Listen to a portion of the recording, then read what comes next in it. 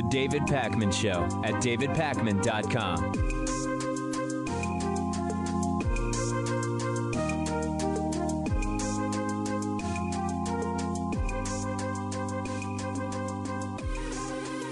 Donald Trump did another one of these embarrassing press conferences about the cool virus, CV, right? That's how we're calling it to avoid demonetization.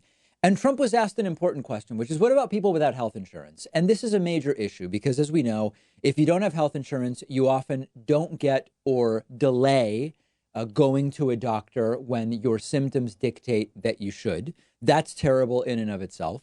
If you have a contagious condition and you don't go in and get a diagnosis, you may just sort of operate under the idea that you don't really have it, and you'll go around in society infecting more people and spreading the contagion even further.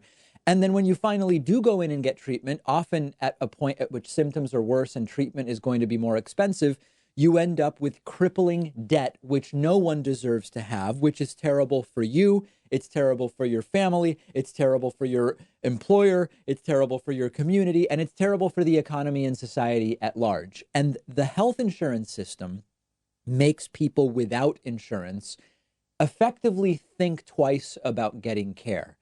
And when it comes to the virus, people are going into emergency rooms and coming out with $1,500 bills, $2,500 bills, $3,000, $4,000 bills, simply from going in to be seen, sometimes tested, sometimes for the virus itself, sometimes for other things. And I'm going to talk about those costs momentarily. So Donald Trump is asked, well, what about people without health insurance here? And he says, well, people without insurance have a big problem. Yes, that's true. It's an incredible change to even get Donald Trump to admit that. And then he says, well, we're going to look at helping them out. How much money should go to hospitals for the uninsured? Well, we're going to look at the uninsured because they have a big problem, and we're going to look at the uninsured people that, this came as a surprise to all of us. Just happened. It shows what can happen in life. But we're going to be looking at the uninsured, see if we can help them out. We're working as part of the emergency supplemental. We'll work with Congress on programs to help hospitals as they care for the uninsured with novel coronavirus. Now, helping them out sounds like paying for things for people without insurance. How are we possibly going to afford that? And of course, I asked that in a tongue-in-cheek way.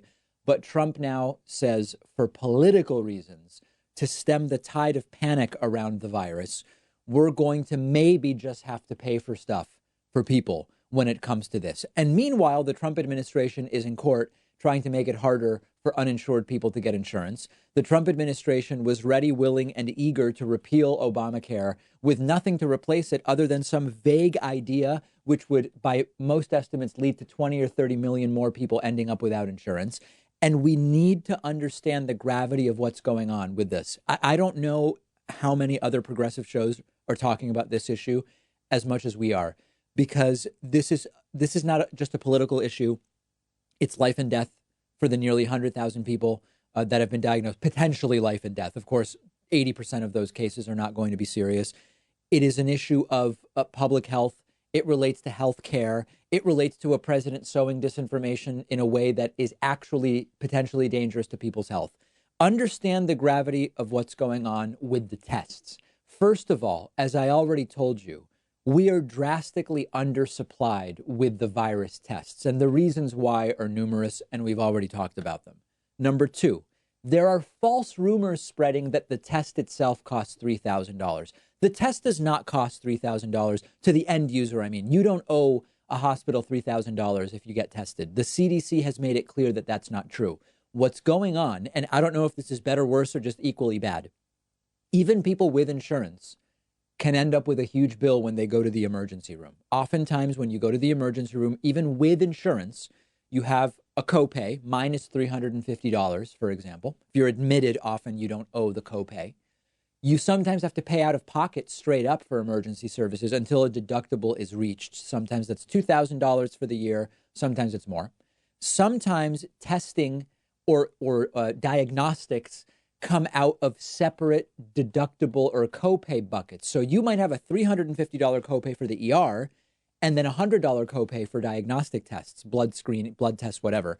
Or you might have a $350 ER copay and then a separate deductible that has to be met before any kind of testing is covered. So long story short, The virus test itself is not costing $2,000 or $3,000 as has been claimed, but you can easily go into the ER with the symptoms that are often there in virus diagnoses and end up owing $2,000 or $3,000 between copays, coinsurance, deductibles, and more, whether or not you have the virus or the flu or some other more common respiratory infection or just a serious cold in some cases. It comes down to what kind of coverage do you have, if any.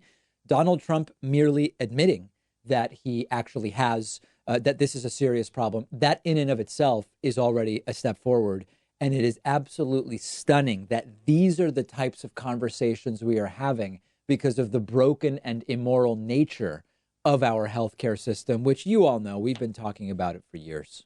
Whatever happened to reading? Let's look at some of my recent book recommendations. As many of you know, davidpakman.com/recommendations, an extensive list of fiction and nonfiction books. People often email me, David, do you have any book suggestions? Yes, I do. davidpakman.com/recommendations. Let me give you 4 more, 2 nonfiction and 2 fiction books. I recently read this book, Into the Wild by Jon Krakauer. The book is from the late 90s. It is about a young man named Chris McCandless, who, after giving away $24,000 that he had saved to an environmental group, basically went into the wild in rural Alaska and did not make it out alive. And what Jon Krakauer does, who is a sort of an outdoors climbing sort of journalist about outdoor activities and sports, and a climber himself, he followed Chris McCandless's trip and pieced back together what happened. The book is excellent. It is sad. And it is a great combination of sort of narrative nonfiction with investigative work and science. It's a very quick read, only, about 180 pages or so. Read it in a few days. Really great book, Into the Wild by Jon Krakauer. Second nonfiction recommendation. I've never read anything before by Edward O. Wilson, but now I have. And I read the book, The Meaning of Human Existence. Edward O. Wilson is a biologist and naturalist, and the book is an overview of such topics as what makes humans different from other species? What is the significance of Homo sapiens, not only on the planet, but in the solar system, and even questions more broadly about our role in the universe? There's some environmental stuff. There's some animal behavior stuff, fascinating stuff about everything from ants to culture. Could not recommend this more highly. Also a very quick read, only a couple hundred pages, and it is very, very readable, to use a term that I sort of don't like, but I think does communicate kind of what I mean here. It is not densely packed with citations and footnotes and that type of thing. It's very well put together. In terms of communicating a lot of information in an accessible way. The Meaning of Human Existence by Edward O. Wilson. 2 nonfiction recommendations. Let me give you 2 fiction recommendations now. This book was recommended to me by Joe Rogan's guest booker, who I think knew that I like the genre, sci-fi genre. The book is Doomsday Book by Connie Willis. Connie Willis, I've previously recommended her more recent work, Blackout and All Clear. This book is from, I believe, the early 90s, maybe written in 1992. And it is a sort of time travel caper, which does have a sort of a plot point that relates around a contagious virus. It felt a little all too real reading some elements of this right now. But Connie Willis is one of the best when it comes to time travel sci-fi. And I think you would really enjoy this book, Doomsday Book by Connie Willis. And lastly, The Testaments. This is the sequel to The Handmaid's Tale by Margaret Atwood. It fills in a lot of the unknowns. If you recently read some time ago, Handmaid's Tale, this is the sequel, but it also tells us a lot about sort of how the universe that exists in Handmaid's Tale came to be. Margaret Atwood is absolutely one of the best, and I could not recommend this more highly as well. If you've already forgotten about all of these recommendations, don't worry. They are all cataloged at davidpakman.com/recommendations. And by the way, if you use any of the links at davidpakman.com/recommendations to get these books, we get a little slice. Remember when Andrew Yang used to say that? We get a slice of an Amazon transaction. We, the David Pakman Show, get a slice of your Amazon transaction if you pick up these books or anything else on Amazon, wink, wink, by using the recommendation links at davidpakman.com/recommendations. We have an excellent program for you today. There is so much to discuss, including the follow-on repercussions of Super Tuesday, as well as we've got more primaries right around the corner, just a few days away, and then more primaries 7 days later. By then, I believe that this primary may be effectively over. We will talk about all of that and more. And Tuesday, Biden, Bernie, everybody's here, the whole gang. Thanks for joining me on this Friday program. We will take a quick break and get right back to it after this. The David Pakman Show at davidpakman.com.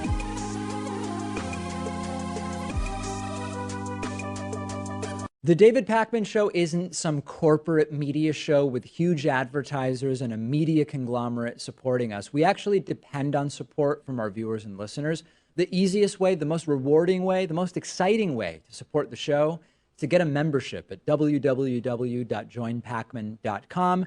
You'll receive the world-famous daily bonus show for supporters only, the commercial-free audio and video streams of the show every day, and you'll be part of the solution. Because of membership, we are independent and we're able to cover whatever stories we want, whatever stories our audience is interested in, without executives looking over our shoulder. And it's why we've grown from a weekly show to a daily show. Much to the dismay of the Hatriots, we can't be pulled off the air unless all of you cancel your memberships.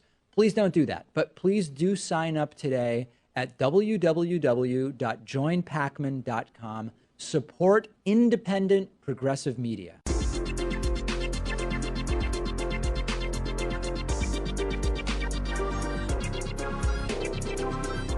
The David Pakman Show at davidpakman.com.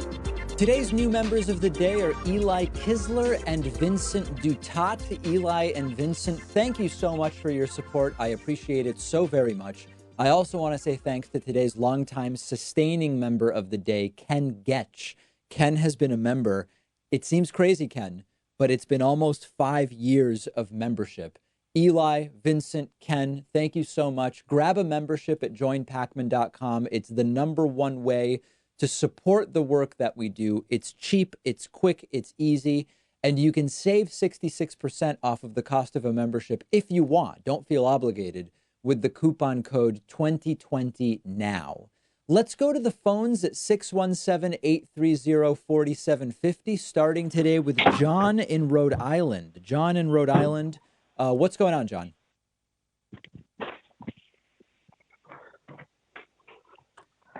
Hello? Yes, that's you. Oh, hey, how's it going? Good. I saw your video on, I guess, the end of college or whatever, or something like that. Uh-huh. So I wanted to ask you, I'm just asking purely out of curiosity, what do you think of self-education? Is that good or bad? Self-education's not objectively good or bad. There's two things I would say about it. And John, I don't know if you've got us on some kind of speakerphone thing, but there's something going on over there that's very, very distracting, banging and wind noises. There's nothing bad about self-education objectively. There's two issues. One is, as a society, if jobs require certain educational achievements that are sort of adjudicated by a third party, which is essentially what colleges and universities are, you might learn just as much from self-education, but you won't necessarily have the credential that society might say you need to get a particular job.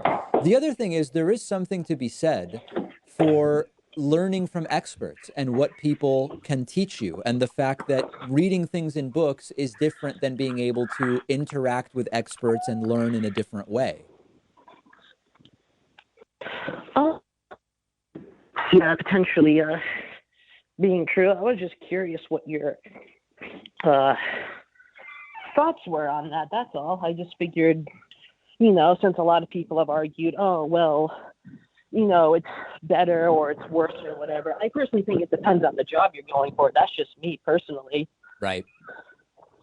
Okay, John. Well, thank you. So You seem busy, so I'm going to let you go, but hope to hear from you again. A lot going on there.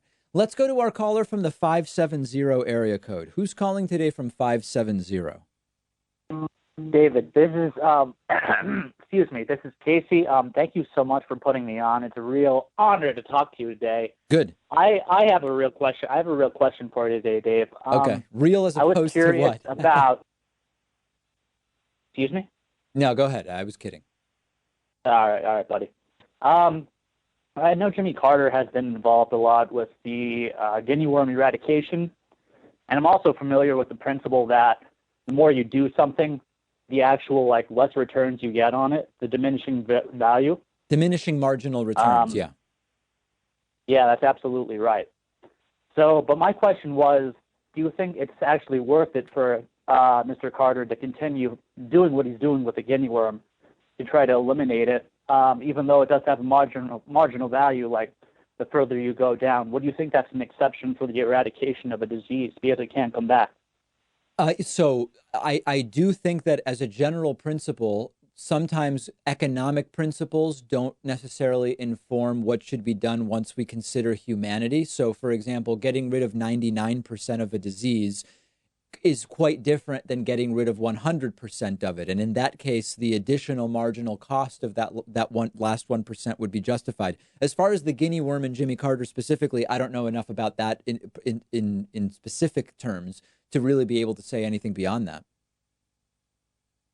Well, he's been doing great work with it. The only real problem now is getting it eliminated in some of these war-torn African countries where it's actually pretty unsafe to go in. And most of the cases now are just in cats and dogs, not even humans. So it's really great to see the progress he's made on that, and it's great to support that foundation. All right. Appreciate it. Great to hear from you. Jimmy Carter's work. Very good.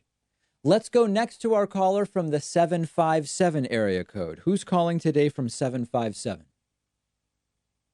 Hi, David. This is Micah. Hey, Micah.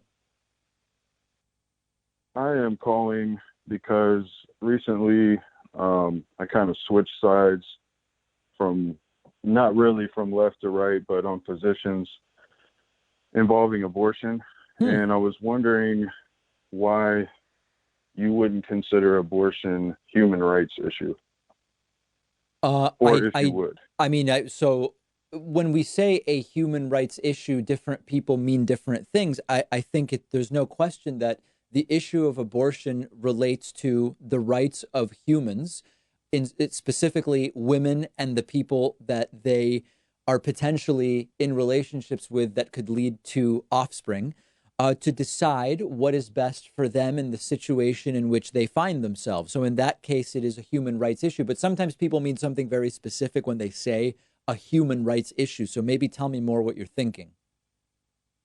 Yeah, I'm thinking of a different perspective, as in, so say a baby, or if you want to call it a fetus, I guess if we can agree if fetus is human.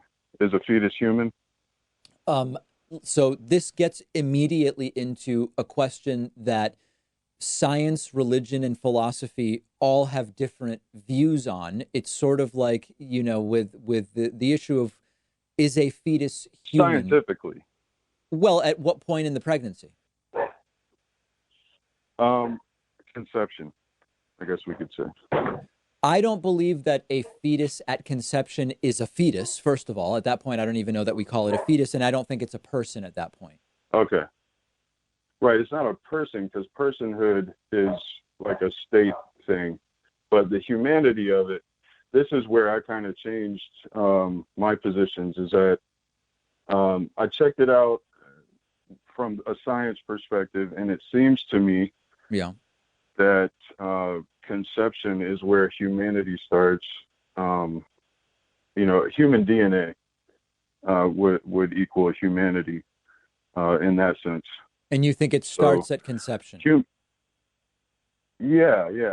Unless it could be proven otherwise, it seems to me that humanity starts at conception. Therefore, abortion, from the perspective of the human inside of the woman, not the woman's body, the body inside of the woman. So hold on, let's see if we can back up, because I think you're getting at something interesting. You concede that at Yeah. conception, we're not dealing with a person, right? You said that a couple minutes ago. As far as I understand, Yeah. No, this is personhood just your is this is your essentially, take. I just want to make sure I'm yeah, not misstating it. You agree at conception we're okay, not dealing with a person.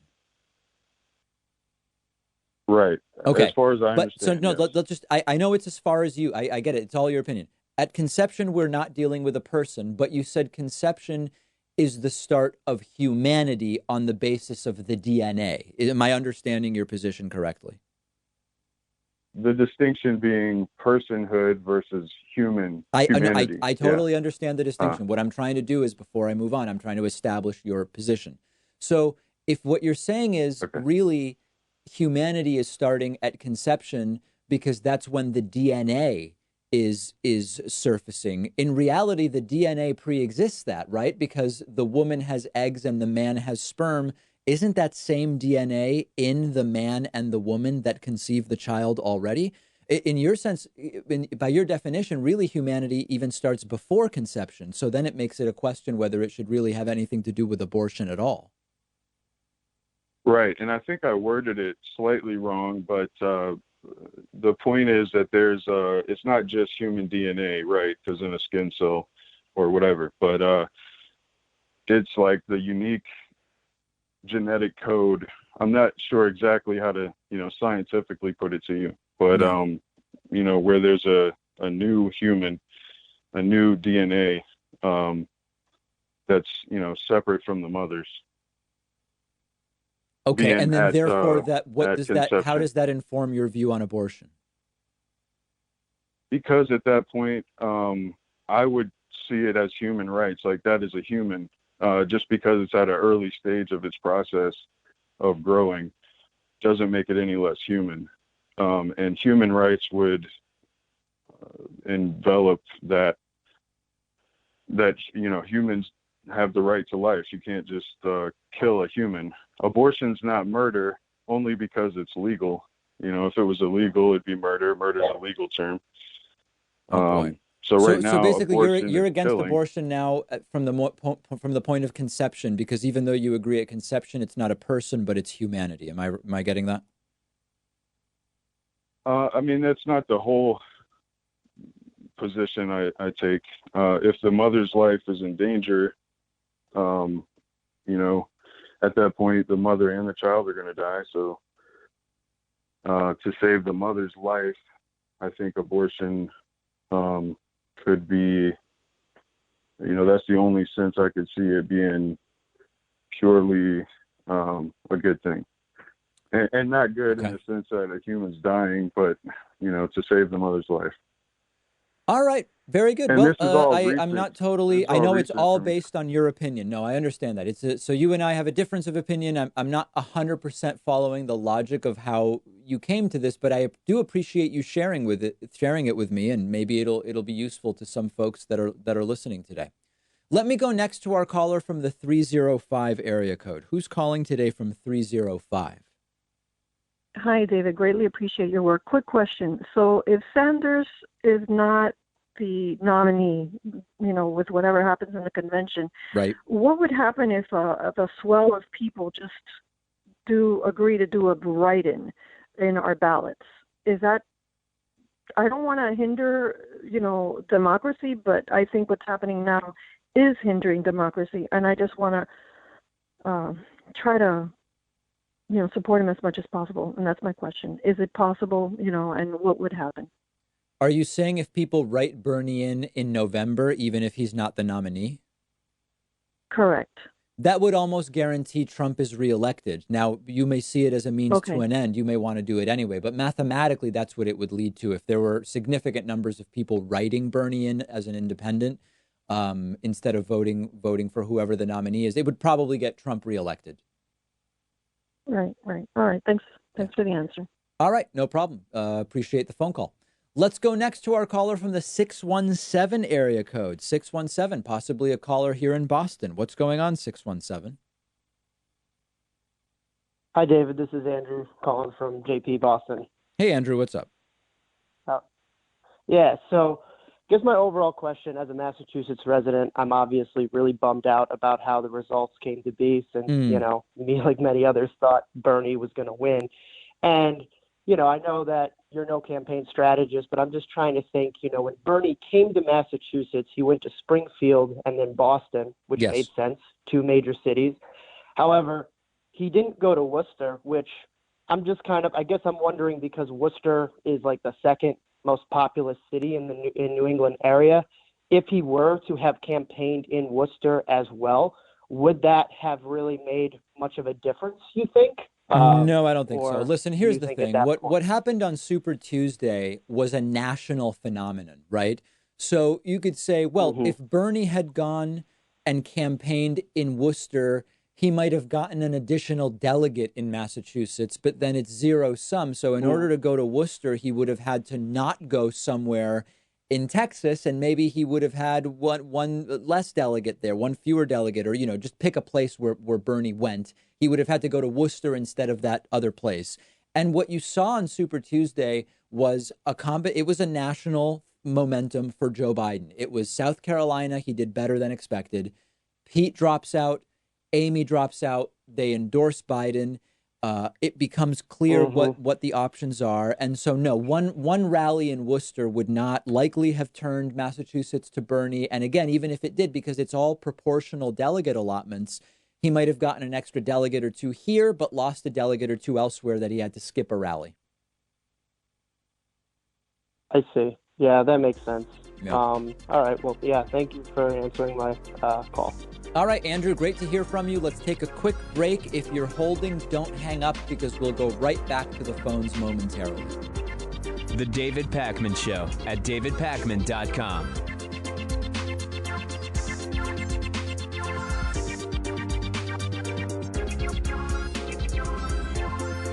The David Pakman Show is audience-supported media. I really mean that, not just a catchphrase. And much of that support is small contributions on Patreon, contributions as small as $1 per month, meaning just cents for each hour-long episode of the show. Plus, patrons can also get the daily bonus show and the daily commercial-free TV show by pledging at patreon.com/David Pakman Show. We've rolled out great new perks on Patreon, including free bumper stickers, T-shirts, coffee mugs, and more at different giving levels, as well as exclusive content. And it all comes with the pleasure of knowing you're supporting independent progressive media, an alternative to the corporate stuff that is as much a part of the problem as our political system. If you value the show and have as little as $1 to put towards independent media, check out patreon.com/David Pakman Show and make a pledge today. It'll feel good, and I'd really appreciate it. Patreon.com/David Pakman Show. Find our videos online at youtube.com/The David Pakman Show and on Steemit at steemit.com/@David Pakman.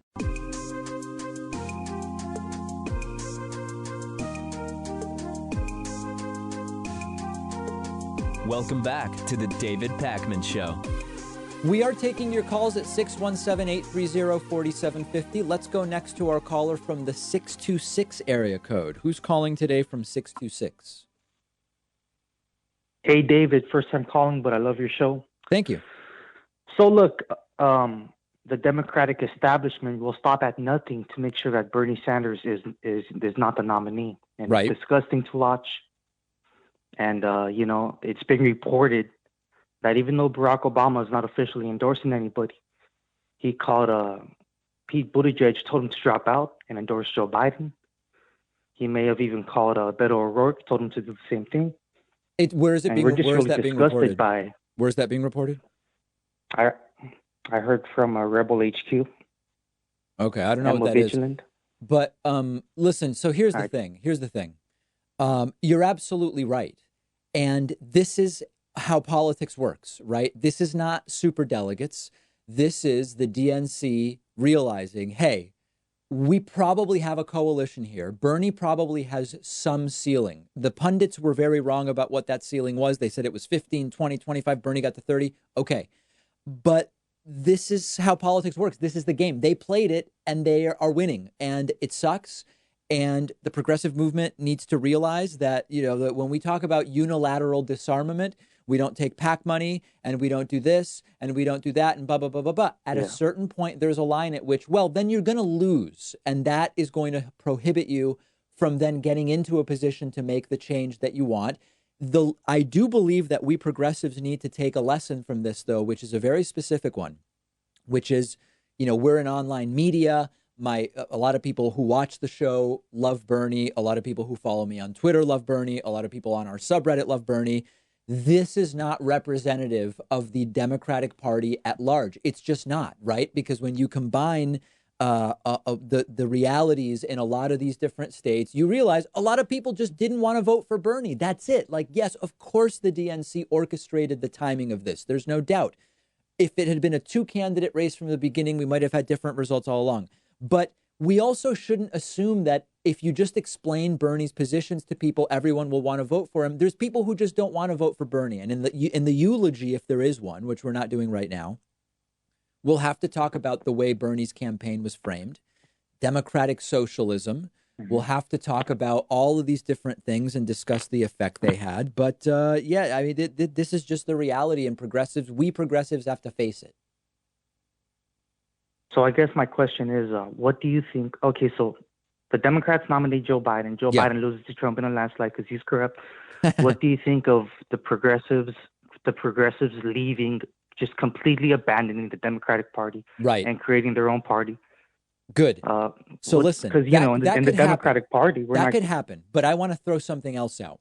About a month and a half ago, I gamed out the 4 ways that this could go. The 4 ways it could go are: Bernie nominated and becomes president. Bernie nominated and loses to Trump. Biden nominated and becomes president. Biden nominated and loses to Trump. And when I did that story, I said, if you take everything into consideration, if you take the Senate balance into consideration, if you take all these different things, long term, the best outcome for the progressive movement might be that Biden is nominated and loses. Now, I won't redo the analysis now because so many of my audience members have already heard it. It's a long-term plan and it's difficult, but it may not be the worst thing for the progressive movement. And I explain why in that segment. Yeah. All right. Well, thank you, David. I appreciate you answering my call. All right. My pleasure. Thank you so much for calling in. Let's go next to our caller from the 786 area code. Who's calling today from 786? Hi, David. Thanks for taking my phone call. Yes. I just have one question. I'll take it off the air. I've been hearing a lot about different voting purges going on in Wisconsin and Georgia and Ohio and different areas, but I'd never hear anything about any type of movement to get more voters registered or, any type of that type of stuff going on in those areas. So I was just wondering if you knew of anything that was going on in those areas, and I'll take the answer off the air. Thank you. Yeah, sure. Well, I mean, listen, there's voter registration drives happening all the time. Candidates run a lot of voter registration drives. There are, nonpartisan organizations or students' rights organizations. They do. It just doesn't get the attention that pulling 300,000 people off of the voter rolls at a suspicious time and disproportionately in Democratic voting areas gets. It just doesn't get the attention. But I've long said that elections often hinge on who decides to get out and vote rather than individuals who are convinced to vote one way versus the other. And it should get more attention. And we are up against it no matter who the nominee is in the Democratic primary. And we may soon know. We are up against the same stuff as we were up against last time and the time before that and the time before that and the time before that, which is that voter suppression is a tool that Republicans in this country use to win elections. That's not going to change. That I can assure you. Let's pick up next on our caller from the 415 area code. Who's calling today from 415? Hey, David, how are you this morning? This is Joseph. Hey, Joseph, what's up? Hey, so I was listening to you talking about paths forward for the Democratic Party. And I was kind of wondering what your thought would be of Sanders basically trying to come to an agreement with Biden to get some of his agenda points into the Democratic Party on the idea that he would drop out with the idea that with Sanders dropping out of the race, you can get basically Bloomberg money to push money into all the different states, get some agenda points, and get maybe some sort of unity. I hate using unity. Yeah. Between the left and the more moderate more moderate Democrats. So listen, you're thinking pragmatically, and I like it. The idea would be it increasingly looks like Bernie Sanders is not going to be able to catch Joe Biden. Why do I say that? I know people will be furious. Well, when you look at the momentum Joe Biden has and you look at the outstanding states still to vote, like Florida, where Biden is doing very well, there is not a clear path for Bernie Sanders to overtake Joe Biden, but you've got to do it. Let's imagine that we have the March 10th votes happen and Biden's lead gets even bigger. Okay. Bernie can just fight it out until the convention. That's one possibility. And I think a lot of Bernie supporters would say that's exactly what he should do, fight it to the end. Or knowing that Michael Bloomberg has now endorsed Joe Biden, and we don't have to like Michael Bloomberg, but we can still recognize that his hundreds of millions poured into the race could help to defeat Donald Trump. Bernie says, listen, I will say I will come out and end my campaign and say Joe Biden is the way forward because Joe has agreed to adopt whatever, right? My Medicare for all plan, my free college plan, whatever. I actually think that it's a very good idea because to talk about it in exactly the clearest possible terms, it's so insanely unlikely that that stuff would get through the Senate that Biden could say it and there's very little risk. There's very little risk to say it. And it could ensure that not that many Bernie supporters end up staying home or voting for Trump. Then you combine that with Bloomberg's money and you set yourself up to defeat Donald Trump. So I think you're thinking about this in a sort of dispassionate, pragmatic way. A lot of people in my audience don't like that type of thinking, but I think that there is a lot to that. And there would be very little risk to Joe Biden because if Bernie does that, it's over. Biden's the nominee. Then it's just a matter of fighting Trump. Yeah, exactly. The idea is that if you can get Bloomberg to drop $100 million per state to move all the state races in the Democratic path, right? You end the fight now within the Democratic Party because if this goes to the convention, do you really think that the left wing of the Bernie Bros are going to vote for basically Biden and go to the polls? No, it's going to be self-destructive. It'll be self-destructive if after this, particularly when, remember, listen, before the idea was Bernie will have a plurality but not a majority, and they'll hand it to Biden one way or the other. That is not likely to be the situation. The likely situation now is Biden has a plurality, possibly a large plurality, maybe even a majority, although it's not super likely. That's very different. And having a fraught convention with that as the scenario, I don't see the political benefit of doing. Yeah, that's the issue I see also. I think if you go all the way to the convention in a hard-fought Bernie side versus Biden side fight, I don't see it. I just see so many people on the left being in a civil war mode. I think it would be a freaking disaster. I think you'd have millions of people on the left just sitting out. Well, every candidate, no matter who runs, there will be abandonment, meaning someone who decides to vote for the other side because they don't like the candidate. There will be some stay home percentage. That applies to every single candidate. But I think here we have a very specific situation where there is a movement of Bernie supporters who, if Bernie were to say Joe has agreed to modify his platform to include these three things of mine, right? Medicare for all being the most important one. And again, I know Biden doesn't want it. I don't think we're going to get it either way, right? Like just say you're adopting it. The thing is that you don't even have to say Medicare for all. You can say basically to give these enhancements to the ACA. That gets it past the more moderates. And if you can sell it to the left, saying, here are the ways we're going to change the ACA, maybe that verbiage will just change it. Because what I see, and you're talking about, it's like you had in 2016, and on the Republican side, you had this whole group of voters who were the never-Trumpers. Well, they've all come home now. Right. But there were millions and millions of Republicans who refused to vote Trump in 2016. In 2020, if this gets to a second ballot, or even to a first ballot, if it goes to the full convention, I see millions on the left just sitting it out and having what you saw in 2016 happen in 2020, except rather than basically allow the left sitting out the right sitting out in 2016. I see a lot of the left sitting out in 2020. Well, listen, I understand why you're saying it. I hope it doesn't happen. And your strategic idea is well taken by me, although it's sick that we're trying to figure out how to defeat Trump by getting the centrist candidate to say he'll do some of the progressive things Bernie wants to do while taking money from a billionaire oligarch. Like, it's sick that this is how we're trying to figure out how to beat Trump, right? That's the depressing thing. But think about it. What you put in like 1% of his wealth to save 5% of his wealth from a wealth tax. Yep. You know? And again, I don't think the wealth tax was ever going to happen. It cost him pennies to save dollars. I don't even think the wealth tax was going to happen, but that's a different debate. But I understand what you're saying. Yeah. Anyway, All that's right. really what I just wanted to talk about. And I really want to thank you, David. Thank you. Also, understand, I'm actually very conservative. Oh, okay. But I think that if there's any sane way to have this happen, I think that they need to kind of make some really sharp decisions on how to move forward and pull both of the Dem Party sides together. Yep, I totally agree. And again, if you don't care about that, if it's not going to be Bernie, if you'd rather it be Trump, then it'll be Trump. That's the reality. All right, thank you, my friend. Appreciate the phone call. Great to hear from you. Let's pick up on our caller from the 310 area code. Who's calling today from 310? Hi, my name is Preston. Hey, Preston. We're not on Love speakerphone, your show. are we? No, I just took us off. Okay.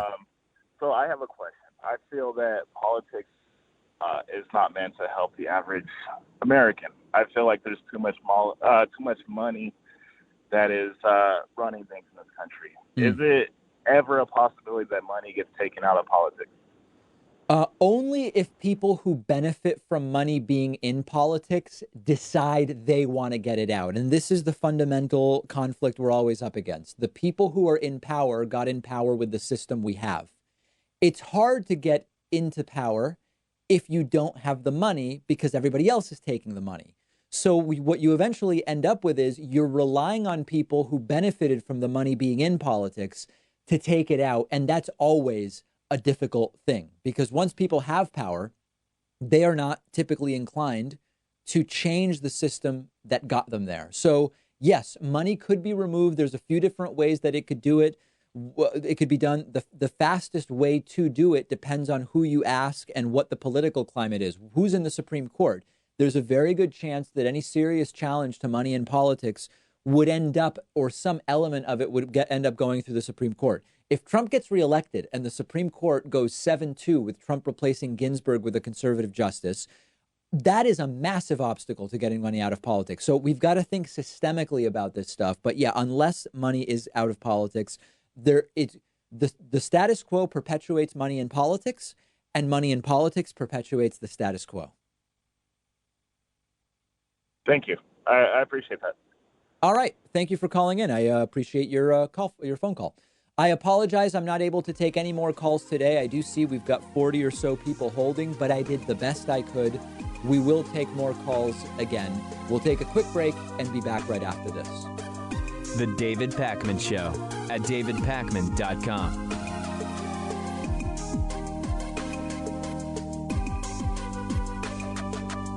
Did you know you can get David Pakman Show stuff, whether you're looking for David Pakman Show coffee for your Chemex, French press, or espresso machine, or a t-shirt? It's all available on our website, shipping to anywhere in the world at davidpakman.com/gear. The Very Stable Genius t-shirt is popular. The If Ivanka Weren't My Daughter t-shirt is actually popular with kids of all ages. We've got sweatshirts and hoodies with Hatriot Mail designs, more than a dozen available colors. And did I also mention that there's coffee? Oh, and bumper stickers too, plus no bogus supplements. If you're looking for something to give you the strength to lift a school bus over your head or make you live to 200 years of age, you're not going to find it on our store. Check it all out, shipping anywhere in the world at davidpakman.com/gear. If you want a 15% discount, all members and patrons get a 15% discount code. Check out the store at davidpakman.com/gear. If you're wondering, how does the David Pakman Show afford to exist? The answer is mostly through memberships and Patreon. You can support the work we do by signing up for membership at joinpakman.com or pledging as little as $1 a month at patreon.com/David Pakman Show. Perks include the daily bonus show, the commercial-free audio and video feeds of the show, and the positive feelings that come from doing the right thing and making Hatriots cry through your support of independent progressive media. Jump in today at joinpacman.com and patreon.com/David Pakman Show.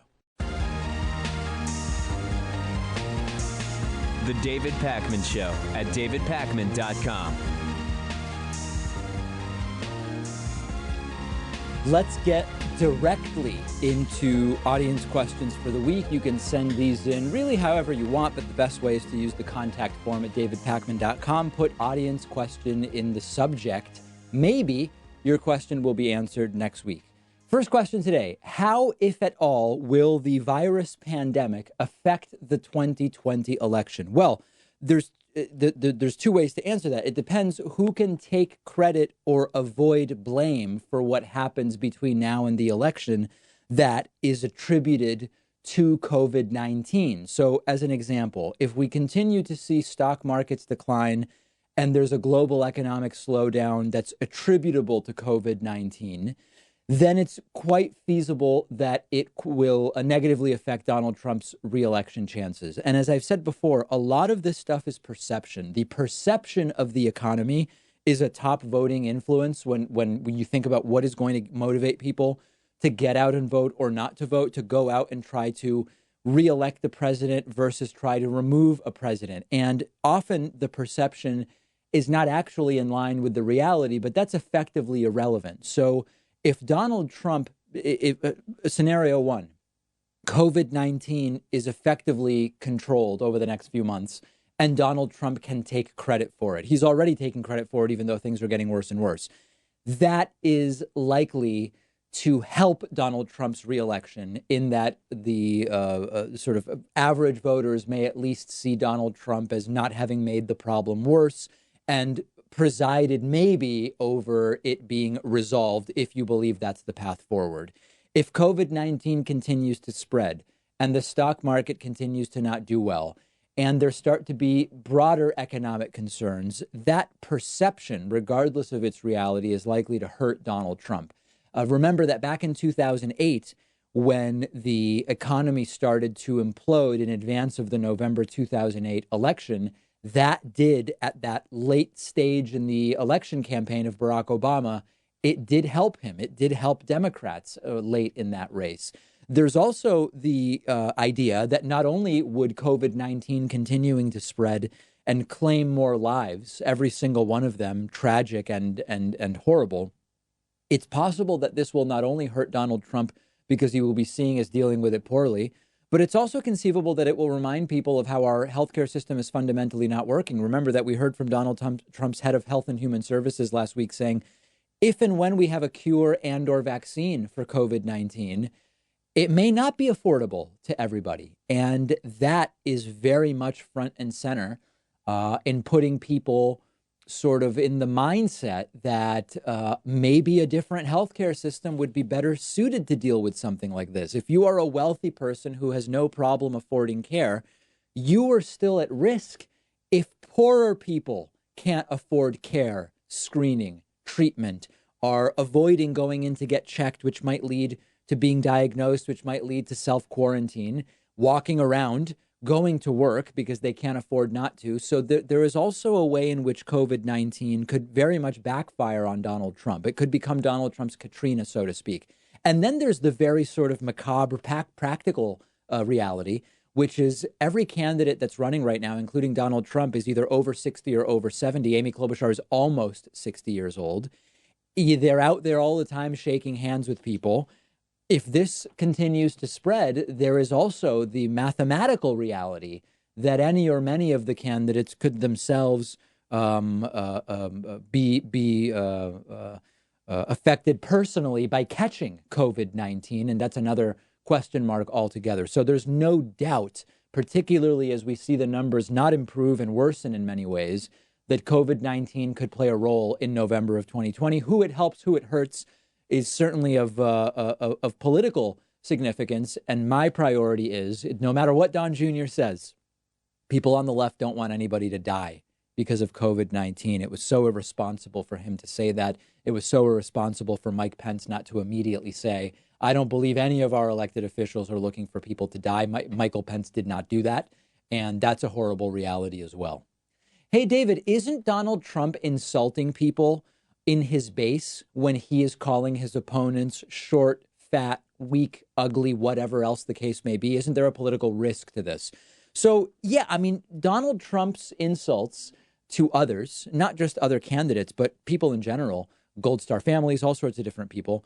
Of course, there are people in Donald Trump's base who should feel equally insulted by Donald Trump's attacks, but they don't care. And the Tea Party in 2010 is a perfect example. Donald Trump has insulted all sorts of different people. Native Americans through calling Elizabeth Warren Pocahontas. Short people with his mini Mike Bloomberg attacks. Low IQ is a very popular thing that Donald Trump says, despite saying he loves the uneducated.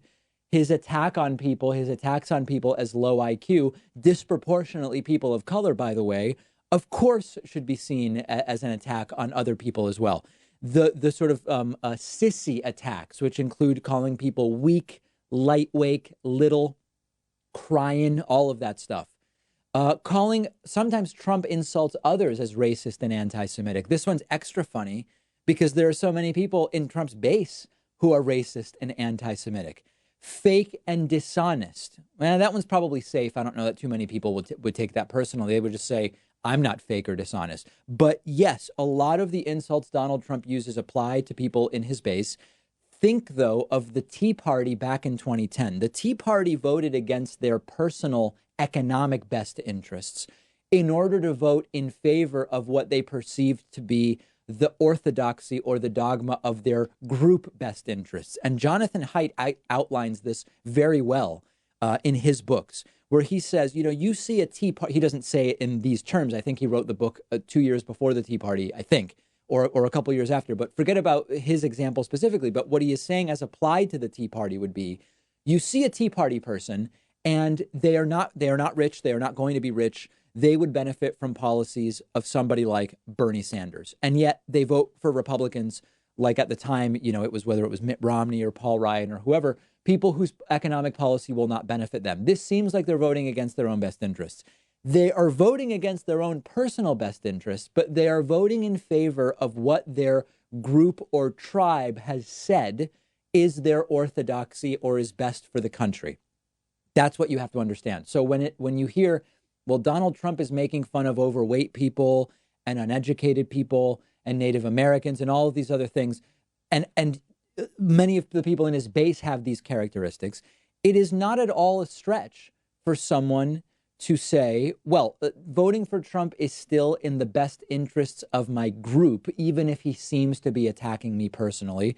And very clearly, it doesn't seem to be a big liability for Donald Trump because the insults continue to come. And as much as they might apply to people in his own base, it is not affecting his approval rating with the Republican Party almost at all. So sure, Trump insults people in his base all the time. Doesn't seem to be having any negative effect on him.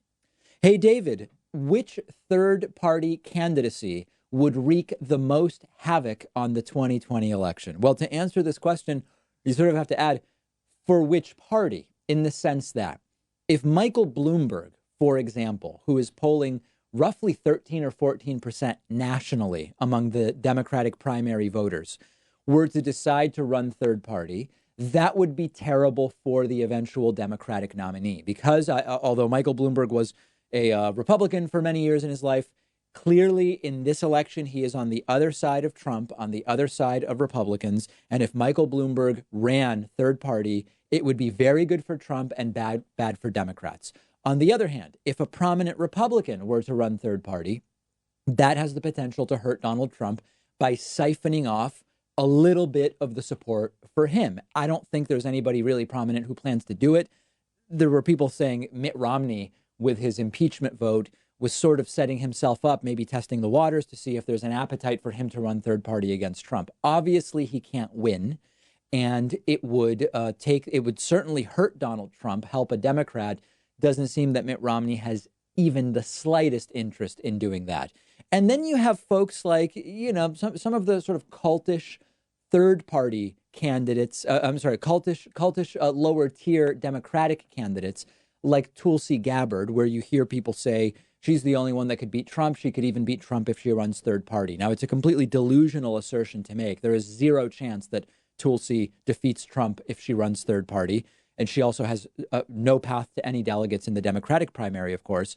But Tulsi could take just enough Democratic votes that it hurts the eventual Democratic nominee. Now, at the same time, her support is so low in the Democratic Party, and she has some appeal to people on the right, that a Tulsi third party run might equally take away from Trump and the Democratic nominee and maybe wouldn't have that much of an effect. But to answer the question, what third party candidacy most has the potential to upend the 2020 election, it's just a matter of who is likely to move away from either Trump or the eventual Democratic nominee towards the third party candidate. That is who is most likely to be hurt by it. Now, what I want to hear from you is there's mention of, would Bernie run third party if he doesn't get the nomination? I don't believe he would. He said he wouldn't. Would Bloomberg run third party when he doesn't get the nomination? I don't think he would. And he said the most important thing is removing Trump, and he'll financially support whoever the nominee is. I believe the guy. I think that he will do that.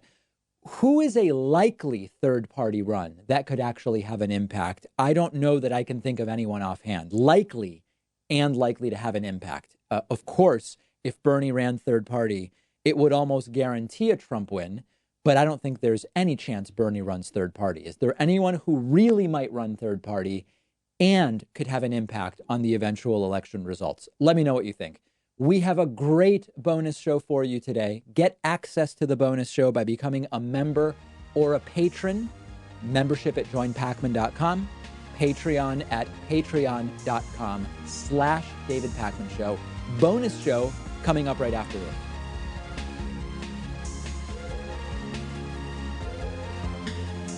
The David Pakman Show at davidpakman.com.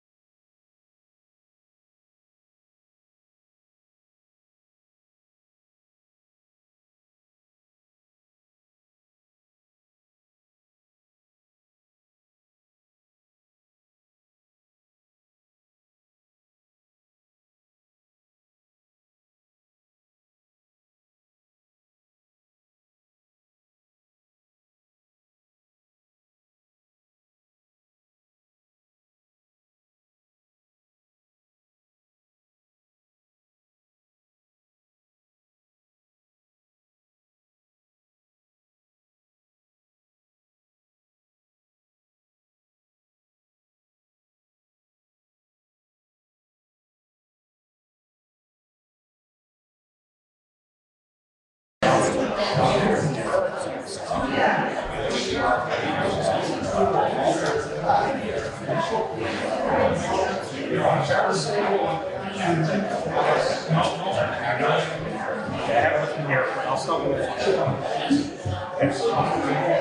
we ready? 9 o'clock. Yes? Welcome. Ready to rumble, or is that trademarked? Ready for town meeting? Could we all please stand for the Pledge of Allegiance and then remain standing for a moment afterwards? I pledge allegiance to the flag of the United States of America and to the republic for which it stands, one nation, under God, indivisible, with liberty and justice for all. Now, I just like to say, I'd just like to take a moment, a silent moment, to remember those Townsend residents that we lost this year.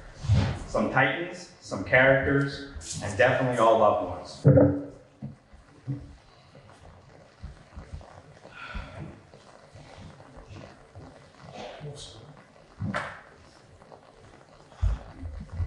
Thank you. Please be seated.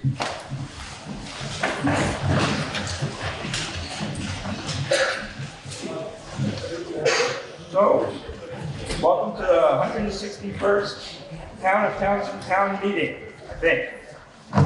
Warning, for the Town of Townsend 2020 Annual Meeting, the legal voters of Townsend are hereby notified, that's better, and warned to meet at the Town Hall, Townsend, Vermont on Tuesday, March 3rd, 2020 at 9 a.m. to act on the following articles. If there's no objections, I will refrain from reading the entire warning to you. Seeing no objection, good morning and welcome to the Townsend Town Meeting. I hope the past year was good to you and I'm glad you can make it today. A special welcome to those who have never attended, that are new to Townsend and have never attended a town meeting. My name is David Lebo. It's my pleasure to serve you as the town moderator for the past year and up until Article 1. The role of the moderator is to explain procedural questions and please ask any clarifying questions before a vote. You have the right to challenge any decision I make if you feel my ruling is improper. Robert's Rules is the basic order of rules for this meeting. Voters should check in at the entrance and have a ribbon. This ribbon must be worn to vote. It identifies you as a registered voter in town. Non-residents are not allowed to vote. They may speak from the floor if there's a 2/3 vote of approval. Please stand and state your name before speaking. Please speak loud and clear. We have a microphone that will be passed around. Please use it so we can hear you. All motions and remarks should be addressed to the moderator. There will be no discussion between residents. There should be no discussion between residents. Articles must be moved and seconded and restated by the moderator before discussion may begin. Articles can be amended and the amendments can be amended once. We'll get to that if we need to. Debate can be cut off with a 2/3 majority. However, calling the question when you do not have the floor will be ruled out of order. You may speak once per motion until all have had a chance to speak unless a direct question has been asked. You are only allowed to speak twice per article, kind of, unless the rules are suspended. There'll be no personal attacks, and I'll rule you out of order and ask the constable to remove you from the meeting if you are disruptive. During elections, I will only allow the person nominated to give a brief introduction. When voting by paper ballot, please come up through the center aisle and exit through the sides. If you need the ballot box brought to you, please ask and we'll bring it to you. Please turn off your cell phones and pagers. I think cell phones are starting to work here in Townsend. Leave your ribbons in the basket when you're done to save tax dollars. Moderator, please announce this. This meeting is being recorded by Brattleboro Community Television. You can watch it later on Comcast Channel 1085, Southern Vermont Cable Channel 10, and online at brattleboro.tv.org. For anyone speaking at the meeting, please stand, state your name, and speak directly into the microphone so viewers in the room and home can hear you. Thank you. Up front, we have the Select Board. Will Bissonnette, Frisco Mansfield, Steve Frisk, and Robert Wright. Is that everybody? Oh, and Kathy Hague.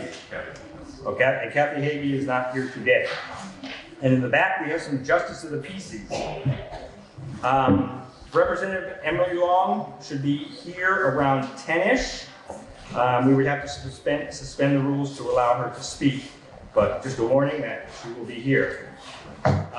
Some information about paperwork in the back of the room. There is a broadband survey to get your feelings about broadband issues. Please fill out the survey, and if you can't do it here, you can do it online. If there are no other announcements or objections, I will move on to Article 1. Ready to go? Okay. Article 1. Yes, Article 1. To choose a moderator for the ensuing year. I will now entertain nominations. I nominate Dave. Second. Any other nominations?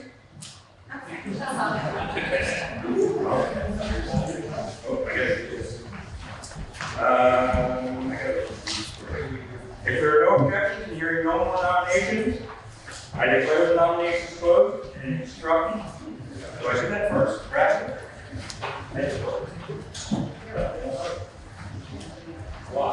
And instruct the clerk to cast one ballot for David Lugo for moderator. All those in favor, please say aye. Aye. Opposed, no? The ayes have it. Thank you. See, I got to do this a couple times when I get better. I only do it once a year. Okay, now, before we move on to Article 2, if there's no objection, if there is, that's fine, we'll take the vote. If there's no objection, we would like to change the order of the articles. What? No? Let me say something. We would like to move Article, which one is it? I'm looking. 9. Article 9, which is law enforcement article, up to now. Because we have the law enforcement here and he has a lot of towns to go to, so we wanted to move that up so he can answer any questions before he has to leave. It requires a 2/3 vote if there's an objection. Is there any objection to it? Doing that? Okay. Seeing no objection, we're going to move to Article 9 to see if the town will vote to raise by taxation money for law enforcement services, and if so, how much? I'll entertain a motion. I would move that we engage law enforcement for $20,000 per year. Is there what we had last year. Is there a second? Second. Okay, it's been moved and seconded. Let me get there.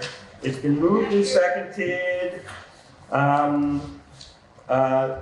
I guess the motion will be to raise by taxation $20,000 for law enforcement services.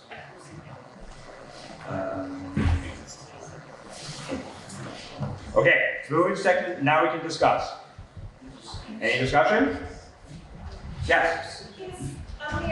Wait, you gotta do this. I don't know how we're gonna do this, but. That's all right. No, it's not. Take it back.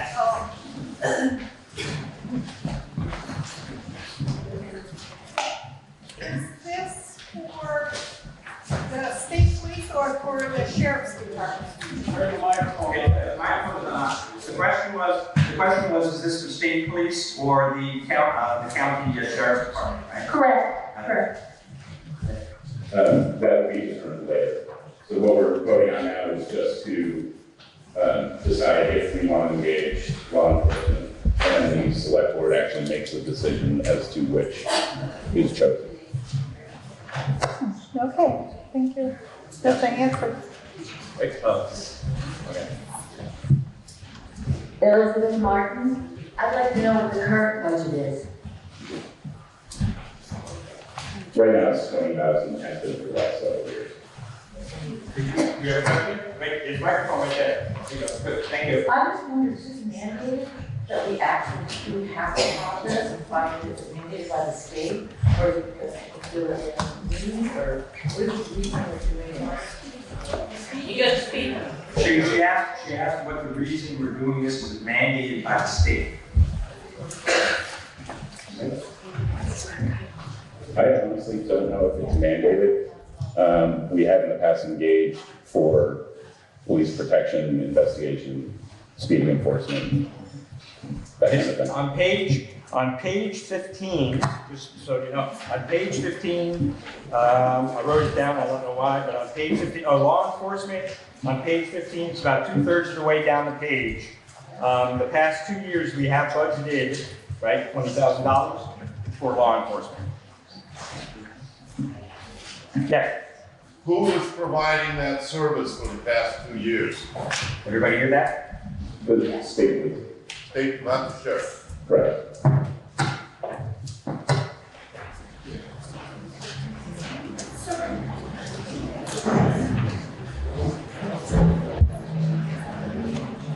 So where does the $20,000 that was saved last year, where does that go to? That's been paid to the state police. I think it's quarterly. It's paid as an hourly basis. And those.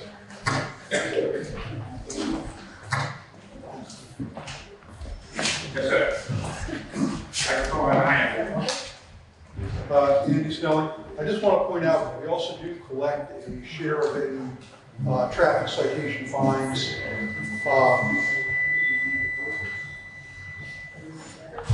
Which amounted to a little under $8,000 last year, which we go to offset the amount we pay for law enforcement.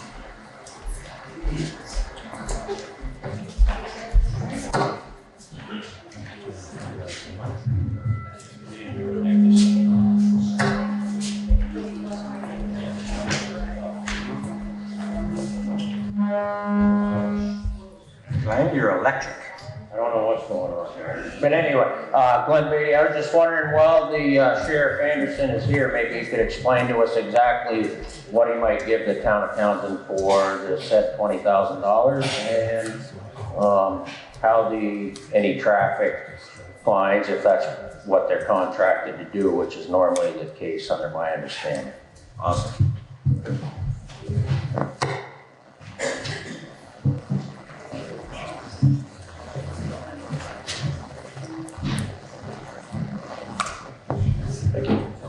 Do you need to do a vote? Do you need to do a vote? Another. Well, yes, I guess, yes, you're right. The 2/3. So he's not a township resident. Again, we'll do it by no objection. If there's no objection, we have to allow a non-resident to speak. 2/3, any objection? If not, we'll take the vote. Seeing no objection, your floor, sir. Good morning. I don't think I'm new to this body, but I am new in this role. So I'm Mark Anderson. I'm the new Windham County Sheriff. I was appointed back in July. What can we do for you, I think is the question. That's a good question, and it's one that we leave to a negotiation with the select board. The sheriff's departments are enabled to provide services, I believe the statutory phrase is, in a manner that's conducive with their responsibilities. It's a broad brush. So, some towns, but let me back up and talk about what the state police do and what we do. By statutory enabling, the state police are the de facto law enforcement agency in the state of Vermont. Somebody breaks into your house, you're sleeping in your bed, you call 911, they're the responding agency. If they're at full staff, the Westminster Barracks provides about 6 troopers per shift. Their coverage area right now is all of Windham County, all of Windsor County, parts of Bennington County, and parts of Rutland County. So there's 6 troopers to do that. It's a lot of area. I don't offer this as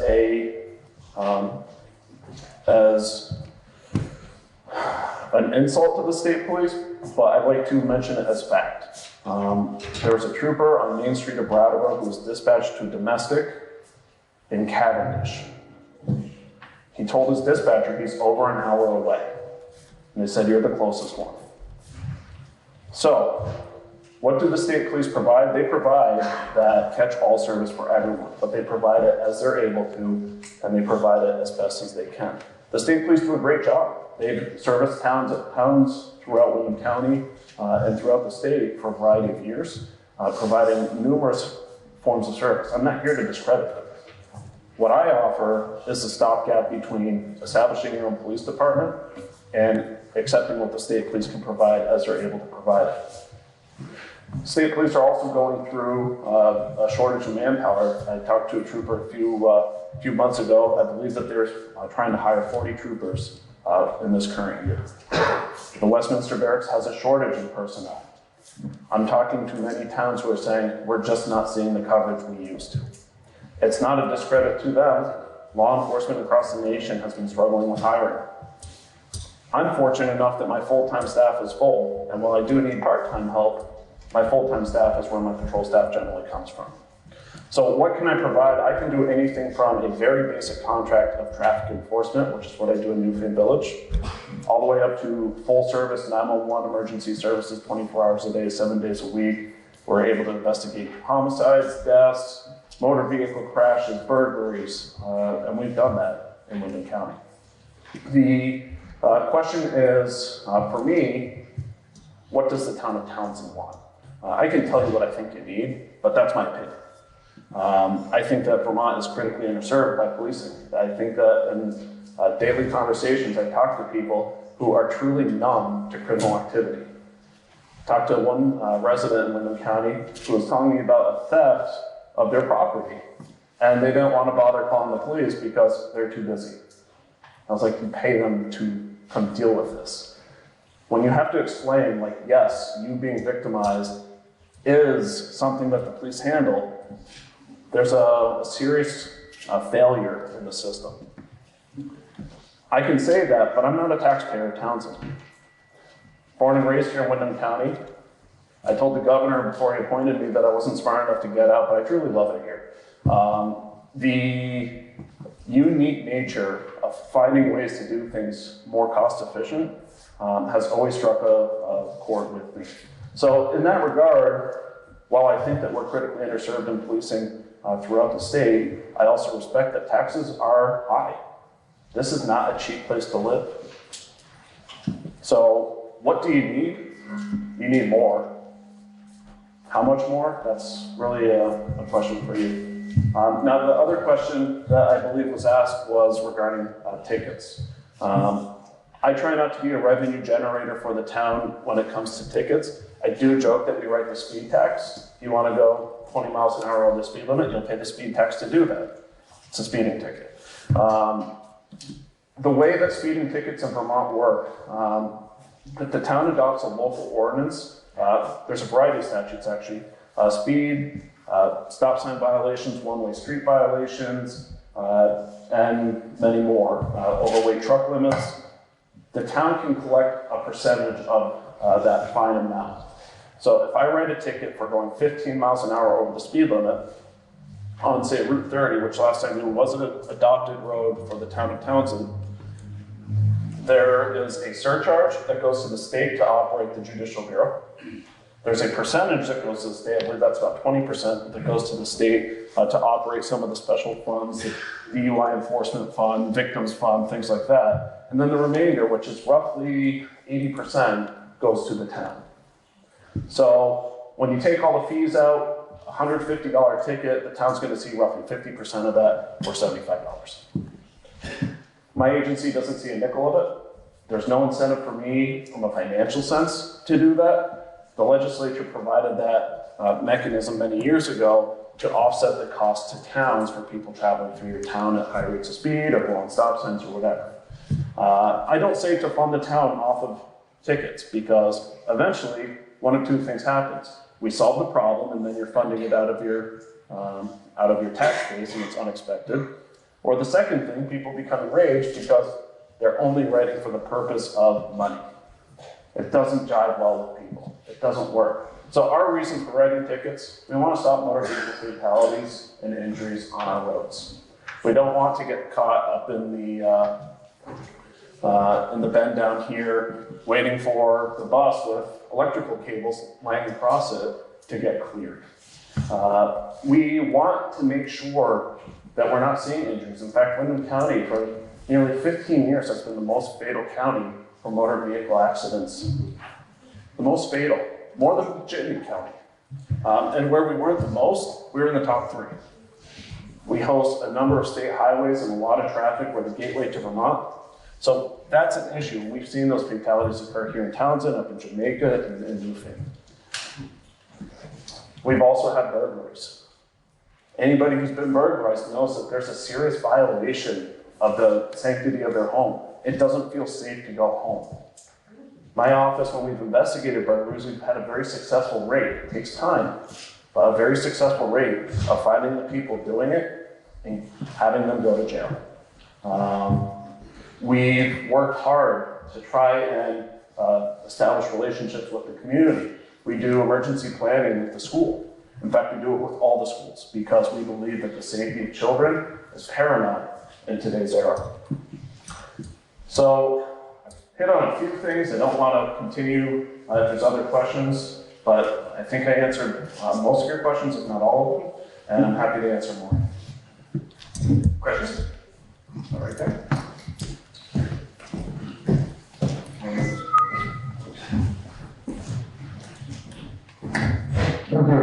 My name is Ken Hoffman. This $20,000, what does that equate to as far as number of hours? And if you exceed those number of hours, say mid-season, will you still be covering the year? So this is where it gets a little tricky. I do not claim to be an expert on things that are of the select board's wheelhouse. However, my understanding is that anything voted by article in town meeting, you cannot exceed. So if you raise $20,000, not to say that's a bad number, but if you raise $20,000 and Irene number 2 comes along, you will be restricted to $20,000. FEMA money can become available. If you're still restricted to that, you would have to convene a special town meeting. So in that regard, we do make note of that, not to say it's a bad thing to do. And usually articles for law enforcement services are brought up when there's questions whether we need it or not. That being said, you can have a special town meeting. The likelihood everything's going to come along again is probably not for another 90 years. So most of us aren't going to be worried about it. So the question was, what will $20,000 get you? My agency, we provide roughly 32 hours of service a month. Breaks down to just shy of 8 hours a week. We vary our schedule. We try to adapt to the town's needs. So I assume, just based on years past, that Townsend's issues had to do with weekend ski traffic, Friday evenings, all the way through Sunday afternoons. We would certainly consider that. There's also a lot of traffic. Sorry, I'm moving. A lot of traffic that comes in during school hours, so we also look to do that. We target times that the select board identifies and talk to the community members. We have 2 radar carts, which help us determine traffic flow, so we can use that data to say we're going to target, say, Route 35 on Tuesdays at 7 because all of a sudden for the last 2 weeks we've been seeing drag racing out there, or whatever it may be. Did I answer your question, sir? Well, not completely. I'm still concerned. You're limited to a certain number of hours. When those hours are used up, we do not have any coverage from you. We have to rely on the state police. Our state police can be 50 miles away. We call you and you say, I'm sorry, your 20 hours are up. Will you respond? So you will not respond. That's what I'm getting at. Sure. You will not respond. So the question is, will we respond if the 20 hours are up? The way that we design our contracts are on an average number of hours. So let's say that this month we spend 30 hours here. We'll start to wean that off in following months. If I have someone on vacation, well, I might say, instead of giving you the 20 hours this week, I'm going to give you 15 hours this week. My person's gone. If it's not affecting the town, it doesn't affect the town. When my people are here, they're here. When we're not here, the state police are here. How does that contract impact emergency? We have a strong relationship with the state police, so when we're in town, they forward the calls right to our office. When we're not in town, we're the primary 911 response agency in this. So would an emergency be referred to first to the state police It depends on who the town establishes as its 911 police response, but yes. Okay, so if you're the 911 primary responder, does that come off our contract? It will. But I would also encourage, if you wanted the sheriff's department to be your primary responder, then $20,000 is not sufficient. We contract with 3 towns for a 40-hour-a-week position, and none of them have identified us as their 911 responder because, again, the relationship we have with the state police will make it work in a way that's affordable. And we do it so that we're not lessening access to emergency services. Any other questions? Yes. Microphone. Can you explain to us, number one, we do pay a county charge fee, which I believe partially pays for the sheriff's department. And can you tell us where we might find the county sheriff's budget and what the source of revenue is for the county sheriff's budget other than this $20,000? This is a very fun and or confusing topic to discuss. So there are 3 sources of what I'm going to call revenue for the sheriff's department. We receive a state budget. The state budget pays for my salary. It pays for, well, I'm going to back up even one step further. There are 2 statutory obligations of each county sheriff. The first one is to transport prisoners from jail to court, or from court back to jail. The second is to serve civil papers. It can be divorce papers, it can be eviction papers, detail to pay a credit card, all of those things issued out of our civil court. That's our statutory responsibility. That's all we're required to do in the state of Vermont.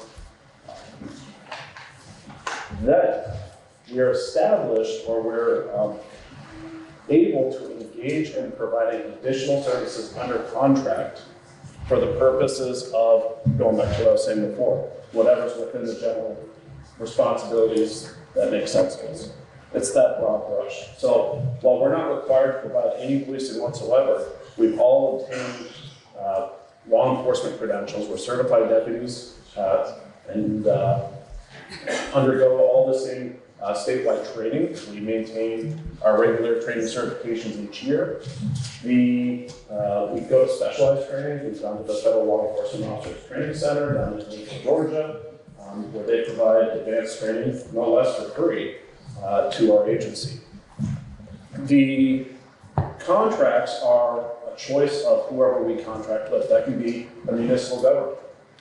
That can be a construction company. So the places where we're actually most visible are the places we're actually not required to be, except under contract. One of the places I'm actually have been in talks with the state of Vermont about is actually contracting to provide the court security in Brattleboro and moving courts. We're not obligated to provide that, but it makes sense with what we do. The third source of funding is then the county taxes.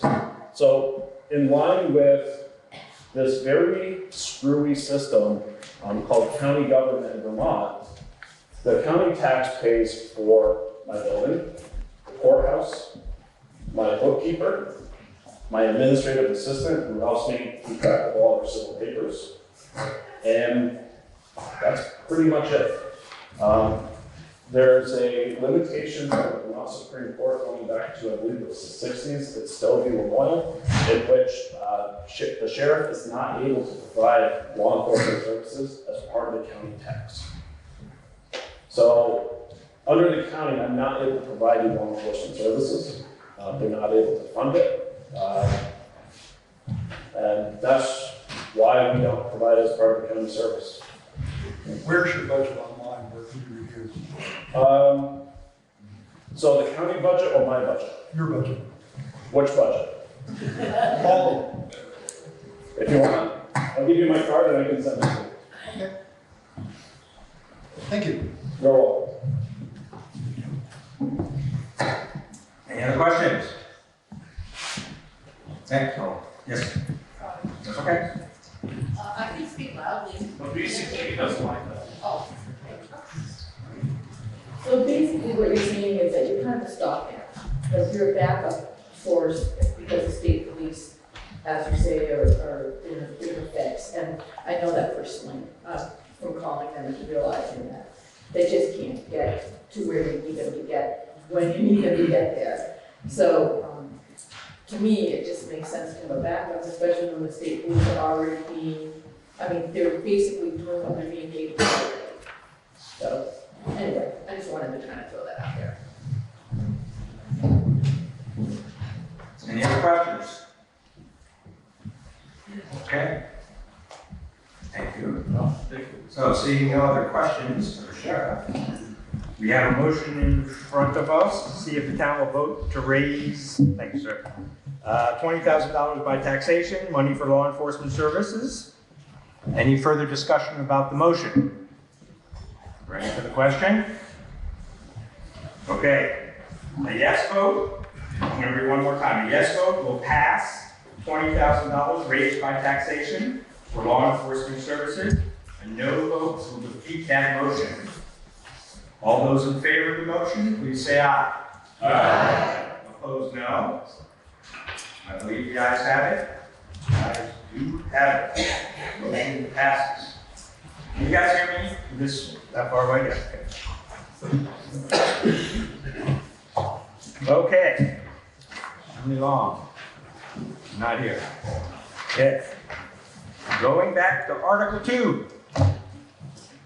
Article 2, to act upon the July 1st, 2018 to June 30th, 2019 Independent Auditor's Report.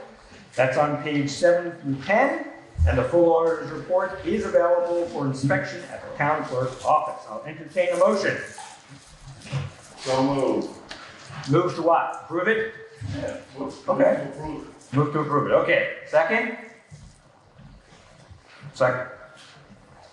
Okay, it's been moved and seconded to approve the auditor's report, July 1st, 2018 to June 30th. Discussion. Yes, sir. Question? Yes. Yeah. Okay. Fourth paragraph in the report.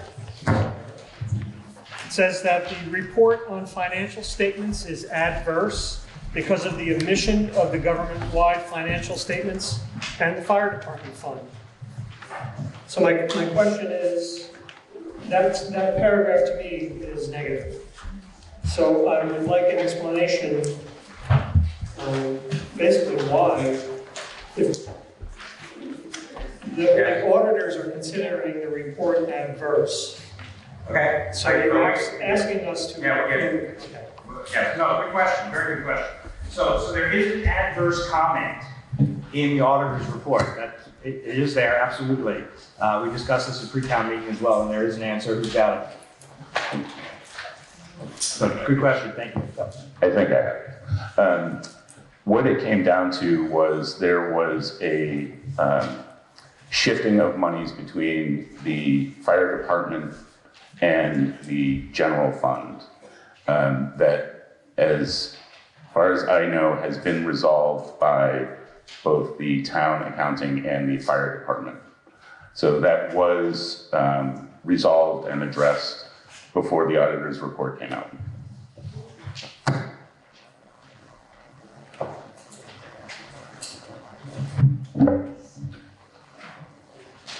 Good. Any other questions? Seeing no other questions, there's a motion before us to approve the independent auditor's report July 1st, 2018 to June 30th, 2019. A yes vote approves the auditor's report, a no vote defeats it. All those in favor, please say aye. Aye. Opposed, no. I believe the ayes have it. The ayes do have it. Okay. Article 3. Article 3, to see what salaries the town will vote to pay its various officials for the ensuing year. Town clerk, $37,318 a year. Town treasurer, $30,000 a year. Select board chair, $1,200 a year. 4 members, $1,000 a year. Town clerk assistants and casual labor, $14.75 per hour. I'll entertain a motion. So moved. Who was that? I didn't see. Who? Name? Sorry. Second? Go. Discussion? Yes, sir. Loud. You don't have a microphone. Just yell.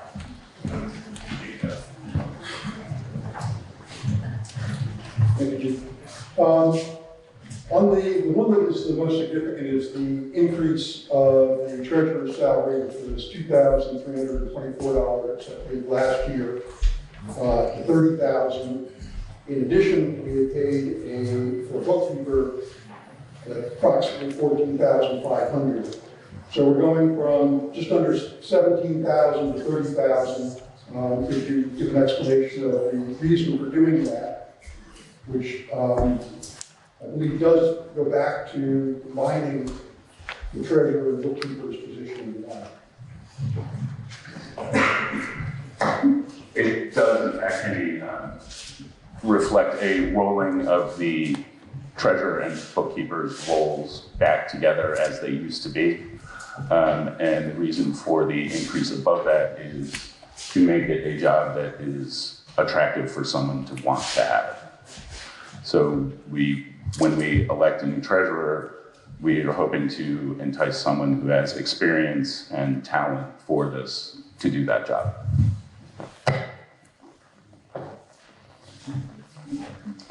Any other questions? Discussion? Seeing none? There's a motion before us to see what salaries the town will vote to pay its various officials. Town clerk, $37,318. Town treasurer, $30,000. Town board, select board, one chair, $1,200. Four members, $1,000. And town clerk assistant calculator, $1,475. A yes vote will pass that motion. A no vote will defeat that motion. All those, any questions? All those in favor, please say aye. Aye. Opposed, no. The ayes have it. The ayes do have it. Okay. Moving on to Article 4, elections. Emily's still not here? Okay. I'm not going to read, if there's no objection, I'm not going to read all the whole entire article.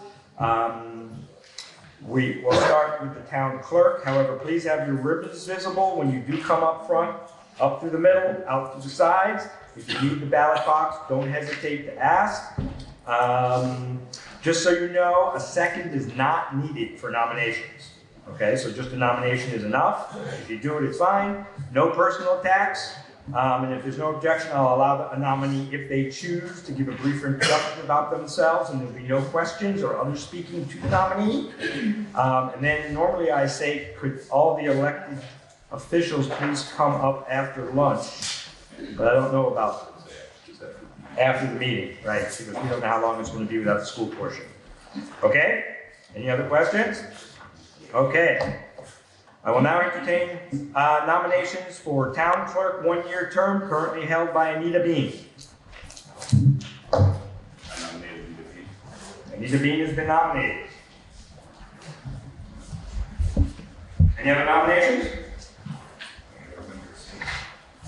If there's no objections and hearing no other nominations, I declare the nominations closed and instruct the clerk to cast one ballot for Anita Bean for town clerk. All those in favor, please say aye. Aye. Opposed, no. The ayes have it. Congratulations. I will now entertain nominations for town treasurer, one-year term, currently held by Joe Dano. I nominate Elaine Hill. Elaine Hill has been nominated.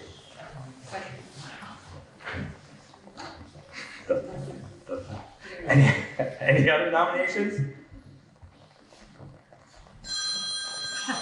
They work! That's who's calling in for nothing. They work, that's right. Is that a nomination? That's good, though. Wow, I haven't heard that. Wow. Okay, so Elaine Hill's been nominated for treasurer. Any other nominations? Seeing no other nominations and hearing no objections, I declare the nominations closed and instruct the clerk to cast one ballot for Elaine Hill for town treasurer. All those in favor, please say aye. Aye. Opposed, no. The ayes have it. in that case. Select board. Not here yet?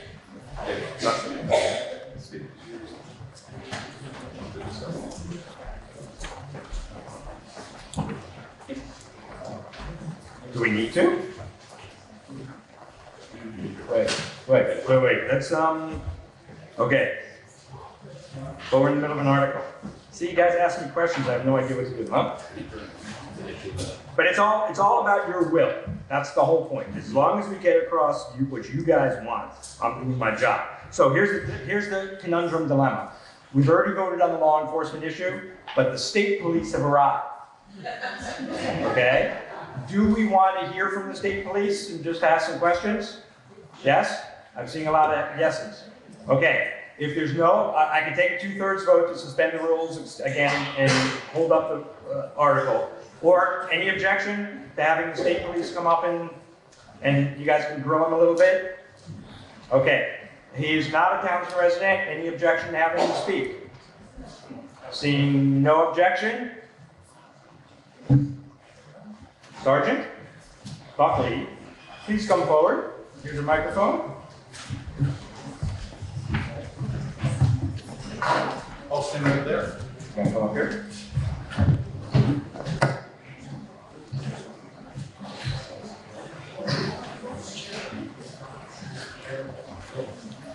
So we're discussing. We moved it up because the sheriff came early. He was told to be here at 10. But the sheriff needed to leave, so we obliged the sheriff, but not the state police, which is worse. Right. This is Sergeant Buckley. Hi, good morning, ladies and gentlemen. For those of you who don't know me, my name is Chris Buckley. I've been Sergeant with the Vermont State Police and have been with the Vermont State Police since November of 1994. I've actively been patrolling this area since around 2005. I was asked to come today to talk about the town contract that we have and the results that we've had. And instead of going fiscal year, what I did was I did the last 12 months because it's closest to the time that we're here. At the conclusion of that, be happy to take any questions from anyone who has a question about what we do while we're here on the contract.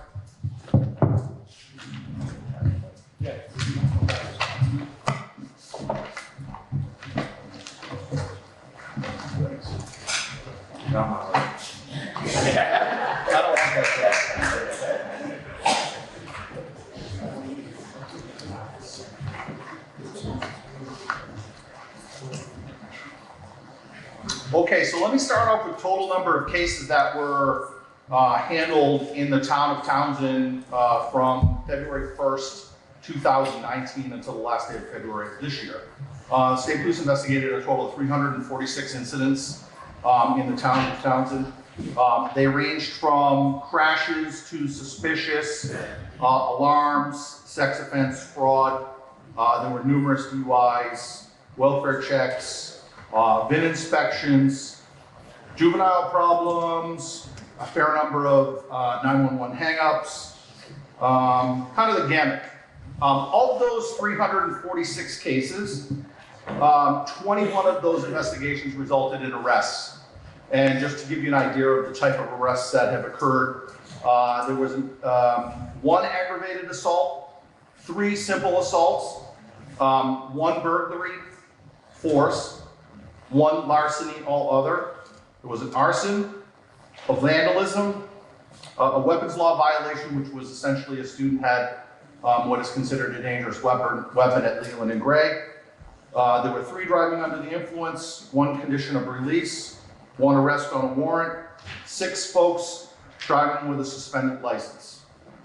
Part of the reason I think that I've been asked to come is because we have a town contract. During that 12-month period of time, there were a total of 202.75 hours of additional patrols that were conducted within the town.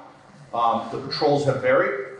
Sometimes it's targeted speed enforcement, say in the village out in West Townsend. Some of it may be on Grafton Road, some of it may be here on Route 30, or other areas where we receive calls from citizens in town requesting special patrols for speed enforcement. There were a total of 57 speeding tickets, 7 for a civil suspension license and 48 miscellaneous traffic violations for a total of 112, totaling fines of $13,979. There were 174 written warnings issued during that time. And while on the town contract, there were 4 assists, 4 citizen assists, 2 bins, 3 suspicious complaints, 4 motor vehicle complaints. Now, let me explain what those are. So what the state police does while we're on the town contract is if you're here on the contract and a complaint comes in, the expectation is that you're going to investigate it. If that investigation spills over beyond the time that they work, the state police do not backbill. So if we have an incident that requires a court calling as a result of that criminal investigation or any type of investigation that extends beyond the window of that contract, the state does not bill the town back for those hours, the state needs those hours. I work this detail. I know we've received numerous complaints about out in West Townsend. For those of you who live out there, you've probably seen me out there with either laser or stationary radar. Bill, we have made some impact, but there is more work to be done. Does anybody have any questions about the town contract and the violations and anything like that?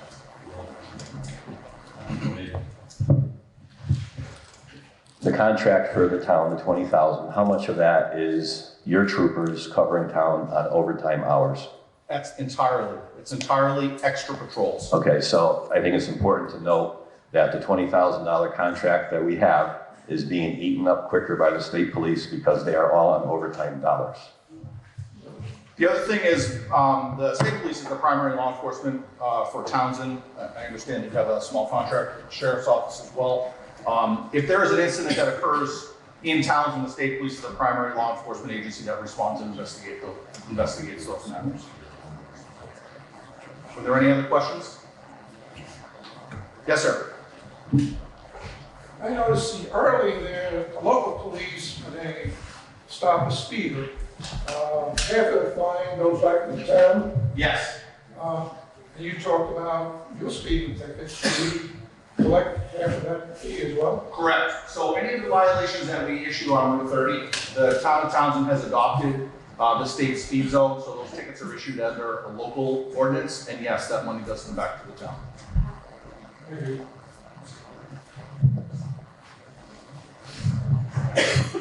Yes, sir.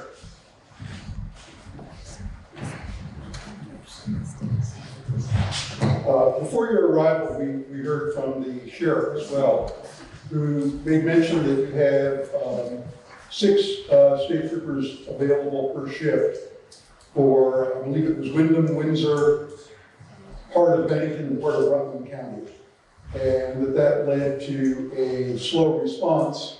You mentioned one incident where there was a domestic dispute. It took over an hour for the state policeman to arrive. Could you speak to those matters, please? Certainly. With consolidation and the closing of the Brackboro and Rockingham barracks, and us all moving under one roof, it has posed some problems. I have not heard specifically of that incident that we had a response time delay.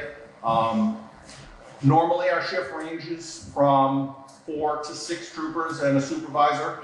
And yes, we do patrol a large area, but I don't feel that there have been any changes in the level of service that we've provided to the town of Townsend. We do have troopers that travel through here frequently. For those of you who don't know what our area is, so we essentially do cover Wyndham County, we cover the towns of Halifax and Guilford, and then we travel all the way up through here, Townsend, Jamaica, Dummerston, Putney, when the sheriffs are not on their part-time contract in Putney, and then we travel all the way up through Wardsboro, down into Whitingham, and then we travel up into Wyndham County, Londonderry, and then up through. So it is a large area. As one of the shift supervisors, what we do is we decipher patrol areas depending on the number of troopers that are working, and so troopers are assigned to the southern part of the patrol area or considered part of the west or part of the north. And so traditionally, if there's a trooper that's in the south and there's an incident, say on the interstate in Guilford, the trooper would be in the west, say Londonderry, or Jamaica would be the one who would respond down towards Townsend. As a whole, I have not heard that many complaints. About response times, traditionally Whitingham is one of the furthest outlying towns, so we do occasionally have some lengthy response times there. I'm not familiar about that incident that the sheriff spoke to, but I will reach out to him and make sure that I find the details on that.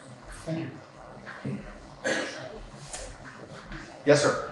Do you, in the case of real emergencies, you ever, if you don't have a trooper nearby, within a certain distance, you refer that sometimes to the local sheriff?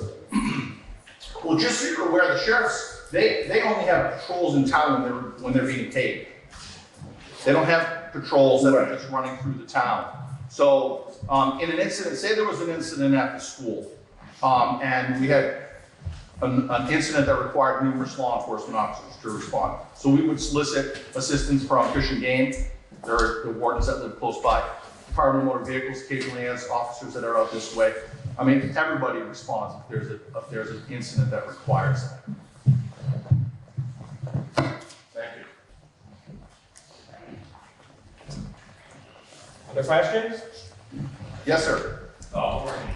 So you roughly serve tickets for $14,000 through your patrolling, and then the cost overruns that weren't billed to the town. Is there any way to put a rough number to that so people kind of get a feel for your investigating cases ran over their contracted time, so the state police, you eat it, so to speak?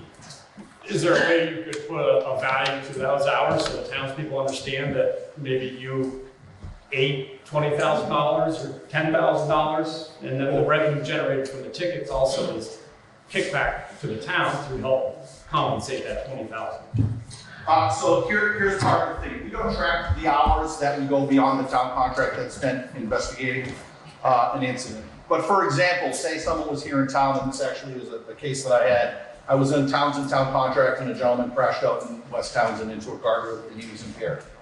And in that situation, it was a DUI arrest, which resulted in numerous hours of processing. The town was not billed for all of those hours of the processing. Processings can range from 2.5 to 5 to 6 hours, depending on the level of cooperation and whether they refuse or provide a sample of their breath, or we have to go for blood. And so, if I was here for 2 hours on the contract, however much of that is used towards that, and then I go over and that gets billed to the state. And then if there was a court call-in, so in a situation where someone is arrested, there's a court date that follows up later on down the road, whether it be for a suppression hearing or a trial, that those hours that are associated with that trial or any preparation for that trial, meeting with the state's attorney, none of those hours are billed to the Townsend town contract. Yes? I always find this confusing. So, but wouldn't you be called something like that anyway, whether you were under contract with the town or not? Correct, we would respond. So the question was, would you respond if there was no contract? That was if you didn't hear. Yes, absolutely. We would have someone respond, but on the day that happened, I happened to be like 1 minute from the location of the crash, and we responded and found the gentleman impaired. But we would normally respond. In that situation, if there wasn't a trooper on duty, the sheriffs aren't going to send a deputy to that. The state police are going to respond to that incident. Any other questions? Thank you, Sergeant Buckley. Yes, ma'am. Oh, one more. Sorry, I didn't see your hand. Can you tell me what the hourly wage is for the state troopers versus the sheriff's department? I don't know what the sheriff's department hourly wage is. The hourly rate for contract, and this includes wear and tear on the vehicle for dispatchers and trooper pay, is $75.69. One of the things that I would like to preface in saying that all the state troopers that are responding out to these incidents are full-time certified law enforcement officers. All of them have a ton of training. They've all come through the full-time academy, and all of them are level 3 certified. A lot of the deputy sheriffs that are on patrol in these towns are level 1 or level 2 certified. They haven't been to the full police academy. They don't have the support of having a supervisor respond to the scene if they get into something over their head. We have a chain of command, and yes, the sheriffs have a chain of command, but if it's something that happens in an off-hours situation, there isn't someone that they can call. And so all I can say to you is, yes, there is a difference between the hourly rate.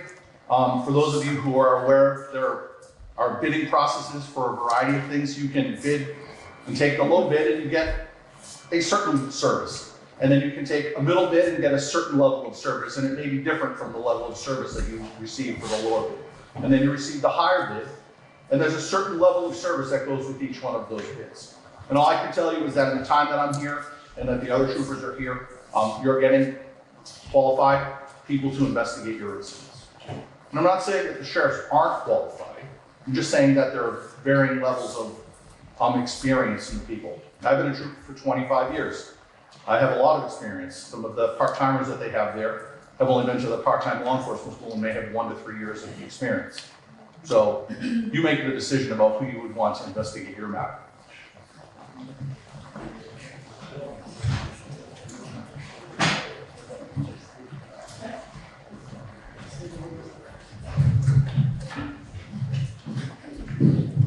I just wanted to make a brief comment.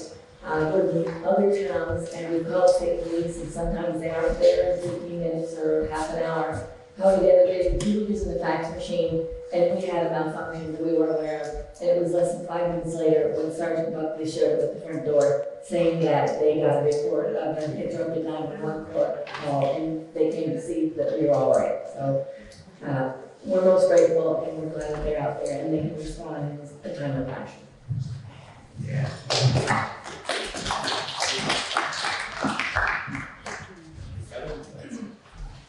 One more?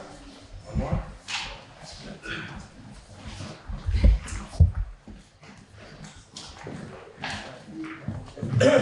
Deidre Grady, West Townsend. Again, it's not a question, it's just a comment. Again, I would like to commend the state police. I work at Townsend Elementary School, and Trooper Jensen has been coming in and building a relationship with our children.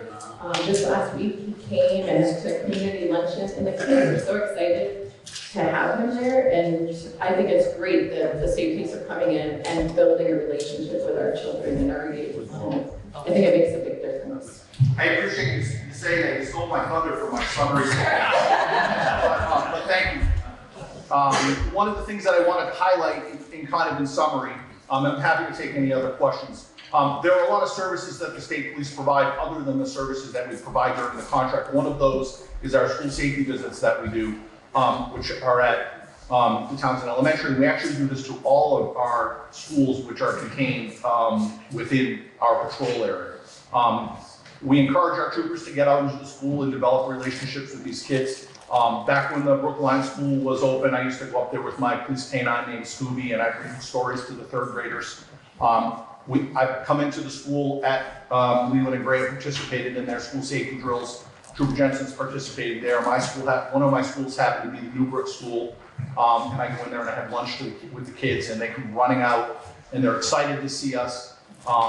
And what we're trying to do in this school safety, one, we're trying to highlight the importance of the school safety drills and not make it something that is scary for the kids. And so by having us go into the schools and us have FaceTime with them in a non-threatening environment, sitting down, having lunch with them, in the incident that we have to have a school safety drill, or God forbid we have an incident that requires a lockdown and a large state police response, that they're used to it and they've practiced.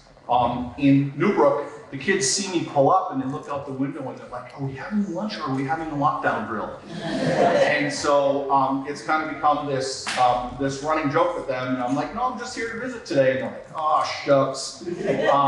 And so we are working to build those relationships with the school so that in the incident something happens, we have FaceTime with people so that when we walk in, it's not a stranger walking in off the street. It's like, okay, who is that guy? That's one thing that we're doing. We are actively too, when we do have an incident that occurs in town, so say there is a burglary or there is some sort of other property crime that's occurring, we do send a variety of troopers into an area to saturate the area to try to develop suspects, to try to develop leads. I don't know if you've seen a couple of times where we've had numerous troopers scattered throughout town. We're trying to gather information to solve crimes that are occurring either in this town or in other towns because people have to pass through. That's one of the other tools that we do. Additionally, I pop in at the fire station, hey, how can we work better? What can we do to try to improve our relationships? And so it goes beyond just showing up in town and writing a few speeding tickets. There are a few people in this room that I have stopped, and I'm confident have been stopped by other people in town. It's not all about writing tickets. Yeah, we could come into town and we could give everybody a ticket, but everybody doesn't deserve a ticket all the time. And so, what's that? Well, there certainly are times when people do deserve tickets, but I think we're doing a good job striking that balance between enforcement and giving people warnings and educating them on things that need to change. If there are no other, yes, sir. Just one more question, maybe not in the mic. Paul Davis, I live on Route 35. On the topic of gathering information, on the topic of gathering information, have you found in your experience that the radar machines that flash you speed limits and then give you the speed limits of that road, are they effective or not? Because 35, I found the traffic has increased, and it seems that most people, or many people, are violating the speed limit. What section of the road do you live in, sir? Just past the Valaqueros. Okay, so in the third. In the third, right.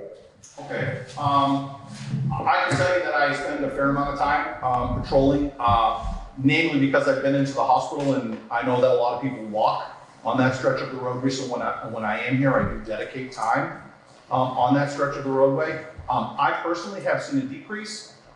There may be a specific time of the day where you're seeing an increase, and I encourage you to speak to me when I'm heading out, or anyone in this room can call at any time and request an additional patrol and provide a time frame of day when you'd like us to be there, and we make every effort to accommodate that. But I guess part of the question was about those machines. Do you find that they're effective in reducing? I've heard both sides of it. Some people who travel through the area and just need that reminder, oh yeah, that's right, it's 30 here or it's 35. It's very effective for those, but for the person who's traveling through town and is not from here and isn't familiar with it, who doesn't travel through frequently, you may not have as much impact with them as the person who drives the road every day and has a lot of things going on in their mind as they're heading to work or headed home and loses focus.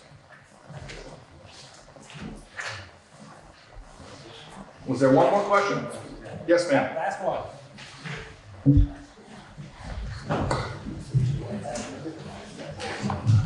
Well, I live in Minnesota, and we live in a part of Route 35 that's got a long, straight stretch.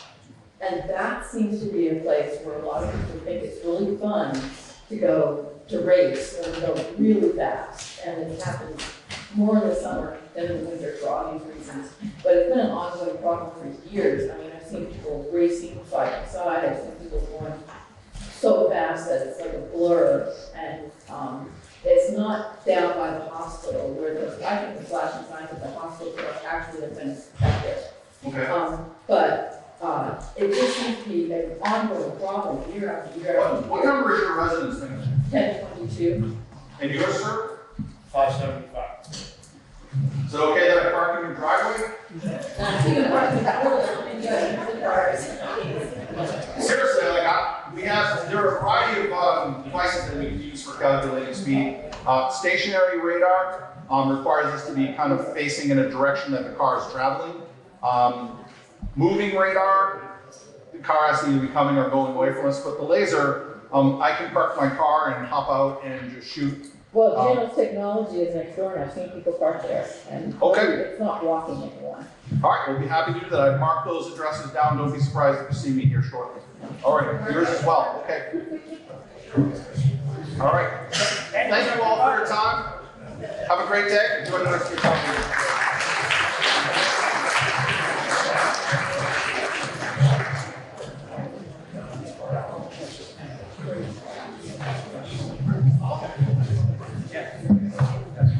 I certainly go slower on that stretch of 35 now that he's there. I know he's there, so it does make you slow down. Okay, we're in the middle of elections. Emily Long is going to show up at 10 o'clock. She's not here yet, okay? So, we're moving along. Select Board. We're in the middle of elections. Select Board. We have 3 positions on the Select Board up for re-election or election. A 3-year term, a 1-year term, and a 1-year term. We'll take the 3-year term first. That's held by Kathy Hagee. I will now entertain nominations for a 3-year term on the Select Board. Nomination of Stephen Frisk. Any other nominations? Hearing no other nominations, and if there are no objections, I declare the nominations closed and instruct the clerk to cast 1 ballot for Stephen Frisk for a 3-year term on the Select Board. All those in favor, please say aye. Aye. Opposed, no. The ayes have it. Congratulations. I'll now entertain nominations for a 1-year term on the Select Board, which was held by Steve Frisk. So don't nominate him. Yes, sir. Crystal Mansfield. Crystal Mansfield has been nominated. Any other nominations for a 1-year term? Hearing no other nominations, and if there are no objections, I declare the nominations closed and instruct the clerk to cast 1 ballot for Crystal Mansfield for a 1-year term on the Select Board. All those in favor, please say aye. Aye. Opposed, no. I believe the ayes have it. Congratulations. I will now entertain another nomination for a 1-year Select Board term that was held by Crystal Mansfield. Don't nominate her. Any other nominations? Yes, ma'am. Rob Wright. Rob Wright. I don't think he's coming off. He's not. That's okay. He's already on and he's stuck. Herb Stoll. Herb Stoll. You up for it?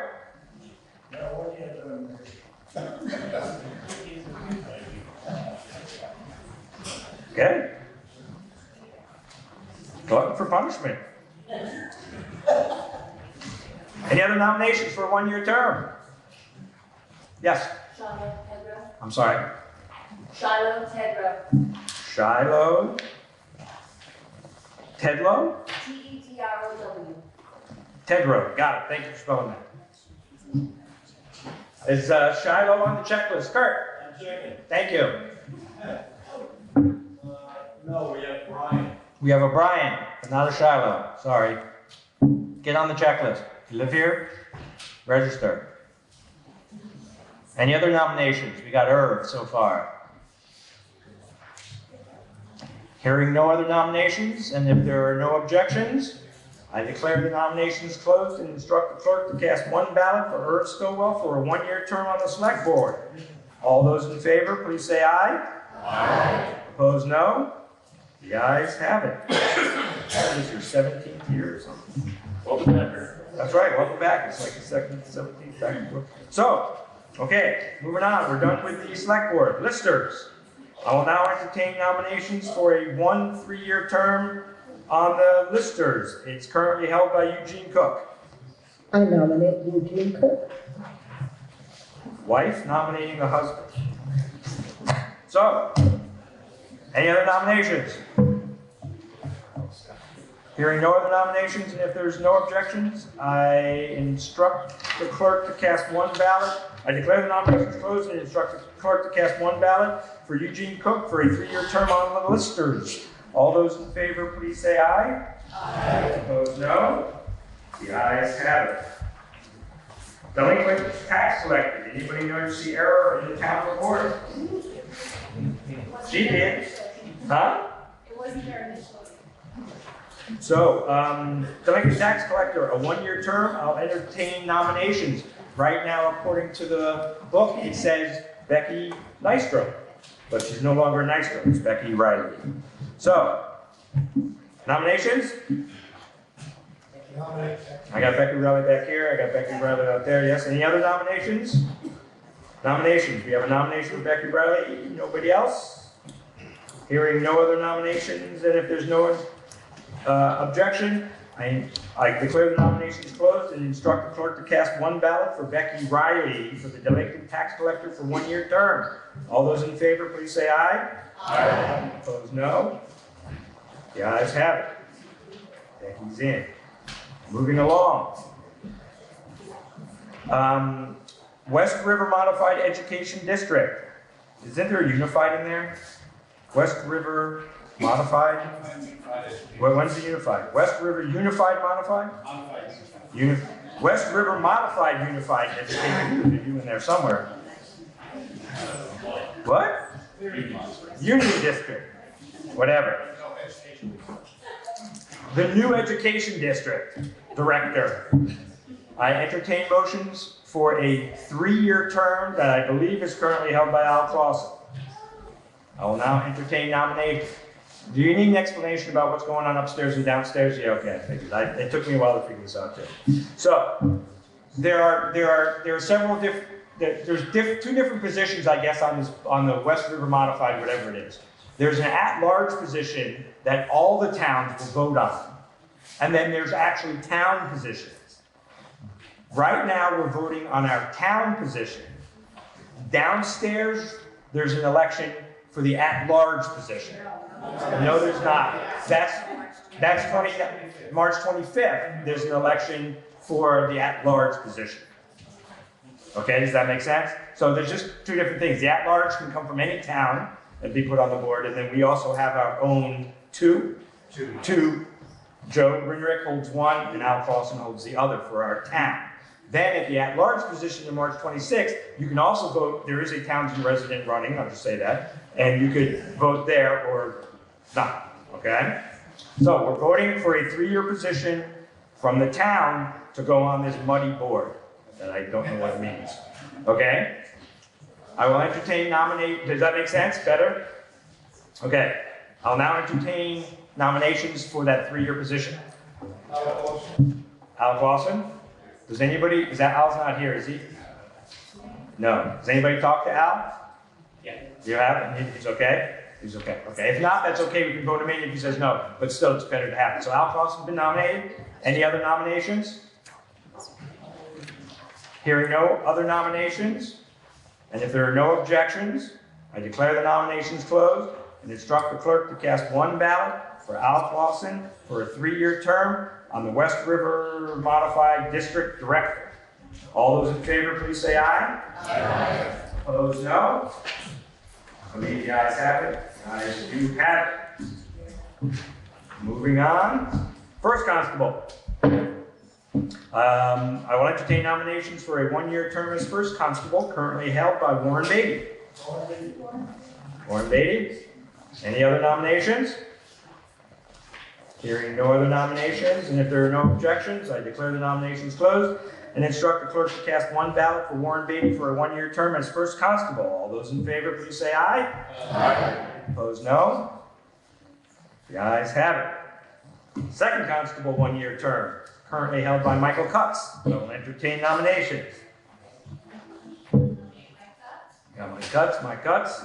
I know he's not here. I'll see him this weekend. I'll have to do it. Any other nominations? Hearing no other nominations, and if there's no objections, I declare the nominations closed and instruct the clerk to cast one ballot for Michael Cutts for a 1-year term as Second Constable. All those in favor, please say aye. Aye. Opposed, no. Michael, you're back. I will now entertain nominations for Town Grand Juror 1-year term. It's currently held by Margaret Bills. Margaret Bills has been nominated. Tough job, but you'll do it? Okay. Any other nominations? Hearing no other nominations, and if there are no objections, I declare the nominations closed and instruct the clerk to cast one ballot for Margaret Bills for a 1-year term as Town Grand Juror. All those in favor, please say aye. Aye. Opposed, no. The ayes have it. Town Agent, 1-year term, previously held by Carol Mounts. I'll entertain nominations.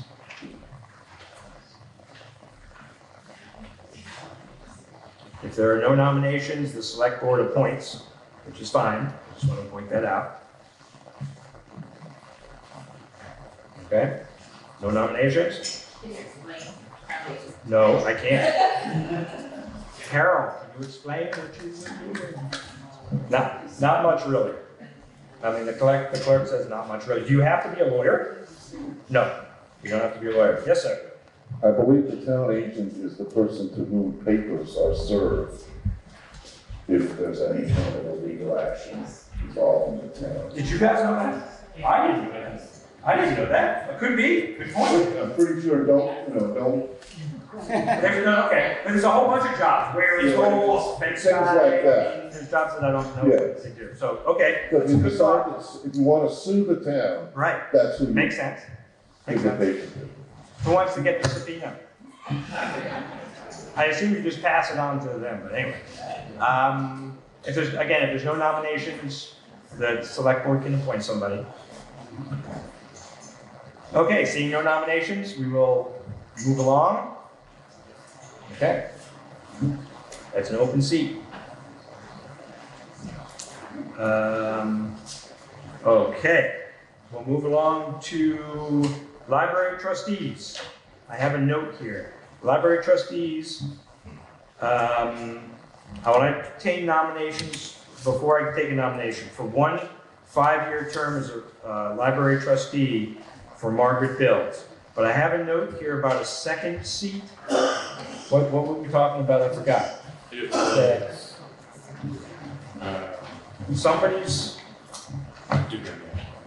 Yeah, Margaret Gold is no longer. So we have to vote on 2, but it's not warned. Oh, so you guys are going to appoint, right? You did appoint? Yeah. Okay, please explain. Kathy Renee was appointed to take Margaret's place. Right. But that ends today, so. It does. Right? Right, no, that's still 2022.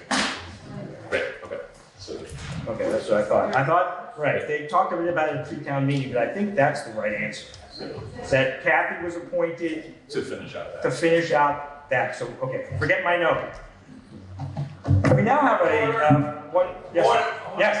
I want to verify because I believe that appointment only goes to the next town meeting. It could be done at a special town meeting or another. We're getting conflicting reports here. You got it? I don't think so over here. That's what was brought up. I studied that in high school, so I really want to take that one. Okay, so because it wasn't warned, discussion to me?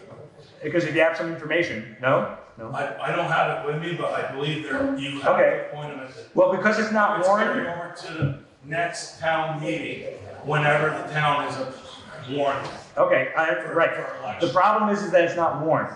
And because it's not warned, they're either going to appoint somebody for the next year again, or we'll have a special town meeting to appoint a library director. Okay? Just verify. Yeah, no, I agree. I think that's what, you are correct. Okay, so we have 1 3-year seat on the library trustee, and then another one that's going to have to be dealt with later. I'll now entertain, that's held by Margaret Bills. I'll entertain a nomination for that 1 5-year term. Margaret Bills? I decline, but I nominate Jean McIntyre. Jean? Is he here? Who's Jean? She's not here, but she said she would love you. I just spoke to you. Okay. Jean McIntyre has been nominated. Margaret Bills declined. Any other nominations? Hearing no other nominations, and if there's no objections, I declare the nominations closed and instruct the town clerk to cast 1 ballot for Jean McIntyre for a 5-year term as a library trustee. All those in favor, please say aye. Aye. Opposed, no. The ayes have it. And then the select board will have to deal with that other 1-year term remaining. Okay, cemetery commissioner. 1 5-year term available. Currently held by Ricky Snow. Paul Newton. Paul Newton? Ricky Snow has declined. Oh, Paul Newton. Paul. Pete. Paul. Townsend resident, right?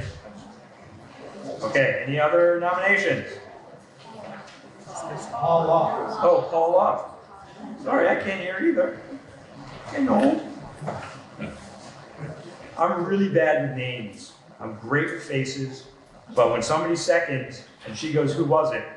I'm always like, I know him, but I have no idea who. Paula Newton. I know who Paula Newton is. Okay. Any other nominations? Hearing no other nominations, and if there's no objection, I declare the nominations closed and instruct the clerk to cast one ballot for Paula Newton as for a 5-year term on the Cemetery Commission. All those in favor, please say aye. Aye. Opposed, no. Congratulations, Paula. Is that it for elections? Yeah. Wow. In 25. Okay. Emily Long. She's not here. See, the other towns are keeping her late. Okay. Moving on, Article 5. To see if the town will authorize the selectmen to set a tax rate sufficient to cover all monies raised for municipal entities for the period of July 1st, 2020 through June 30th, 2021, and to borrow money in anticipation of taxes. Who's that, Herb? See again, names, faces. Okay. No. Discussion? Seeing no discussion? It's been moved and seconded to what you see there for Article 5. I don't have to read it again. A yes vote passes. Authorizes the select board to set the tax rate. A no vote defeats that. Those in favor, please say aye. Aye. Opposed, no. The ayes have it. The ayes have it. The ayes do have it. Article 6. To see if the town will authorize the property tax collector to receive its real property taxes quarterly, August 28, 2020, November 24, 2020, February 26, 2021, and May 28, 2021. Monthly interest will be charged at the rate of 0.5% or fraction thereof. Interest of 1% or fraction thereof plus penalties will commence on May 30th, 2021. Motion? So got Will and Charlie. See, I got those names. Discussion? Just remember, it's not Thursday in November, it's Tuesday because it's on Thanksgiving. Okay, no discussion? Hearing no discussion? There's a motion in front of us to see if the town will authorize its property tax collector to receive its real property taxes quarterly. Blah, blah, blah. A yes vote passes the motion, a no vote defeats it. All those in favor, please say aye. Aye. Opposed, no. Believe the ayes have it. The ayes do have it. Article 7. To see if the town, you ready to start this one? Emily is not here. To see if the town will vote to appropriate, no, she just walked in. If there's no objection, I'd like to suspend the rules and have Emily Long come up and speak. Is there any objection? If there is, we vote, but.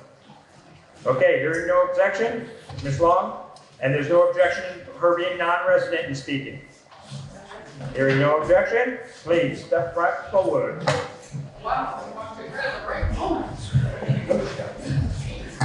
Thank you. Somebody wants to ask questions. Yeah, hand out that.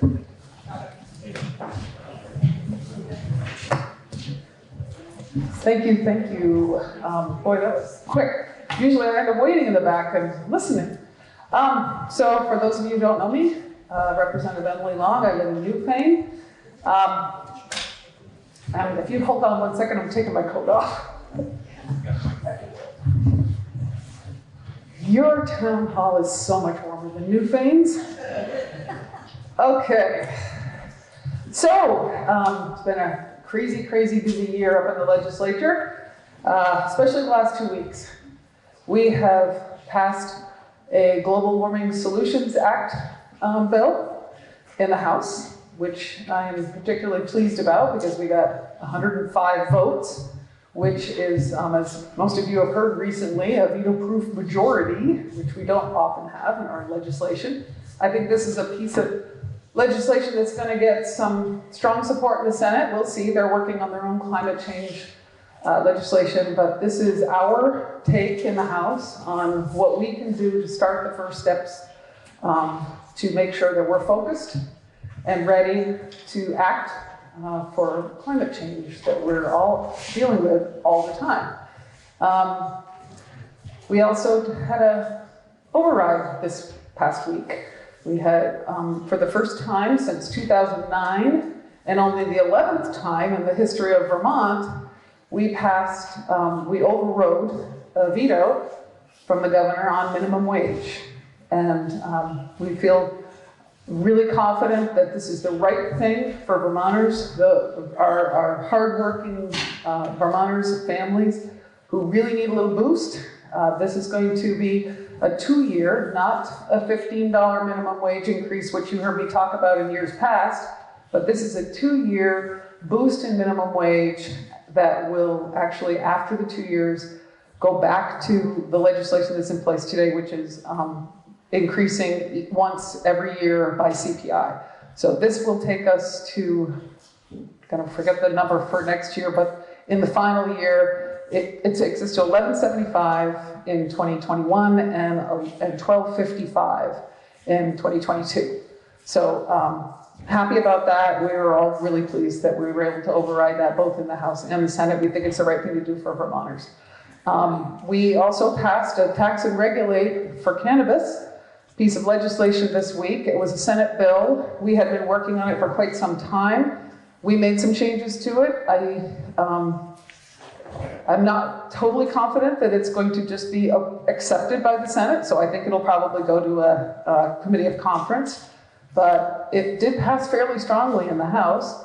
We made some changes that I think the Senate is gonna take issue with. One of them, which was a local options tax that was in the bill. We removed it and made communities, towns who have cannabis, either retail or growing facilities in their community, get the revenue from a licensing fee. So there are 5 different licensing fees. So for anybody who applies for a license to either grow or test or sell in retail marijuana, cannabis, then they would have to pay a licensing fee. So that's a little help for communities who are hosting those. That may end up going back to local options tax if the Senate isn't happy with what we've done with it, but I think we've made some good improvements, and I'm looking forward to seeing that. You all will remember that we actually legalized marijuana and allowed home grow. So this bill is really just to set up a system to regulate what is already legal marijuana, which is really an important thing, because if you are ever going to make a dent in the black market, one of the ways to do that is to make sure that people who are purchasing cannabis, they know the potency. Right now they don't. They don't know how much pesticide or how many things like fentanyl are mixed in with cannabis products that they get on the black market. So this is a regulating system. We have a doctor who, who's a member of the House of Representatives, who stood up on the floor during debate and said, I voted against legalization, but I am here to say that this is a really important bill that we need to pass, because now that we've legalized, we need to regulate. And if we're ever gonna have money for prevention, we need to tax it. So that's what we're doing. We're focusing money on prevention. And the last piece that we passed in this past 2 weeks, which was just on Friday, was Act 250 reforms. We have made some changes to Act 250. For those of you who pay attention to Act 250, it's been in place for 50 years, needed to have a reform, needed some changes. So we spent the last year through legislation traveling the state, a commission traveled the state, got feedback from our communities all over the state to tell us what they did and didn't like about Act 250. And we have made some reforms. It's not perfect. The legislation was really complicated. Changes were being made right up until the last day, but we also felt that it was super important that we get it over to the Senate so they could do their work on it, and they told us they will take it up.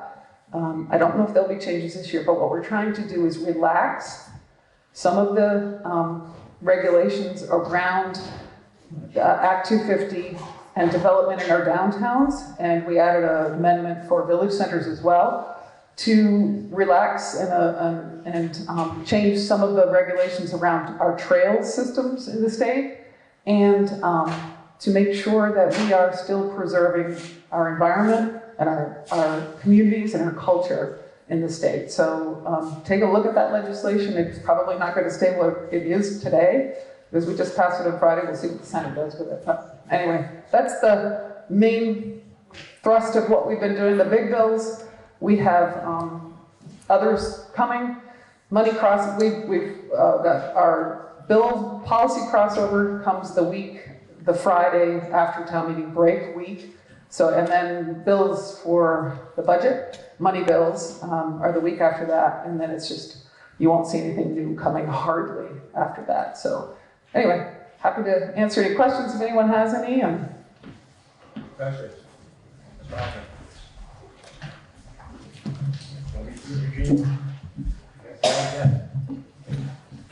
You can try calling. I might hear you. I can repeat it. Got it. Emily, I know you've been on this program for a number of years, dealing with the pilot program as well as Townsend Dam. I know, I was hoping you would bring that up immediately because that's the lifeblood of not only this town, the West River Valley. We depend on that dramatically because we're losing business all the town play areas. We have no more swimming, we have no more fishing, no more boating. It's so vital that we get something done down there. But every year we bring this up, and apparently nothing much is being done at all. They allowed us for $5,600 a year because we forfeited over 1,000 acres of land so they can put that dam in there to protect the people downstream. But in return, what it amounts to, that, from my understanding, that $5,600 is barely enough to cover the cost of plowing the road over the dam. So we're losing, we're not gaining anything. In fact, and then we're also losing the use of the dam and the lake that we have there. So I'm curious to know, I know we had representatives down here before, look into this issue. They come down and then they leave. When they go back to the State House, what do they do with that knowledge? Do they address the whole assembly? Do they explain to them how dire the conditions are down here, especially Townsend? But again, like I say, it's not only Townsend, it's all the towns in here to Brattleboro. Have they been talking about it? Have they been coming up with any ideas, any solutions? I realize that the Army Corps of Engineers, their main goal is for flood control. But the way I think about this is, I've been here 50 years. That Townsend Dam was a vital part of this town.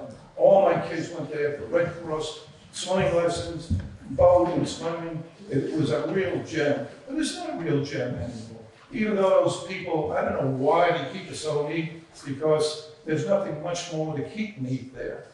But something definitely has to be done. So they talk us about, well, the reason why it's basically flood control. You guys are on your own. If you want to do something, you have to take it upon yourself to figure out a way of doing it. So the last thing I want to say is that if he's so concerned, the leader of Army Corps of Engineers, about condition dome as a flood control factor, protecting the people, not here, but all the way down to Massachusetts and Connecticut as well. He doesn't seem to realize, I think about this a lot, and I was trying to figure out why, after 50 years of really good service out of that Townsend Dam, why suddenly in 2008, everything totally falls apart? Well, what's been going on over the years? We had many storms prior to 2011, but those storms, the damage done to the river was not evident. The silt was coming down all those years. 1973, we had a bigger storm, a great amount of water that came down the West Tower than we did in Irene.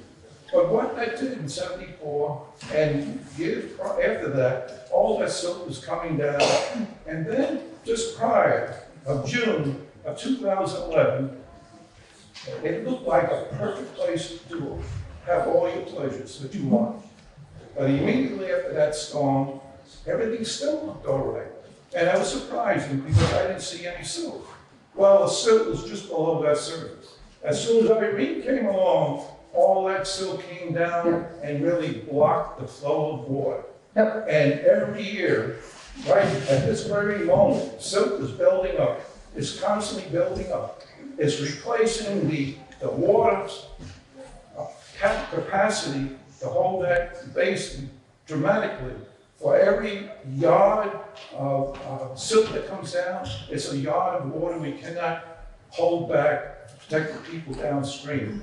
So I think it should be, if somehow we can convey to the people downstream or the Corps of Engineers how important it is to dredge that. You have to dredge everything. It's the only way to do it. You have to bring it back to 1961 again. Yep, so I told them that. I thank you, first of all. This is a huge issue. I have been working on it for a number of years. Ever since I've been elected to the legislature, I have had communications. It's not, you mentioned two things, the pilot and all that. Yes, there is plenty of property in the town of Newfane, the town of Townsend, where they get payment in lieu of taxes because of the types of, Townsend State Forest, all that. That is an issue for sure. But the specific to the Townsend Dam, that is Army Corps of Engineers. That is not us in the House or the Senate. That's not our state. It is our congressional delegation. I have been working really closely with Peter Welch's office, as often as I can. He's been pretty good about it. We lost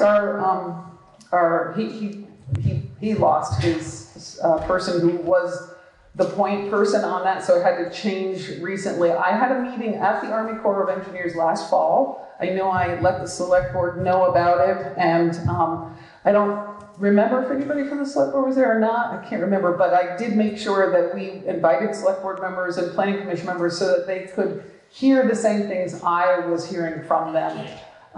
There is a definite change in recognition coming from the Army Corps of Engineers in that meeting at least.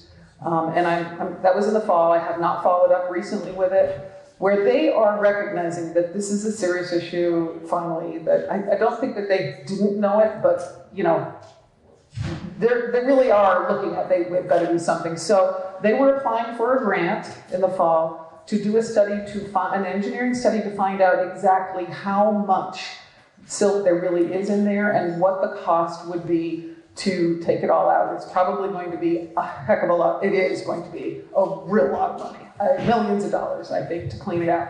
But they're doing that. They're applying for the grant to get the study to make sure that we know what we're dealing with, first of all. I grew up here. I swam in Townsend Dam all the time. I thought it was the most wonderful thing. We used to leave school at Leland and Gray and go over there and swim. That's not possible anymore. And the dredging, it's temporary. It's a small piece and it's temporary. And when I sat in there listening to them, and Welch's office was asking really tough questions. But one of the things, I was talking to a member of our communities who used to work there a long time ago, and that person explained to me the design of the dam. I thought the Townsend Dam, was a different design than Ball Mountain. So it isn't, actually. And I found out it isn't, and here's why. Because I asked the Army Corps of Engineers this. Because the silt should be building up if they're the same design, silt should be building up at Ball Mountain too. There is no question that silt has, on those storms, 73, those different storms over the years, silt has been building up. There's no question it's been building up in Townsend Dam. But Irene was different. Irene washed the shores of our rivers, our banks of our rivers, to the point where growth isn't coming back. And so it continues. Every time we have a big storm, it continues to wash more. That's why it's gotten worse. These are the things that were explained to me. Irene really shifted things immensely. So that's why it's gotten a lot worse and much more rapidly.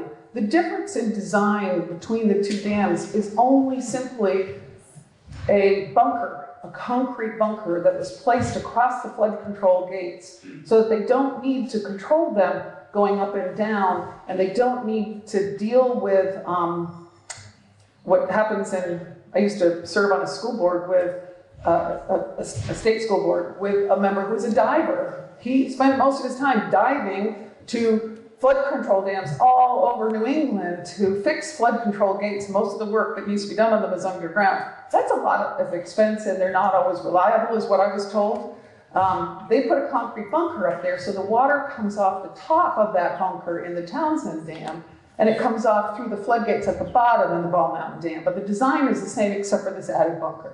That's what I wasn't told that by the Army Corps of Engineers. I asked that question because I had been told that by a member of our public, and they acknowledged that that's the truth. I asked if that could be changed, and they didn't say yes, they didn't say no, but they did say that they were going to look at that, and I am following up. I will continue to follow up with Welch's office to see whether they're pursuing it at all. They didn't seem aware of the difference in the two dams, and how this concrete bunker was put in there. So, I don't think it's a simple answer, but it's one that they seem to be aware of, and I'm going to continue. And I think if all of you wrote to Peter Welch's office, you should do it to the senators as well. They should hear from all of us. But Peter Welch's office has been really taking the lead and has been very responsive about this. So write to them, tell them.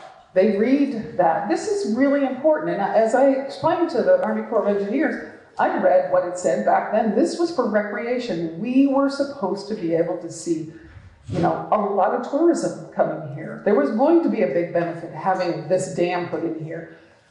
The last thing I'll say about it is the flood control dam is the flood control dams throughout the 4 states. It's New Hampshire, Vermont, Massachusetts, and Connecticut. And it's basically around the flood control. It's controlled by the Connecticut River Flood Control Commission. We used to have a person from our area on there, the former Speaker of the House, Tim O'Connor. When Tim O'Connor passed away, we lost a direct link. Senator Ballin and I had been working with Tim. He was bringing it to the forefront.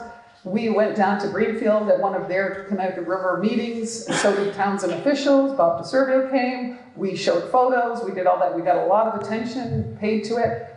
But there was very little incentive for them to use the limited dollars they have, the Flood Control Commission, to put it into here, because this dam is still doing what it was designed to do. And I was told by the Army Corps of Engineers that it is still continuing to do that, which is to control floods. And everybody downstream from us really needs us to control floods, including us.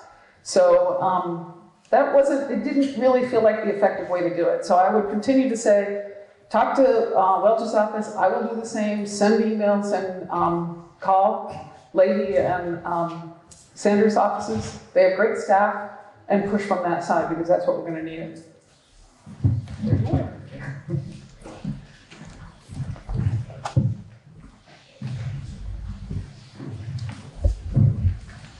Emily, thank you, Bob DeServo. What you said is true, but I'd like to ask you to talk to Chris Campany and get the report from the Wyndham Regional Commission on the Corps of Engineer silt releases. That's key, because the Corps of Engineers, on 2 separate occasions, and probably a third, accidentally released huge volumes of silt from the Ball Mountain Dam. What that did was it got into the West River, and when you have a heavy rain event or an Irene, it comes down and it fills up Townsend. So, having talked to the Corps of Engineers people, they ignore the fact that they are the ones who are responsible for all of that silt in Townsend. It needs to be pointed out, the Wyndham Regional Commission did this study, it exists, but the Corps of Engineers never acknowledges that. And lastly, the current head of the Corps of Engineers happens to be a local boy. grew up in Springfield, and the employee I think you were talking about who had once worked at the Townsend Dam, she claims she used to swim there as a kid. So that is news to me. I was not aware about that thing with Bob Mountain, so thank you, Bob, for sharing that. And I will talk to Chris Campany. I was just talking to him a few minutes ago down in Newfane.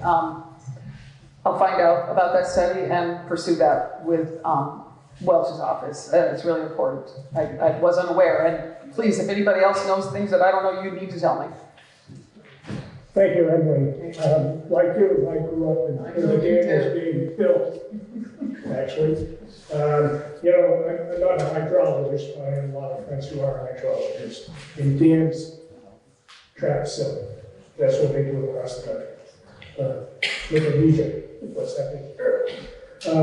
And the Corps of Engineers, when they built the dam, should have been doing studies on the siltation of dams, because it's been known for centuries what dams do in trapping silt. Let me also say, I know you've got the delegation, Peter Welch and others working on it. Patrick Leahy is in a perfect position because he's ranking on the budget committee. In my experience in Washington, if you want to get an agency attention, you talk about their budget. That's where you get their attention. Very true, Roger. Thank you. I think that's great. I will contact Leahy's office as well. You are absolutely right. That makes a difference. Talk to somebody who's on the budget committee. So listen to what Roger's telling you, because you should definitely be getting a hold of them too. It helps to hear from you. It helps for you to put your personal story into this, what it was like for you and what your expectations were and how it's impacted your community. That matters. So tell them, and I'll continue to do it as well. Thank you. Just an aside, that is true. I've contacted the senators and Welch, and they are very responsive. When they hear from, that really perks their ears up, because most people just don't. So when somebody does, they do listen. Okay, any over here? No. Right here? We've got to go around here. This is, I had no knowledge of this at all, but you said something about one of the reasons that there was so much silt is because nothing would grow on the edges of the rivers anymore because of the silt there? Was that what I was told was that every storm that we have where the water is raised, it washes the stream banks. Little brooks, larger brooks, rivers, everything. The West River gets its banks washed. What was exceptional about Irene was the flood came very fast and very sudden and very high and did significant damage to the riverbanks, which has been, which is still continuing to create challenges. I asked them about fixing the riverbanks. Is there anything we can do to fix the riverbanks? They're really, you'd have to bring in fill and then plant and hope for no flood during all that. There's a whole bunch of challenges around being able to do that. I do think that it eases over time, but I'm not an engineer. I don't know. This is what I was told, but it did make a difference during Irene. It was much worse during Irene, and if everybody remembers, it got a lot worse. What I'm hearing is that maybe it was worse above Battle Mountain Dam as well, and maybe those releases increased the challenge. It sounds like it did, and I'll find out about that. And just going back to Welch's office, I really have been working with Welch's office because they have specifically made it a priority to deal with this, and I'm happy to do that, but I just can't say enough that if I could get all 3 offices here to Townsend Dam, that would be great, and you could help with that, so let's try. I guess my curiosity would be if anything could grow in the silt that we could encourage. Right. I mean, the silt they take off is in great big piles, and they actually sell it, I think, because it's very valuable, the silt. There's big piles that they keep on the state forest property, and it's very good dirt. That's what I understand. So, but I don't think you can just put it back in the riverbanks. It doesn't work that way. Hey there, how are you doing? Early Stoll. Is it my understanding, or do I understand it wrong, that the state of Vermont is taxing that electrical facility for the Department of Education and the town doesn't get anything out of it? That I don't have any knowledge of that. I don't believe that's true unless you're, I don't know the answer to that. I mean, And not only that, the only money that goes, I don't think it's related to the education fund unless there's, I mean, sales tax goes into there in the education fund. Now we don't have a general fund transfer to the education fund, so I don't think it'd be linked to education, but I don't know whether they're taxing it in this different way. I'd have to check into that for you. they're gonna say over 1,000 acres, we get $5,600 Yeah, I know. back and you can find land that you can buy for that and not pay more taxes. And due to that, Sylvan, until they open the old channel back up and let the water come down by the tower and settle back in there, they're gonna keep getting that Sylvan because it comes right down and goes right in by the bathing beaches. Sure. So I'm hearing a lot of individual concern here, but has the town of Townsend ever made an official declaration of concern concerning this at any time in the past? I'm going to say that I have been working myself with members of the Town of Townsend Select Board and Planning Commission. I don't know, you'd have to ask locally what steps they have taken on their own, but I do know that the Town of Townsend has, over many years, taken this very seriously. So I'll let you guys answer. I don't know if anything has been, Steve thinks there was something a few years ago, but maybe it's time I to. just know there was a petition several years ago prior to the dredging that was done several years back. There was a petition before that. Yeah, there have been 2 dredgings, actually. And part of the reason why we got the second dredging is because of Welch's office working with me and bringing people in and saying how important this was, and Timmy O'Connor, who said, we got to take this seriously. And they did put some money in that year to help out. Hi, Emily. We live downstream of the dam. Years ago, storms and whatnot was a lifeline to the dam that we could see all the levels at the in the pond and how much water is coming through the dam, the height of the gates and all that. Since the storm, or actually since they put the generators in, they've taken that site down and eliminated Townsend Dam's serial number. It's off the books and out. In the state of Vermont under the Army Corps' webpage. I don't know why, but nobody's up at the dam. Have you asked them? I have, and they've never gotten back to me. So ask them again and copy me on an email. I would love an answer to that question. I know this has changed recently. When were the power generators put in there? I guess 3 years. About 5 years. 5? Time flies. And they have them up at, I believe they have one up at Ball Mountain too. Yes, they did. But I have no idea, but that's the first time I've ever heard that. Yeah, And I'd love an answer. If you look at the Army Corps' site for Vermont, Yep. all the dams are listed there, but not Townsend. And you put their serial number in that used to be, it's out of service. So if you ask that question again and you copy me, then I'll know what you asked and I should get a response. And sometimes it helps to copy the senators and Peter Welch too. Yeah, do it. Okay, thank you. Thank you. How many other hands are there?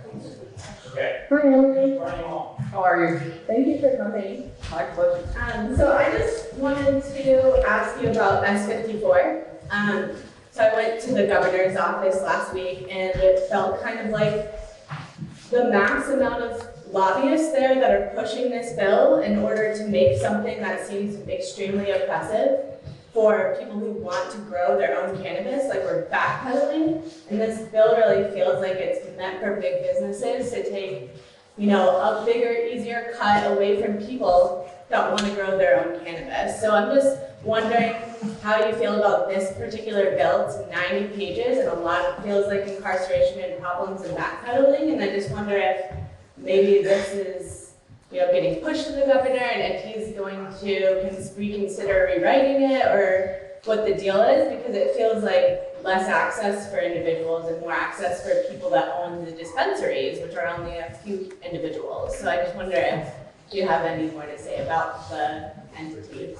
So, first of all, I can't say what the governor will or will not do on this. I mean, his basic concern around moving forward with tax and regulated cannabis was roadside testing, and he wanted saliva in there. And there was actually an amendment on the floor on Friday or Thursday, whichever day, to include roadside saliva testing that failed by 117 votes. So I think the message was sent pretty strongly that because there is no accurate test to show whether someone's impaired or not, we should not be doing saliva testing for all sorts of reasons. So there is saliva testing still in here in this legislation. I don't want to go down too far down that, but the way we're relying on road safety is through A-rides and who are people who, we're trying to see if we can get all police officers, both town, state, town police officers trained in A-ride, which is, I can't remember what the acronym means, but it's to recognize when people are driving while impaired on anything, any drug, including alcohol. Then we rely on further trained DREs, which are drug recognition, I forget what he is. And they're more highly trained to recognize people who are driving impaired. Saliva testing can come into play later if there is a warrant. The DRE says, yeah, there's a problem, we're gonna take you in, you can't do it roadside, you gotta be taken in, and you can do blood or saliva, and it has to be done by warrant. So we're trying to protect folks. The lobbying at the very end, and I got emails maybe from some of you, was more about the agricultural side of it and the concerns about like bumping out small farmers. I went to Carolyn Partridge that day and I said, I'm getting a lot of these emails. She said, so am I. Carolyn Partridge is chair of the Ag Committee, and she wrote a pretty good, if anybody is interested in knowing a little bit more, and if you haven't read it, I would encourage you to. In yesterday's Reformer, she had her column in there speaking specifically about S54. She made it very clear to me that while the bill in her mind wasn't perfect, it is set up to make sure that we are protecting small growers, prioritizing Vermont growers in the legislation. It's not something that the legislation actually dictates, but we're saying it's a priority of the commission that we're setting up. It needs to be a priority of the commission. So if you go and read the legislation, you'll see where the focus is. Keeping corporations out, it's been a challenge. Anyone who's tax and regulated, it's been a challenge keeping corporations out. The way we've addressed it is saying that you are only allowed to own one license. So you can own there's 5 licenses in there, and I don't have in the top of my head every one of the licenses, but if you want to be a testing facility, if you want to be a grow, if you want to be a retail, those are all separate licenses. You're only allowed to own 1 license of each. So somebody could own 5, but you can't get 2 retail licenses. There is a priority, the medical dispensaries did get first connection, but the bill again says we lost one of them, the medical dispensaries. Ever since we legalized, the medical dispensaries have really been struggling. People are growing their own and not buying. So one closed, I believe, and the others are, feeling the pain a little bit. And so I think there's only 3 or 4 left in the state of medical dispensaries. So, I think we've done the best we could to try to control that. I don't know as we'll keep out every bit of corporate, but I think we tried to tailor this bill to make it Vermont. And if you have specific feedback on that you want to see change, please let us know. I mean, the bill has still got to go to committee of conference. I don't make that decision, but my strong belief is that the Senate's not going to accept this bill as it is today. So the next step on this bill will be a committee of conference, and that means conferees from both the House and the Senate will be discussing the proposal and trying to come to a compromise. So if you have specific language that you want to see in there, let me know, or just look to see who's on there and email who's on the committee of conference, both in the House and the Senate, to give feedback, because there's still time to do that. But we really did try to make it work for farmers and work for Vermont. Okay, thank you. Well, it's been about half an hour. And just remember, our elected officials are available whenever you want. They work for you. You wanna talk to her? Year round. Year round, talk to her. I'm just saying, there's a lot of questions here, but we have business to do. Any other pressing, yeah, no? Can I just, Yeah, what? can I just say one more thing? Townsend is the only, I just want you to know that in Marlborough and Newfane, I hold, this sort of relates to David was just saying, I hold office hours in both Marlborough and Newfane once a month on a Saturday. I do it year round. I don't do it in Townsend because I actually haven't been invited to do it here. And I have a hard time finding a spot where I can actually sit. Somebody wants me to sit. I do it in the Moore Free Library at Newfane, and you're all welcome to come there because they invite everybody. You're welcome to come there on the third Saturday from 11 to 12:30. I'm in Marlborough at their community center. They invited me to do that. I do that on the second Saturday. And again, I do that year round. I sit in there for 10 to 12 in their community center. If you folks want me to be up here once a month on a Saturday, happy to do it. It really is great to have face-to-face contact. And I was just dying to give me a spot, I hope. Well, yes, of course. Did you discuss the waiting study? Was that loud enough? No, it's not loud enough, but I was trying to end the. Is that it? You're not going to do this hours? I'm sorry. And I can't sure go after you. I'll be brief on this one. I know he's going to ask. Right now, we're trying. Yeah. You're asking for the waiting study. Exactly. And the waiting study, I don't want to go into too much detail because clearly we're already cut off, but the waiting study was part of Act 173. A waiting study came out in December basically saying our education funding system, including the weights, is not working appropriately for all of our communities, especially our small rural communities. We want to make sure that our education funding system works well. Right now, very briefly, and anybody wants to talk to me about it, I'm happy to talk to you at length about it, but right now that work is starting in the Senate. The Senate's holding a hearing on March 11th from 4 to 6. I don't know whether you're going up or whether anyone's going up for testimony on that. We're trying to figure out how to move it forward. It's not just a matter of taking the weights that were recommended in this study and just applying them. It isn't going to be as simple as doing that, and the Senate is finding out about that as they're taking testimony. We took some testimony in the House on this, but it is important that you stay focused on this and we start thinking about how our education funding system is or is not working for our communities. It is becoming very, very challenging. We see our tax rates, our property taxes go up, and schools are cutting back all the time.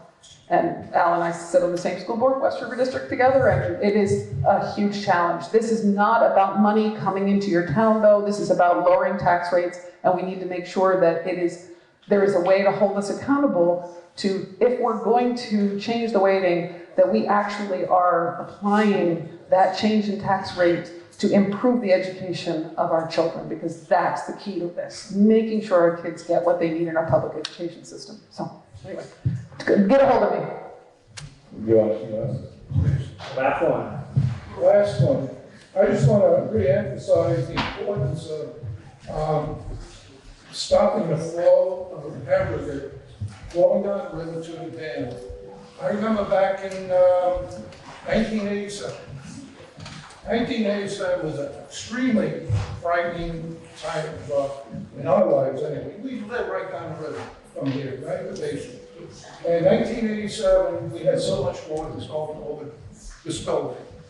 It was, I remember, and I also remember that the National Guard come knocking at our door, told us go down to the school, evacuate, because they weren't sure about the dam. But I'm really trying to emphasize here the importance of we have to stop the buildup of that. The fill that's coming down that river, because it's going to continue building up. As it builds up, it means that much less water to be able to hold back. Yep, so the point will be very critical, and we'll get a big storm. We will not be able to hold the water back, and not only me living right down the river, but so many other people over the Broward are going to suffer, as well as the people down in Connecticut. That's exactly the focus of the Army Corps of Engineers, and if there's any challenge around that, that's where we'll get their attention. So right to our Congressman. Alrighty, thank you so much. I really appreciate your time. And don't hesitate to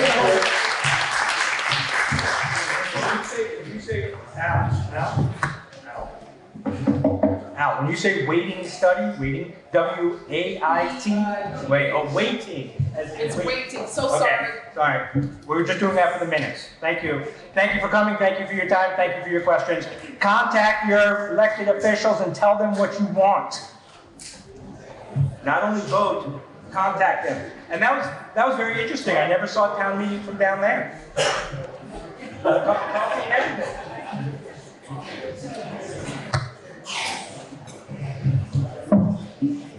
Okay, ready to move on? Where are we? We're on Article 8. No, 7. Sorry, glasses. And Roman numerals. Article 7. To see if the town will vote to appropriate $552,047 to pay for the running expenses and liabilities of the town, of which $325,741 is to be raised by taxes. I'll entertain a motion. So moved. Second. Okay, it's been moved and seconded to appropriate $552,047 to pay for the running expenses and liabilities of the town, of which $325,741 is raised in taxes. Page 12-ish, 13 to 17 generally. I saw those numbers on page 12, I think, and then the budget is 13 to 17. Discussion. Herb, wait, yes. Yeah. Yeah, on page 22 on the reserve funds. Page 22 reserve fund, yes, sir. There's money gone out of the reserve fund like the fog line, the reappraisal, and the distance education, but it doesn't show anywhere in this book where it went to.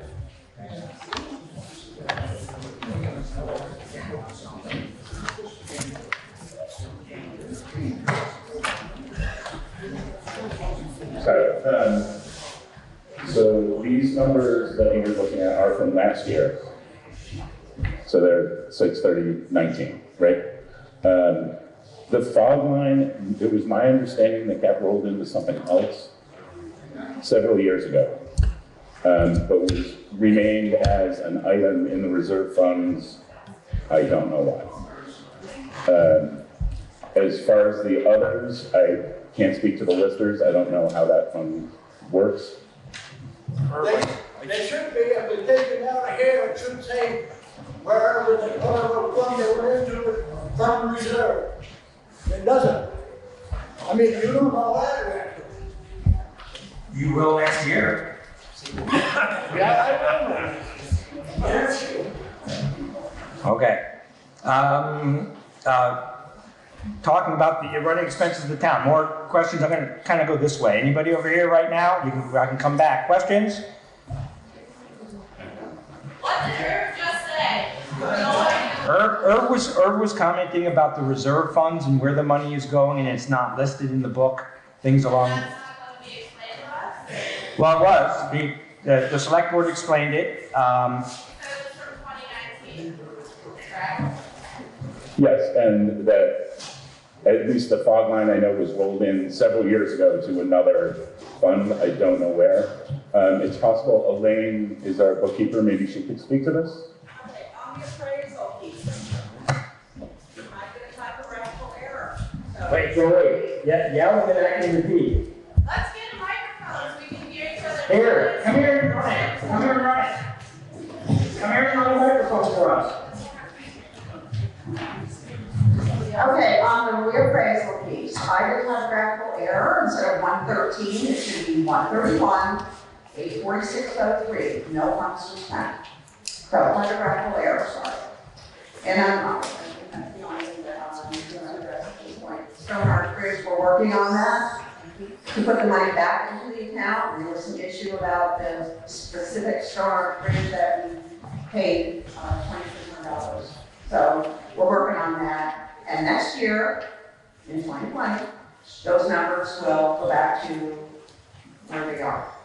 Okay? So this is 2019. We can't do anything in 2019. We've gone through the audit again. The reappraisal was a typographical error. It should be 131, 4603. Okay? Okay, any other discussion?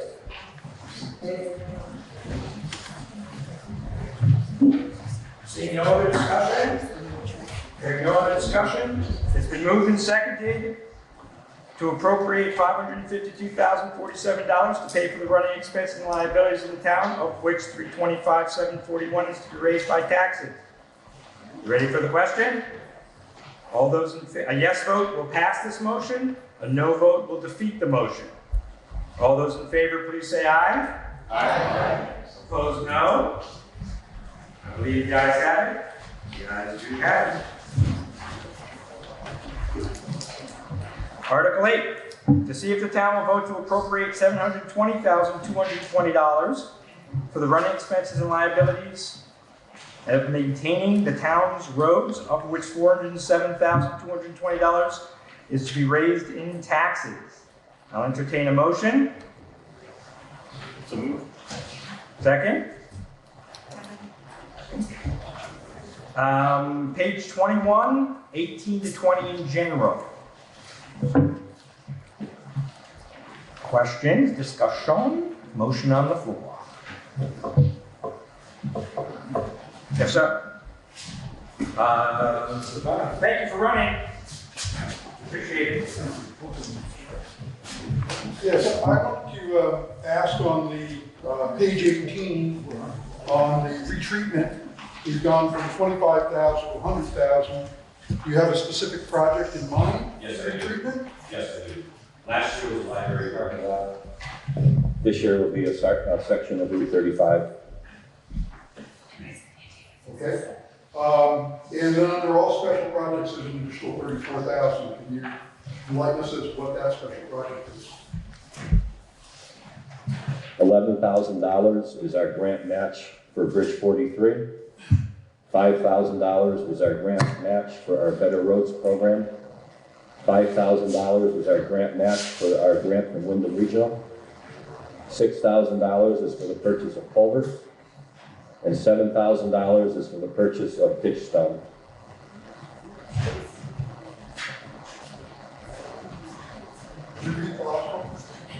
$7,000 for the purchase of ditch stone. Okay, thank you.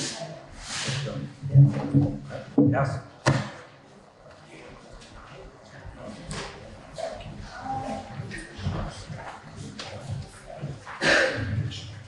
Hi, L.S. Townsend. I have a question. I obviously say that we had a surplus of $200,000.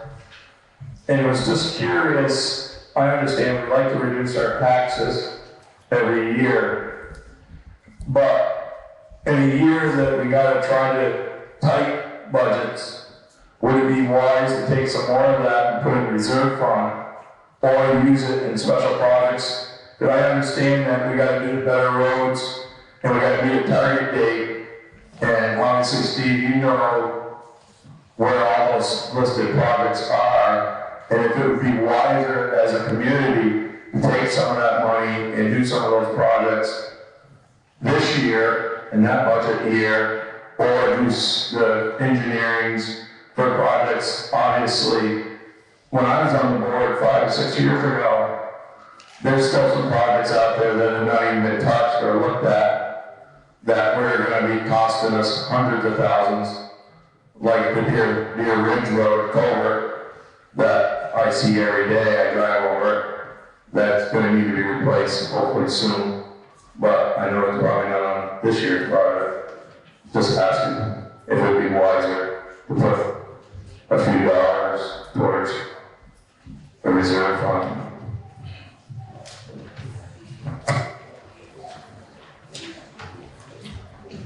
So the reason for the surplus this year is there was, the way the accounting was handled after Irene with the FEMA money kept being pulled out by the highway, reimbursed to the general, and then when the money came in, it was being applied to the highway. So there still exists some monies to be applied to the upcoming year and probably the year after, as we try to work back to zero on that. So there is money that is available to do some of these special projects. We just have not yet allocated it.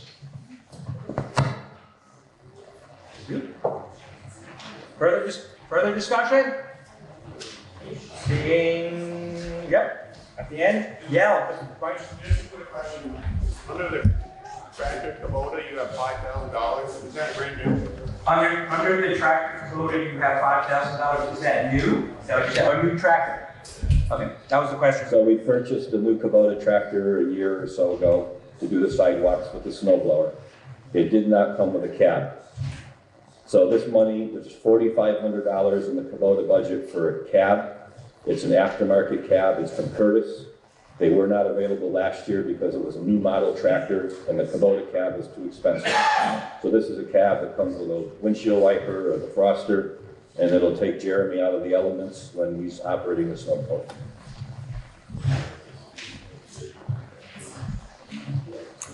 Further discussion? Seeing no further discussion, there's a motion before us to see if the town will vote to appropriate $720,220 for the running expenses and liabilities of maintaining the town's roads, of which $407,220 is to be raised by taxes. A yes vote will pass the motion. A no vote will defeat the motion. All those in favor, please say aye. Aye. Opposed, no. I believe the ayes have it, and the motion passes. We've already completed Article 9, so we'll move on to Article 10. To see if the town will vote to raise $50,000 by taxation to be held in the reserve account for the repair of the Stone Arch Bridge on Back Wyndham Road, contingent upon the successful award of grant funds. I'll entertain a motion. Who's that, Charlie? Second. Okay. Discussion, page 22.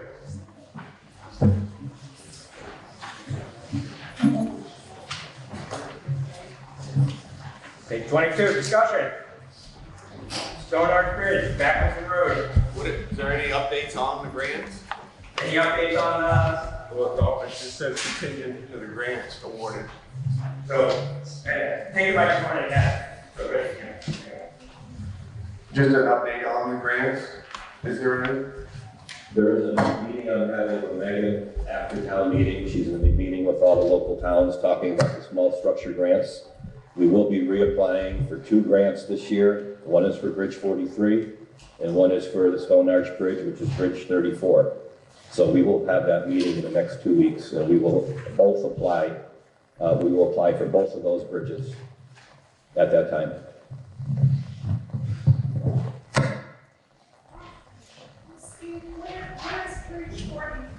Where is Bridge 43 is the question. It is on West Hill. We did replace 42. It's one closer to Dam Road. I believe the mailbox by that bridge is Johnson. Further questions? Discussion? Yes, sir. Microphone right behind you. I just want to clarify that we actually have 88,000 still sitting in the reserve fund for the Stone Arch Bridge. I mean, probably show here because this is as of 2019, and that was something we voted last year. We did raise the 88,000 last year for that bridge. Charlie's request was that we bring to the meeting today an article to raise 167 to get us up to the full amount. We thought we would go with the 50,000, waiting for this potential grant approval, and we wouldn't have to raise 167,000 today to get the full funds to rebuild that bridge. Further discussion? Seeing no other discussion, there's a motion before us to see if the town will vote to raise $50,000 by taxation to be held in a reserve account for the repair of the Stone Arch Bridge on Back Wyndham Road, contingent upon successful award of grant funds. A yes vote passes the motion, a no vote defeats the motion. All those in favor, please say aye. Aye. Opposed, no? I believe the ayes have it. The ayes do have it. Motion passes. Article 11, to see if the town will vote to raise $54,050 by taxation for the running expenses and liabilities of the library. I'll entertain a motion. I'll entertain, motion. So moved. Christine? Discussion. Read your books. Seeing no discussion, there's a motion before us to see if the town will raise $54,050 by taxation for running expenses and liabilities of the library. A yes vote will pass the motion. A no vote will defeat the motion. All those in favor, please say aye. Aye. Opposed, no. Okay, so then reading is fundamental. Article 12. To see if the town will vote to raise $10,000 by taxation to be placed in the capital expenditure fund, fire department reserve towards a future pumper. Say that 10 times fast. Irv. Second. Discussion? Seeing no discussion, it's been moved and seconded to see if the town will raise $10,000 by taxation to be placed in the capital expenditure fund, fire department reserve toward a future pumper. A yes vote will pass the motion. A no vote will defeat the motion. All those in favor, please say aye. Aye. Opposed, no. I believe the ayes have it. The ayes do have it. Article 13. To see if the town will vote to raise $1,750 by taxation for the old cemetery fund. Charlie? Steve? It's been moved and seconded to see if the town will vote to raise $1,750 for taxation for old cemetery fund. Discussion. The obvious joke. People are dying to get yes. I'd just like to take the time. Wait, Charlie, behind you. There you go. I'd like to take the time to recognize Rick Snow for his service as cemetery commissioner for the past, he's 5 years, maybe 10, I'm not sure, I didn't look in the town report. Thank you.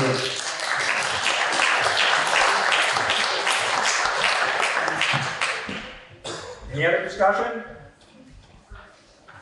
Seeing, hearing no discussion, it's been moved and seconded to raise $1,750 for the old cemetery fund.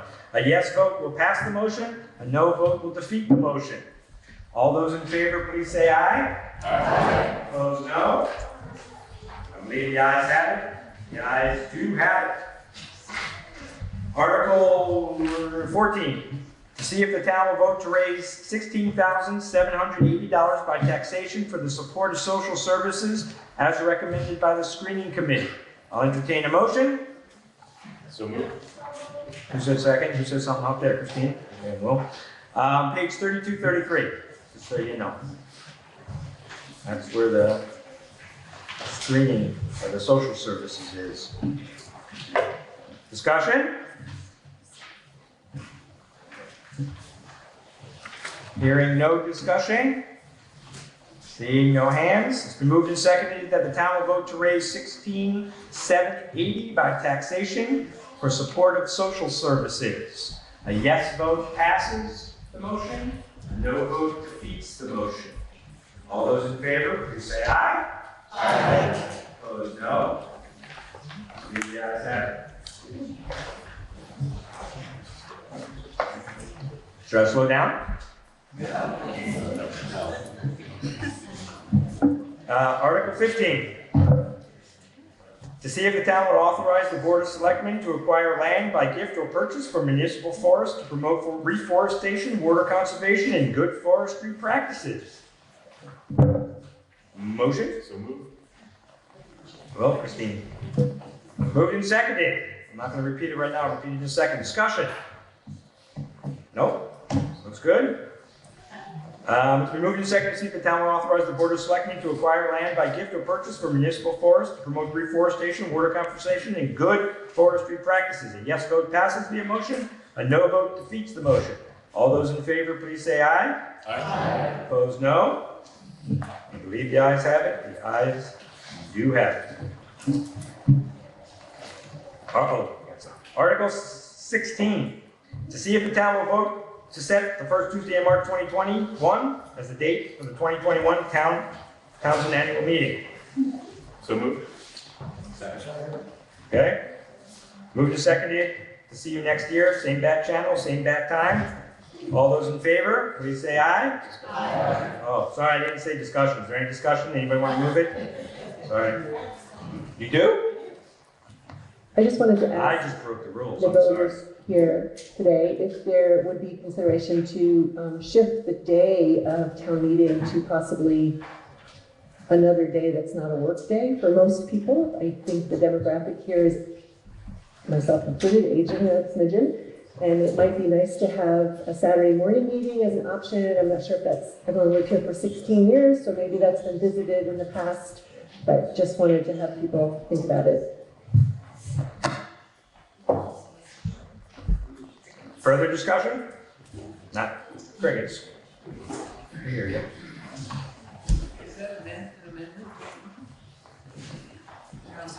Can we, I'm not the lawyer here. Where's our town? We have a lot, yes. Elected offices. Elected offices have to be on town meeting day. The elected, okay, so election of officers have to be on town meeting day. So we would have to have an election, not necessarily from here, we would have to do a joint ballot. It would change everything. That's the conundrum with moving town meeting day. But it's not like it's undoable. I mean, something you can try to warn for next year, that would be smarter and you can look into it, but something. I do know that, I think it's Vernon or Guilford. Sorry. There is a town, I was just talking to someone the other day, they do 2 evenings. So they do the Monday evening to do articles in business, and then they hold elections on the Tuesday, which is town meeting day, in the evening. So they break it up. So that's something we could look at, like Warren said, to warn for next year. But just something for everyone to think about. There's not been an amendment. We've actually voted it in, but there hasn't been an amendment. But other business, when we get to other business, I mean, if you wanted to pipe up and just give an opinion of what you thought about moving town meeting might be a good idea, just so the select board has a feeling of what the people in town that show up want to do. Okay? Any other discussion about the meeting date? Okay, well, we'll take a second vote, even though the first vote already happened.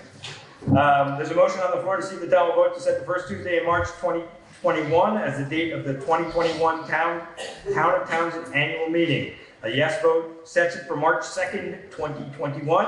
A no vote, we never hold town meeting again. All those in favor, please say aye. Aye. Opposed, no.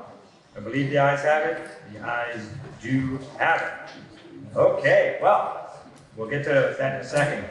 This is a record breaker. I've been doing it for, I think, 13 years or so. What, other business? No, there's other business. Oh, wait, actually that takes precedent. Is that an official request? But we're not done with the, warning. Yeah, you have to at least announce the non-binding. I don't know if we can do that. A move to adjournment, though, is a privileged motion, so you would have to take that into account right now. Can we do it? I know, we still have the last article. That's why I'm in a conundrum right now. Do people want to adjourn? No. Okay, thank you. Wait, who wants to adjourn? Who wants to adjourn? Anybody? Just one? Okay, well, whatever. Okay, that's okay. That's okay. Okay, so at least we know and everybody feels good about me not. Okay. So is this non-binding? Okay, hang on. Let's go to Article 17 to transact any other non-binding business to properly become before the meeting. I have some issues here. I'll start over here and go around the room for any non-binding business. When something's brought up, if you want to discuss it, that's fine too. Yes, we'll start right there. Wait. It's not. Sorry, try to. I'm Marilyn Bratt, and I'm the board of Townsend Public Library. And this year, We lost 3 wonderful long-term trustees, 3 incredible women who've given more than 30 years in service to our library. I'd like you to please join me in recognizing Maggie Bills, Mars Holt, and Ann Albee for all of their contributions. Thank you.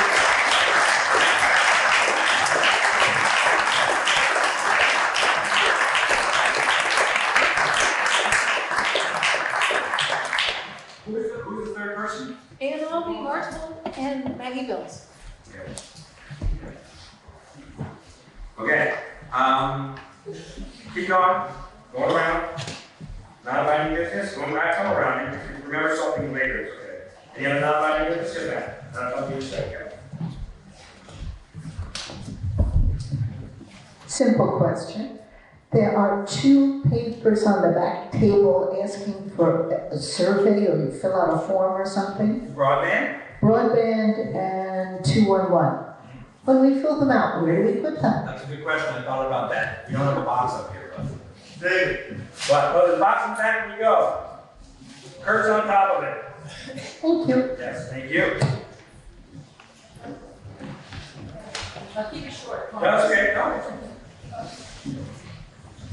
So I just want to thank the select board. I know you have a really tough, thankless job.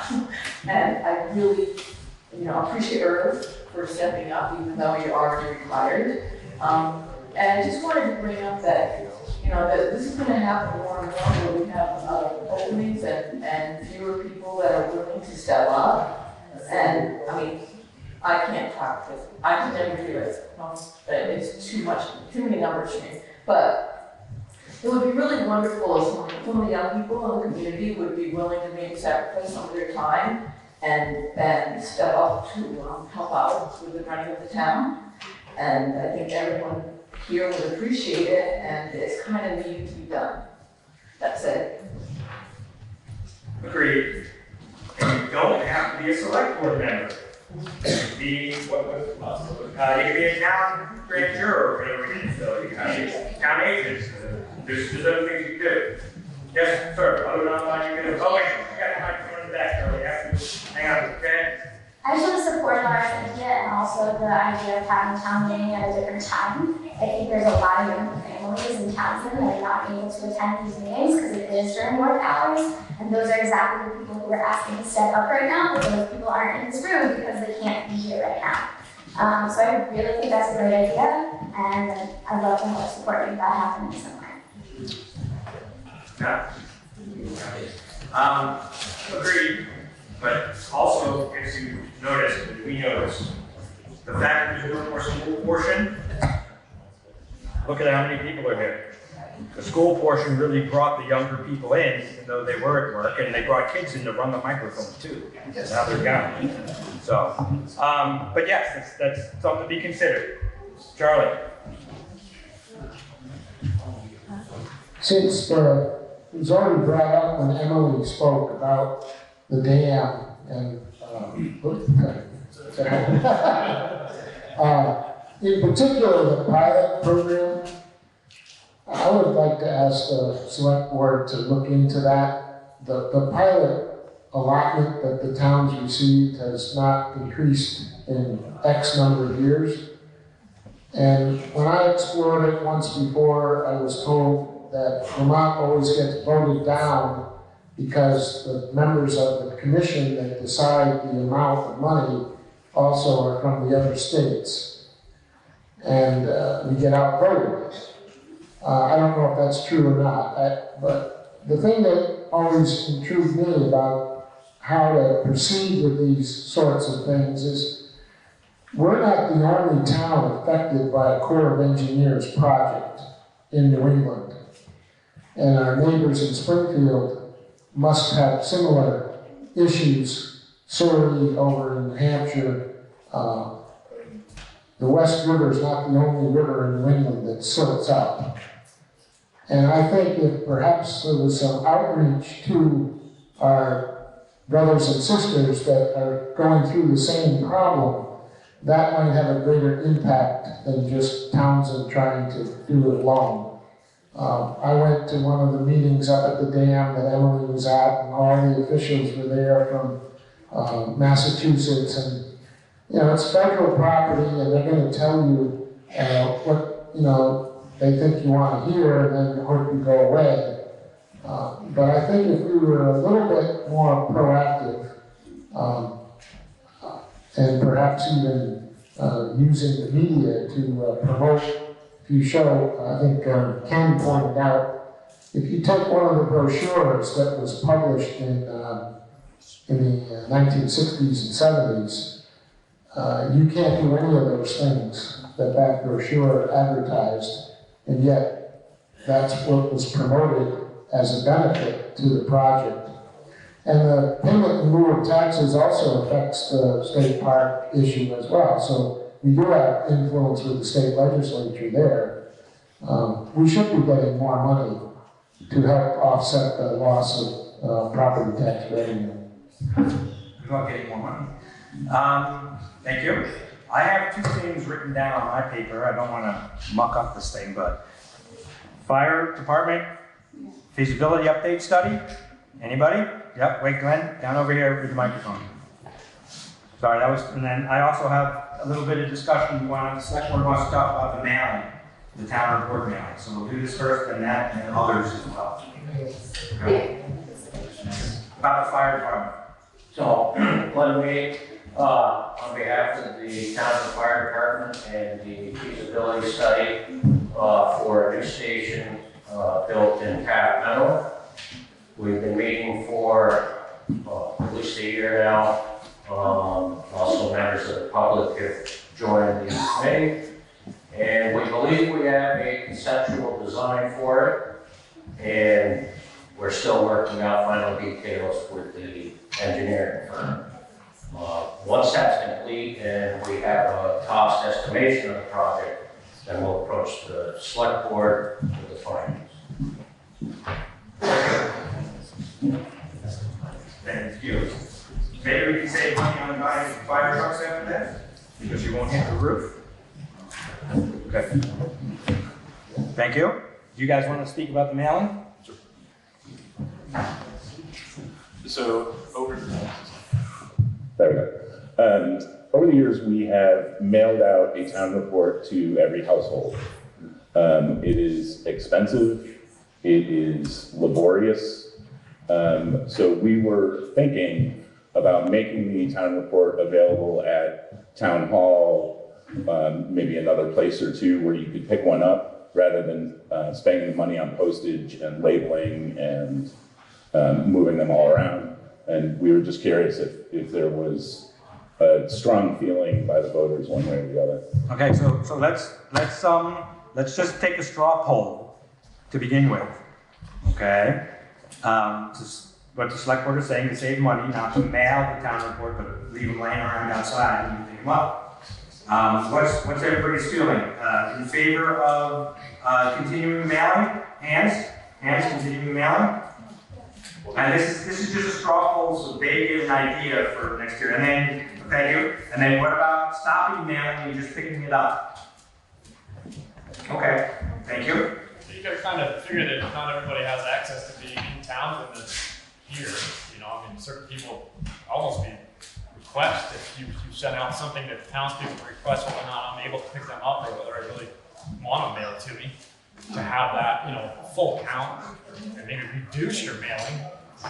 So what he said is that some people are not around to pick it up. So maybe the option is to, if you want to request a mailing, then you can request a mailing, and then if not, then you pick it up. Oh boy, did I just open a can of worms? Okay. There's too many variables. Yes, sir. Quickly, yeah. Well, what would be the savings on the post? Good question. If it's only. Well, actually, that's going to be what? Roughly. It's in the town report. How much that, I don't know where it is, so page long. Anybody have an estimate? I don't know where it is, but it's in here. Okay, fourth page, real quick. Yes, right there. Right there. It would certainly help for one household not to get 4 reports. Okay, but if there's 4 people living there, that's what's happening, but you're right, I agree. Yes, Dave? No? I think it's roughly. I don't get one. It's roughly around $700 or $800. Just in postage. There are other options to mailing. In the past, we've done mailing, I believe, to the grand list, just the mailing, which is or was it the voter checklist? I don't remember which the mailing was done to. We also have the option of mailing it to local postal customers, which means that all of the 600 postal customers get whatever is sent, and there's no need for labeling that way. It also makes sure that there are no duplicates per household. And it's also, I think, a penny cheaper for mailing. Great. Loud. So you want the microphone? I like the microphone. Okay. Here you go. This is good. This is good. Just keep spouting ideas because they're listening and then they'll come up with stuff. So that was a good one. That was a good one. That was a good one. Yeah. Can I talk now? Please. Okay. In terms of households getting 4 copies, this works from the voter checklist. We who perform the duty of getting it ready to mail have to go through these labels by hand. So if you got 4 copies, it's because we didn't catch it. And believe me, it's not easy to catch. When you got a whole list of all the people on the voter checklist, it's not easy to catch it. We try to send out only 1 copy per household. Now I gotta remember what I was also gonna talk to. Just senior moment here. Wait, on this topic or previous topic? Same topic, same topic. It was basically had to do with the town report. Oh yeah, in terms of mailing them to people in general, part of the issue is how many come back to us. This is particularly true with people who are registered to vote and people who are part-time residents. These cannot be forwarded. So I can't remember, how many did we get back this year? Do you remember? Yeah, at least a full box of them came back as undeliverable. So sometimes this is a tiny little error in the checklist, and sometimes it's just the fact that we don't have everything we need to do to send them out, and sending them out just to have them returned is an additional expense. So the idea is to cut all of this out, let people know they're there, and yeah, perhaps if somebody wanted to mail it to them, they could notify the town clerk. But believe me, going through the voter checklist and trying to get rid of duplicates is no fun. Is this all about the town, or is it that idea? Okay.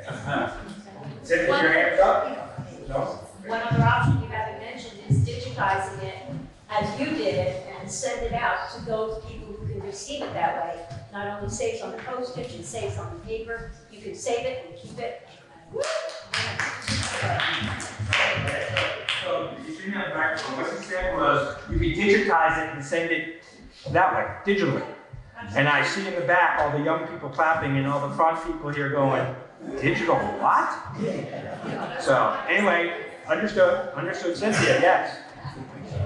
Right there, yes.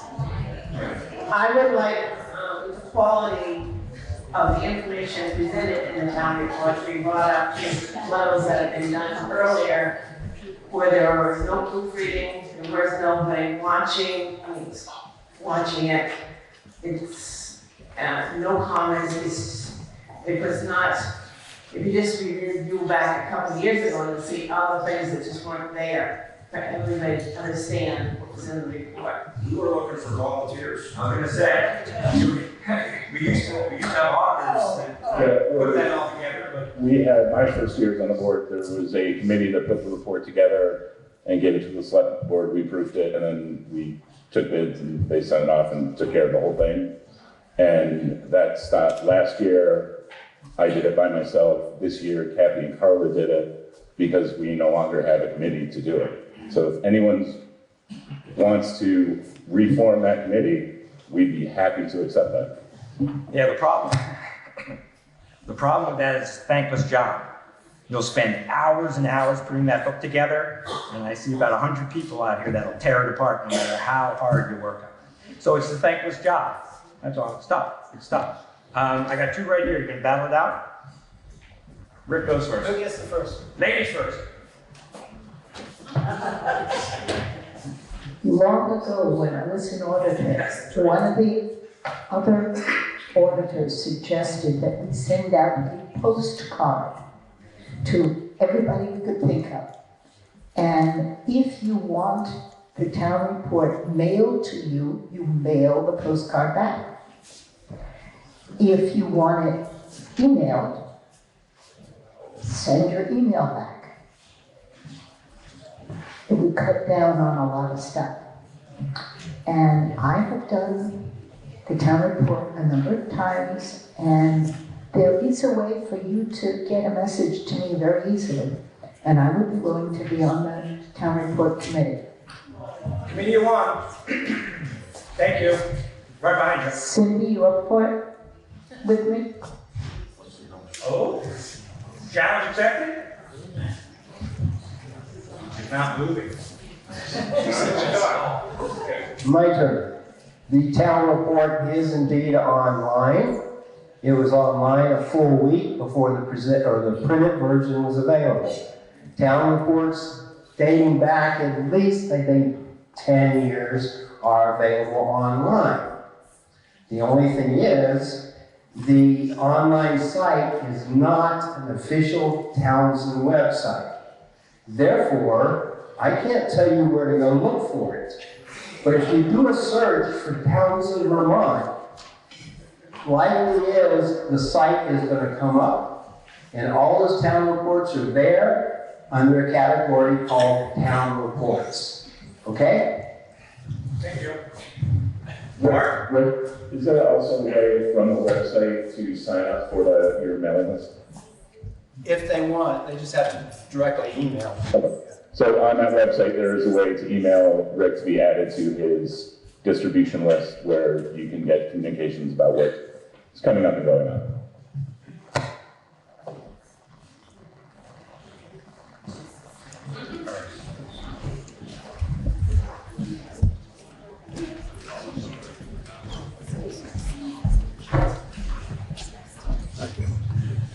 Yeah, but also this town report has to be in the voters' hands so many days before town meeting.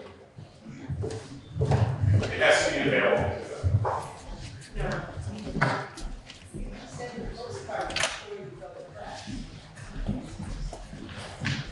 Okay, I lost track.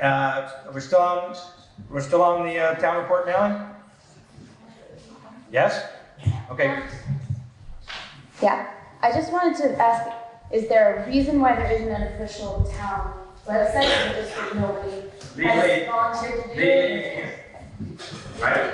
No, that's a complicated. That's a complicated answer, but it's a reality thing. Yes, and that's why it's an unofficial town city. Do other towns have town websites? No. Yes. Yes, they do. Hundreds. Some do, some don't though, because there's a. Probably not complicated.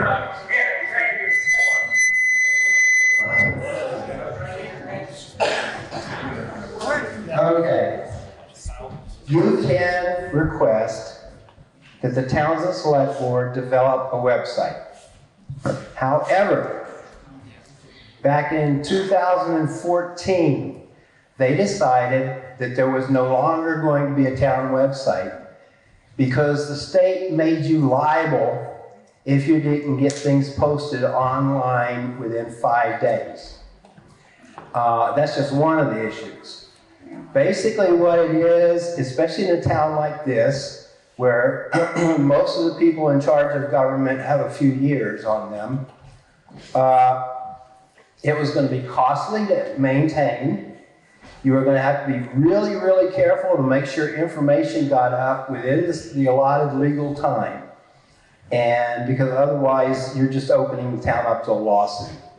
So based on circumstances, the town decided to drop their website to keep themselves from getting in a position where they got reported to the Secretary of State and taken to court or something like this.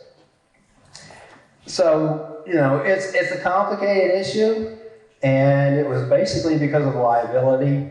And again, this town would probably have to hire somebody in order to take care of one. Other towns do have them. Other towns also have what those of us who are doing it call bootleg sites. Vernon, for example, has a bootleg site. Wardsboro has a bootleg site. Townsend has a bootleg site. And there are other towns within the state who do the same thing. But it really is more than anything a liability issue.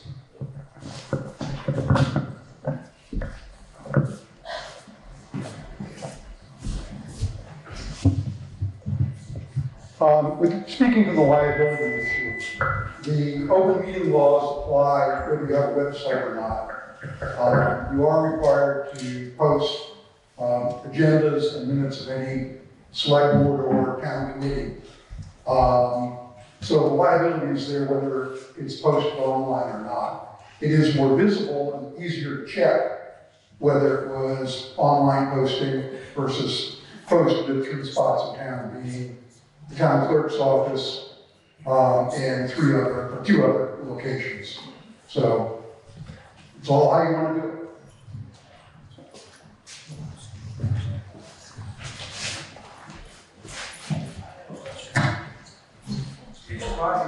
Motion to adjourn. No, not yet. So I'll let you do it in a second. I got just two quick things I want to say. You good? Anybody else? No? No? Okay. So just real quick, lunch downstairs we're paying for it. It's being catered by Riverbend, but it's your taxpayer dollars. So although we're probably going to adjourn right now before lunch, please hang out and eat your food.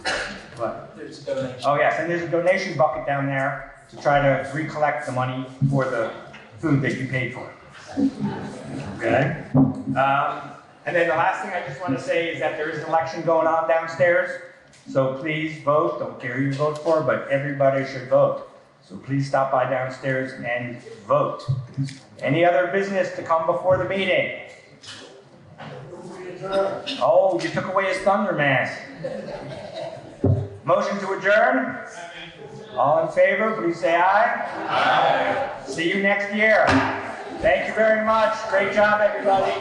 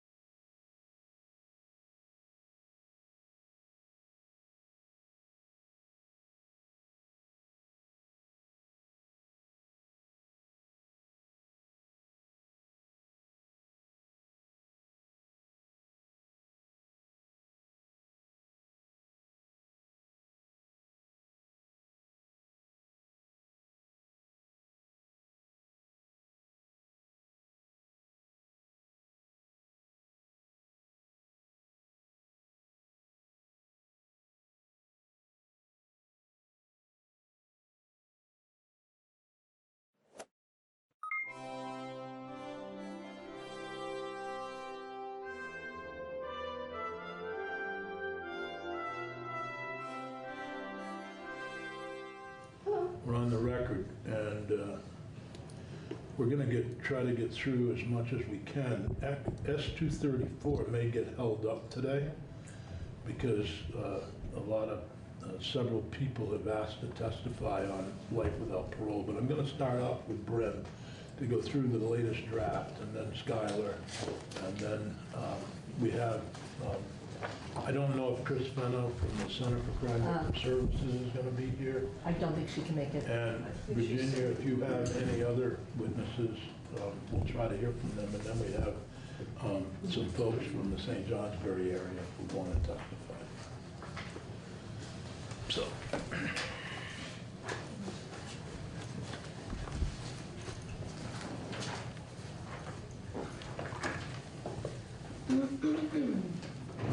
So good morning, committee. For the record, Bryn here from Legislative Council. I have a new draft 2.1 of the bill to talk to you about. There's really only a couple of changes to this draft, so I'll just go through those. So the first change is in section 1. I added a new sort of phrase at the beginning there of subsection A, except as provided in subsection G of this section. So that language is intended to make it clear that this new penalty section applies to any murders that were committed after that 2006 amendment to the statute for anyone who hadn't been charged after that. So we talked about that. That's some clarification there. And the next change is in section 2. This is the consecutive sentences statute. This is sort of that section that is meant to deal with any sentences that are imposed back to back. So it's sort of a default life without parole. And I think there was a suggestion from the Department of State's Attorneys and Sheriffs to change this language so that it's clear that anyone who is 25 or younger when they commit crimes, rather than say that a court can't impose any consecutive sentences, it says that any aggregate minimum of a sentence imposed on a person who's under 25 shall not exceed 35 years. Okay.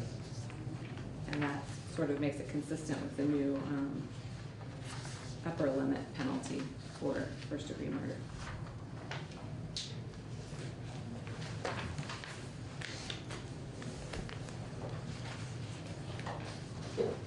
So those are the only changes to this draft. Okay. I would just reiterate that. I'm sorry. Oh, go ahead. Just wondering about aggravated murder there on page 5.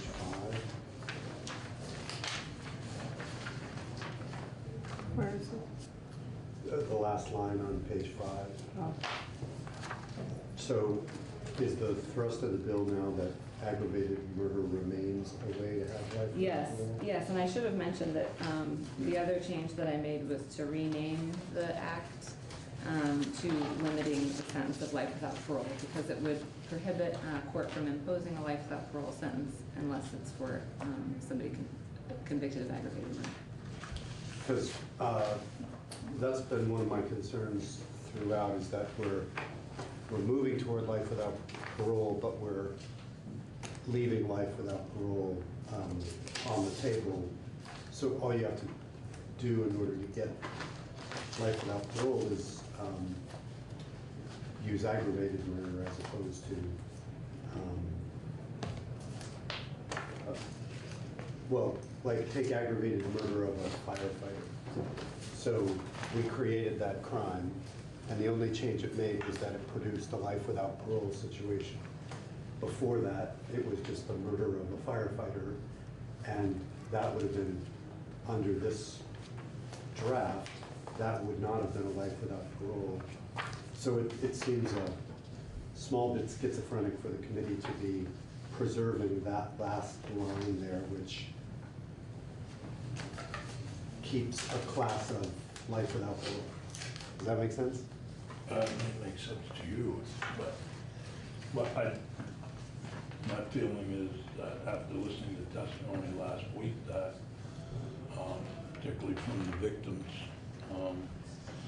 that it would be hard for me personally to vote for a bill that didn't have something in it.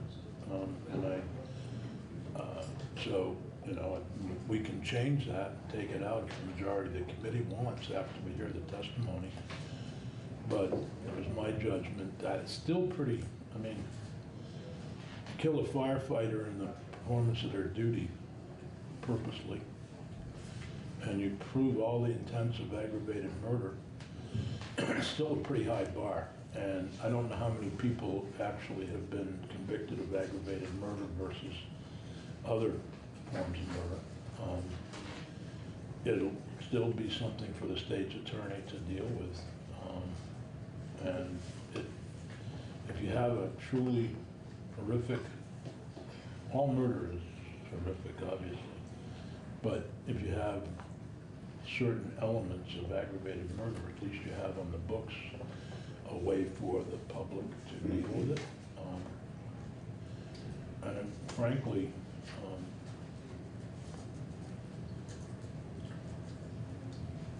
it's been brought home to me by what's happened this past week with Wheelock, who murdered somebody who I knew personally, who received at first a 17 to life sentence, or 17 to 99 years, then got 21 to 99, repeated failure on furlough.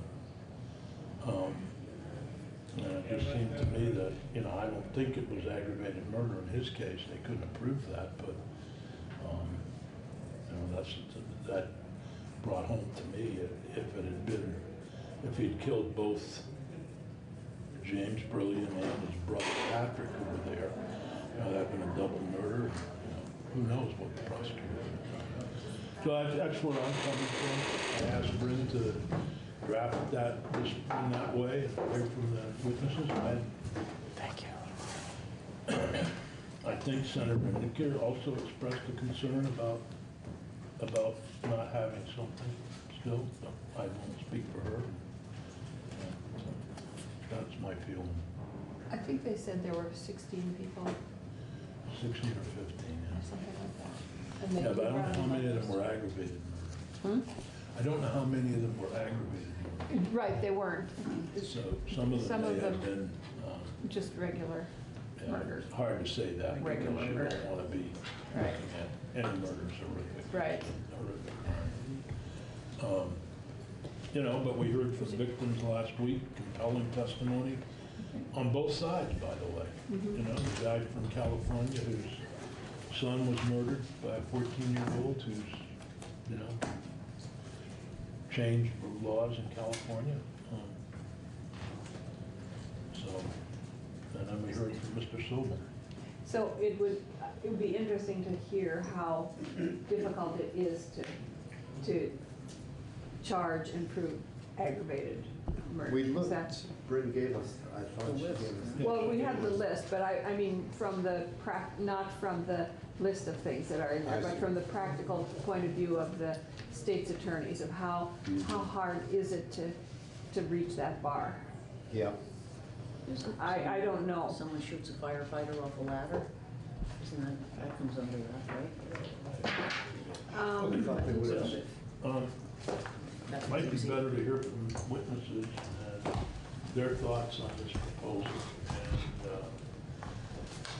and then move forward and then make our decisions as we mark up the bill rather than.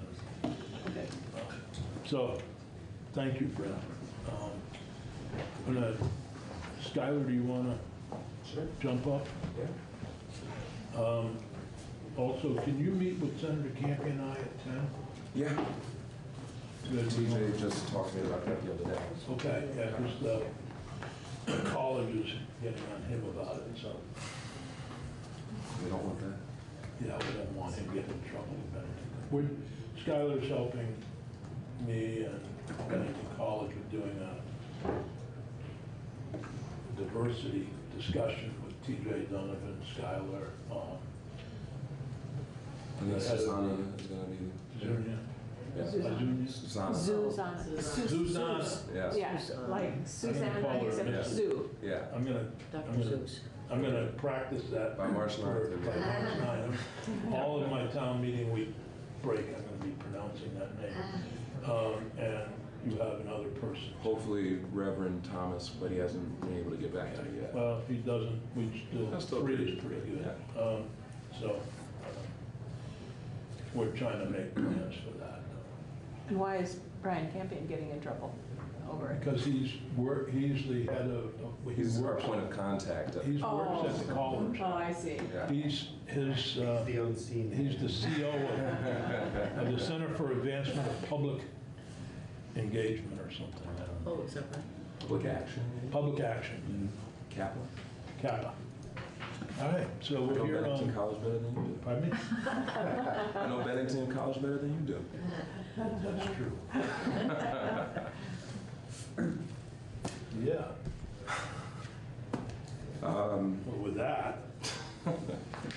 You have to excuse my voice is a little weak right now. I was battling the flu last week, but I'm good. No, I'm good now. Okay. The voice just remains. Trust me, I would not have put the State House at risk by bringing in the plague. I was still under siege. But for the record, Skylar Nash, student activist, is probably the best title I can think of at the University of Vermont. I've been working on variations of this bill now to eliminate the issue of life without parole alongside Tom Dalton from Vermonters for Criminal Justice Reform and our national partner Susan Lawrence for just over a year now. And I got to tell you that this was not at the top of my list when I was looking at criminal justice reform and pressing issues. I don't think it was for many people, a particularly hot button issue that we were thinking about day in and day out. But over the past years, I've started to dive into the issue. It has really risen to the top of that list for me, not just here in Vermont, but I think nationwide. And it's been a very interesting process because we're dealing with the worst of the worst in terms of these crimes. But what it comes down to me is our criminal justice system going to be acting in the interest of justice, or what makes us feel better?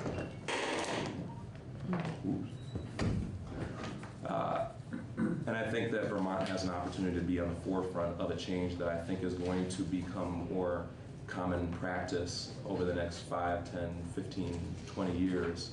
And then I hope when that time does come that we can look back and say that we were able to have the political courage or other courage necessary to do what I think that the data tells us and most experts tells us is best practice in terms of not just public safety but also justice.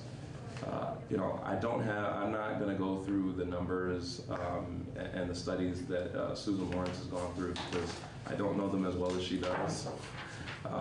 And you guys have heard them multiple times by now. What I will say is what has been a sticking point for me is that I know many times over the past 100 years there have been crossroads in terms of us redefining what justice looks like and what justice is and what's in the best practice and interest of justice. And I think those have been hard changes to make because they don't always feel like justice or feel like the safest decisions for us to do. And they can be scary because these crimes are scary. But that's when we need to put forth that courage to do what is really best practice in terms of pursuing justice, not just for victims, not just for offenders, but for society as a whole. And I really truly do believe that the elimination of life without parole, wholly, not with a cutout for aggravated murder, it is really best practice in pursuit of justice. I don't have much more to say other than that a big thing for me through this entire period, and I've evolved on this a lot of different ways during my time for the past year, is that it has never quite made sense to me once I started looking at this issue why it is so easy for us to trust the criminal justice system to tell us on a day of sentencing that this is a person that will never be able to return to society safely. And we accept that. But then on the back end, it is so scary for us to trust that same system if it tells us that this person may have an opportunity to come back to society and be safe. To me, we can't have it both ways. If we're going to trust that system to lock people up and throw away the key, then if that system were to come back to us and say this is somebody that can return to society and be a contributing member of society and is safe to return, then us denying that person a chance to make that case or have that opportunity is a denial of justice as well, which is not always the hardest, which is not always the easiest case to make, but I think that it is the case to make. And that's what it really boils down to me, is that if we're going to trust this system, we need to trust it on both ends, and we need to give people the opportunity to make that case. Well stated. Thank you. I was talking to somebody last night who was on this committee in 1987 who introduced a bill on the death penalty. Because the death penalty had been ruled, that's on the books in Vermont, had been ruled unconstitutional by the U.S. Supreme Court. And so this then senator introduced the death penalty in 1987. And what the Judiciary Committee came up with was life without parole. So that's really the history of it. Prior to that, there had been I believe it's still on the books, but an unconstitutional law regarding the death penalty in Vermont. I don't know why we don't get rid of it since it's. Well, you could do that here if you wanted, I guess, but it's unconstitutional. I guess they never wanted to, I don't know. I don't really know why we never repealed it. I don't know.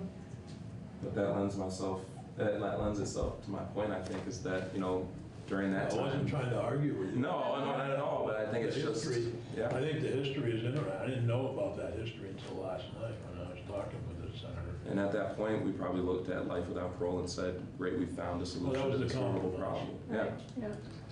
And I think we've made those compromises in terms of evolving in the sake of justice a lot of times. Nationally, is there information on how the death penalty, the life without parole is used based upon race? Is it more often? I mean, as with every aspect of the criminal justice system, there are racial disparities, but as Susan Lawrence has talked about, they are extremely high when it comes to life without parole sentencing. Obviously, that's not as big of a problem here in Vermont, just with the people that we have currently serving it. But nationally, both at the federal level and then just if you look at the country as a whole, there are large disparities. And I think that, you know, while we want to focus on Vermont, I have also during this process taken a national view of that.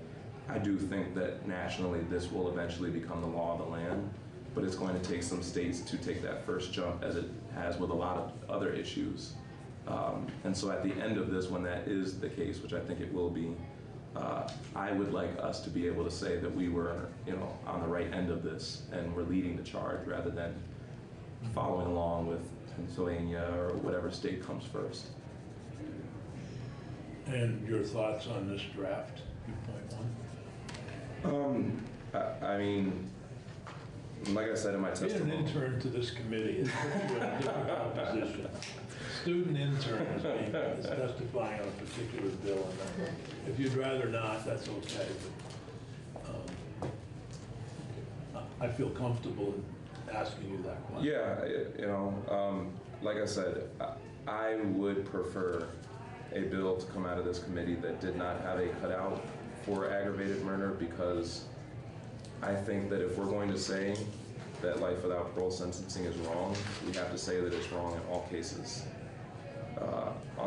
We just have to say that it's wrong, and that we are trying to slow a change that I think are saying that we need to make by changing it for first and second degree murder, but we're trying to kind of hedge that change by saying we're going to cut it out for aggravated murder, which I understand has to happen sometimes. But personally, I would think that if we're going to say that it's wrong for first and second degree, that we should also say that it's wrong for aggravated.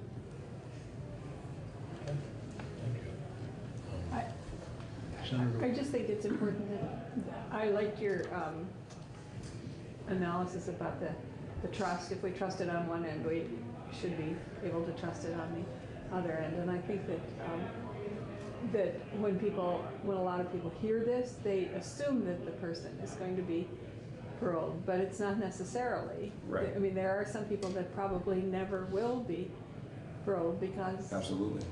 Because Charles Manson would fit in that category. Yeah, and there are probably, No, he came up for parole several times. yeah, And he was never released. right, right. So I think it's important that people understand that this isn't giving parole, this is Right. giving them the right to ask for it. And honestly, Have a I would hearing. think that if we have, the most violent among us in jail, that the people inside jail, whether it be their other inmates or the correctional officers, are going to be better off if that person has the self-delusion that they're going to be able to finally prove their case someday, and if because of that they behave a little bit better, or use some services to try to improve themselves that they may not have beforehand. I think we're better off with that as well. That's an interesting point. All right. Any other questions for Skylar? Skylar, thank you. Thank you very Thank you. much. We have some time if you'd like to testify. You want, both can come up at the same time, feel free. We just need your name for the record and, I'm Meredith Berry. I hope I can do this. yeah, there's some tissues. So,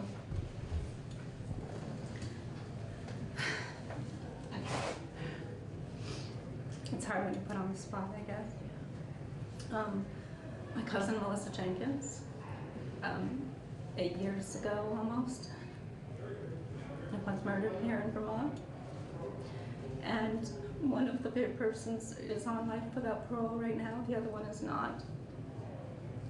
And if, I understand it's retroactive, but if it wasn't, it's not retroactive. No. So she could still get out? No. No.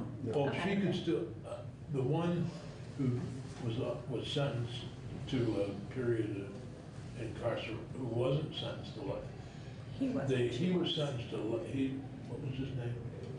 I don't Prue. glorify Mr. it. Prue was sentenced to life without parole for aggravated murder. His wife was sentenced. She was life without parole. She was life. She He was was not. He was not. He actually went to jury, went to trial. So she went to life, And so did she she take- cannot, under this bill, She cannot. cannot. No. So But going- He could evidently under the sentence that he received. But you just wondered if it was retroactive. No, it is not retroactive. The bill as written now is not retroactive. There may be a court suit filed by someone to say that because this bill passed that it should be retroactive, but I don't know that it would be successful, particularly if we leave aggravated murder in. My first instinct is her son. Those people took her away from her 2-year-old in front of her. He's now 10, and He's if they living with you? half-time every other weekend. When he's 30, and he could possibly be up for parole and come out. I don't know whatever age it is. I just can't imagine how it will affect him. I worry for him. I don't think he'll ever be out in my lifetime, but it could possibly in his, I don't know. So I fear for them. And, if you decide to take away life without parole for first, second, aggravated, whatever it is, I fear for what the family would do if they got out. I fear for my family. I've heard people say, let him out. And then I would lose more family members.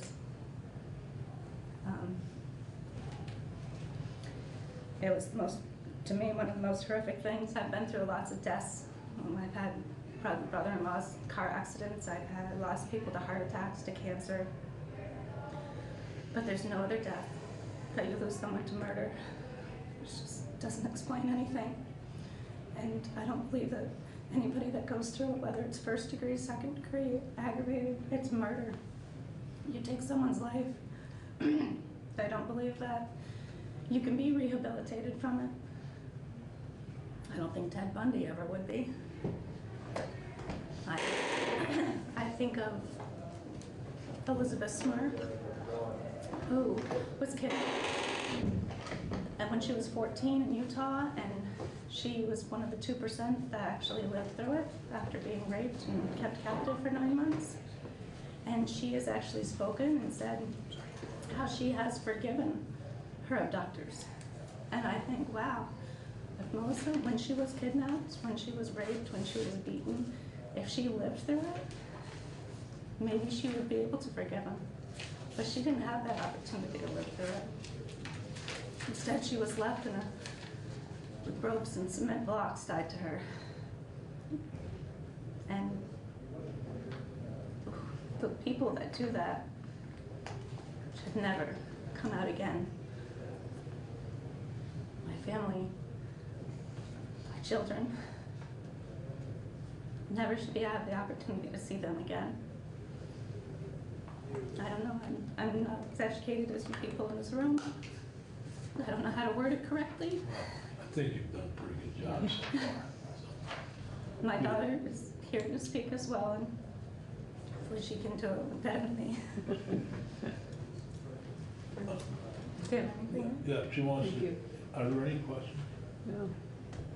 I think you expressed yourself very well. If you feel nervous that you might not have been, my best speeches are always on the way home after I've given them, so feel free. Thank you. Thank you. Please. So my name is Jade Berry, and I'm also Melissa Dingan's cousin, and she was my godmother as well. And I hope you don't see this as me just trying to play onto your emotions and anything like that. But so it was spoken a lot about how people who committed these horrific crimes should be given the opportunity to rehabilitate. But my question is what is the quality of the rehabilitation in these programs? We know that the U.S. has the highest number of people incarcerated in the world, even though we don't have the highest population. The rate of reoffense is high, so who's to say that the quality of the reincarceration systems is good enough for these people to be let out? Who's to say that the quality that they're receiving provides them with the necessary means to be a functioning member of society? Who's to say that? And also, if they are given the opportunity to rehabilitate, the people that they did this to are not given the opportunity to rehabilitate. Melissa Jenkins isn't given a second chance. She isn't given the chance to change where these people would be. If I obviously am aware that they would not be getting the same. I know that these people would not be let out. This bill doesn't apply to them. This is something that will happen again. Whether we'd like to say it or not, it will happen again. And the same situation should happen. If this bill is passed, where someone can be given the opportunity to rehabilitate, the opportunity to change, but the person that they did it to does not get the opportunity to change because they took their life. And to me, that just doesn't seem fair. And we also talk about how one of the elements of aggravated murder is they took more than one life. Where, yes, in this situation that I'm emotionally attached to, they did take one life. They took one life, but they impacted hundreds. If Melissa Jenkins was still here, her son would have a mother, her family members would still have her. Hundreds of students at St. J. Academy would have the ability to be taught by such a wonderful teacher. And though this is just one case, I feel as if something like this is bound to happen again. If this happens again, and someone is given the opportunity to rehabilitate, if you will, then I feel as if it is unfair to the person that they did to the family members involved, and to the community, and literally everyone else involved who would have to be out there knowing that these people committed such a horrific act and were able to rehabilitate themselves and become a functioning member of society. And the argument also is that in all cases, because we're making this for first and second degree murders, that the life without parole would be taken away. It says if it's going to be for some cases, it should be for all cases. I believe that this type of crime is so different than other crimes, where I think that there should be different yes, there should be, and it shouldn't be for all cases because there's different scenarios for each case. So why would we make it for all cases if each crime is on a different level anyway? To me, it just doesn't make sense morally or at all. Thank you very much. I know how difficult it was for both of you to come here and talk about it. When I talked to the brother of James Brilliant on Saturday morning, he talked about being re-victimized every time this guy's let out on furlough. That's pretty powerful. So I understand whenever even the possibility or the discussion comes up of Mr. Prue being released, I'm sure that will bring back horrid memories. And I don't want to be at all callous, but statistically, many people who commit murder are actually in looking at their likelihood to reoffend is relatively low as compared to other criminal activity. But it's such a horrific crime that, but it is truly, particularly in cases where anyway, that's part of the reason that some people receive various sentences under current law. You know, that many people who might commit a murder don't get life without parole. Because Mr. Prue didn't get, for whatever reason, I don't know, I wasn't there. I have no idea that the attorneys and the state's attorney and how they ended up settling that case and why that happened. But I guess he avoided going to trial. Right? You went to trial. Virginia, do you have any comments on behalf of the Center for Crime Victim Services? Or if you Yeah. don't, that's fine. I can, I believe that Chris sent in her. Well, she sent in the testimony, but the testimony that I got in my email was only the bill. Yeah, she didn't send And me. it wasn't her testimony, so that's confused me. Yeah, well, sorry about She that. may have I sent didn't, something in. No, she hasn't said anything else. Because she said something late last night, but. Yeah, it turned out to be just the bill as introduced. Oh, late last night it was due. Okay, well, Yeah. so I apologize, I didn't make copies, I can, But that's for you okay. if you want it, or I'll just make sure I get it to Peggy later. So, Virginia Renfrew, for the Center for Crime Victims, and the Vermont Center for Crime Victims opposes S-261.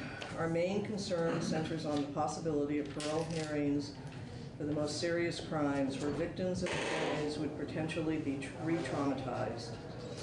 It's important to provide judges with the discretion to sentence life without parole for crimes that warrant such a sentence. This discretion is relevant as well to cases where plea agreements reduce charges when a person may have murdered multiple people. We encourage this committee to consider not removing the sentence of life without parole at this time. Thank you for your consideration. Thank you. The letter that you're thinking of was this one from the Center, the network against domestic assault. Yes, then the network center. The network letter we've got, but we didn't get Chris's letter. Okay. I just have it, I'll make copies. You just got it, okay. Thank you. Anybody else who wants to testify on this before we? Excuse me, Yes. can I speak briefly? Sure. You need to state your name for the record and why. Susan Carr, and I'm a retired victim advocate, but still an advocate, I guess. I worked closely with Meredith and her family in the Melissa Jenkins case, and I just want to briefly say it is so traumatic for the families to go through the murder, the trial, and all of that, to have to think that someday there may be a possibility for the offender to get out is just overwhelming, and it would be this burden that they carry with them, you know, constantly until that issue comes up or doesn't come up. And to say that they have an opportunity to address the parole board is assuming that all the pieces are perfectly in place for notification. And having worked in the system for a long time, there's lots of places for problems with notification in the system to victims, especially when a case is 25, 35, 40 years old. So to assume that the victims will have a say when the parole hearing comes up may not be accurate.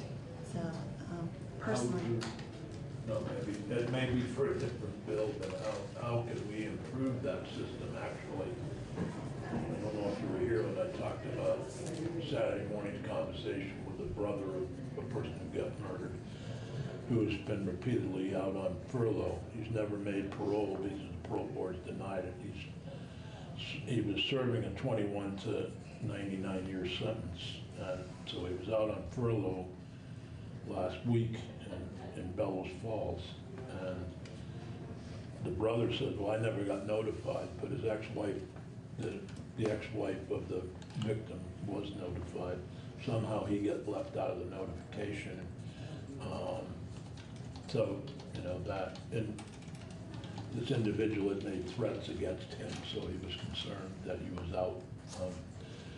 I don't know, how would you, as a victim's advocate, if you have any suggestions, we'd be happy to hear how we could improve that system. You know, I think that now this person will get notice, but maybe, I don't know if you know Senator Benning. I certainly do. Represents Caledonia County. Yes. You know, any suggestions you have to improve that system of victim notification, we'd be happy to hear about it. Because it did fall down, I guess, this weekend, or it was last week.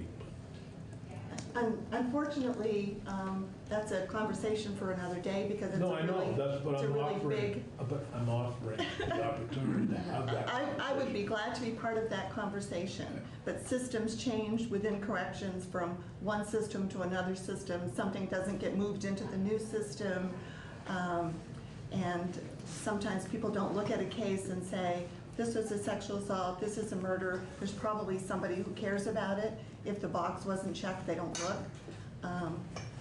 Well, again, I'm offering. And I'm more than willing to be part of any discussion about that. Ms. Warrenton. Senator Benning.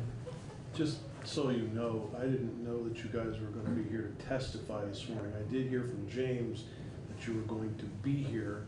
Susan, I got your email right after I got James's, which was about 6:15 this morning. Every Thursday, I'm wrapped up in another committee that starts at 8 o'clock, which is why I couldn't be here this morning. I humbly apologize for not being here for your testimony. I would have made arrangements to be here with the other committee chair if I'd have known you were actually going to testify. Sorry about that. Well, I was late getting here, Meredith, and I Jay. didn't know I was coming until last night either, so. It was last minute. Yeah. It wasn't, Wasn't on the schedule. it was not on the schedule. Wasn't on the schedule. But I would be glad to be a resource whenever. Right. Well, thank you. Thank And you. Joe knows how to get hold of me. Thank you for. And you know how to get a hold of me. I certainly do. Anyone else would like to testify in this bill before we,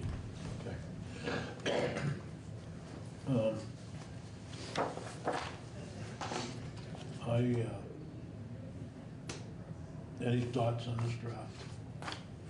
The draft, Joe, has aggravated, the major changes that aggravated murder would still be allowed to have a sentence of life without parole. Senator? So I'll just repeat for Joe's benefit what I said before. I think 35 years is a long, long time. And at the end of that time, to say that there's the possibility of parole, to me, is nothing like a guarantee of parole. So I respect the testimony that we've heard, and I know it was difficult to give. But the original name of the bill was an act relating to eliminating life without parole. This draft really makes it more like reducing the use of life without parole. And I think that's useful, and I can vote for that. But I feel that again, what we're doing is preserving the concept of life without parole, and it's just we're sort of agreeing to use it a little less. So I suppose one possibility is that we could straw vote on the aggravated murder piece.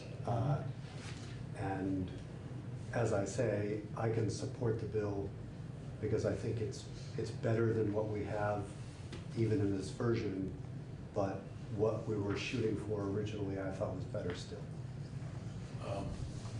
There are two things, page 5, line 11, which aggregate minimum not to exceed 35 years. That, we can debate whether it should be 25, 30, whatever. The idea behind that was that when other states have looked at life without parole, they've left that alone. And so if somebody, a bank robbery, then you have a murder of a teller, and you have an escape from, you're attempting to elude, and you get all three of those crimes, and you get them to run consecutively, you could effectively bypass life without parole. And that was why you could do 25 years, you can do 35 years, but it was that idea of that consecutive sentence. And when Skylar first proposed this bill to me, the first thing that Michelle Childs said before she turned it over to Bryn was, well, you have to get around that problem. And so that's what this does. So we could debate the number.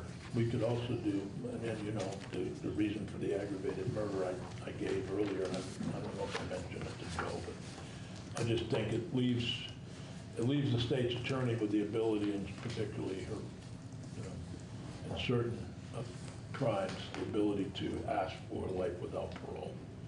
When I first talked with my state's attorney about the bill, I thought she said, we've never used it, so I'm fine with it. And then later on, I discovered that she wasn't fine with it, and that other state's attorneys weren't as well. So this is an attempt to meet somewhere in the middle. So if people want to express their either for or against the aggravated murder staying in as the opportunity to have life without parole, I vote yes.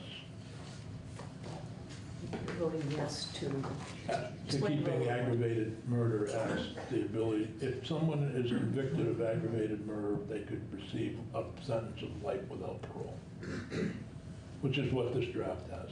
So you're keeping that in? I'm supporting, Phil would like a straw poll, so I'm giving my vote to keep that in. I'm getting confused now, though, as to what the question is. My question to you is, are you agreeing to give life without parole? On everything except aggravated murder.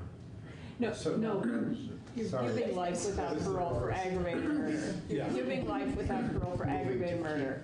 To keep this in the bill. Let me put it, I guess I've confused the situation.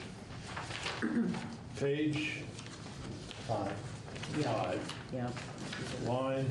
Yeah. No, it's actually 11. 11.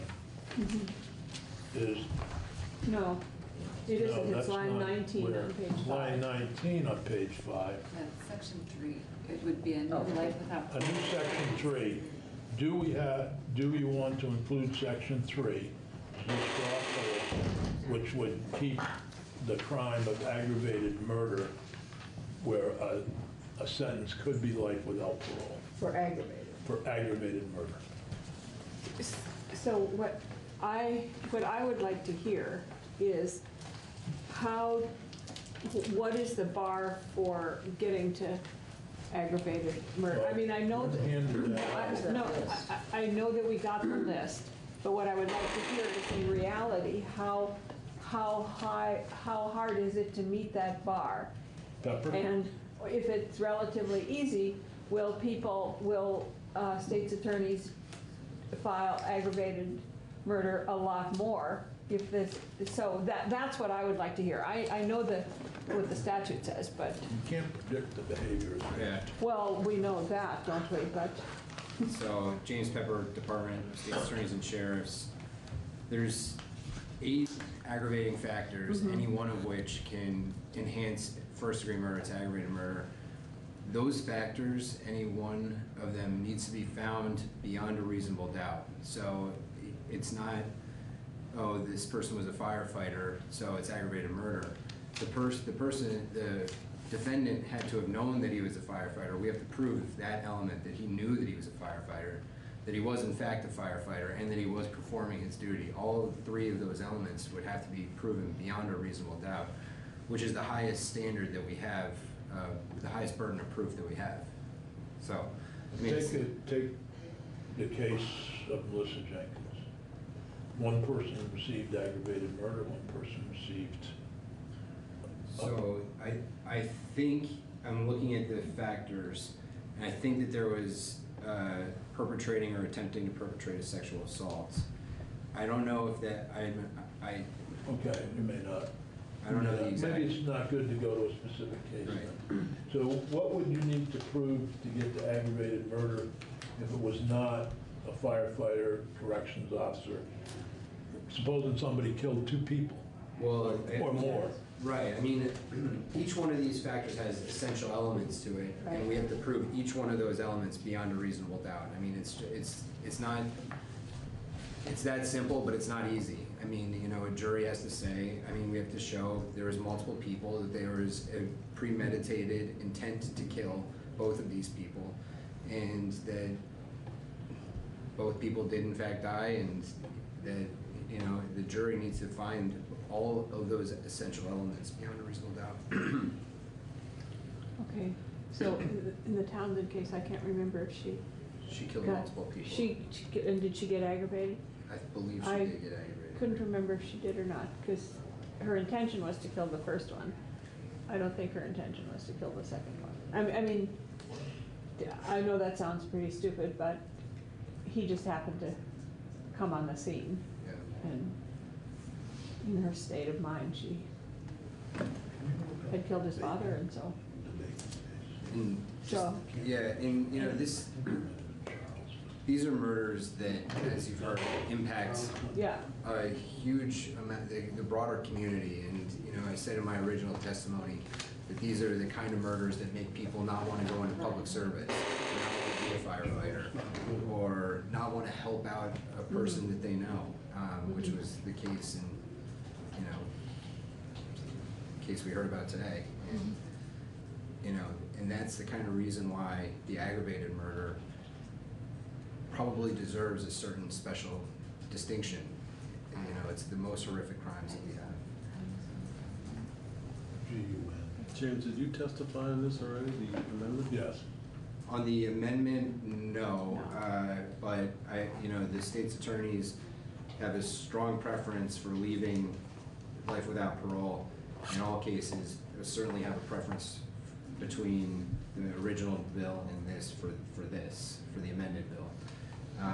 It was our suggestion on the kind of de facto life with that the highlighted language that you have in this, that the aggregate minimum not exceeding 35 years, that came from our department. And that was to avoid, what the original bill did was just said anytime that there's multiple convictions, you can't have consecutive sentences. And you know, I laid out a few scenarios, I think, for the committee where that actually discourages sometimes pleading down a felony to a misdemeanor if you have another misdemeanor also. So. Yeah, that was one of the most horrific. I was just looking at Charles Gundula. He was the one with Bacon who got. Gundula was the ringmaster, as far as I recall. That was the murder in, they were on, in Newfane, they were on work release, or work crew, and they murdered that couple. And Gundula got... No, they didn't. They murdered a music teacher. They murdered the teacher from Liberty. The teacher. Right. Oh, the teacher, right. You're thinking of the another guy whose name I can't remember. Gundula received 72 to life. Bacon, who was less involved, got life without parole. I can't explain it, I mean, Well, I mean, I'm just saying that sometimes, you know, I don't know what that means for this bill, but it isn't always, I mean, obviously 72 years to life is a long minimum, but, you know, each judge goes through the kind of 4 pillars of sentencing, the purposes of I sentencing. mean, I suppose, I don't know how old Gundula was, he was probably 20, so it's like, when you turn 99, you're eligible for parole, I suppose. I mean, it's just, that's how the system dealt with those 2 cases, and to the best of my knowledge, Gundula's still out of state and not in Mississippi. My memory is Gundula was about 17 in 1982. Yeah, you might be right, John. He was 37 in 2002. He was 37 in 2002. That would have been right then. Former client. Really? No, not a night. I met him. In much, he was in other trouble long before this murder. Well, what brings, it's an old case, so but it was done under that new law, writing life without parole, but I find it. State's attorneys fashion sentences, no matter what our law is. So can I ask James, I haven't been here for all the testimony this morning. I know you've provided some language for this amendment. It's still your preference, however, to leave the law just the way it is. That, the state's attorneys, yes, I mean, not, and it's not universal amongst the state's attorneys, but yes. Oh, thank you. So, is that helpful? Yeah. So we're still at the straw poll, and I'm the only one that's voting. Well, I think Philip has voted. Well, I would, you know, I would prefer to take out section 3. I think as a consistency, I would prefer to take it out, but as a coming to some kind of middle ground, I would support leaving it in, just, although philosophically, it doesn't make sense to me, but if there are very serious, I guess. What does that vote mean? I don't understand. That vote means that I would prefer to take it out, but if it's necessary to get the bill passed, I would leave it in. That's what that vote means. Okay. Alice is calling the question. I mean, I'm not willing to take it out. I'm not willing to go to letting somebody off with life without parole. you're against the bill no matter what. Well, I'm not absolutely sure. I mean, I think I want to look at that list again. Okay. And also, I have to admit, you know, horrific murders where there's, you know, it's premeditated, it's a horrible situation that happens. For instance, somebody's tortured to death. I have a pretty hard time with saying that. Well, that would be aggravated. Yeah. Yeah. Well, is it right on the list as that? Not to be. Well, if you want time to look over the list. I'd like to look at the list, but count me as a no at this point. A no, Well, I'm taking confused. out. I mean, a no on the bill. Okay. The way it is. All right. I've never really been comfortable with the bill, quite frankly. I see this as an improvement, but I'm still leaning no on the bill altogether, so. You are a no on the bill altogether.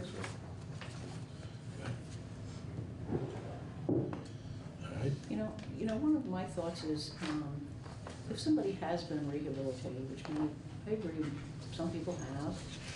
I mean, you also see people in prison who do fine things in prison in terms of helping their fellow man. Those persons who have been rehabilitated and work within the system. I mean, one thing we did check on, the person we heard from California, Vermont law does not allow a governor to commute a sentence. The governor can pardon a person like the guy we heard from in California, and I doubt a Vermont governor is gonna pardon a murderer unless they wanna act like that governor of Kentucky who got thrown out, decided to pardon a whole bunch of people. But so a governor in Vermont under it would take a constitutional change to give the governor of Vermont the opportunity to commute a sentence, to change any sentence. Something that I'm not sure about, talking with Sarah George, the state attorney in Chittenden County, evidently a state's attorney can change a sentence. I'm not sure how that happens, but she says How can that be? I don't know how she did it, You but can she appeal. Ask for a sentence reconsideration Right. within 7 Right. days of the sentence, but Right. nothing like what we're talking about here. Right, so I don't think there's any way under current law to commute by any, There is a way to get a resentence, right? There's one of those cases going on right now. Isn't it Bennington? Who? A case going on now where the state's attorney is, well, it's been brought up as somebody's appeal, and then the state's attorney, maybe it's just in negotiations, agreed to Yeah, in an lesser appeal, sentence. if the individual appeals, I suppose it could be. Well, it was rather than going through with the appeal. But anyway, I'm happy to hold this off till next week if you want to take another look at it and think about it. But it would appear that as of today, there's 3 votes to approve the bill if aggravated murder stays in. I wouldn't vote for the bill without aggravated murder at this point. So. Then I would vote for leaving it in because if that's the way we pass it.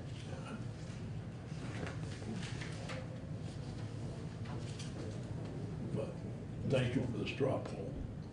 No, thank you. So, I'm assuming you vote for the bill if it has the aggravated. As I said, I think even with that in, it's better than the system we have. And the 35 years, we could discuss that. That's not a big deal to me. I just, think there needs to be, I just want to avoid having the court just override it and give somebody such a long sentence that they would never, like somebody got a 400-year sentence to life.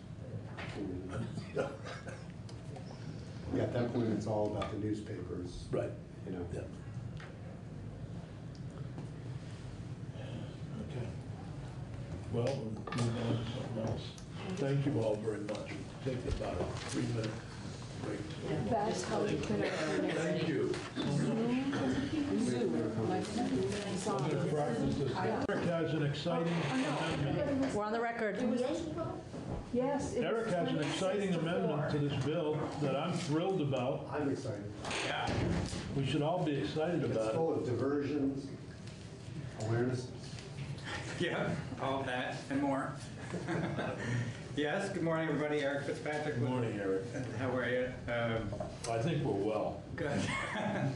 Good. Here with the Office of Legislative Counsel to talk about and walk the committee through the new strike-all amendment to S-234, which is the Judiciary Miscellaneous Bill. You probably noticed already that it's substantially lengthier than it was the last time you looked at it. 10 pages now. Yep. And well, now this version, 10 pages long, it should be 26, the one we're looking at, 26 pages. I don't have that. It's right here. She just passed it out. Right on top. Well, she just passed it out and laid it on our top. There might be extras right there, right on the corner, I think. Okay. Thank you. Either she forgot me or I put it somewhere else. Oh, no. Thank you. Okay, the 26-page version of Yes. Draft 1.1 of S-234. Yep. I mean, they look at it, but. I presume that everything's... So the The first, actually, 6 sections of the bill all do the same thing. You'll notice each section, you'll see the change of the word abuse to awareness happens throughout the first 6 sections of the bill. And that's what this does. This is a proposal from the Attorney General's office and the Office of Court Diversion Programs. And the issue here is that the program is currently known as the Youth Substance Abuse Safety Program. Evidently, there's some young folks who have been reluctant to participate because they're sort of concerned about the name implies a stigma, or that there's a substance abuse issue, which there may not be in individual cases. So the We proposal. know the Attorney General wants to be politically correct. Straight. Good response. Oh, well. So that takes you right up to page 7. Yes, thank you. Although actually, yes, there is another. Actually, Senator, should I just note the changes? No need to probably review. Yeah. All right. Yep. So that takes us up to page 7. You'll see section 7 there is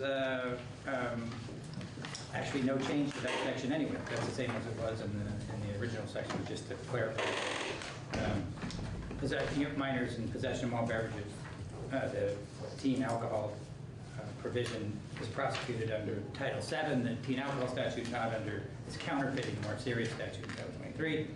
But no changes to that. So Section 8, this was a piece that was requested by the court to address a problem that's going on in the Judicial Bureau that's based on the way the language is written. You see line 10, line 18, line 4, all the same thing. Using the language admits, does not contest, or deny is evidently leading some persons to plead no contest, thinking that they're still going to be able to contest the ticket later on, not realizing that when you plead no contest, it means it's really an admission of, well, it's not an admission of guilt, but you aren't able to contest it later on. And so the language is changed to clarify what the language is going to be on the ticket, so people aren't confused into thinking that they're pleading one thing when they're not. They'll still be able to be clear to them when it is that they're going to be able to appeal. So that's the reason for the language change in Section 8. Sections 9 and 10 are... Page 8, 9, 20, you got a typo. Line, sorry? Line 20. Unless you're limiting it to females. Her or she. Her or she. Oh, right, thank you. Right. Yes, I think that it is limited to females. Definitely be a constitutional This is problem. part of our, Women in this the is state part of house, our that's thrust your- this year, is around women. Well, they're having a parade on August 22nd. Funding is $20,000. What? What are you talking about? The suffragette anniversary, the 100th anniversary parade. You can't call them suffragettes anymore, apparently. You have to call them suffragettes. Whatever. Suffragists. Oh, suffragists. Yeah, because suffragette is a diminutive, ETT is a diminutive, which means that I'm diminished, right? Well, No, you're gymnast. what page is that on? The typo? Yeah. That's on page 8, line 20. Nice catch, Senator Benning, thank you. It says her or she. It should say he or she. I think it should say he or she. Yeah, I think so. Good catch. All right. The next change is over on page 11, and this section was actually in the bill in the first place, and that has to do with a request from the Department of State's Attorneys and Sheriffs. You may recall there's a concern there's going to be a loss in federal grant money because of the way in which the timing is set up for HIV testing. Wyndham and Franklin County, I think. Maybe it's just Bennington and Wyndham County. This is very important to the senator from Wyndham. Important not to lose that funding. Well, this funding replaced the unfortunate reductions by the Center for Crime Victim Services, if you remember. I do remember. Senator Pepper.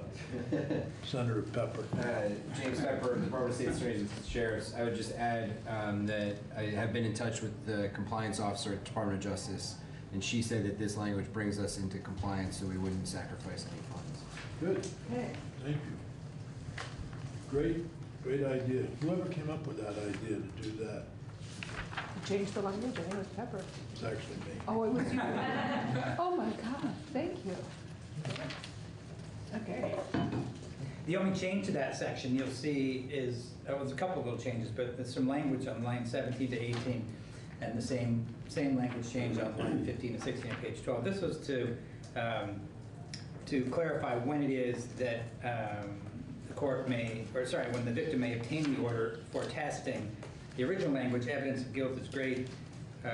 Judge Gerson and Defender General, and I think Pepper as well, all thought that should track Rule 41, which is warrant language in the Rules of Criminal Procedure. So I ran that language by everyone, and they thought that got the concept better. So everyone signed off on the language here that more closely mimics the standard that's used in the general warrant requirement rule. I'm a little mixed up here. What bill is attached to this? In terms of the original bill versus all this? Say that again, sir, Nick? Sorry. I'm trying to figure out where did all of this come from? It's always been in there. That section. That was always the been in original there. bill. Yep, yep. It may have been numbered differently, because I had to renumber when we added all these new sections, but it was in the original bill. With that one highlighted change on line 17, 18, page 11. Yeah. So the section was in there, but that language has been changed a little bit. Oh, that, I have no problem with it, but I'm just wondering when I have it in this one. Yeah, the numbering has changed, so it Well, may be more a than little, the bill is introduced versus where we are now. there's a lot more to it where we are There's a lot now. more to it. Yeah, it's a lot heavier, a lot thicker. Lot- Yeah, yeah, 6 pages more. right. But that, it wasn't from another bill that was put in here. Correct, not in that case. No. Not in that case. No. I mean, not in that whole case, increasing the size of the bill and what's in it. On to the next. Right. There may be one that was imported from another bill, but I'll mention that when I get to it. But everything else is just reflects Yeah. testimony that you've heard, and people were making requests to add Yeah, various yeah, provisions. yeah. Yeah.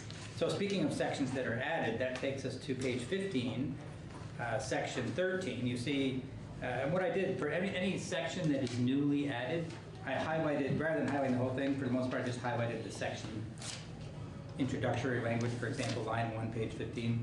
That is highlighted because that wasn't in the previous bill. And this reflects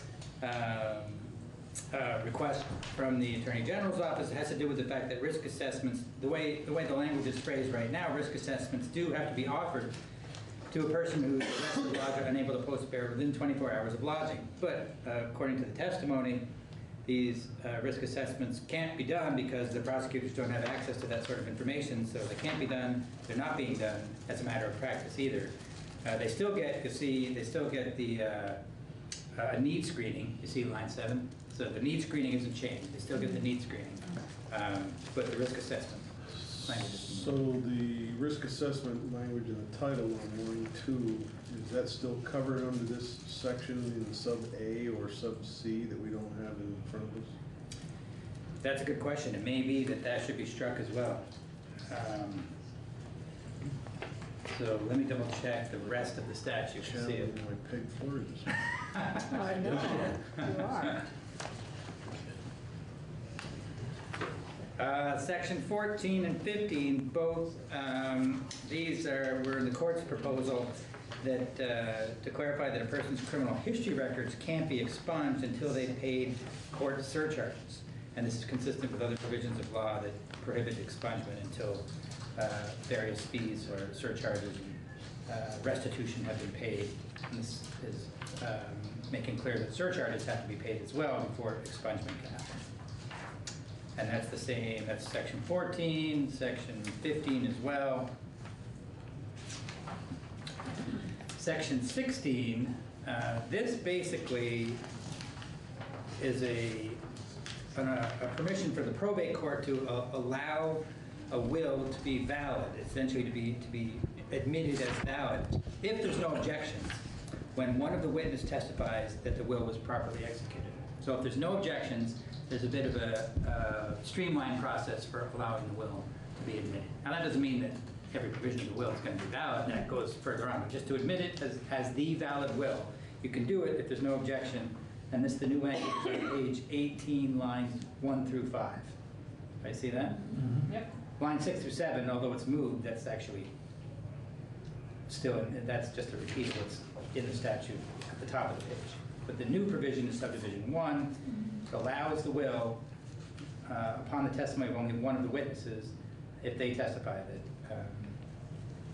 it was properly executed, as long as there's no objection. You do have a typo there too. Oh, really? I thought.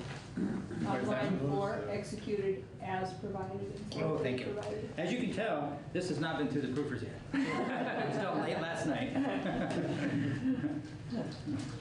But that will obviously happen next, but thank you for catching that. And we already talked about the 10,000. Yeah. Yes, exactly. And I finally, after we were sort of trying to understand how that worked, and after further exploration, I understand that the way it's drafted works well. I mean, the existing section. There's no need to make any changes to the way the language is set down in the existing provision of Title 14. So it just ups the amount so that the Superior Court doesn't have to approve settlements of $2,000, $2,500, $3,000. That their supervisory requirement, their approval requirement doesn't kick in until it's a settlement that's greater than $10,000. We're due to have a break at 10. I don't know what the committee wants to do. Now we can go to at least get the walkthrough done Yeah. and take testimony after the break. Yep. That would be okay. Sounds good. So that brings us to section 20, and the rest of this are going to go pretty quickly, I think. Anyway, this is just a change because there's a reference in the child support statute to parent-child contact, but parent-child contact is not decided in child support. Child support is how much money has to be paid in terms of support, not to do with the actual contact between the parents and children. So that's removed. For that reason, it's not relevant there. You'll see that in section 21 is in the mental health proceedings, which sometimes take place in the criminal division, sometimes take place in the family division, right? But statute says criminal division only. That's not accurate, so it's changed to Superior Court because sometimes it's in one division, sometimes it's in the other. Depends on what stage in the proceedings you're at. Section 22. This actually is new. This was a provision that got added last evening. That was meant to be included earlier, but there was an oversight, so it's in here now. I think Judge Gershman will be able to explain a little bit, or we'll both explain a little bit. Yeah, my understanding of it is it's a request from the Judicial Bureau, and there is a problem with the. I almost thought of it as a coding error, but I don't know if that's the right way. It is something to do with the entry of information in the Judicial Bureau, and they're not able to do it properly with respect to admissions. And somehow, with the statute being changed to incorporate admissions, then they will be able to do their data entry properly and have it correlate with payment of fines to the Bureau. Sections 23 and 24, Senator Nika, this is the two pieces that did actually come in from another bill. 23 and 24 came in from the corrections, the general corrections bill that we were looking at earlier this session. And this has to do with when the Department of Corrections has to provide separate facilities for youthful offenders. Right? Under current law, you'll see, and this is on the top of page 22, under current law, separate facilities have to be provided for offenders under age 25. Everybody see that? Line 1 and 2? That's existing law. The proposal is that appropriate facilities would still have to be maintained for people under 25, but the separate facilities, you go down to line 5, would only be for folks under age 19. So there's a lowering of that age as to when the facility has to actually be separate. Then, and separate means sight and sound, is that right? I believe so. Oh, that's an issue that we're going to deal with in another bill at some point, because when we talk about the closure of Woodside, that's an issue, because if you close Woodside and you presume that an 18-year-old kid is gonna go to a 17-year-old or an 18-year-old, we passed this law, will, if you close Woodside, but a 17 or 18 end up at the 4-bed in Marble Valley, the current interim commissioner of corrections does not want that to happen. He says that no matter what you do, you shouldn't be holding that age group in prison. But if currently there's a 15-year-old at Woodside, so to use that example, you close Woodside, that 15-year-old would require 2 correctional officers round the clock, which would be probably total 4 or 6 of them, to supervise that guy in a motel, or that kid in a motel. I don't know if it's a guy or a girl. So that's something that we're gonna talk about in the Woodside when we talk about the bill we had yesterday, when we get to whether or not you close Woodside. The juvenile justice bill that we talked about yesterday with Ken Schatz, and we're gonna continue that conversation, but that is one of the considerations. You know, I'm fine with this in here, but if in fact we choose that we don't want to hold kids at Marble Valley in that 4-bed unit,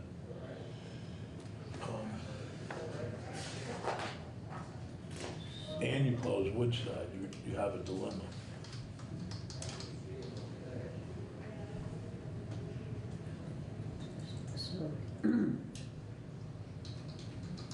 We will hear testimony after. But I support this change. This is consistent with what the raise the age did. Yes, and as the next section Actually, as well. I'm wondering if those 2 shouldn't be in that other bill, actually. Right. To be consistent, that's the issue is there. Right. I think Bryn's doing that bill on juvenile justice technical amendments. We took it up yesterday. It's actually S-232.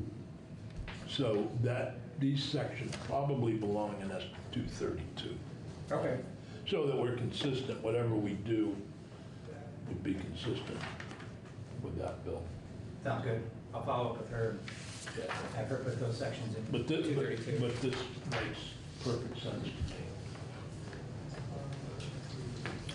So then we'll skip to section 24, move over to section 25. This is a proposal also from the court and from the Probate Judges Association. Evidently, right now, there's language that allows for a fee to be charged that actually probate division does not have jurisdiction over those cases. Those cases are in the civil division. So since settlement of these minor cases it doesn't happen in the probate division, doesn't make sense for that language to be there providing for a probate fee in those cases. So it's struck. In Bennington, they'd probably say since the probate court's not open during business, during working hours, for working people, we want to keep those minor cases in another court that's open. The next section 26, also purely technical. You see in the existing law on page 23, line 19. See that line 19, the very first phrase there, guardian ad litem. So the guardian ad litem is already permitted to inspect files, notwithstanding the general confidentiality provision. But for some reason, the same person is repeated again in just the next subdivision later, line 2 of page 24. They're not trying to sneak in or name change for the guardian. Not that I know of. We gave up on Section 27 is the same concept I talked about earlier. Again, this is another provision around expungement and sealing of records, making clear that in this case, sealing of records in juvenile cases doesn't take place until restitution and surcharges are paid. No change to sections 28 or 29. Section 30, this is a repeal of, this is also requested by the court. This is a lengthy chapter in Title 12, subchapter rather, that allows for voluntary arbitration in medical malpractice I cases. remember nobody's ever done it. Since 1975, it only hasn't been used, so. It's a great idea in 75. Right. I can just see them now. Wow, they probably had long debates. They were debating healthcare back Is in line- practice. Line 15, is that supposed to say section 29? Is that Line 15 of, on page 24? Because there's Yeah. section 28 and then there's section 30. Is that supposed? actually, no, that's an interesting, it's a confusing way that, because section 29 of the bill, which starts on line 13, amends Oh, there, section I 3, see. see that's why that's indented. I got it. Yeah, I yeah. didn't see that section. It is, it's 29. always visually confusing when we Yeah. do that, yeah. Okay. Lastly, this is a new provision, section 31, that the committee may recall discussing, but we hadn't had the language in front of you yet. So worked with David Scher on the language from the Attorney General's office, and again, this basically establishes a reinstatement fee holiday program that allows people to get their suspended driver's licenses back without paying a fee. That's the general gist of the program. It applies, it's in existence for a month. You see lines 7 to 8. The application period is during September of 2020. Available to anybody who applies for reinstatement during that month. And if you apply to the Judicial Bureau, this is line 10, for reinstatement during that month, you can have your license reinstated without paying any fees. And these fees that would be waived would include, this is line 14, the DMV reinstatement fee, any fees imposed by the Judicial Bureau for failure to answer the complaint, and failure to pay fees, and any surcharges imposed by the court. So all these fees are waived, and the only thing that the person would have to pay, you see line 19 of page 25, is a $10 fine. Is this for all suspensions? No. Suspensions that are not criminal. Right. That were not a DUI or Right. But it- careless and negligent criminal. Right, but it's for fines. It's for fines and surcharges and the reinstatement fees. Shouldn't that be made clear? It just says permit whose motor vehicle license has been suspended. I don't know. Well, when we get back after the break, we can talk about what should be clear. I also want to consider that on October 1st, all licenses have to be real ID in order to get on an airplane. And we might want to move the dates to like August 15th to September 15th to give people time to make sure that if they had a license suspended and they want to get on an airplane, they're going to need a real ID to do it, which may give some people an incentive to do it. So then they might, motor vehicles might need time to just have this system. I don't know, but that's just a consideration. I saw the ad yesterday, for The ad TV. about, Huh?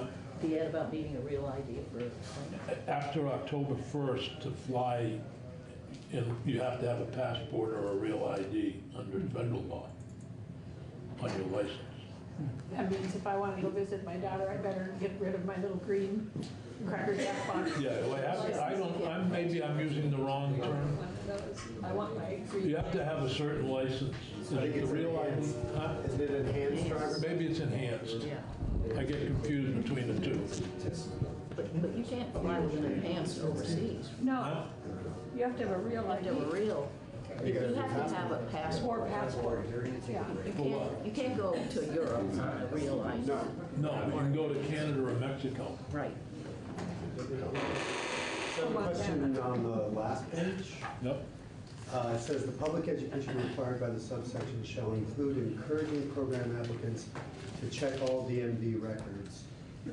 What do we mean by that? Well, if there's an out-of-state suspension, say you had your license suspended in Vermont, and you also have a suspension from Massachusetts or New Hampshire, there's nothing we can do about that, but at the time you're taking care of your Vermont suspensions, you may want to take care of your New Hampshire or Massachusetts suspension, so you need to check the record to make sure.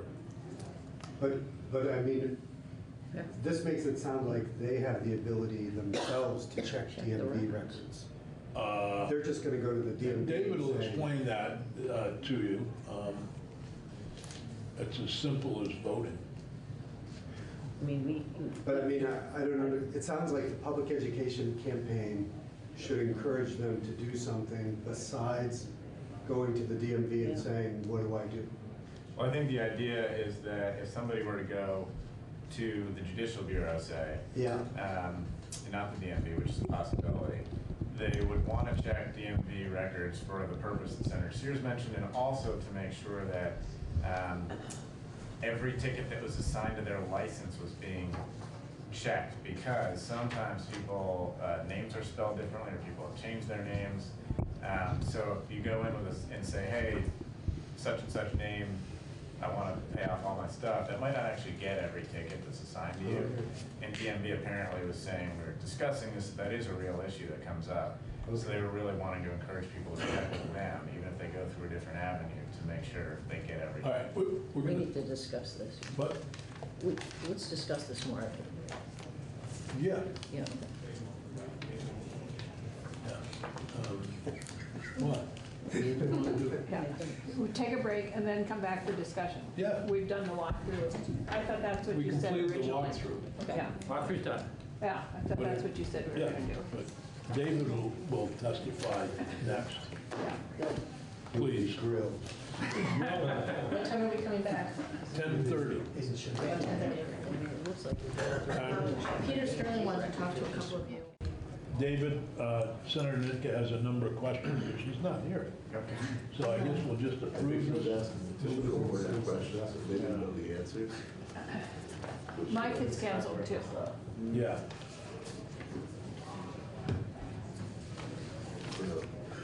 And also, we probably after. Okay, we're on the record. Oh. We're still on 324, right? We're down. Still on 234 until 11 a.m. and then at 11 a.m. we're going to switch back to the insanity defense. So, you want to explain your proposed amendment? Sure. So I can say it's hard, but it's really your brainchild. But thank you for the effort. David Chair with the Attorney General's office. So I think Attorney Fitzpatrick did a good job of giving an overview on it. I mean, the basic concept here is to have a month where people can come in and wipe out their old fines without having to also be burdened by the reinstatement fees that come along with that. And those fees come from both the DMV and the Judicial Bureau. And we're just trying to get as many people licensed as we can. I think we all agree on the policy behind that, in terms of having the roads be safer with licensed and insured drivers. This is a way of doing it. This does result from a meeting we had that included DMV, the Judiciary, with Judge Gerson was there, and Joanne Charbonneau from the Judicial Bureau, Dave Evans from DMV, and several other people from who would be involved administratively in this. A couple of ideas that have actually bubbled up just this morning would be to get rid of the fine altogether, just have an administrative process where we could pretty rapidly wipe out, because the fine just isn't, we're not talking about an amount of money that's all that meaningful. You mean the $10? Yeah. And so one idea that just came up, and this hasn't really been vetted through the group yet, but it could be that we just have no fine at all and use an administrative process to wipe out the fines that fall within this category, suspended for non-criminally. There'd have to be some effort to communicate with people to make sure that they know that that happened, but those are issues we can think through. So those are a couple of ideas that have just come up, and we can work on refining this more and keep working with that group. Just three questions I have. One is, how do we know this is just for civil, I'll call it civil, that somebody who has their license suspended for DUI is not eligible? I think that's a good point, and we should clarify that in the statute, unless I defer to counsel if they feel like it's officially defined already, but I think it's probably important to make that clear. So we can amend that. Second question is, I know that I'm gonna get pushback from my town manager. He's gonna say, well, you know, you're taking away my fine money from my town, it's already down, so somebody who has $800 in fines, surcharges, and interest, and they're not gonna pay it. They've been suspended for a year, clearly. But what about the person whose suspended license comes up on August 31st, and now all of a sudden they can get rid of their fine? Should there be some kind of a oldness to it? Like, I don't know how to put it, but, you know, it has to be more than 6 months old. Oh, I see what you're saying. I suppose that could be a safeguard on that. I think that It may be kind of unfair to me, who's gonna pay my fine, for somebody next to me who could just walk in and who got fined $250, including all surcharges, and just get away with it, not have to pay anything because they were lucky enough to get fined during the month of September. I mean, I'm speculating a little bit, but it would be, somebody would really have to be clever and thread the needle just right to they have it, all the timelines work out so that they know they're going to be suspended during this month, and then they wait, go under suspension, and then get out from under the ticket. I frankly think it's unlikely that somebody's going to do that, or even know enough about the timelines to be able to game the system that way. Well, but we're advertising. We're advertising. But you would have, but again, the timeline, you know, you have to make sure that it's not like you get the ticket and go into suspension. There's timelines that precede it and come into play. So somebody would have to calculate it correctly. If they miss the month, then now they're out the other side and they're just sitting there with a suspended license and they have to pay everything. And it's not all, frankly, the timelines don't always happen exactly as they're advertised because, you know, there's mail time that happens. And I think it would be, I see the point, and I think that's something we could do. I don't see there being a big risk of scofflaws because I don't think it's actually that easy for somebody to do that. And the group, for simplicity's sake, felt like it was easiest just to say, let's forget about those sort of, you know, system gamers and just say blanket. What about the town manager, the local government says we're losing our fine money? I think everybody agreed in that meeting that the collection rates are low for this type of stuff. You're not actually talking about losing much money here because they're not getting the money now. And that came from DMV too, and they could testify a little bit more expertly to some of the collection rates. But the reality is, with the general reality that people who are under suspension for a while aren't likely to pay, and also apparently with some of the legal changes more recently, it's made the collection rates go even lower. So you're not talking about a practical loss. You're talking about a non-collection either way. So far, Alice, we talked about how to make it clear that it's not criminal license suspension for a DUI or careless or negligent driving, which is criminal. It's for non-traffic tickets. The second thing we talked about was whether or not there should be any fine at all. Currently, as it's drafted on line 19, if you had 10 tickets, you'd pay $10 a ticket, or $100 would be the total fine, and maybe there should be no fine at all. I mean, in terms of just the general public thinking about this, in terms of there's your issue, even though there's not I much. can't hear you right now with that door open. I like the $100. I mean, these people are getting a tremendous gift. Yeah, assuming they have 10. Yeah. It's taking some personal responsibility. I like your idea of a delay too. You know, if someone, like the more recent person, doesn't just jump right in. And even though that would be rare, the perception of the whole thing. Well, let's get testimony from DMV about whether that could happen. Could I ask a question first about the $10? Does it cost more to process the $10 fee for everybody than it would be worth? I mean, do we end up collecting about $3? I couldn't, I Okay. defer to Judicial Bureau and DMV on that. I don't know about the cost. Okay. Any other thoughts on this? I would, Well, Eric, Yeah.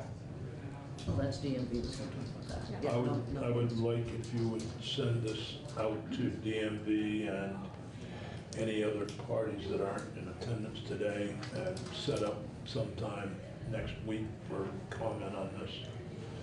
And then I want to, after we finished it, I want to run it by the Transportation Committee. All right, thank you. Is there any other comment today on this? Any of the Judge Grierson? changes that we were just talking about to be made? I know we want to clarify that it's for traffic violations, right? Right. You were talking about some of the dates of the period too. Yep. Or do you want to change it to August 15th, September 15th? I think obviously in line with this, if it's necessary, actually I'd like to hear from, actually you could ask that question. If somebody was to pay off their fine, or, get their license reinstated on September 30th, would they be eligible to get a real ID on October 1st? How long would it take for this, does it take a week for their process, for example? So that's a DMV question. Yeah, really, I don't know how long it takes for them to work through the system that the person's license is no longer suspended and is now, they're okay to go get a new license. So do you want to have them come in next week to Yeah, respond? well, but I would like them to get it. Mike Smith is probably the person to send a copy to and just get, is it Jake? Is Jake still there? Yeah, still there. He is. Jake maybe want to testify. Okay, sounds good. Judge? Sure. Just briefly, Brian Grierson, Chief Superior Judge, testifying with respect to S-234, draft 1.1. We've seen the draft. I thank the committee. It looks like all of our requests have been incorporated in this most recent draft, with the exception of the section relating to judicial evaluations. We understand the committee's position with respect to that, and we'll decide, I guess, whether we're going to continue to pursue it otherwise, but I understand the committee's position, and thank you for including everything else in that draft. With respect to the fee holiday, I've written to folks internally in the Office of Judicial Bureau. My immediate reaction to it is, if you're down to $10, I'm wondering if it makes more sense to eliminate any payment and just allow the Attorney General's office to provide the court with a list of cases to be dismissed. We make an entry and we're done with it. And I mean, the effort to process a $10 payment doesn't seem to make any sense to me, but I don't know internally what it would mean to turn this into a dismissal, but we then wouldn't have individual petitions. Attorney General could get the list of cases that are applicable from the DMV. Here's a list of whatever it is, 100 cases. Send it to the court, dismiss it. And then you send a letter to the person saying it's been, or somebody would. I don't even know that. I haven't gone that far ahead. But people would still have to do something affirmative in order to take part in this, right? I mean, it wouldn't be like the lines, would it be like maybe I'm misunderstanding. They still have to take some personal responsibility by at least contacting DMV, or that's what do we envision here?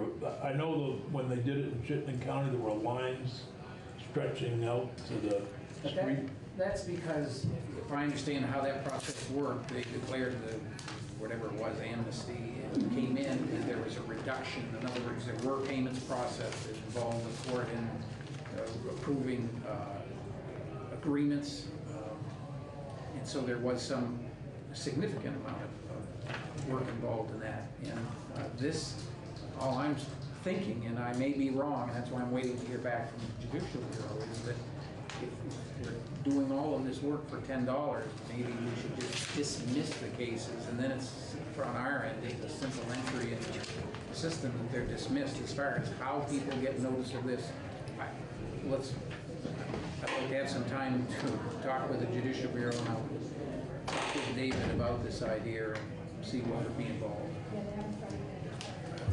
Is there gonna be pushback from state's attorneys?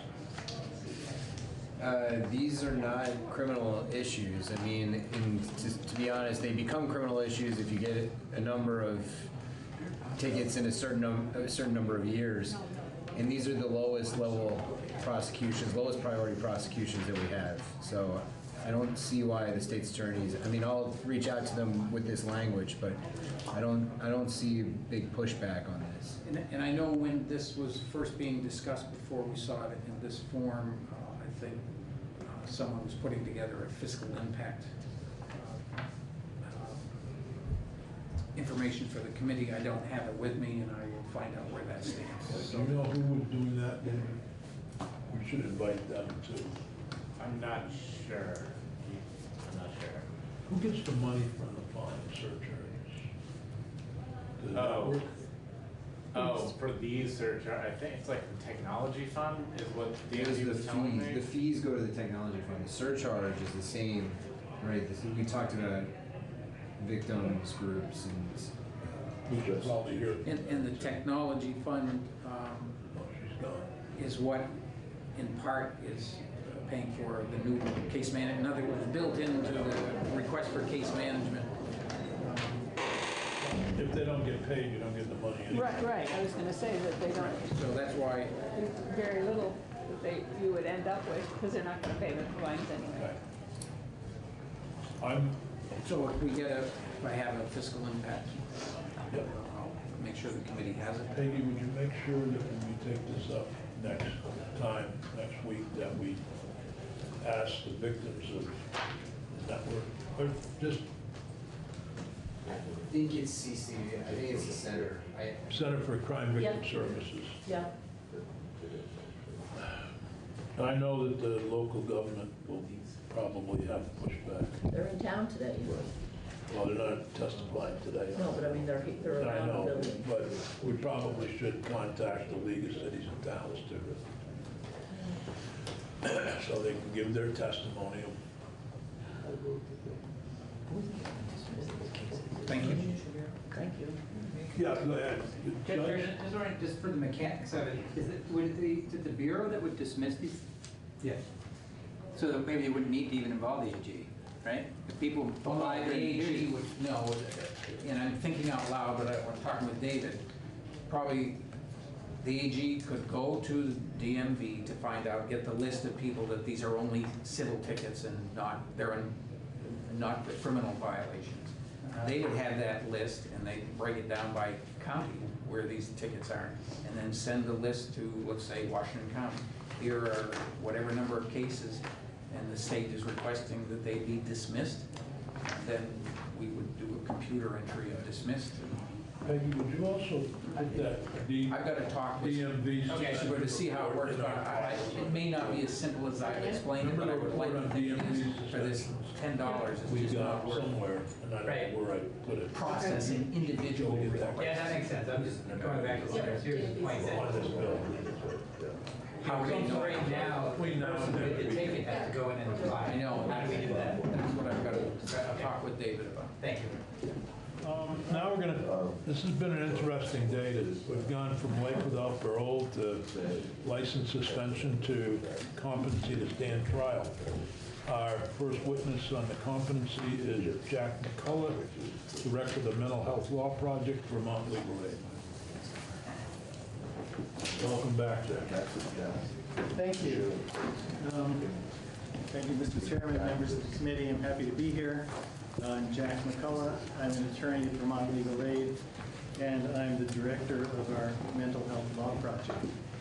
In that role, we represent people in all the civil involuntary mental health proceedings in the state. What I'm here to talk about mainly is the issue in in the bill before you about what's described now as party status for the Department of Mental Health and for the Mental Health Law Project in hospitalization hearings. We agree that it is important for the defendants in hospitalization hearings to have representation by an office with the expertise and knowledge of the mental health system. And back a few years ago in S61, we had a proposal that would have created, that would have appointed Mental Health Law Project to represent people in these involuntary, in the hospitalization hearings. What I've passed out is a memo that sets forth essentially a tweak of the language that we have in S61. And I agree with the people who observed that it doesn't really make sense to talk about either the Department of Mental Health or an attorney as being a party to the litigation, because we're not a party, we're just a lawyer who represents people. And so what the change that I propose to Section 3 of this bill is to, as you see, that the court, when a person is found incompetent or insane, and we're now at the point of hospitalization hearing, that the Mental Health Law Project would be appointed by the court to represent the defendant in the hospitalization hearing, and the Department of Mental Health would also have the opportunity to appear and be in that hearing and be represented by the Attorney General's office. And so what this is designed to do is not to oust the state's attorneys from their role in prosecuting these cases, because I understand that they want to maintain the ability to assert their position, but it would also allow, in addition, to have the Department of Mental Health be in there and arguing for their preferred outcomes. Can I ask a question? Are you proposing in our bill, there is no 5, so you're proposing putting a 5? This would be an addition, yeah. And so then, would you, on the top of page 4, those 2 lines, would you eliminate them at the same time? I would eliminate those, yes. But leave the rest of 4? I got my file upside down, so I should check and be sure I know what I'm saying. I think you're correct. This is, as the lead defendant general was concerned about that section as well yesterday. This would remove that. I'm assuming remove the term parties to the hearing. Well, remove all of those 2 lines, right? And add this instead. Right, Yeah. lines 1 and 2 of page 4 would go. Yeah, okay. And then add this 5? Yes. Okay, got it. What about section 1?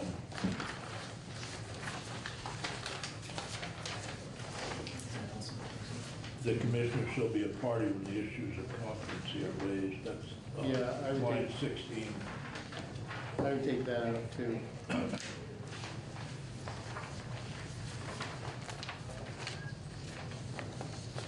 Now, you're suggesting in here that legal aid does not at present have the resources to take on this additional caseload. You, being a member of the Appropriations Committee along with Senator Nichter, I'm always concerned when we talk about additional resources will be needed. You have an estimate of what that might be? I've been talking to Judge Grierson to see if we can find out, estimate how many cases it would be. The last time we had this proposal, there was a fiscal note that was pretty substantial, was based on an assumption of about 197 cases a year. I don't know if that's the right number or not, but the judiciary is querying its database to see how many cases we could expect to have to litigate. But based on around 200 cases a year, we're thinking it would probably require us to add 2 attorneys. About 200,000. I think it was around 240, somewhere in that neighborhood. And then the other factor is it would probably involve an additional expense for independent psychiatric exams that are not being done at this point.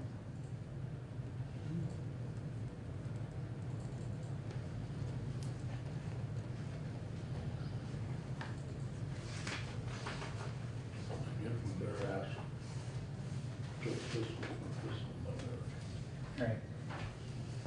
Probably ask, no matter what, whether we put this in or leave it out, the change of making all of you parties to it would also be a resource issue, I assume. Yeah, I think so.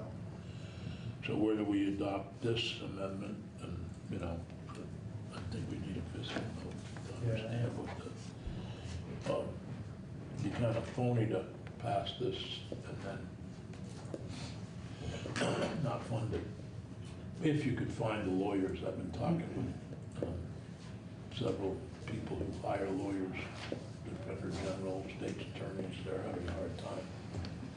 I don't know if you are legal aid.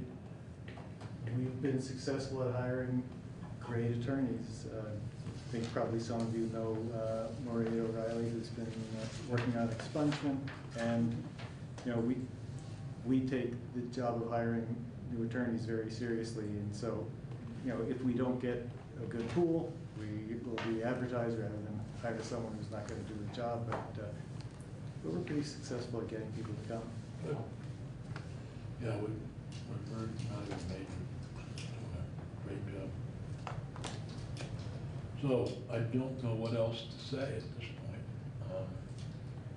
point. How does the committee feel? Well, first I guess we should hear from the AG and the Department of Mental Health on this proposal. Okay. Thank you. Thank you.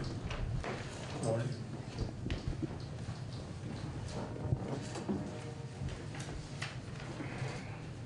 For the record, Morning Fox, Deputy Commissioner, Department of Mental Health.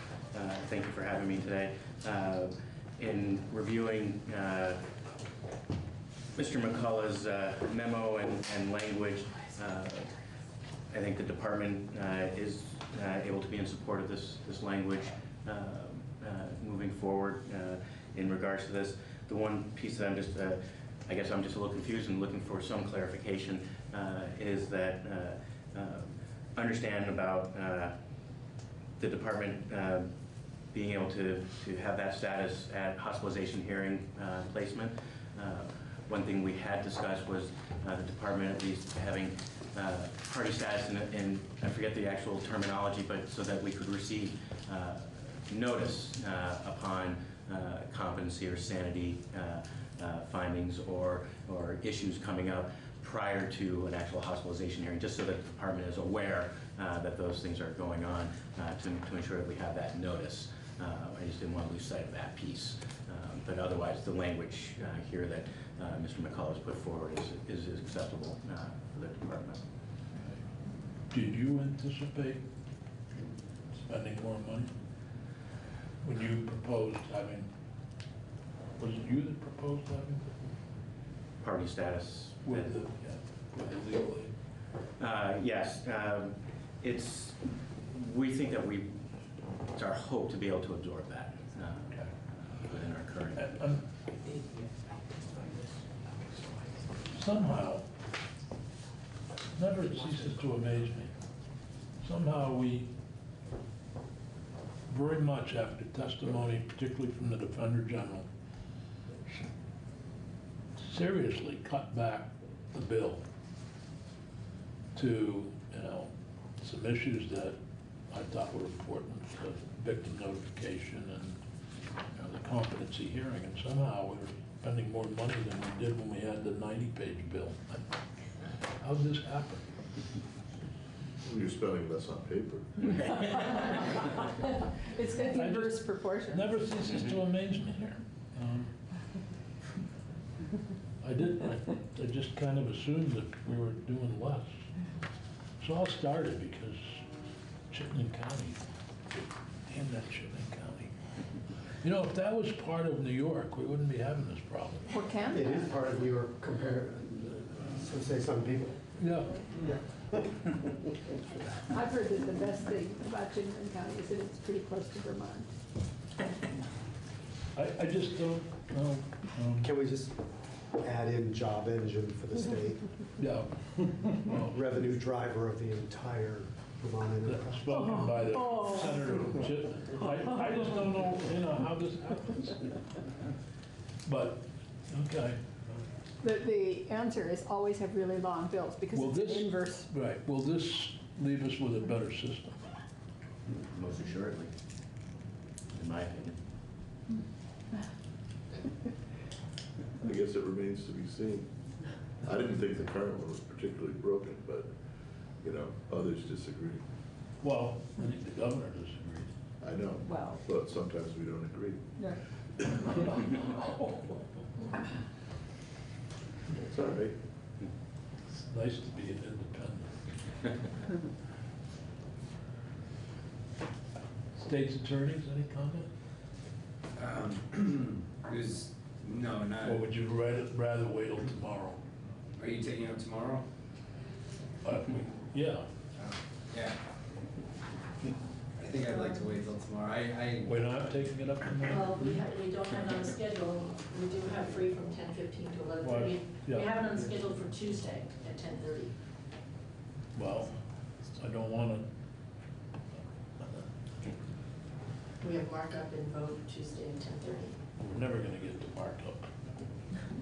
We need to take more testimony. We should take more testimony tomorrow if we expect to get there on Tuesday.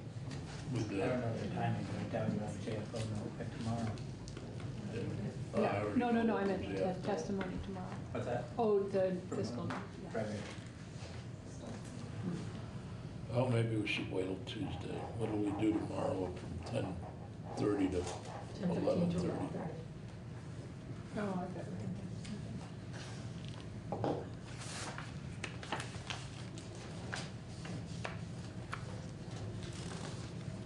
Maybe we could review what they did with S54. So I think they're voting it out today. No, really? I don't know. Okay. Trying to make that your deadline?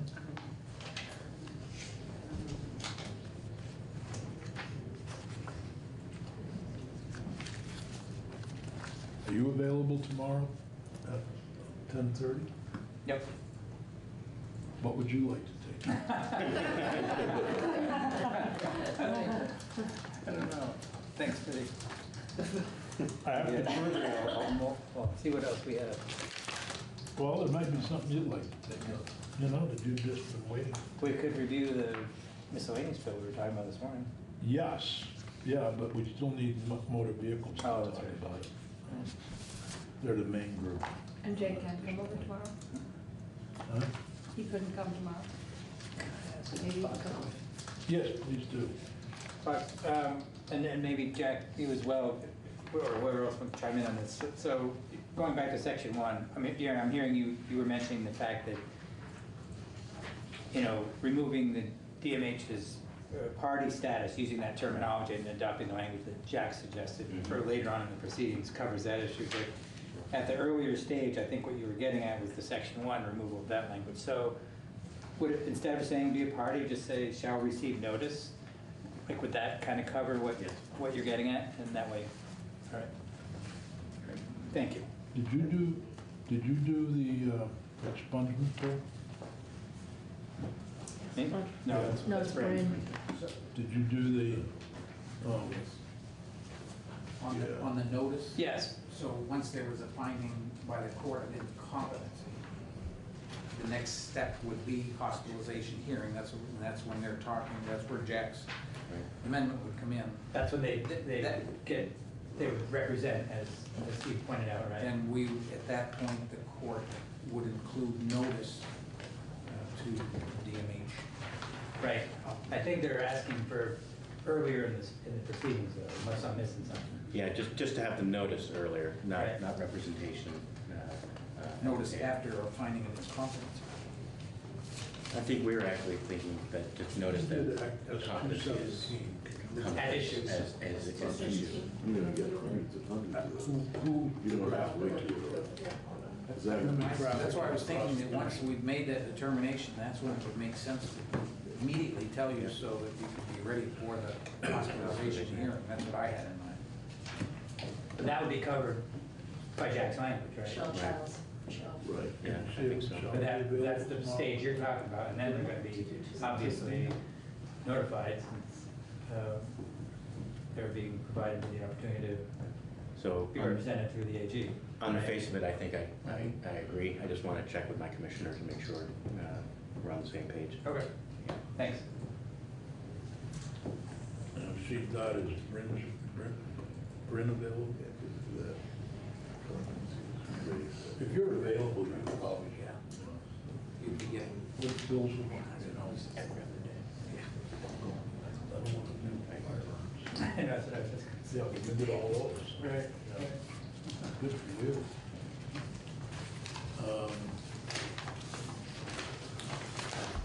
All right, well, I don't know that I want to waste anybody's time.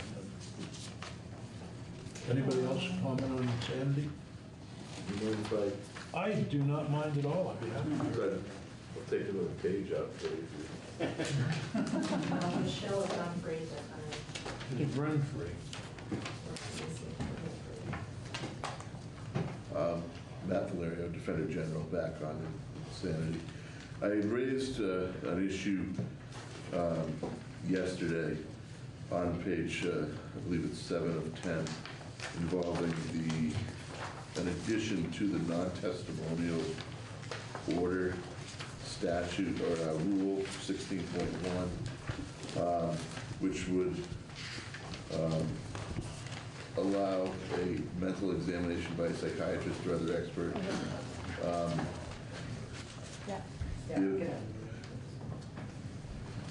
By the state, and I had indicated at that time that I believed that it was, first of all, inappropriate for a non-testimonial order to be in that, to be dealt with under those terms.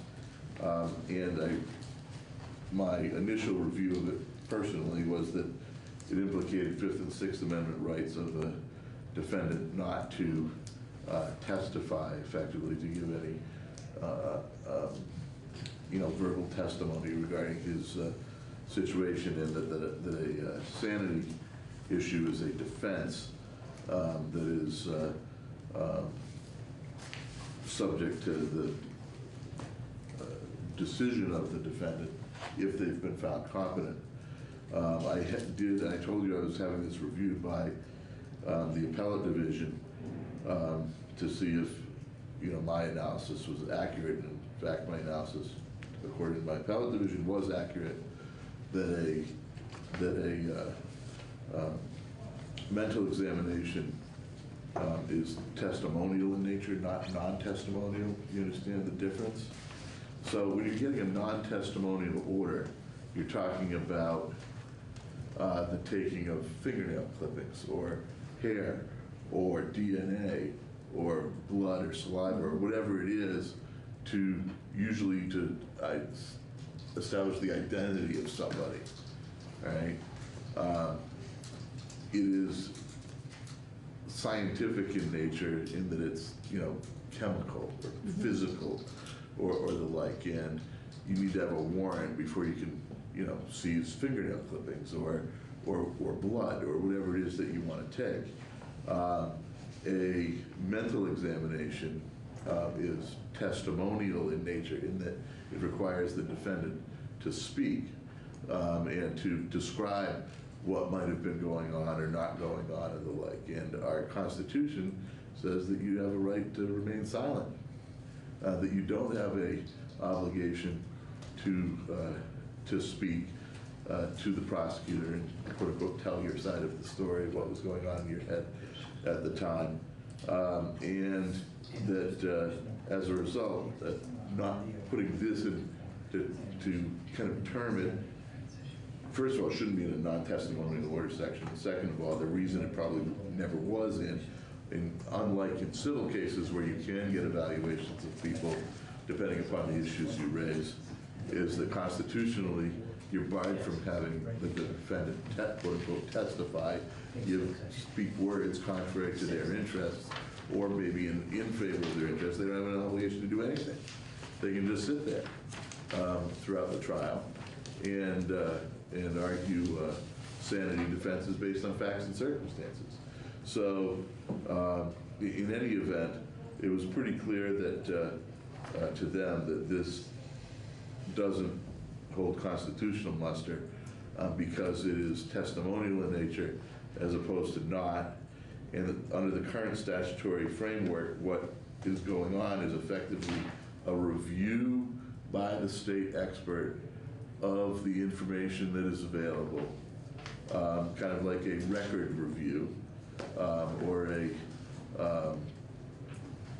whether it's medical records, mental health records, or factual review of what went on in the case, or usually all of that stuff that gives rise to an opinion as to whether or not, if there's a defense as an expert, whether that defense expert, whether their opinion holds water or not.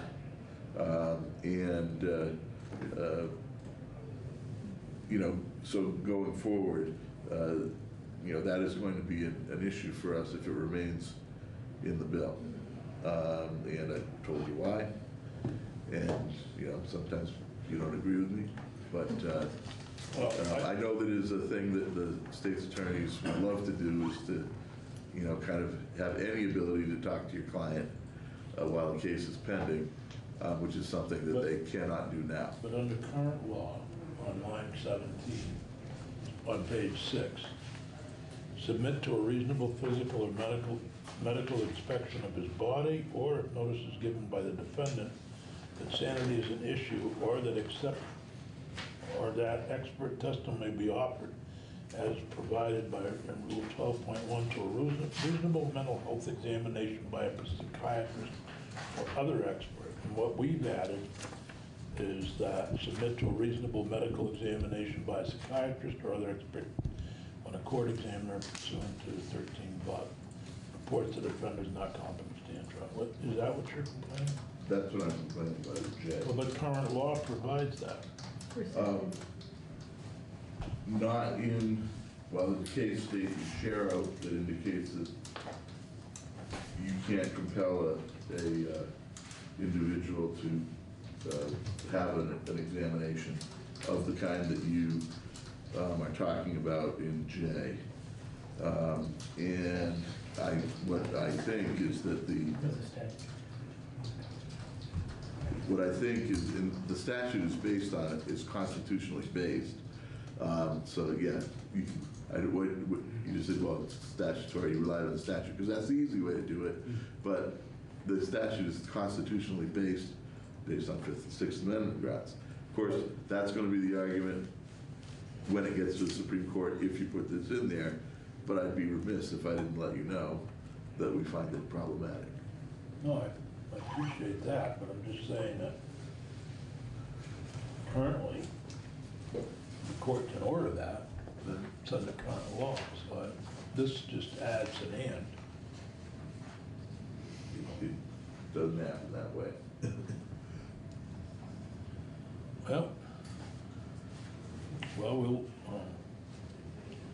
argue all of this out. Is Michelle available? In fact, that's what's happening, why do you need it? Is Michelle available? No, I think the question is, what's the distinction between allowing the court to order the mental examination when insanity defense is raised, as opposed to when it's competency?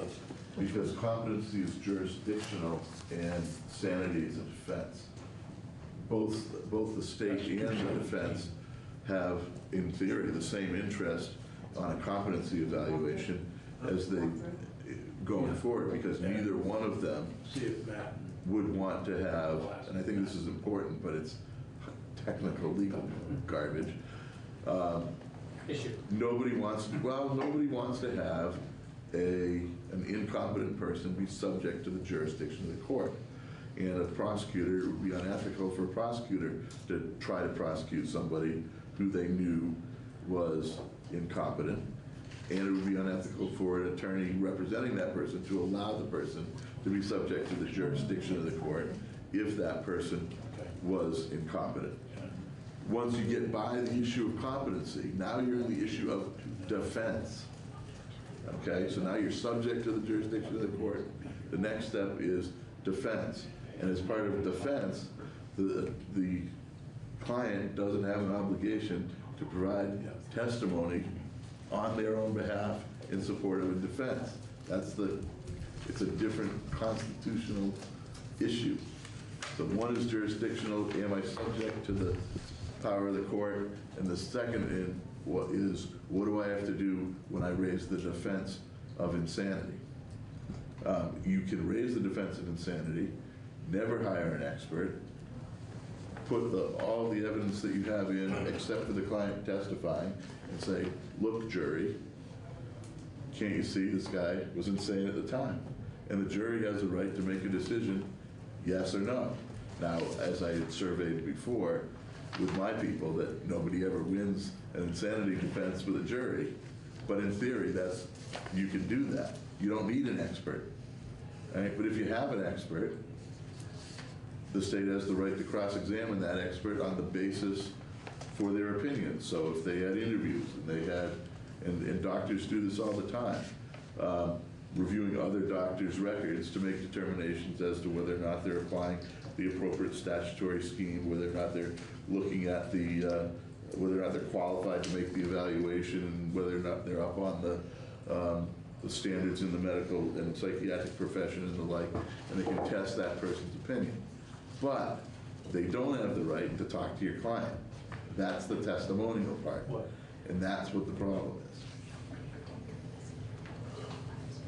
And when I argue it before the Supreme Court, if you decide to blatantly, flaunt the Constitution by passing the bill, when I get a chance to argue it, I'll say the same thing. And we'll be there. And then I'll come back and I say, We can take up so, and which I do somewhat regularly.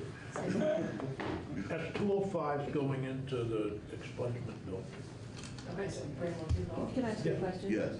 So, in an order of hospitalization or That one's a simple, non-hospitalization, I can walk through that. that's civil, and so that, That's the 5 years okay, surcharge. that's it. So that's once competency is found or not found. Right. Or somebody's We're been gonna deemed combine the insane. two But into this one is- bill. This is part of the criminal case. Okay, got it. Thank you, though. So you Yeah. can't compel somebody to testify in their criminal case, and this is testimony. Okay, I get it. Okay. Speaking for the prosecution, this is like it being on a jury.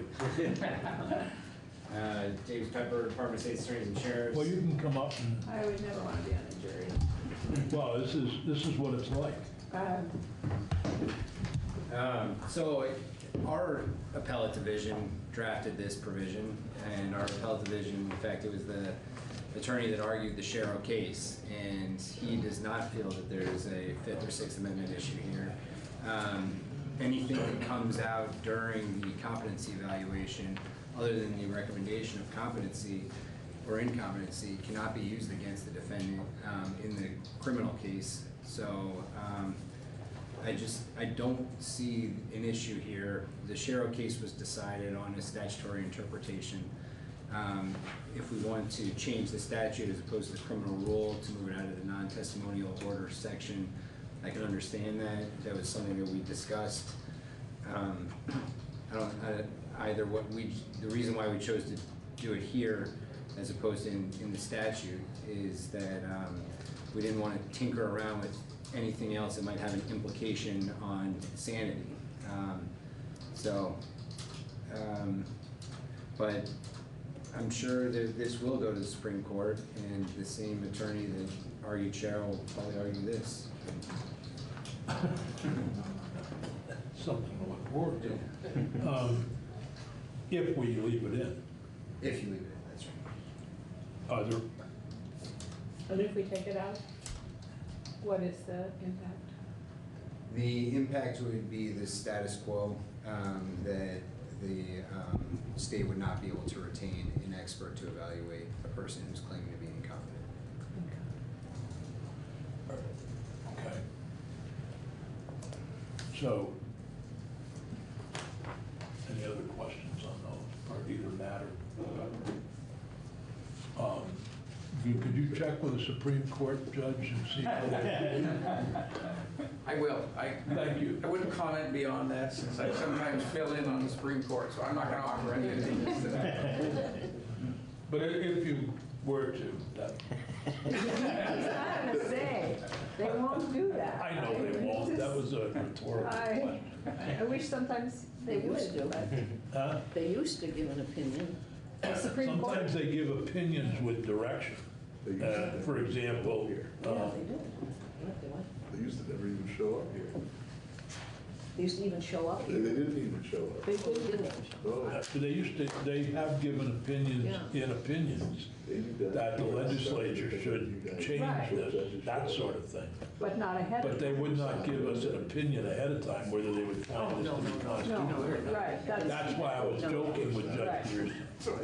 That's why I'm leaving. But I naively That's why asked the them judge to is come to the leaving. committee once and ask, and All right. I'll let you talk testify about it. whether it would be Any constitutional what we other were doing. And they comments said, on this bill today?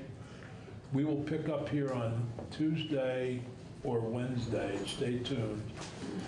Pepper, are you available tomorrow around 10:30?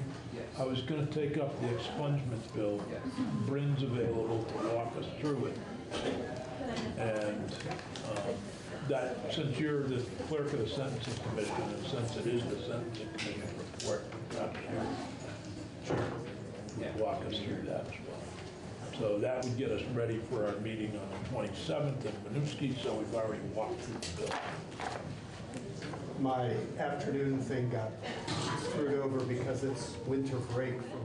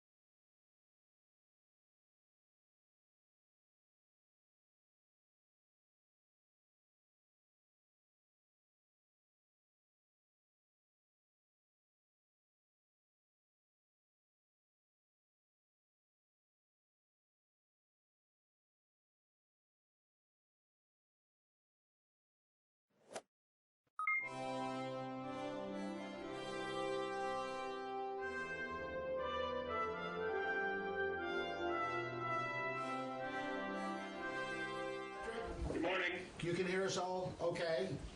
I think so. Good, okay, great. Good morning, everyone.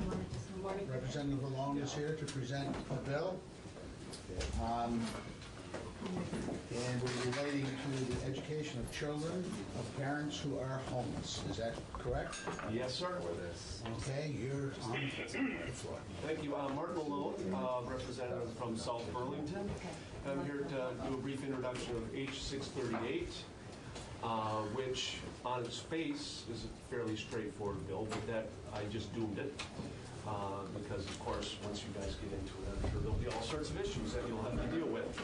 But in any event, Patrick Burke, the principal from South Burlington, who's on the phone to join us, he and I were discussing this probably last fall when he raised this as an issue, that a child who is at school who has been homeless, that individual can really go to any school, but in such a situation, that child could be at a particular high school, establish some routine, some semblance of normalcy in his or her life, and then happily the parents or guardians could find a permanent residence in a different location, a different district.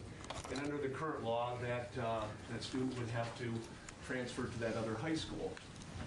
Which the problem is that a child like this has dealt with a lot of adversity, and it may be better for that individual to be able to complete high school in that school where he or she has started. I mean, that's the crux of the bill, is to be able to allow that to happen if the student has gone through sophomore year, so has established those relationships in high school, that student should have the opportunity to finish high school at that particular school. So that's the crux of it, and I'm happy to take some initial questions, and we'll probably defer all the hard questions to Patrick. And I neglected to say that Patrick Burke is on the phone with us this morning. Any questions? I'm just trying to pull up the bill, but Martin, I know we have talked about this before. There is provision in the bill for the parents to be involved in that decision, right? I'm sorry, Yes. I'm just looking for that language. It's towards the end. It's on, I believe, around line 17 and 19 on page 3. Unless the child's parents. Yes, okay. Right. So there's So a there's decision. sort of a buy-in process. There is, yes. That's correct. Okay. The only other question I had, I don't know if this is more for Jim, but did receive an email from Amanda Garces of the Vermont Human Rights Commission, who had requested that we consider changing the word parent for caregiver or guardian to address the interests of kids who are being raised by grandparents, aunts, uncles, and friends. Yeah, I think something along those lines makes sense. About. Yeah, we certainly want to have whoever is in charge of that child's upbringing to be involved in that decision. So I think that would be a fine change. You described this as it would allow this to happen. I'm sorry, I haven't read through it in great detail, but essentially it would take the decision out of this. Right now, a school has sort of the leeway to allow it to happen anyway. No, not really. Not really? Right. Sorry to interrupt. Yeah, so I can leave that for Patrick, but very, very quickly, I understand that a school can have transfer students, but that student is not counted as one of the students in that school. Right. And in this instance, it would be. So the money would follow or stay with that student. So it boils down to residence. Right. So. All right. And it would require then a school to allow this to happen? Yes. Okay. Yes, that's correct. So if there are no other questions, I'll run off to my other meeting. I could share just like a scenario of what this looks like in practice, and then. So Patrick, you probably should say your name for your Sorry, I didn't mean to take No, your... no, that's role okay. there. Patrick, can you introduce yourself to the committee, please? Sure, I'm Patrick Burke. I'm principal at South Burlington High School. Okay, thank you. Go ahead. Sure thing. So, I mean, without going into too much detail about the actual language of the proposed legislation, the reality for us is that what happens is we'll have some students who will, one way or another, kind of lose their permanent housing, and they'll end up classified as homeless. And because there's a federal law, McKinney-Vento, which you may be familiar with, which allows for homeless students to maintain the educational residence in the district that they were originally enrolled in when they became homeless. So we do have already, we'll have students who are residents of the city of South Burlington, they become homeless, then let's say that they end up in a shelter in Burlington or in a hotel in Colchester.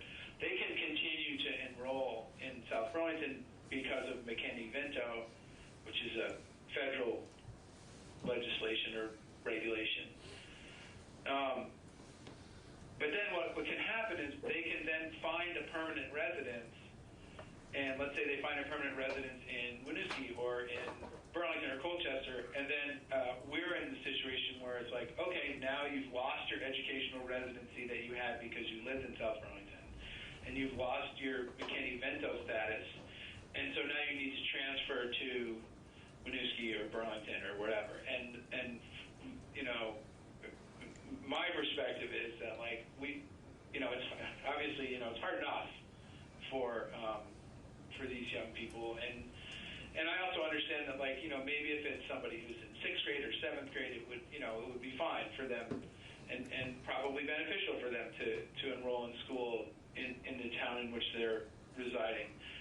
But when it comes to someone who's really playing out the end of their educational career and has established relationships at a high school, probably with social workers and guidance counselors, let's let that kid finish and not create another bump in the road for them. And the way that we can allow for that to happen is for them to be able to maintain their educational residency in the community that they had established it when they became homeless. So that's it. I mean, it's really, and it's unfortunately something that happens more than you would think, and particularly in South Burlington, where the housing market is very tight. We have a lot of, not a lot, I mean, I don't want to overstate it, but, they are memorable situations where you really feel like, you want to be able to support the student and help them finish what they started in your system. And that's it. It's really that simple, and I explained that to Martin, and I don't like being in conversations with families where I have to say, like, I'm sorry, we would love to have your child stay here, but they need to transfer to wherever. Patrick, Representative Coopeley, do you find that this is a growing problem in our schools? Have you spoken with other principals throughout the state? Thank you. Thank you. Thanks, Martin. No. No, I haven't spoken with other principals. I would suspect that this issue is one that, as your more populated areas in the state, it's more significant, and so I would suspect. Perfect. Now we're doing morning announcements here at the high school. So I suspect that, and a lot of times in Chittenden County, like, even where the lines are drawn, is difficult for people. So I've got folks who are like, look, I'm going to stay homeless until I find a place in South Burlington. They think they find a place in South Burlington only to learn that, it's actually not in South Burlington. It's in the south end of Burlington, or and something like that. So I think it is more common in Chittenden County, probably also in your more densely populated areas that have multiple school districts that that make up like a metropolitan area. So, it might happen down in other parts of the state, but I think it's something that happens up here. It's hard to move out of the Newport, the North Country Union School District. It's like, I think it's like 100 miles, so Very true. I would suspect that they experience this a little bit less than we do. But, and again, I don't want to overstate the number of times this happens, but it does. It's not infrequent, and it is a situation where I really feel like we can just fix it and help out kids and families who are already in a tough spot. Peter, did you have Yeah, and this may be a better question for our legislative council, but I'm just wondering if this is a system that could be gamed in some way. In other words, you live in South Burlington, you've got a kid who's completing 10th grade, you sell your house, you live with grandma and grandpa for a couple of weeks to, rendering you homeless, and then you move to Winooski, and then you can sort of claim this, even though what you've really done is just sort of moved, found a loophole to keep your kid at the high school that you were just in. And I don't know, are there legal definitions of what is homeless? And so I'm just curious if this system can be gamed in any way. Is that for me or is that for legal counsel? I don't know who the best person is. I guess if you have a response, that would be I have a response. Great. I mean, to be honest,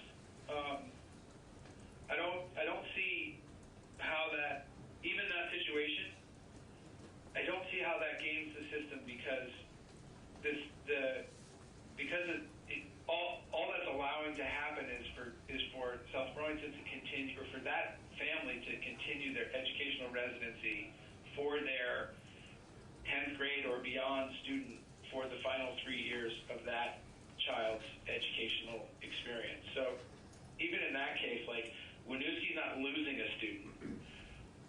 The money's going to South Burlington already anyway. And so, I mean, that's kind of the next layer to this issue are other families, mom dies or dad takes off and they lose their house and they're now housing insecure, but they aren't homeless and they have that exact situation that you just described. We're telling those kids they have to transfer also, which is, if you ask me, nonsensical, but at least this bill takes care of students. And I don't know. I read the proposed bill, and it looked like there's some language in there that talks about what it means to be homeless. I know McKinney-Vento has definitions of what it means to be homeless, but I don't have any concerns about anybody. The educational residency in itself is an interesting dynamic because. Especially at the high school level, because there's no. If a student moves, it's almost like when my students move to Winooski and want to stay enrolled here. Well, Winooski's not losing a student if the student stays enrolled here. I don't really. I mean, if you ask me, that should be okay too, and regardless of the reason. But for now, I think it would be nice to take care of the kids and families that are clearly in crisis, much less as opposed to other students who just are experiencing disruption. Thanks. Thank you, Patrick. Any other questions? Yeah, I got one. Caleb? Yeah. Caleb? Go ahead. Representative Elder here. Just curious, how many students do you think this might apply to roughly over like it could be over a 5-year period even? I mean, and I know these dynamics are changing in schools, but over the past 5 years, is this kind of a problem that exists in single-digit numbers or in dozens? I mean, can you just kind of give me a sense for the scale? Yeah, I was going to say 10, but okay. So yeah, I would say 5 to 10 students. Over the past maybe 5 years or something, or would you say that? Yeah, I think we have 1 or 2 a year that probably fit into this category, and as you're saying, that dynamic changes. And your school district, how many students or equalized pupils or whatever measure? I mean, I have 940 students at my high school, like bodies. I don't know what that transit. Right, okay, but at the high school is, Yeah. right, all right. Well, Patrick, Representative Kupla here. I serve on the Child Poverty and Strengthening Families Advisory Board, and I think the information that I received is that this is a problem that's growing due to poverty in our state, and homelessness is growing as well. So I would suspect that we're going to find more and more of these issues popping up with our schools. And I certainly thank you for your testimony. And if there are no more questions, Sorry, I do have one question. Kathleen? Yeah, this is Representative James from Manchester. One of the first things I had asked Martin about was this clause at the very end about basically getting parental and district buy-in, so that, you know, I was envisioning, I guess, a situation that I didn't think would be ideal, where maybe a student was being allowed to stay in that district against, you know, over the wishes of his family or over the wishes of the receiving district. And I just wonder, you know, if you've seen that scenario or how you would see that playing out. You know, I guess I was very happy to see that the parents had a voice here, and wonder if you could reflect on that just a little bit. I think it's, I haven't seen a situation where the students and family did not want to stay in the district where the child resides. I think what would make sense, to your point, would be that if they want to have their educational residency shifted to where they now have a permanent residence, of course they have the right to do that. I'm not certain that it necessarily would benefit or would have the impact of the intended legislation if you give my school the option to say no. I think that when a student has established educational residency as public schools, it's our responsibility to educate them regardless of their situation. And so this legislation should give that student and family all the rights that a resident of South Burlington would have in terms of accessing a free, appropriate public education in South Burlington. And I say that because, you know, honestly, there are times when, you know, obviously students and families who are in crisis and are experiencing insecurity relative to housing, like there's often affiliated difficulties that can make my life harder, you know, can make a school's life harder, but that's our job. And we should, you know, not create an additional hurdle for those students. I mean, I think if you really looked at a student in that situation who's already finished 10th grade, the chances of them not completing high school just completely multiply exponentially if you're now telling them that they have to enroll in a new school that has maybe different graduation requirements, where they have no friends and they don't have a social worker, or they don't have a guidance counselor. And so I don't think my schools, if this legislation passes, I think those students it shouldn't be up to me or other high school principals or school boards or whoever makes those decisions to close the door on a student that has established educational residency in their district. Thanks. Do we want to hear from Ledge Council on this issue, or? I can walk through the vote, right? Okay. Okay. That would be great. Thank you.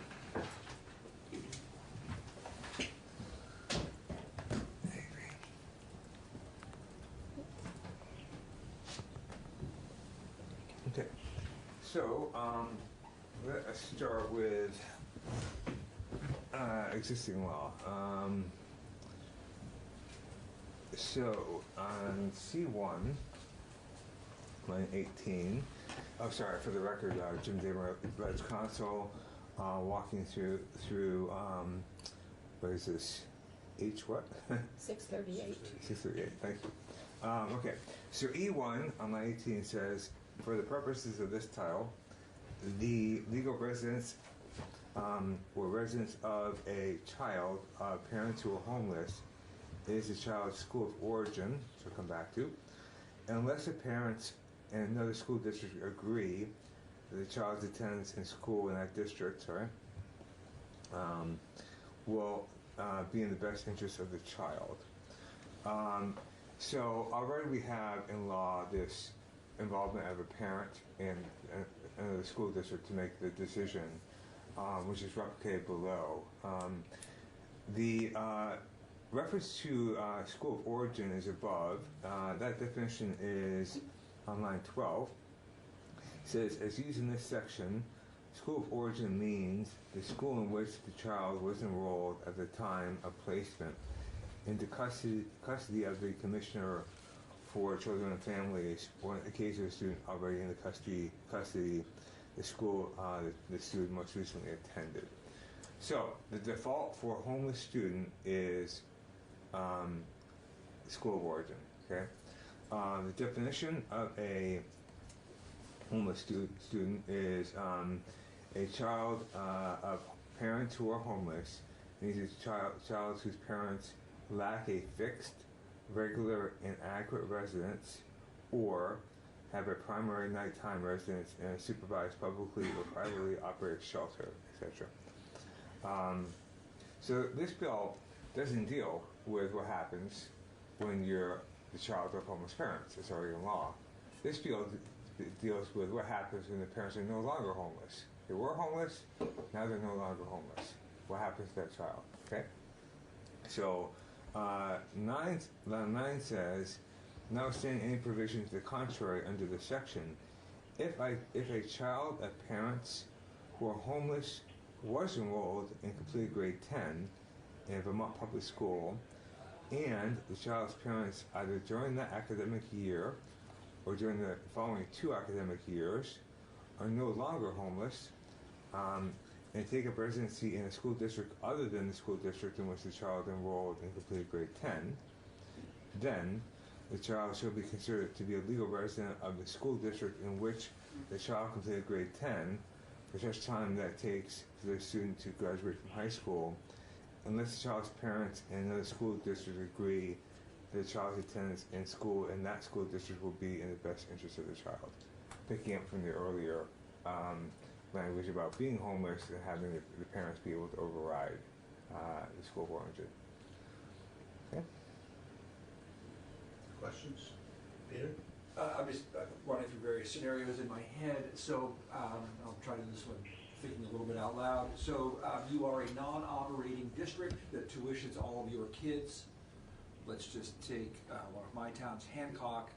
Your family who lives there, Hancock tuitions your child to Harwood.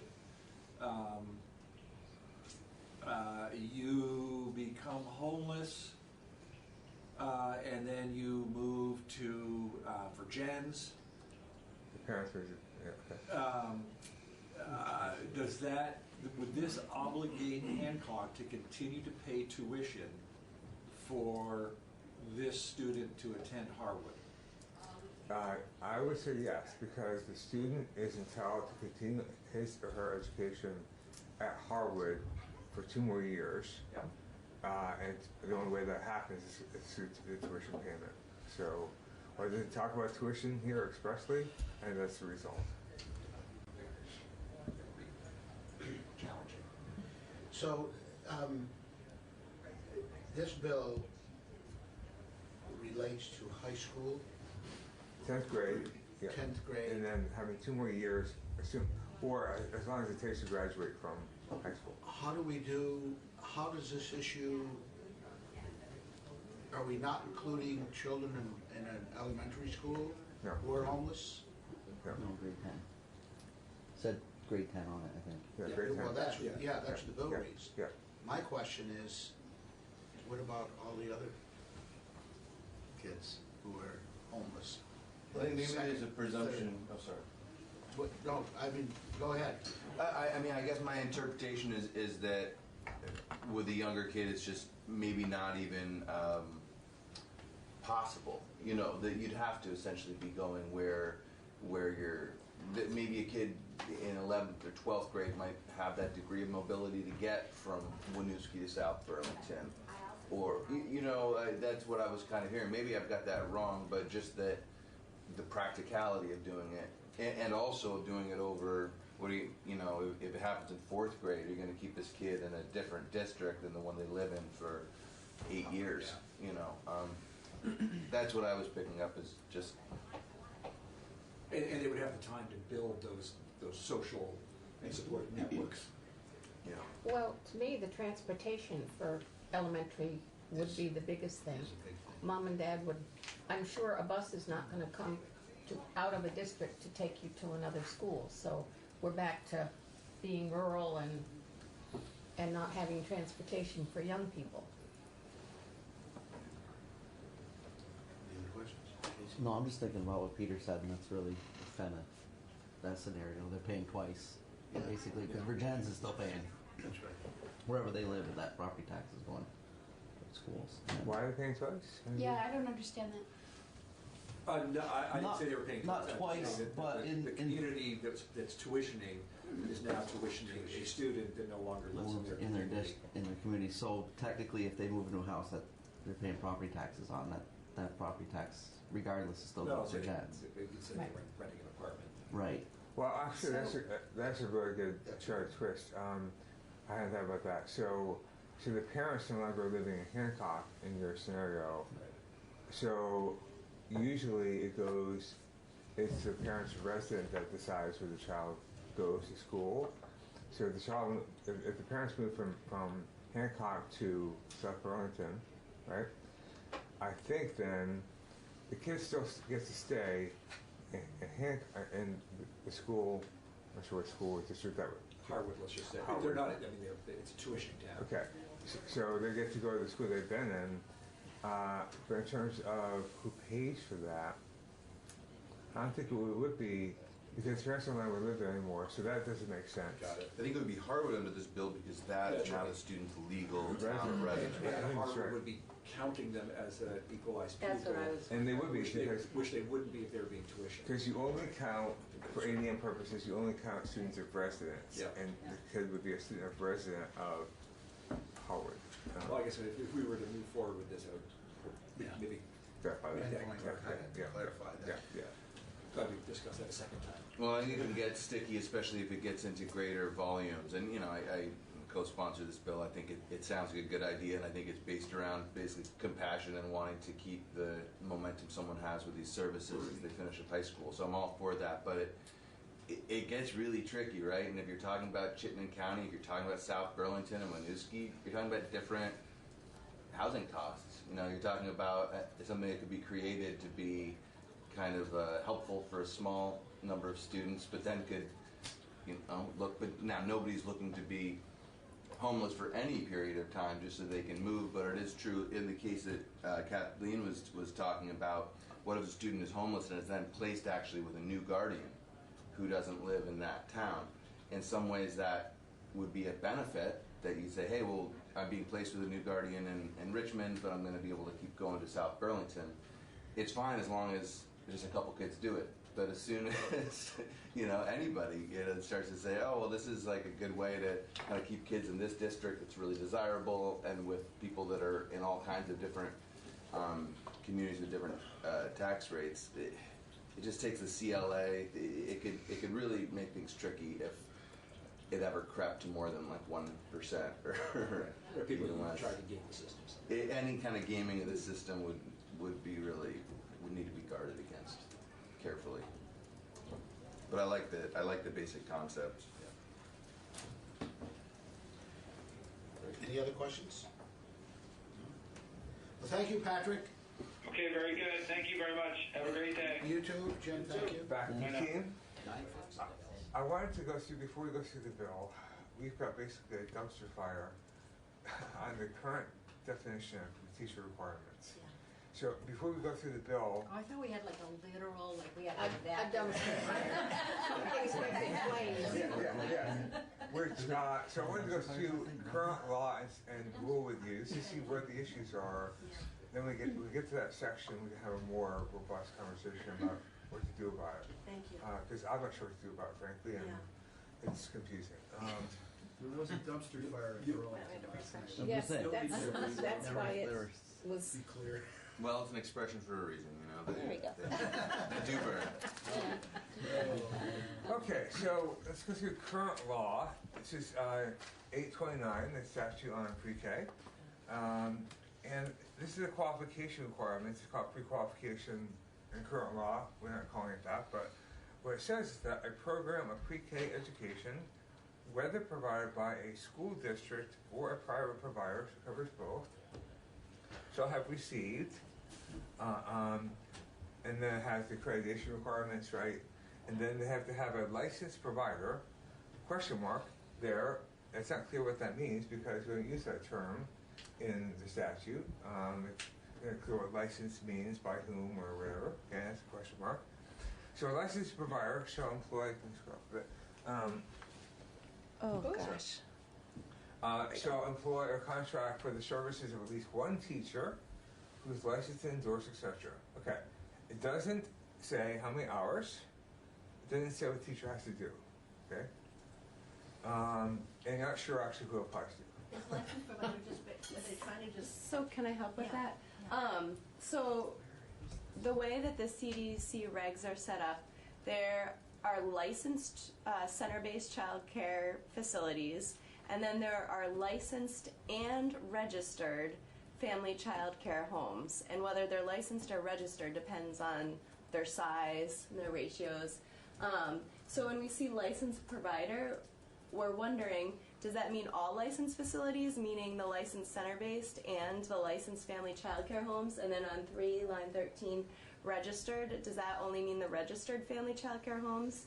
Or was it just unclear at the time that it was drafted and somebody was using licensed provider as a shorthand for center-based facilities generally, and registered home provider generally to mean all home family child care homes?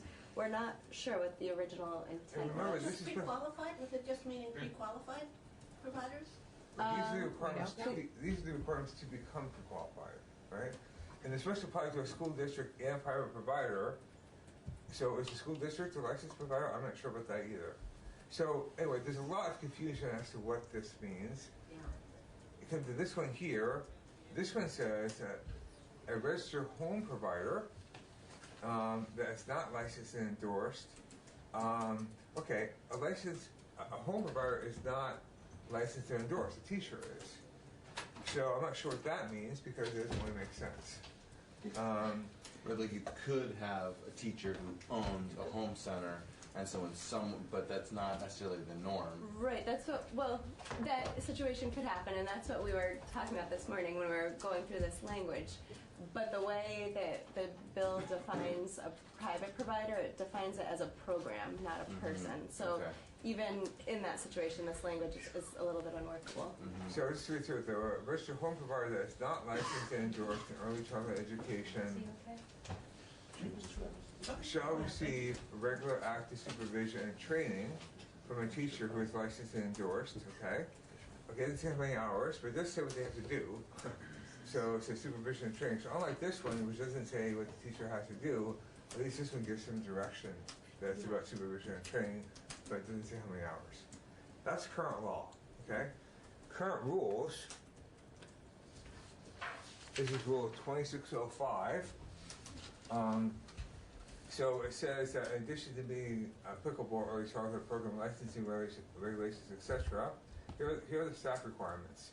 So teachers in pre-K classrooms in public schools shall hold a valid educator license with an endorsement. Okay, doesn't say what they have to do. Doesn't say how many hours. Okay, and then it goes on to say private pre-qualified providers are center-based. Okay. Shall employ for the services of a licensed teacher. It says that it has to be for 10 hours. It doesn't say whether the teacher has to teach or supervise, so we're not clear as to what the teacher has to do, but 10 hours has been put in by rule. And then the operator of a family child care home has three options to meet this requirement. The first option is that the operator holds a valid Vermont educator license to up to this point. That's one option. Or B, the operator employs a contract to the services of a teacher who holds that license for at least 10 hours per week. So that tells you that it's 10 hours, but again, doesn't tell you what they have to be doing in the classroom. And then Just C. to make it clear, we're talking about a home-based one, not a That center. one is. And we've been talking about 3 hours, that says 10 hours. It says 10. And 3 was somewhere in a statute. It's right? right there, it's coming down. next. So the three options are complying here. One, the operator holds the license. 2, you have 10 hours of teaching time, or 10 hours of teacher time, not teaching necessarily. And then C, the program receives regular hands-on active training and supervision from a teacher who holds a valid Vermont educator license for at least 3 hours per week. So just to clarify, then A is if you're licensed, B is if you have someone coming in for 10 hours, and C is if you have someone coming in for 3 hours providing supervision. All three are options for that. All three are options.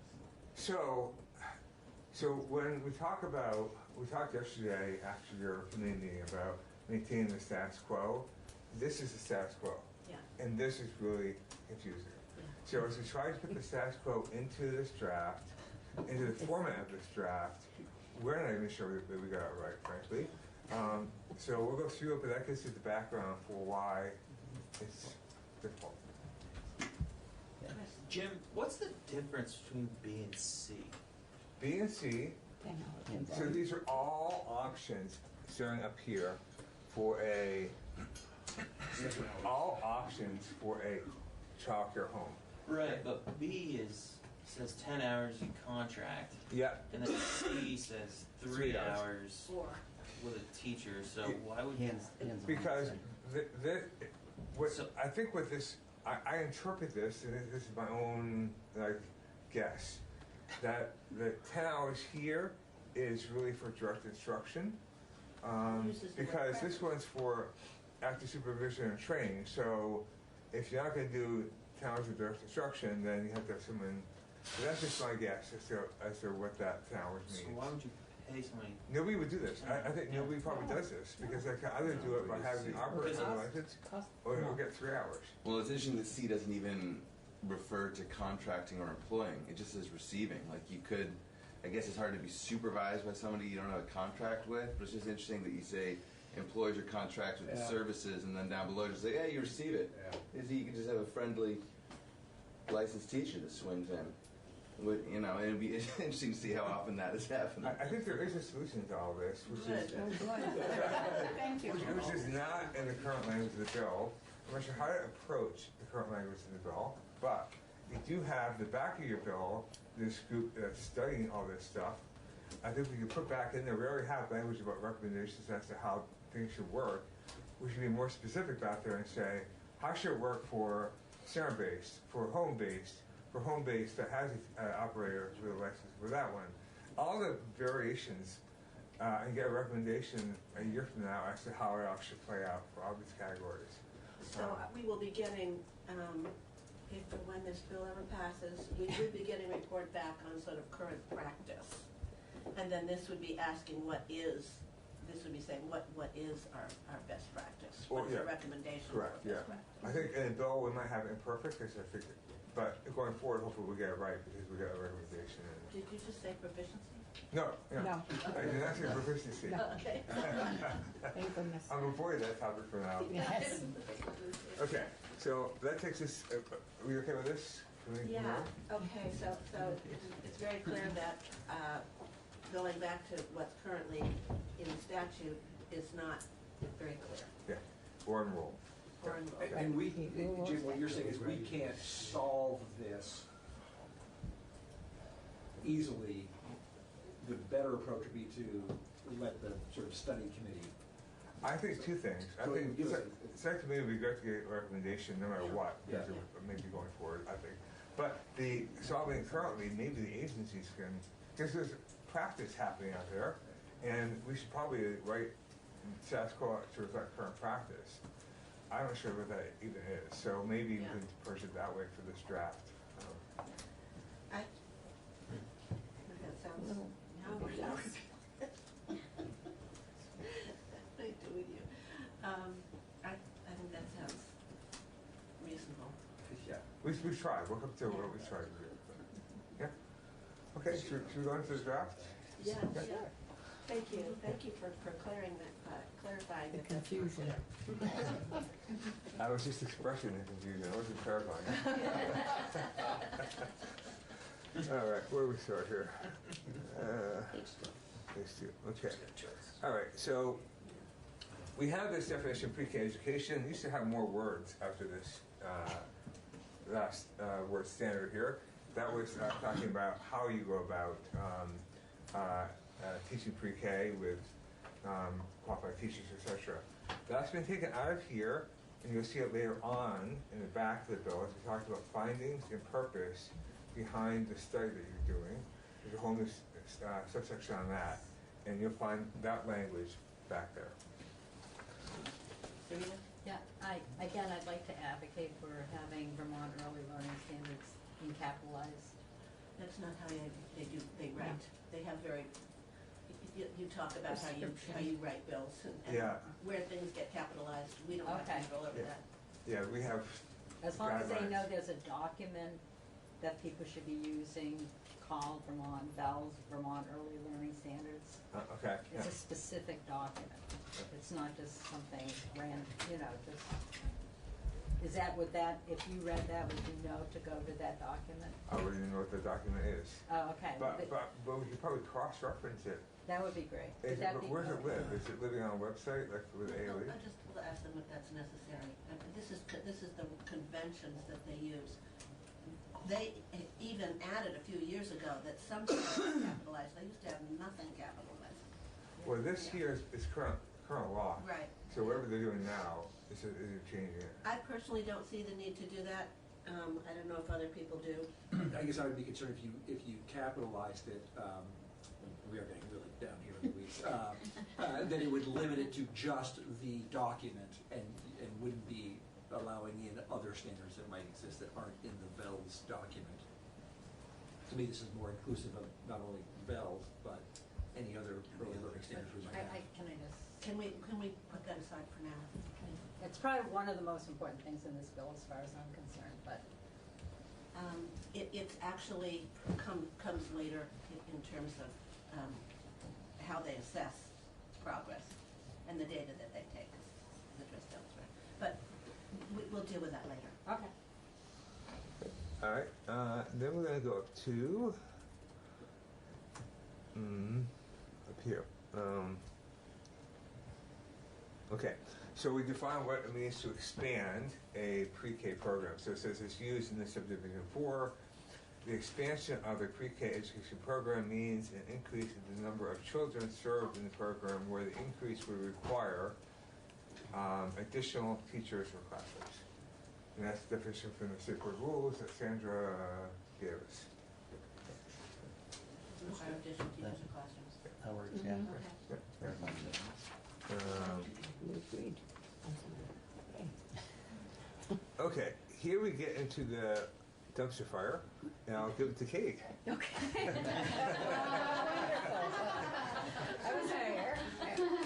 So what we've done is we still have it broken down into 2 paragraphs. And then the first paragraph deals with just center-based childcare programs. So if you remember, the existing language talked about licensed providers. A licensed provider technically is a family child care home. It could be because they can be licensed. But we kept all the family child care home together in paragraph 2. We were thinking that was closer to the intent. So in paragraph 1, for a private provider that's regulated as a center-based child care home, employing or contracting for the service of at least one teacher who is licensed and endorsed in early childhood education or early childhood special education. This doesn't say anything about what the activity is. Is it direct instruction? Is it supervision? It's silent on that, and it doesn't say anything about the hours. As in current law. As in current law. Second paragraph, For a private provider that is regulated as a family child care home, the word regulated encompasses both the licensed and the registered homes. And it says, so for a private provider regulated as a family child care home that is not operated by a person who is licensed and endorsed in early childhood ed or special ed, so somebody without a teacher's license, the provider shall receive regular active supervision and training from a teacher who is licensed and endorsed in early childhood education or in early childhood special education. So if you're a family child care home, you don't have a teacher's license, the provider is shall receive regular active supervision and training from somebody who does have a license. It doesn't specify the number of hours. Chris? So in current law, that was the one where it was 3 or 10, right? It was, yes, it was broken into 3 different categories. Under the state board rules, not under current statute. This reflects current statute. This, we think, reflects current statute. So this could actually take us backwards if possible. Meaning? Meaning that the amount of time that had a teacher in the classroom could be reduced. So right now the current statute doesn't say anything about hours. It's all in the rule, and this doesn't change the rule. Right. I see. Didn't have 3 hours in statute? No. No. Or 10. Okay.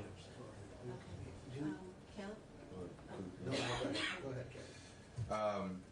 Right. I guess that part of that was my question that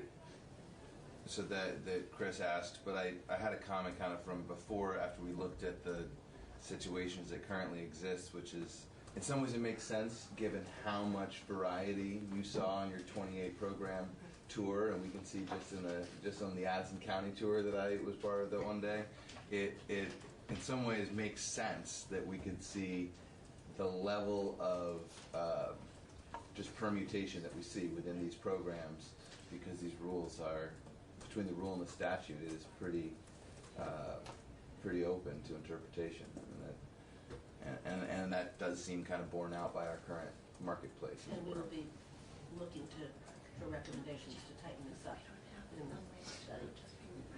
My question goes to line 16, I guess. What does regular mean? Line 16. Line 16? Yeah. Yeah, I mean, is It's not. active supervision, regular active supervision? It's not a defined term, but it comes from your existing law. So it's what you currently have in statute, regular active supervision and training. And then goes the rules. The rules that define it. Mm-hmm. Well, regular means 3 hours. Yes. Per week. Yeah. That's the rule. Yeah. Or 10. Sure.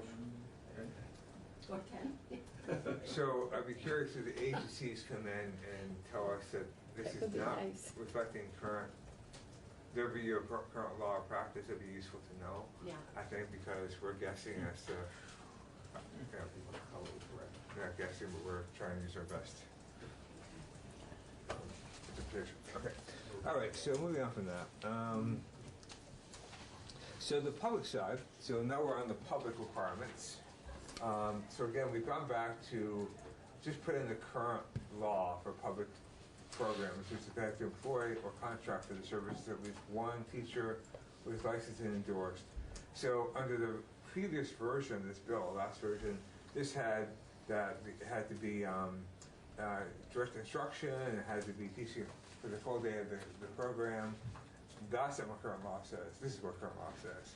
So we're going back and putting that back in again, trying to keep the status quo. I'm sorry, that's just for the privates, right? This is public, you know, we're in the public. Okay, Public so schools. we definitely, there's some challenge I'm hearing to that if we include that language, does that mean that we also bring the whole agency of human services back into oversight? With the STARS part. With the STARS part. That's not what this is, though. We're not there. This is the requirement to have a teacher in the class. Okay. So last version of the bill for public programs, it said that the teacher had to provide direct instruction and had to be there for the entire day. I guess I'm going up Yeah. to lines 1 and 2. Yeah. So yeah, and we reverse back to current law. on this. So there's no talk now about direct instruction or on a number of hours. This up here, this qualification requirement, this would pull, if you want to comply by getting 4 stars, you have to, as a public provider, have to comply with AHS's requirements under that program. Is there a way to make sure we're not dragging the whole agency over as well? That's what my concern is. So you have language, could we skip to page 11? Page 11, when we talk about regulatory oversight and rules. We have on line 10, AOE shall have sole regulatory oversight of pre-K education programs offered by public providers with the exceptions that we have 2 exceptions. So the first is you receive CCFAP, then AHS oversees compliance with CCFAP, but the second is if the public provider chooses to satisfy program quality requirements using the 4 stars, then DCF shall have regulatory oversight of the provider's compliance and stars only, not the whole program, but their compliance with stars. And that would be the public school's choice. Yes. If they want to do that. Well, it's a choice between, you're only talking about a choice between stars and NACE. Yeah. Right. I'm not sure how intrusive stars oversight is. I just don't know. Maybe that's for the agencies that testify on. I know that's a concern, flag it as a concern that we've heard. Because I think the reason to have the stars was that it was something that parents could compare, and the stars was useful for that. But if it's just that concern, we'll have to find out what that means. Okay, so then we go on from here. So you were on page 7, sorry. Yeah, but there were no changes. No changes. Just there's really not, it doesn't seem plausible that AOE could administer STARS qualification. I mean, that doesn't seem too credible, right? So it's sort of like if a public program wants to have the STARS, I don't really see that there's any other way for them to get it than to go through the people that regulate STARS. So maybe it's just like if NACE is the other option, maybe the question is like, is NACE going to work for the public schools? And it's a much higher standard. So do we think the public schools are going to want the STARS? It's a question that we'll ask them. We'll told that when we get the books. Because that does seem like a pretty big threat to trying to bifurcate our regulation. And we have the school boards in the room, so we'll be asking for feedback from them on that. Okay, so you asked for findings and purpose. Can you do it? This is usually Oh, sure. I can do this.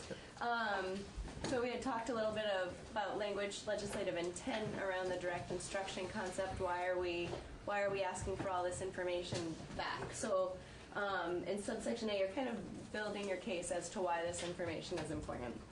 First, in subdivision 1, pre-kindergarten education is provided in Vermont through a mixed delivery system by a combination of private providers, which are regulated either as center-based childcare programs or family childcare homes, and by public schools.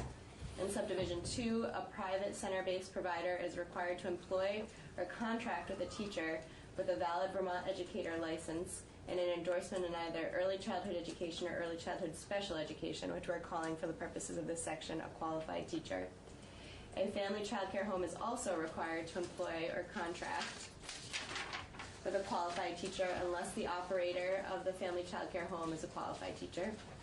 Subdivision 3, while public schools retain qualified teachers to provide direct instruction to pre-K students, under current law, private providers retain qualified teachers to either provide direct instruction to pre-K students or training and supervision to the provider's staff or both.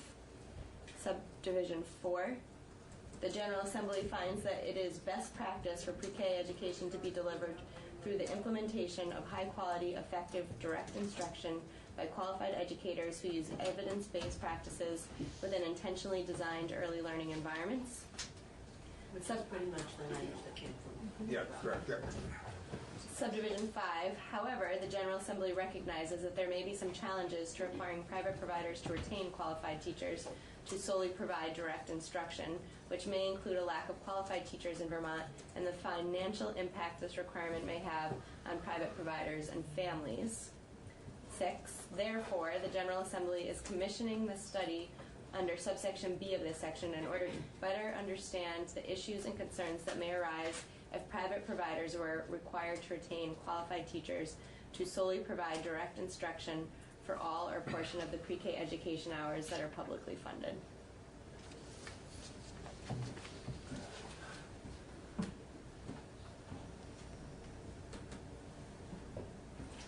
Well, I'm just going to talk.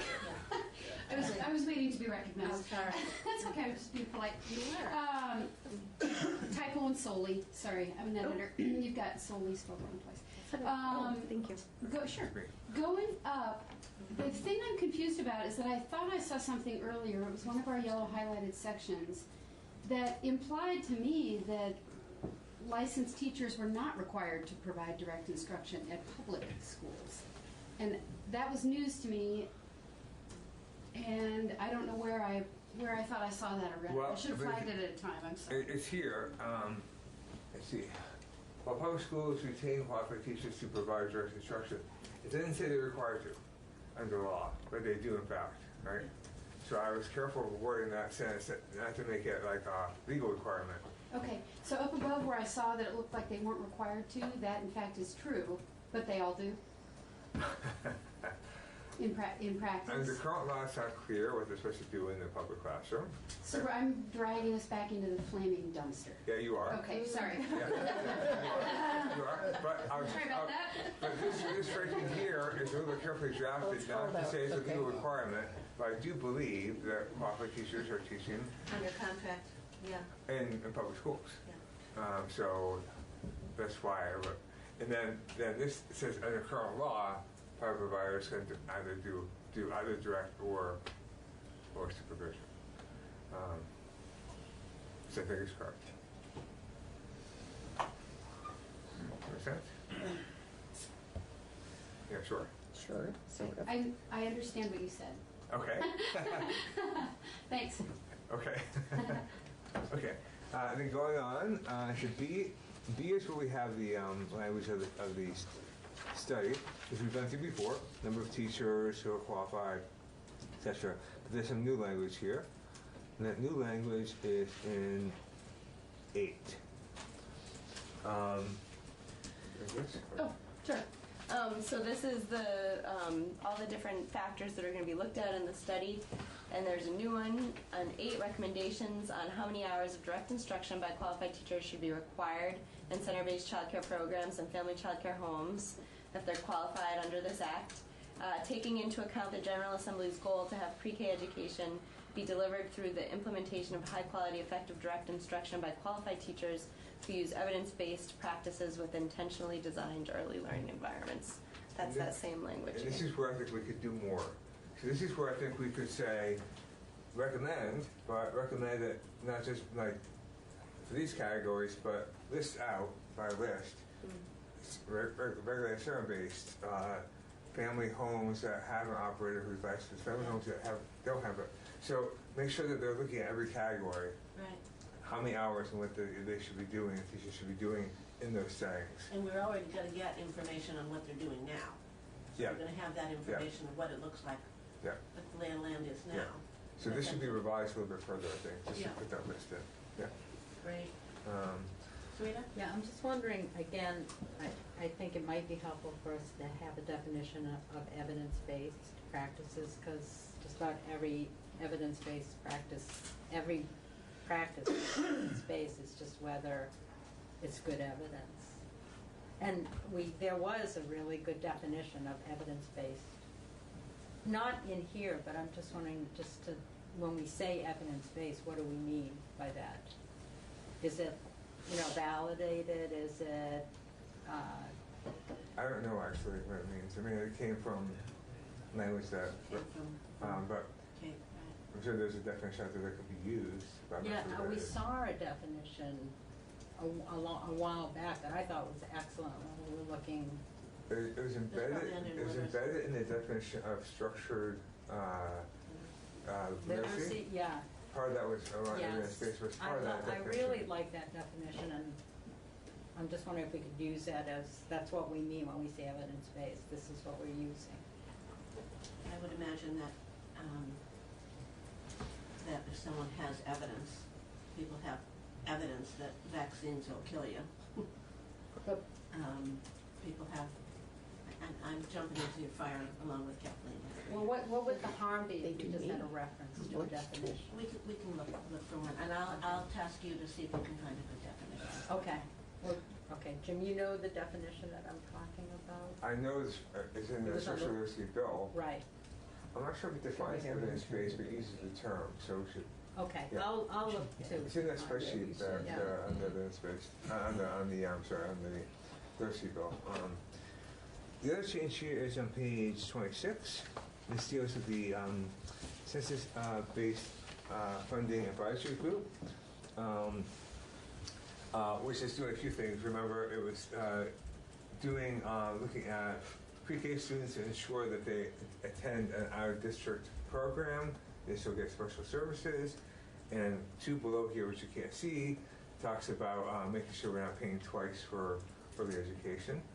But now it says up here that the advisory group, in collaboration with private pre-K education providers, pre-K coordinators, and pre-K teachers, where representatives of each of these 3 groups are selected by the advisory group, where each group represents different geographic regions within the state, shall study.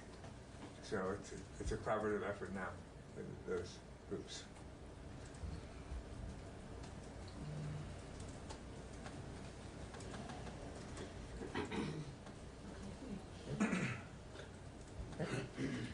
And So the advisory group was adding those people, or they were consulting with those people? consulting with them. Consulting. Yeah. In collaboration with them. In collaboration. Yeah. And then we have a placeholder for section pre-K coordinators grant program, which is to come. And then we had to adjust the effective dates a little bit to reflect section changes. That's it. This is why we pay you the big bucks. Thank you. Section 8 language to come, is that responding to the testimony from Let's Grow Kids? Pre-K coordinators are great then? Yeah. Okay. Yeah. It's part of the whole process of scaling up what's going well. Wow. Thank you. Thoughts?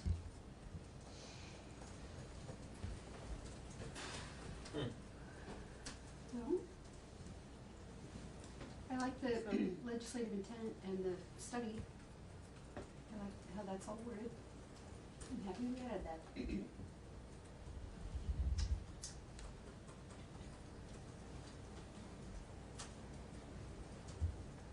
I'm quiet. This is kind of amazing. Yeah. Yesterday I read through Lori Connor's, she Yeah. sent New Mexico's pre-K 217-218 annual report that I got partway through yesterday. But it's pretty detailed report on what's going on in pre-K, and I wonder if we'd ever get to that point where we would have the AOE providing a report like that. Well, the AOE, did we left this as an outside report? Did we do that, or did we? I can't remember who's doing this. Is this something that the agencies are going to be providing, yes. or is this something they're asking an outside group to do? Agencies doing it. Agencies are doing it. Okay. So, but it's a different report than this. This would be just an annual report. This New Mexico report is just an annual report on how the pre-K program is doing, and it looked pretty thorough. We get an annual report now, but I believe that they might be sunsetting it upstairs in government operations. So I think we need to. I'm not sure what's happening with that. Whether we want to make sure that just kind of scan through that, because new it's annual pretty report. impressive. I'm very happy to send this to Lori, this bill to Lori, and get her feedback. I think I do need to see what's happening with the report. I'll see if I can find the notice that I got from GovOps that they were planning to sunset that report. It was an annual report, and they were looking at repealing it or sunsetting it. And I'm not sure what So that report was probably in 166, right? The request for that report Probably, yeah. was in 166, or it could have been even in 52 or 62. I can find that for you if you want. Yeah, to. let's take a look Yeah. at that. That'd be great. Thank Yeah. you. Because I do think this is something we're going to be wanting to continue to get feedback. Okay. So too. As we go forward.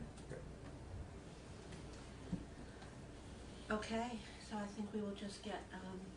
We need to work on the pre-K coordinator grant program.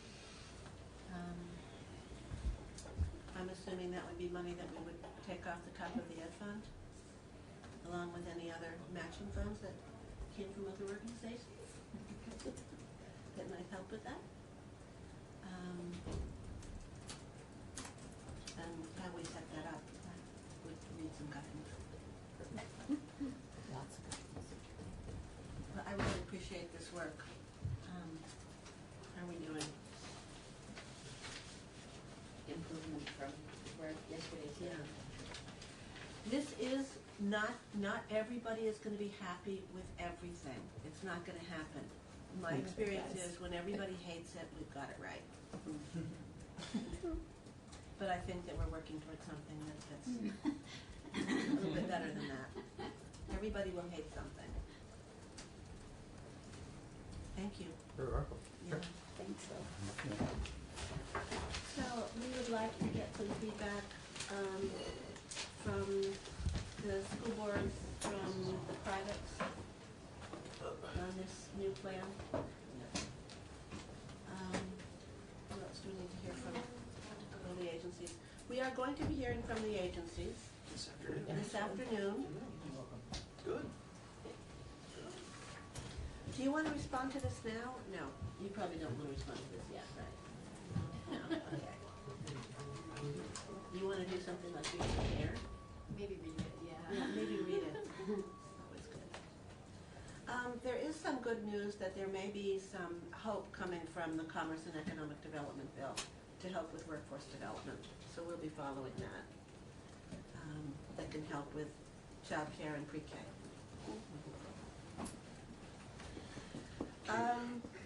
We have. Just a quick thing, just in H270 at 2014, which is what turned into 166, the only report I'm finding in there is a report on enrollment and access, which was due January 1st, 2018, that would have been coming from AHS and the BBF Council. Okay, so we want that. Yeah, so I don't know if that ever came in January of 2018. We got one, the report that we went through the other day, it obviously does not come in January. This year it came in May. But is that, this doesn't call, this kind of refers to it almost as a one-time, so I don't know if this is the one you're talking about. It doesn't call it an annual, it just says it's 2014 when they write it and they're gonna come back in 2018. So I don't know. Okay. Anyway, I There don't might I be don't see that something annual from bill. The earlier pre-K bill, I've forgotten what number that was. 62? What was that number? 62, I think. 62, yeah, 62. There might be something in 62. We would ask for that. Let's look at what we want for an annual report. And Sarita, you're going to work on evidence-based definitions. And how do we leave it with bells? What are we gonna, like, referencing bells? Because if those are our standards for Vermont standards, why wouldn't we be? It's a drafting convention. Get in there. It's a drafting convention. Thank you. Okay. It's a drafting convention. They don't, if you go through, you'll see a lot of things you say, why isn't that capitalized? No, can't we put it as a reference? I don't know. Because it's What if, do people want to put that, who wants to, there are standards, wants that they're Vermont reference. standards. To me, it's Committee. clear, but I just think we need to follow the proofers and the drafters, their conventions, because they're trying to make uniform our statutes. And so what we perceive to be the correct reference is not what our drafters are telling us. And what they say goes, because it's in the green books. I mean, we control the substance, but they really control the presentation. It's like if you write a book, you listen to your editor. Okay. Yeah, which is tough, but Can I just read the introduction to the Bell's standards? Can I just read it? It would take 2 seconds to this whole curriculum document. Early experience matters, whether at home, with family, childcare, preschool, kindergarten, primary grades, neighborhood, and community. The importance of high-quality early childhood experiences that are research-based is a foundation for school success and lifelong learning. VELS, the Vermont Early Learning Standards, make explicit the goals for each and every child's learning and development from birth through grade 3. Think of VELS as a roadmap that helps to guide understanding of what a child may know and do across the early learning years. So it's very specific in all different areas. And I think that's Vermont. That's the standards. Like we have standards, we have K-12 standards, we have early childhood standards. That's what we should be implementing. I don't even know if we know that if they're being implemented in the private sector. So it's all through. Definitions are in the pre-K rules. Yep. A definition is developmentally appropriate, and it has to do with being aligned with Vermont Early Learning Standards. So here it is, what pre-K kindergarten education is. It's Vermont Early Learning Bills. It's all addressed in rule. Okay. And I'm with Dylan that I don't want to go over the drafters in the way that they've actually added more. The agency and secretariats now has now. It's not like that's not important to me. What's important to me is that in private sectors and public sectors, I assume in public sectors they're doing this. Yes. What I don't know is in the private sector, if they're following these. It's part of TS Gold. And who's monitoring that? Who's making sure that they're following these standards? The agencies, and they have a report. There's a report on that. And I think it was it in that report that talked about meeting the standards in the way that we saw yesterday? Agency of Education, TS Gold results. Sorry, for the record, Ted Fisher, Vermont Agency of Education. What was the question? I apologize. The data on VELS, on TS Gold. Yeah, we provide a report annually, and that was the one, if I remember correctly, and I'd have to check because I'm relying on my memory here. That's the one that it's due in January, but we use fall data, and the fall data is never available in January, so we give it to you in April. It's the one we got. And we'd love to change that. And we got it in May, and we were looking at it yesterday. Okay. That was the one that we had up. So I do want to appreciate your just want some wanting to make sure that children are being assessed, that they're following standards, and it's happening in the public and private. Okay. Yeah. I just want to state for the record that we interpret this subdivision 2 of Section 829 as to mean the Vermont Early Learning Standards in capitals. Yeah. I think it's maybe a branding question a little bit, but yeah, the document lives on our website.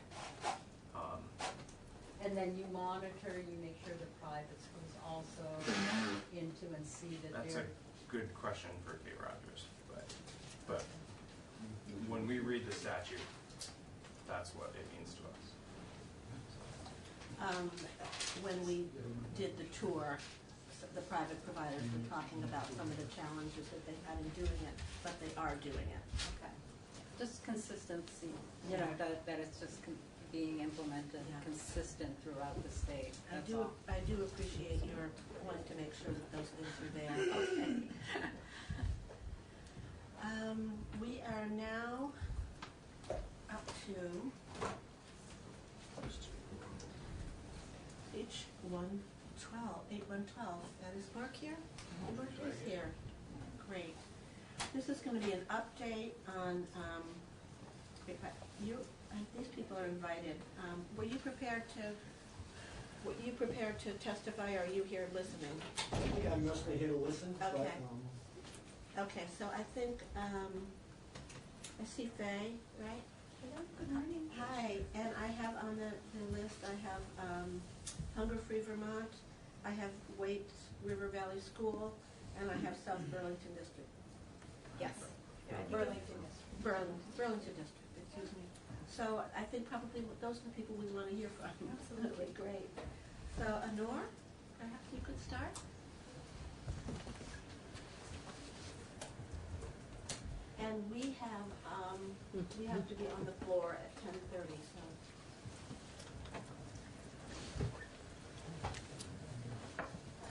Good morning. For the record, I'm Honora Horton. I'm the Executive Director of Hunger Free Vermont. I'd like to thank you, Madam Chair and committee members, for making some time for us today to talk about H12, a bill to provide universal school meals to all Vermont public school students. We sent to you yesterday I acknowledge, long and dense document that goes through the impacts and our and Public Assets Institute's cost assessment for universal school meals. And my understanding is that the committee in particular wants to have some conversation today about the preliminary cost estimates and some of the other issues that were raised the last time that H12 was discussed, and some of the data that Mark presented from the JFO. So that's what I'll focus on today. I want to start by saying that the reason why Hunger Free Vermont supports this bill is that we have lots and lots of research that makes it really clear that school meals are a critical educational support. That when students have regular, consistent access to healthy school breakfast and lunch, their ability to learn improves, their math and English language arts test scores improve, their health improves, their behavior improves, the school climate improves, the relationship of lower income families to the school improves, and the experience of teaching and administering schools also improves.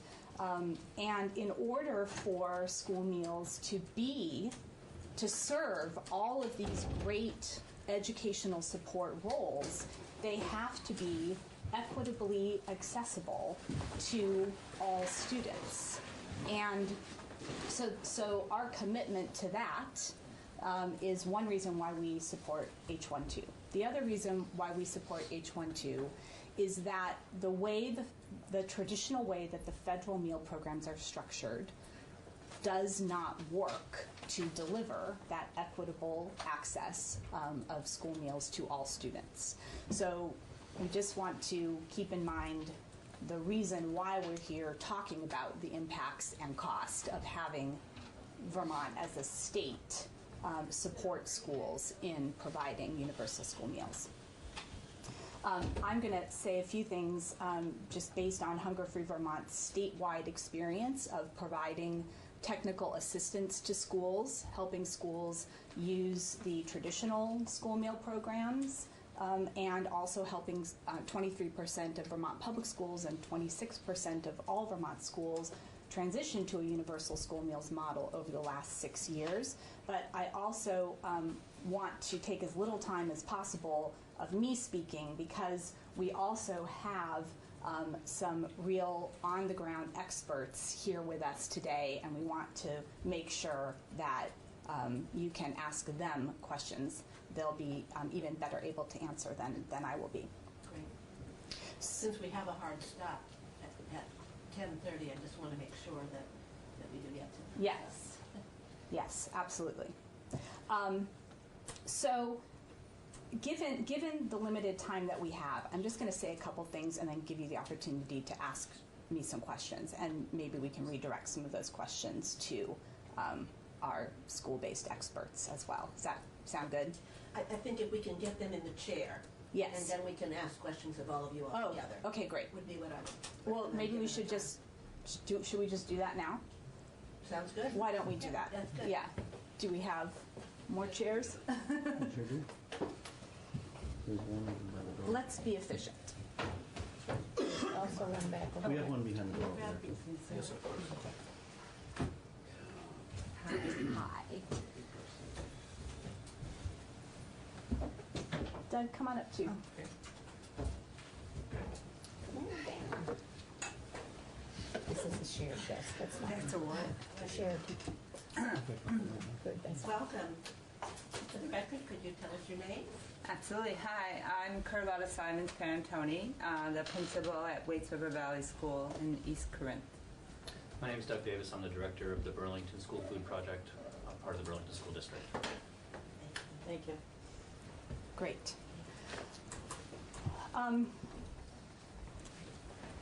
All right, so I'll just lay out a few points that we might want to talk about and then ask us what you want to ask us. So first of all, school meal program budgeting is very complex, and the way that schools and school districts pay for school meals is very complex. And on the first page of the testimony I submitted yesterday, we provided a long list of all the different ways that schools cobble together funding for their school meal programs. So federal per meal reimbursements and USDA foods, otherwise what used to be called commodity foods, are critical components to funding school meals, but they cover about half of the cost of what it takes to operate school meal programs. And under the proposed shift to universal school meals in H1-2, that would all continue. So the universal school meals bill, as it's written, is designed to ensure maximizing federal reimbursement coming into Vermont and going to Vermont schools to cover the cost of school meal programs. And in fact, it would increase the amount of federal reimbursement that is coming into Vermont by about $10 million a year. Is that just being cut right now? Federally? No, it's not. No. So the tweet I read was not accurate. So there are movements afoot at the federal level to change the nutritional requirements of the school meal program, and we don't like that at all. We think it's terrible, but it's not a cut to the funding. So that is not currently on the table at the federal level. So that's one piece. Another point that was raised that we might want to talk about is the way in which schools collect income data from families and how that would and wouldn't change. Briefly, there will still be mechanisms for schools to collect the income data they need, and these two fine people can talk about their on-the-ground experience of doing that under a universal school meals model. It's really an important part of the bill is that it requires schools to use one of the federal provisions to provide universal school meals. And those provisions require that every student have the opportunity to eat school meals at no charge to families. And we think this is really critical because of the way that it improves the overall operation of the meal program and the way that it eliminates one of the most harmful aspects of the way the current federal programs operate, which is that it distinguishes and categorizes students by their family income, and it has some students have to deal with not having enough money to cover the cost of their school meals. It requires schools to go after parents for unpaid school meal debt, and those are things that are just very, very harmful in many ways, and we want them to be eliminated. I'm going to stop you for a minute here because we have heard a lot of this information already, and we have two people here that are on the ground. Great. So I'm thinking perhaps it would be better use for us to hear from them. Great. Let's do that. Go ahead. Yeah. Hi. So Waits River Valley School, this is our seventh year of participating in the Universal Meal Program. This current year, we have shifted to the Provision 2 part of the Universal Meal, so we're still acclimating to that.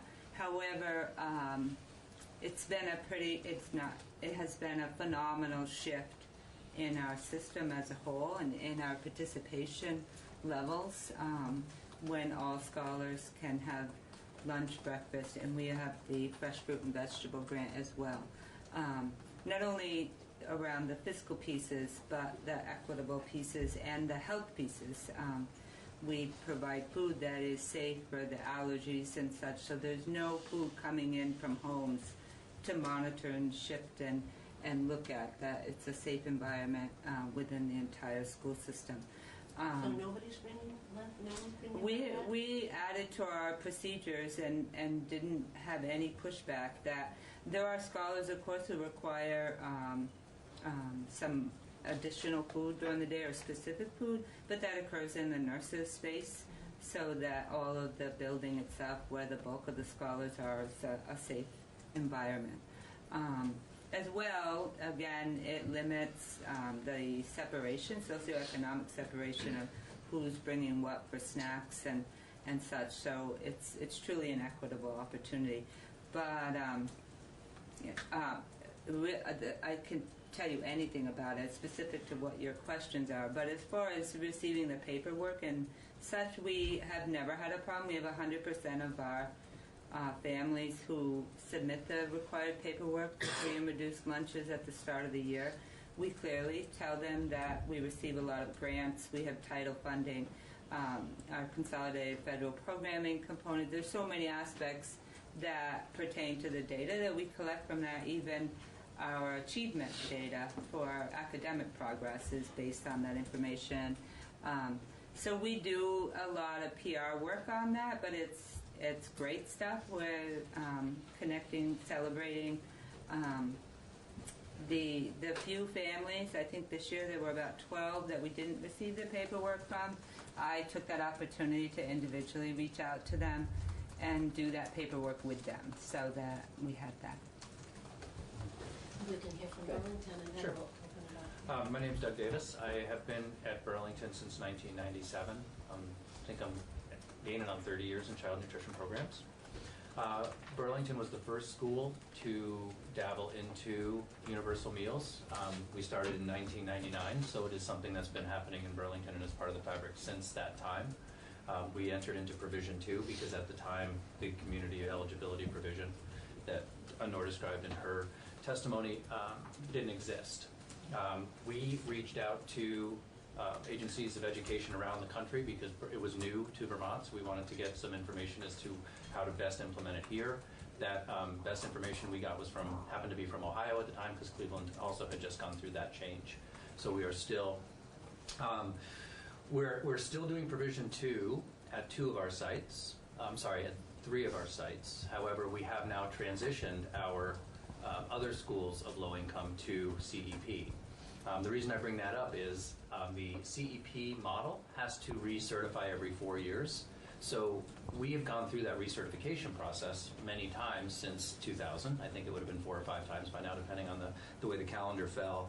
And in order to do that, we have to justify that the socioeconomic levels within our community, the community we serve, has not changed in a substantial way. And the USDA defines substantial as 5% up or down. And Burlington has been able to continue serving through Provision 2. The Provision 2 model that we use is breakfast only because from a financial standpoint, we are not able to provide lunch at this time for the Edmonds complex, which is a K-8, VHS, and Champlain. However, those schools still need to provide free and reduced meal data because we are still serving a traditional lunch, even though it's a free breakfast. So we kind of have the split within our school. And I can share that for parents is a little confusing. I would love to be able to offer universal meals to all of our kids. We do see that there is definitely a divide. I was in my cafeteria, actually Edmonds, the other day, and this really struck me. I was sitting with a student, and she was with an adult. The adult shared with me that this student had spent the summer in France watching the women's soccer, what is that, like the World Cup? Mm-hmm. And at the same time, there's a student in the back of the cafeteria going through the box to see what boots fit. So I think that regardless of income, and when I say boots fit, I mean it's in the lost and found. This child is trying to get boots to go out to recess.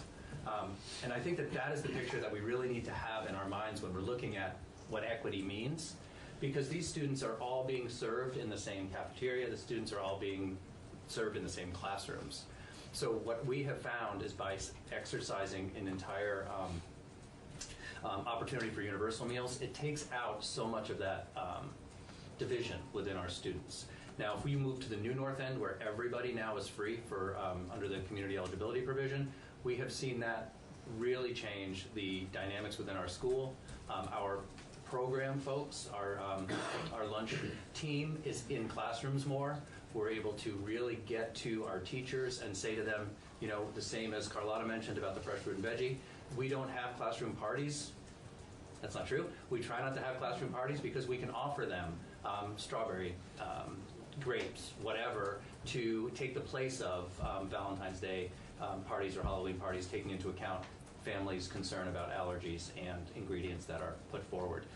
One of the things that I heard mentioned, and I'm kind of speaking fast because of your time, is that there is a potential impact to Title I and the funding that schools receive. I talked to our grants manager in the Burlington School District. We have not seen that change, and he said CEP has not impacted the amount of money that we have received. The Provision 2 doesn't impact it because we still are collecting those applications, and every fourth year we would still collect those applications if that were to happen. So I'm going to leave it at that so that we can open up some time for questions. But what we have seen in Burlington is that it has been a financial benefit for the program. And anecdotally, what I hear from nurses and teachers and administrators is attendance is up, behavior is better, and students are much better fed. I had a lovely lunch at Integrated Arts here. There you go. I love that school. Thank you. I'm glad you were there. I just, Ted, do you have? Yeah, I'm happy to go at the end. At the end, okay. Just 2 minutes if you don't mind. Okay. Questions from the committee? Thoughts? Peter. So the one of the issues that has been brought up, and you touched on it a bit, is if you have a universal meal program, getting the documentation you need for free and reduced lunch would go down because there's no longer the incentive to fill it out. And Waits River, I could see it's a small community. It's probably you could personally go out and handle 12 people. But I was curious with Burlington. Would that be a bigger challenge, or do you foresee it being a challenge? It hasn't been a challenge up until now. We still have to collect our household income forms. Right. It's part of the yearly registration process. It's all done online. And we have, not me, not our office, but the data team has gone out and really made sure that they have what they claim is 100%. One of the challenges Burlington has is our community of new Americans. We have a team of liaisons that helps with translation and really goes after those folks to make sure that those applications are filled out. There are so many benefits beyond just school lunch for those applications to be sent in that, I mean, nobody's taking that lightly. We do need to have that information come forward, and we've done, I think, a really decent job in collecting it. Serena? Yeah. So, there's a very limited amount of, revenues in terms of the education funding. So we have to make decisions about programs, like what would be the best program for children to put the money towards.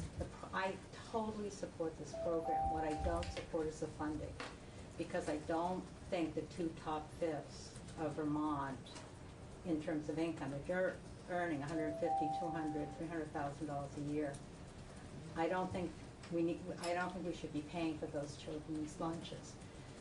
I think it should be a needs-based, even if and I think it's unfortunate if the formula is that we can't do that. Even if you wanted to raise it to wherever you thought in terms of children needing a lunch, but there are people that really don't need. Would you like them to respond to the yes. 2/5? Or 1/5 or whatever. I mean, I'm curious with Mark to hear the numbers. I can say as an administrator, this is my 11th year at Waits River, so I had and my 33rd year in Vermont education in some capacity, and this has absolutely been a part of my career from day one, talking about food and talking about free lunches and talking about socioeconomic division, especially having spent multiple years in special education. And I don't think of it as there are people who can afford it and so they should pay. I think about it as a climate and a community of learning where we want everyone to come in and have the same opportunities, the same environment, the same culture, the same social interactions. When I think about breakfast and lunch, everybody's blending and having a conversation and going through the line and coming and sitting and such. There aren't those that there's no opportunity for someone to say, well, they must earn more money because they've got their bag lunch and they're in there already. And here, is the line. It's exactly that historical picture of who's who and what is what. People who qualify for free and reduced lunches are not bringing bag lunches. Right. And so you immediately have a very obvious division. And you also have identifiable aspects. Right. But couldn't you have, like, let's say a charge card, or people, let's say in the top 2/5 have the same charge card, right, but a different coding, well, so that their parents pay in, you right, know, to that, and they get it's like a debit, it gets right, taken out. Yeah, we have that for our Okay. paying students right now. I'll just on your 2/5. I'm just throwing that out. That's fine. Yeah. I totally get that. So, in this room, if we had 20 people, right? So you're going to ask me to do the math in my head, but there are going to be 6 or 8 people that are in the category that you're speaking of, and the rest of our folks are potentially coming to that table with an empty belly. Yeah. The ability of 100% of the folks in this room to focus on the work, or the Madam Chair to keep everybody riled together as a teacher and a group of students. Hungry children within a classroom impact everybody's ability to learn, whether they're coming from... I don't want children to be hungry. No, I'm not saying that. I'm saying that we're assuming that families of means are going to send their child fed. And it is not the case in every situation. I grew up in a family that did not require free reduced price meals, but my parents were off to work. It was left to me to feed myself, and I was a teenage boy. I can tell you it didn't happen. And that's happening in our schools all the time. And I'm not disagreeing with you. I'm just saying that we are seeing that income doesn't necessarily impact what we're seeing for hunger at our schools and the behavior within our classrooms. Ted, did you have something? Agency of Education. Just very quickly, Ted Fisher for the record, Vermont Agency of Education. I just want to say, really appreciate this conversation, and the agency is really, really supportive of any efforts to try to bring more access to student meals, free student meals across the state. Due to an error on my part, our Director of Child Nutrition Programs is not sitting next to me, so I apologize for that. Her name is Rosie Kruger, and the committee's interested in moving forward on this. I strongly suggest that you have her in to hear from that. Just very briefly, we have 3 concerns with the bill as drafted. One is the issue of how the federal programs work for providing universal meals, whether it's CEP or Provision 2. We're talking a lot with our partners in other states, our colleagues in other state education agencies, about how they do it in their states. No other state does a statewide program. Some of them have more limited universal pilot programs or various different things, and they are learning lessons, so we're trying to learn as much as we can from them. It concerns us that nobody else is doing that, so we're trying to figure out what are the sort of problems of scale that exist.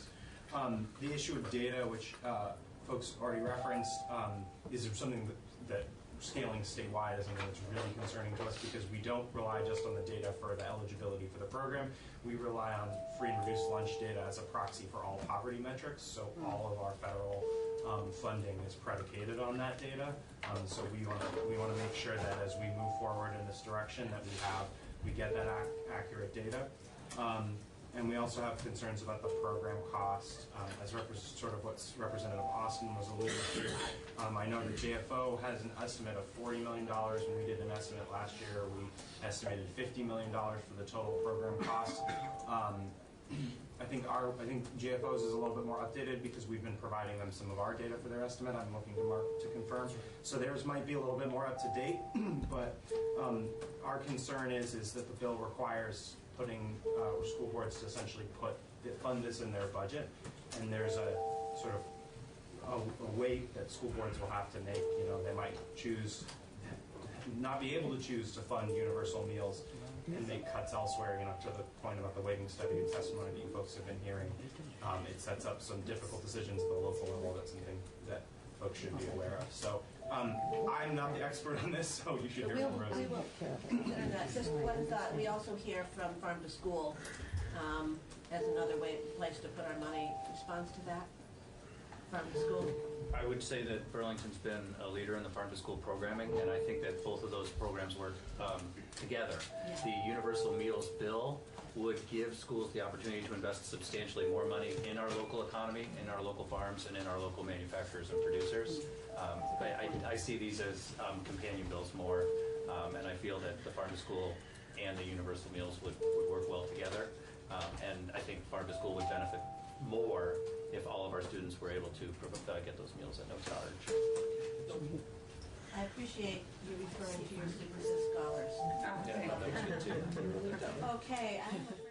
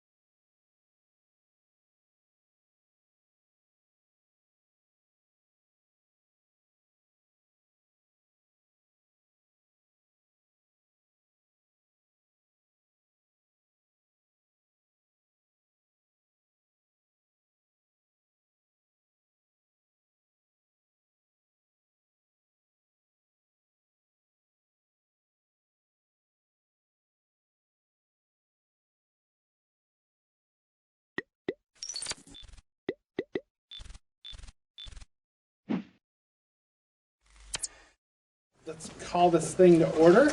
Welcome. It is the West River Education District, I'll shorten it, board meeting. Do we have any additions or corrections to tonight's agenda? Nothing. Okay. Do we actually? 1, 2, 3, 4, 5. We don't have a quorum. We don't have 6. We don't have 6. Oh, Al's here. 6. Ha! Now we're calling it to order because we have a quorum. There were so many bodies at the table, and then I went, wait, do we? Yeah, sorry. Okay, now we're really to order. So anyway, no additions or corrections to the agenda, right? Okay. Take a look at your board norms in front of you on the back of your placard. Maintain the focus, communicate respectively, be present at the meeting, keep the board productive and effective, and respect the agenda. We'll try to do that. That's just a good quick reminder. Members of the public, if you're here for something that's on the agenda, we'd ask you to talk to us at that point. If you're here for something that's not on the agenda, now is your moment. Yes, ma'am.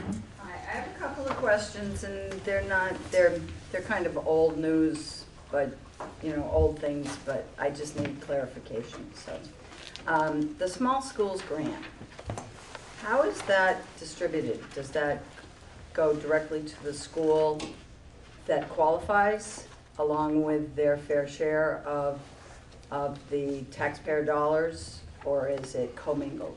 It is commingled. It is treated as revenue. Okay. And it goes to the school district, of which the school is a member of. So that doesn't seem quite right to me, but. So, for example, one district, one budget. Right. Everything flows in, everything flows out. That is how it is currently handled.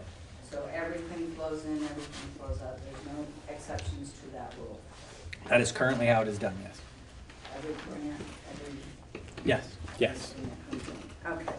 My next question that I was unsure of, because through the budget process there was a lot of talk about this 5% protection, whatever, and I don't remember that from study committee things and stuff. So I tried to hunt for it today to find out exactly what is this and how does it.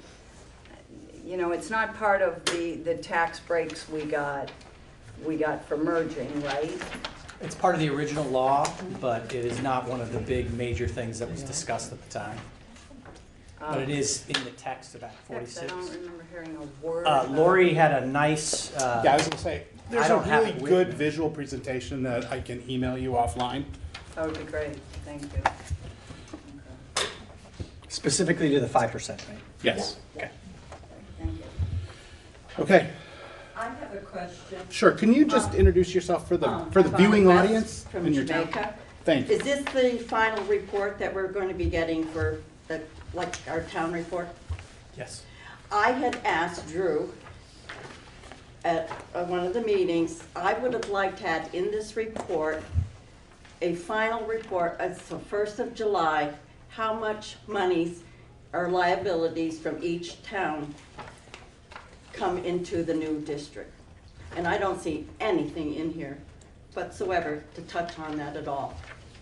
I haven't looked at it yet. Do we have an audit in there? So the audit is not complete. That's why. Right. The audit will be made available once it is available, and we'll publicly post it, and we'll also have it available on hard copy. But yes, you're right, it is not in that. Yes, ma'am. My name is Lisa. I live in Jamaica. I have a first grader in Jamaica Village School now, kindergarten, first grader. At the last meeting, I inquired about individualized lesson plans because we've got different classes grouped together. So we had pre-K, K, and 1. Next year, we're expecting possibly K, 1, and 2. And what I have met with Principal Bernardo about is getting an individualized lesson plan. I inquired about that specifically at the last meeting.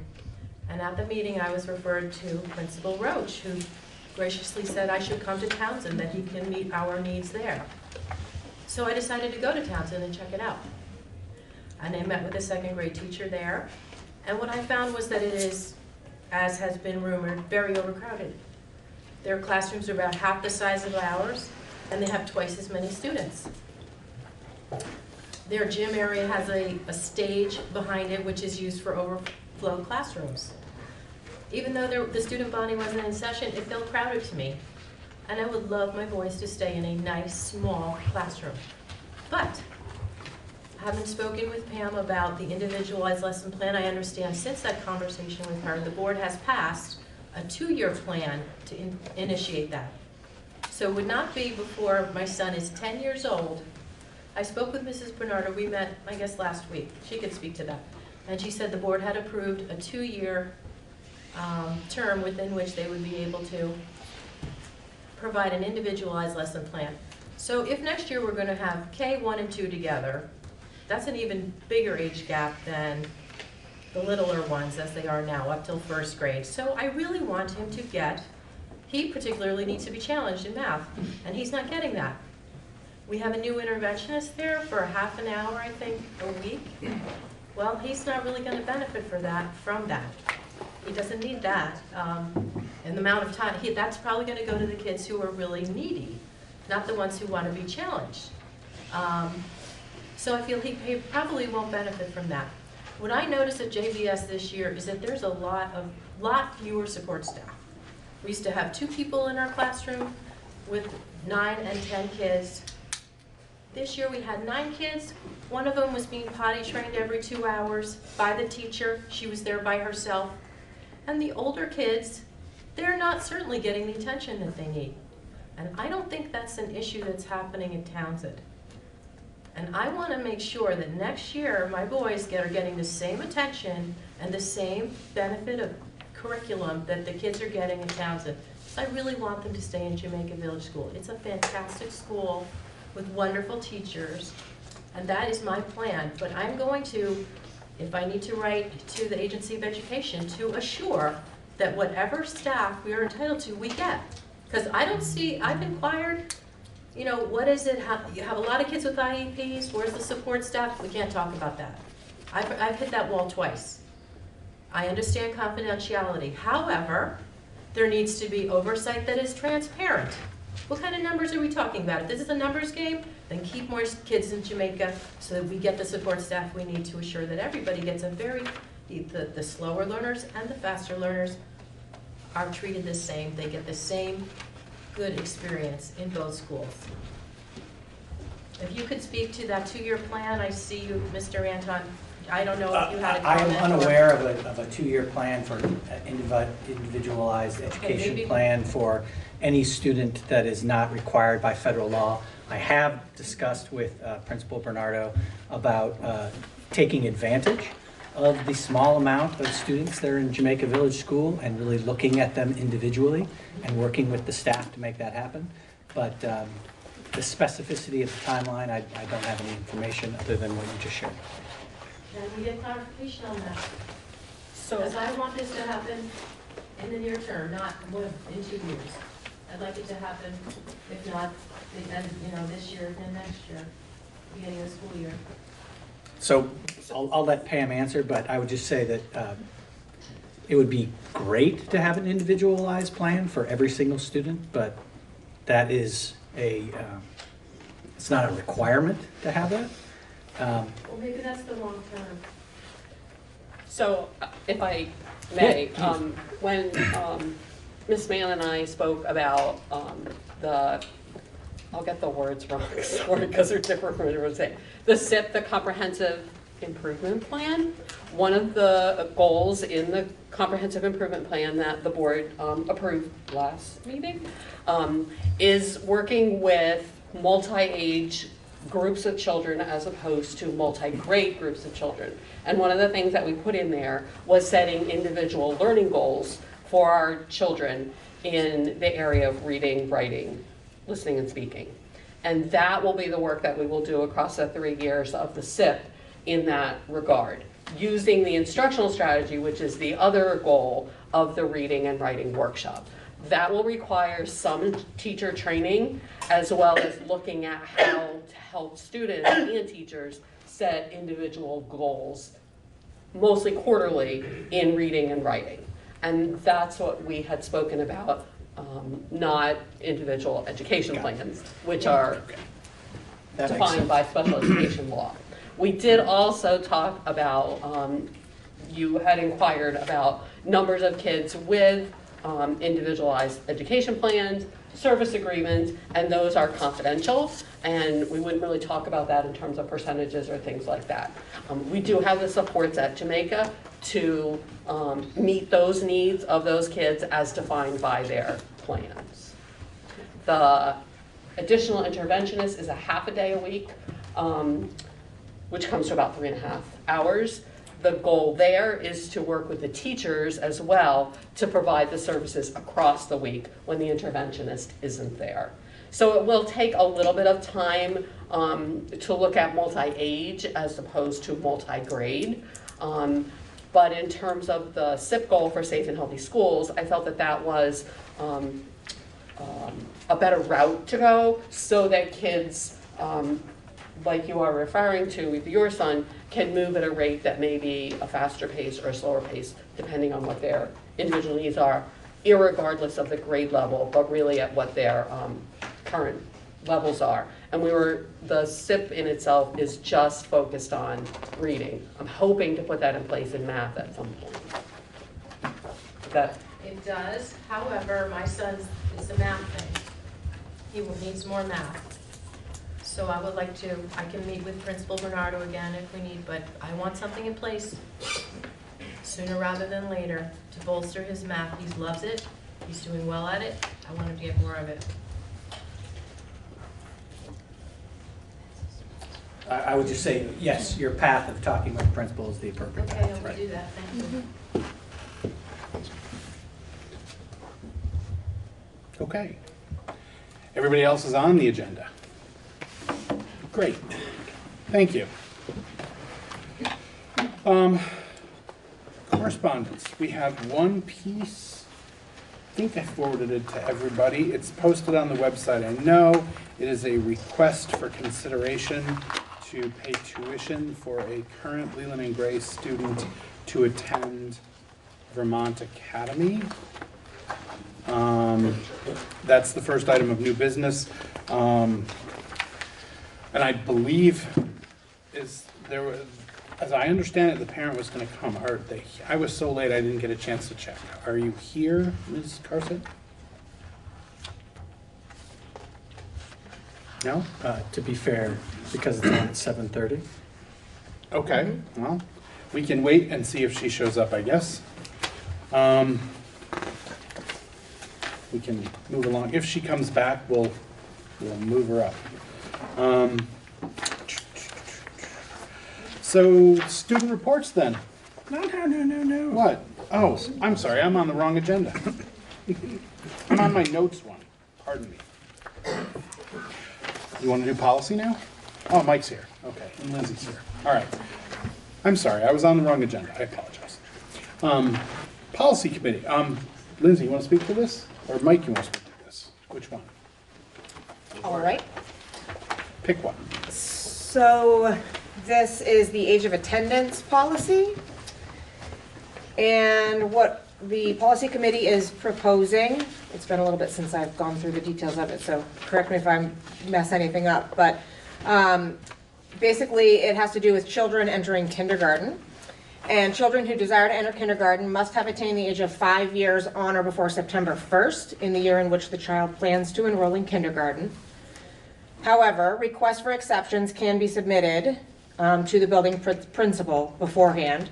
And in that case, early admission may be granted to a child whose birth date has passed the state of Vermont legal age, which is in this case, December 31st. So if a parent wants to have their child enter kindergarten early, and their birthday falls before December 31st, they can request to the building principal, and then upon that request, the school district will administer diagnostic stuff, whatever, as the superintendent's office determines, so that we can be sure that children enter who should be entering, so that those kids that may be ready a little bit early can have the opportunity. That's the general gist of it. And starting with the 5-year-olds in kindergarten, then that works backwards according to this for pre-K, 3-year-old pre-K and 4-year-old pre-K. Same cutoffs? No. No? 3 and 4 is a hard September 1st. Yep. Okay. It's only for kindergarten. Okay. Questions? Just to clarify, all those exceptions come to this board, the way this policy is written? The way this policy is currently written, that is correct. There'll be a recommendation that'll be from the administration. Any other questions? So this is the policy that you're recommending that we warn tonight? Yes. Okay? Make a motion. Sure, I'm sorry, I didn't see your hand. Go ahead. So I'm here because I wanted to talk about this. Tell the camera who you are, please. I'm Allie McFalls from Newfane. Thank you. So I had been in contact with Mr. Anton for the last year. My daughter's birthday is September 2nd, so she misses the current cutoff by 1 day. I'm the director of a preschool program in Brattleboro, so she's been in my program since she was 6 weeks old. So I really think she's ready, but she misses the cutoff by 1 day. So I was just asking for some flexibility for individualizing it for kids. I mean, everybody's different, and no matter where the cutoff is, there's always going to be somebody on the other side of that. So if there was just a system of allowing for some flexibility, you know, there is still the chance that they would say no. But I'm just asking for the option of applying early for her. So this policy, if approved, would allow for that. Right. Okay. Anything else? Questions? Okay, we just need to, yes, Drew? I'll move that we warn policy C35 as presented. Okay. I'll second it. Thank you. All right. Any further discussion now that it's been moved and seconded? Ready to vote? Okay, all in favor of warning policy C35, the age of attendance policy, please say aye. Aye. Opposed? Abstentions? Appears the ayes have it. All right, we'll warn it. We'll see it again to adopt it. Thank you. All right, now, students. What do you got for us, guys? Ladies, gentlemen. I got nothing. I don't think we have Good anything break to overall. report. Did you have a nice break? Yeah. Was a good break, yeah. Today was hard. Yeah. First day back. Rough. Excited for my new trip now that we're not going to China. Do tell. We are going to Vietnam, Cambodia, and Thailand for 3 weeks, I believe, instead of a month. Wow. Awesome. Have anybody that speaks any of those languages? Nope. Google Translate do those languages? We can't bring our phones, so it should be an adventure. Wow. It's actually really good not 3 bringing weeks your without phones, phones? just so you know. Do they still make books that translate for you, like the little guidebooks? An hour later. Probably not. Seriously, they could be out of print now that everybody has a phone. I don't know. I've gone all over the place with just Google Translate. Wow. Well, that sounds exciting. All right, so principals publish their reports. Does anyone have any questions for the principals on anything they read in the reports? Anybody have anything to add, Bob? So I'm going to jump on those coattails about the trip. So many of you are familiar with our Journeys program. It's been in place for a couple of decades now, and this will be the first time that Journeys trip, which happens every other year, will not go to China. And so it's been kind of a big deal, but obviously there are many reasons for this, or really one reason for this. And that one reason is that our flights were canceled. And so we didn't have a choice. So we were closely monitoring the situation up until the point that the flights were canceled, and had a lot of concerns about the status at that point. So it's a done deal. We've been working on things, but as part of the policy side of things, and I'm hoping somebody can answer the question for me. I searched on the website to see what the new district's policy was around field trips.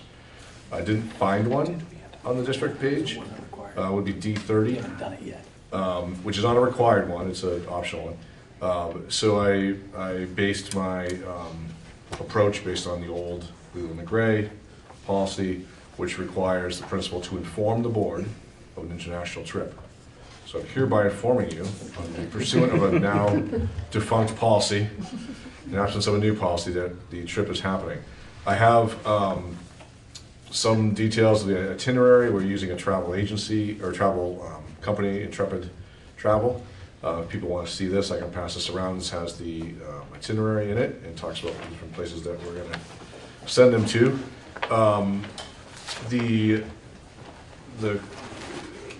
All the places, well, let me put it this way. The CDC ranks their alerts on 3 levels: watch level 1, an alert level 2, and a warning level 3.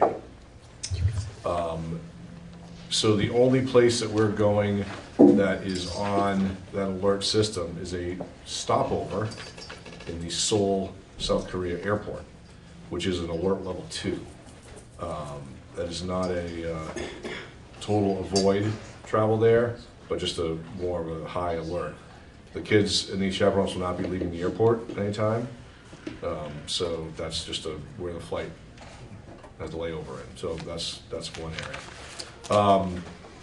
There are 2 other areas or destinations that are not under any of those levels, but sort of get an honorable mention from the CDC, and that's Thailand and Vietnam. And that just means that there are people infected there, and they've been identified by the CDC.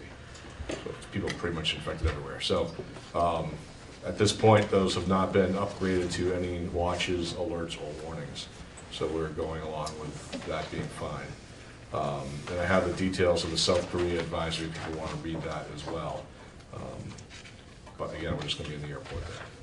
And by we, I mean not me. If you want to read that. So yeah, I'm happy to take any questions, but I was sort of following the idea of informing the board of international trip. Thanks. When is that trip? The dates of the trip are March 25th through April 14th. Do they still get to perform and do some of the things that they... Abby can probably tell you more about the latest on that. I don't remember who it is, but one of the chaperones knows someone in Bangkok, I believe, so we're trying to get in contact with some schools in Thailand to do some performances there. And it's also their water festival, so it might work with their whole New Year type of thing, so we're trying to figure it out. Very cool. And we did add an additional chaperone to the trip as well, just because of the different nature of the trip and the fact that it was not something that the current chaperones were familiar with, like they were with traveling to China. So we added Phoebe Conley to that, and she has traveled on this tour with this company in previous years.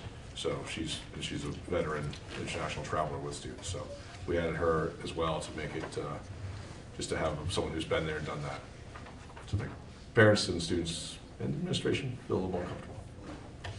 Excellent. Sounds exciting. Any questions for, was there a hand?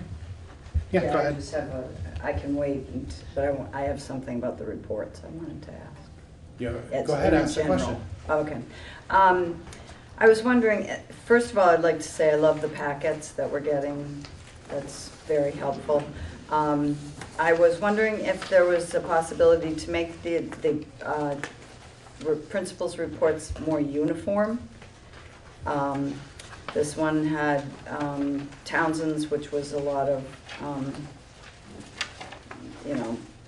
pros about what they're doing, everything. And then, not that I don't like your reports, but Jamaica's was hard to figure out. Because like the graphs call for color, and we don't have a color printer, and you can barely read them. And so it's,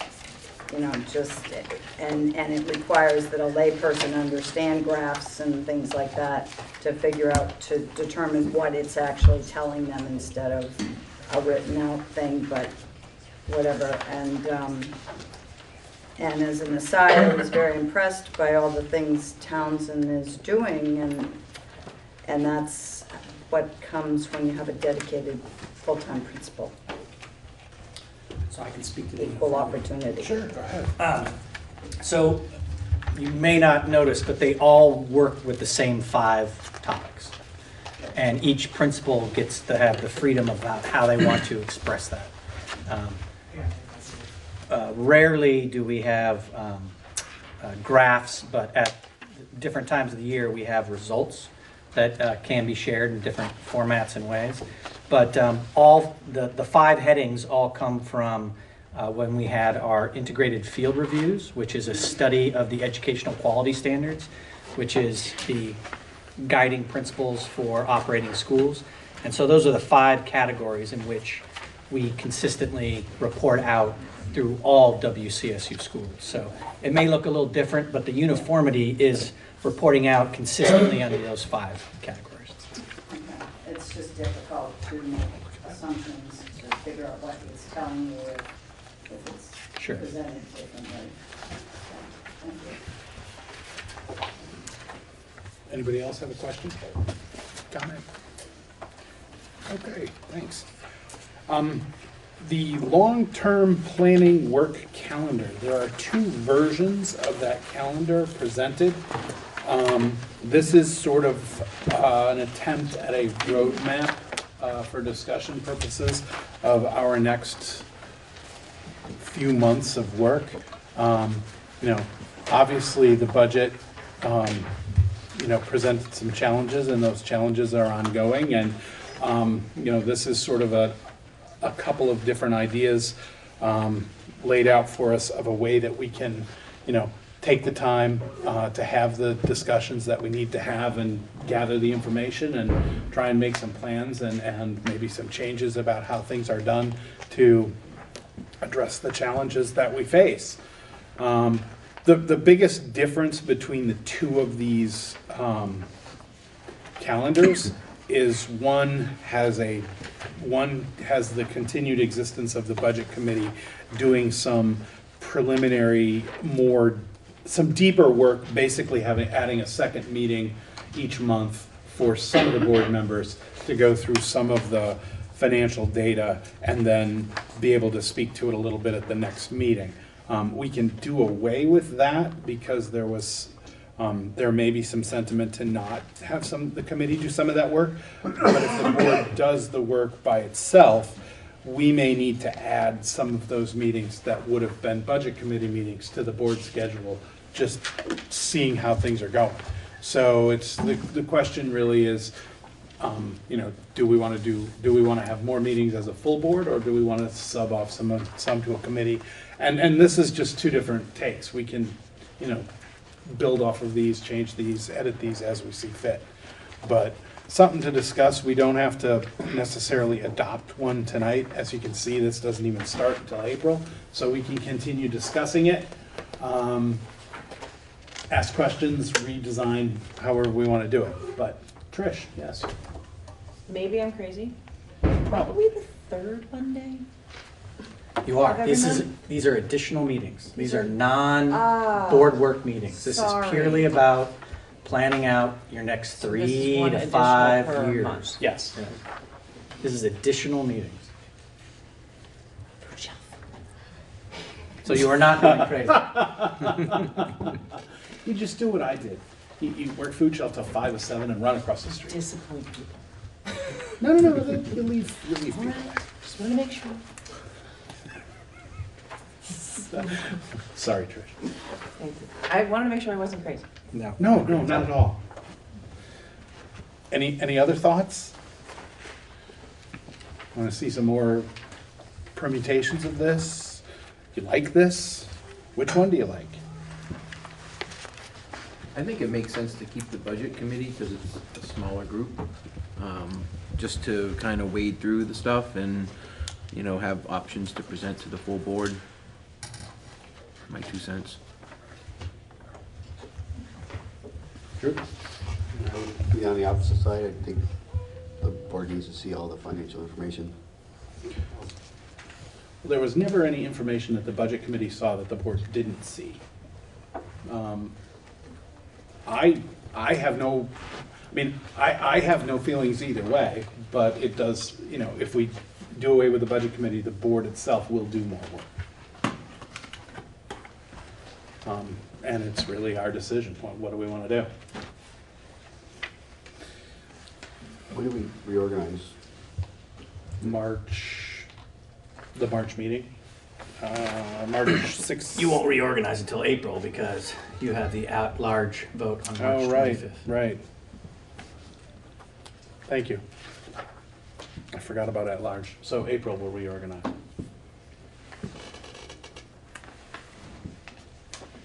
Does it make sense to hold this discussion and vote at that meeting when you're reorganizing about committees and? We don't have to vote on this at all. I mean, this doesn't start until April 13th. The first meeting on this is April 13th. I think Drew's point is you guys you won't meet till April 20th to reorganize. Right. And April 20th is a break, so it could be April 27th. Okay, that makes sense. I mean, if it's out there now, people can look at it, think about it, see if something comes to you, and we'll decide, in April what we're going to do. I mean, that makes perfect sense. All right? Thank you. Anything else? Thank you. Okay, so weighting study. There is some information in the packet, which I'll just take here, about the pupil weighting study. There's some information about how it would affect our district and the surrounding districts in terms of what it would do to the tax rates if the proposed weights were changed in accordance with the study. And as you can see, it's a pretty significant impact. WCSU had a meeting 2 weeks ago, week ago? 2 weeks ago? 2 weeks ago, where we had several legislators here talking about this. And, there's now the Senate Committee on Education is having a public hearing Wednesday, March 11th. We can testify by going up there or written testimony. I know the WCSU is having a letter of testimony sent up in favor of modifying the pupil weighting based on the study and implementing it now. It corrects inequities that have been in place for quite a long time. And some districts are really struggling under the way things are weighted now. I guess we already have the supervisory union sending testimony up there. I would certainly be willing to, if the board wanted, write a letter from our district as well, supporting the weighting study, changing the weights to match the study and to do it immediately. I suspect that WCSU will send the board chair up to actually testify. I don't know if more physical presence is needed, but I certainly think letters. Individually, people can write letters. I've been copied on a few, so I know people are doing it. But I wanted to put it out there just because I know it's something that affects us all, and we can weigh in officially if we'd like to, and you can all weigh in personally if you'd like to, and you can ask questions about the study. I think you should write a letter on behalf of the board. Want to put that in motion form? Sure. I'd like to make a motion that the board chair write a letter stating in support of the weighting study. In support of the weighting study.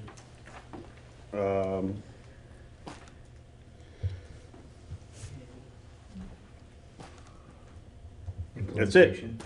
That's it. Implementation of the new weights. Okay. Right away. And right away?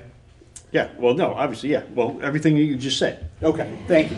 You already said all that. Yeah. Why do I got to repeat it in a motion? I just want to make sure. Thank you, Ken.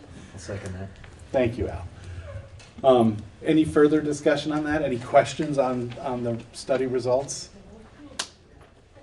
They actually taped the, I'm sorry, one sec. They actually taped the WCSU meeting. BCTV filmed that, and Laura Sibilia speaking on this, it was really educational. It's worth going back and watching that just to hear her speak. Go ahead, Patty. So I don't know, I thought maybe, I thought Emily might be here, but she's busy, I guess. I was wondering, I read through this and I just wanted to ask if anybody knows, did the legislative joint fiscal office that did this, did they use the same factoring, like the free and reduced lunch, to determine poverty level as the report did? But I can ask. Well, no, they used the exact same elements, just different years. Okay. The original weighting study, the 150-page one, they used FY18 for modeling and simulations. This one is FY20. So this is the most recent modeling simulation using the exact same factors as the study.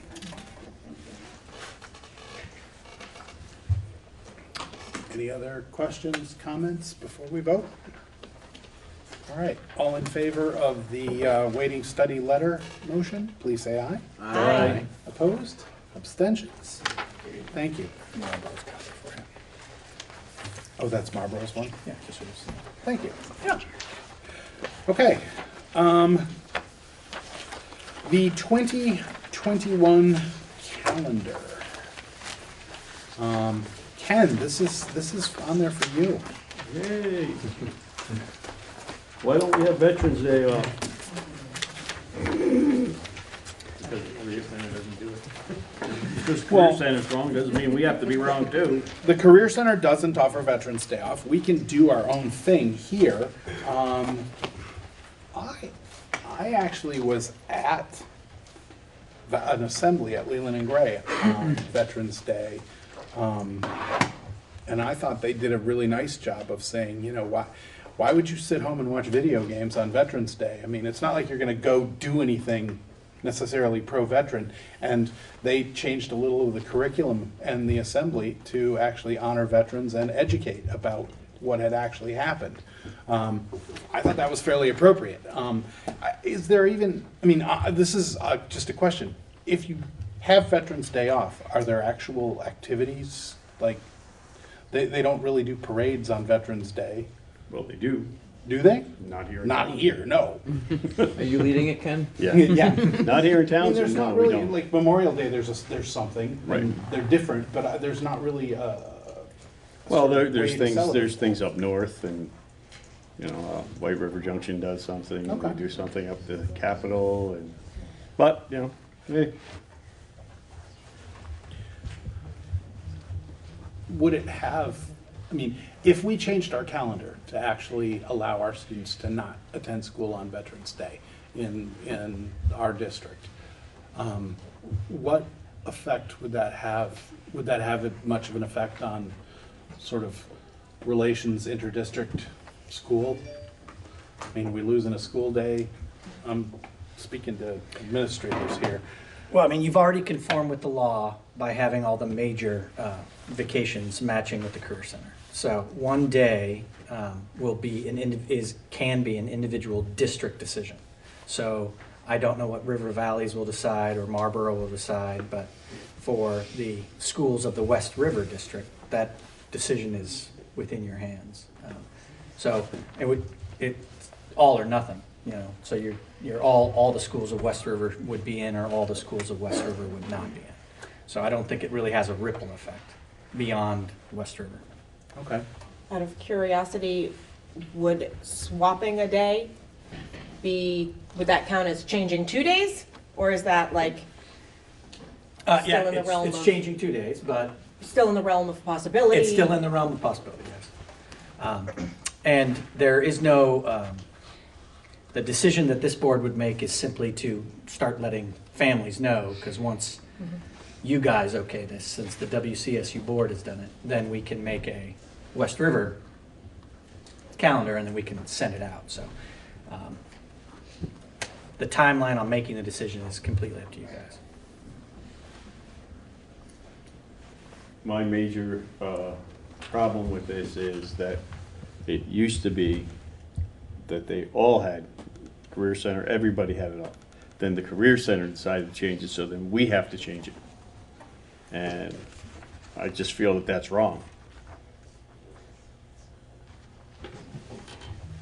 Well, we don't have to change it. Exactly, but if we just follow, this is what they're doing, do we do it? You know, just go along, which is, seems like that's what a lot of things are, what's wrong with this country is people just go along. Oh, we're gonna change that, okay. And just do it because everybody else is doing it. It's not the right way to do things.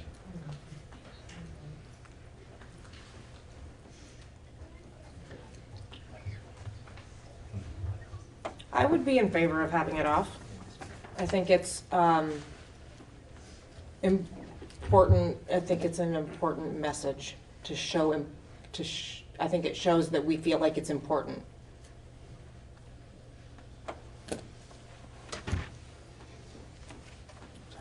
Was that a motion? Yeah. That was discussion. Okay, that was discussion. I mean, I'm not hearing a lot of discussion. I move to have the calendar changed to have Veterans Day off. There's a motion. Okay, is there a second? I'll second it. All right.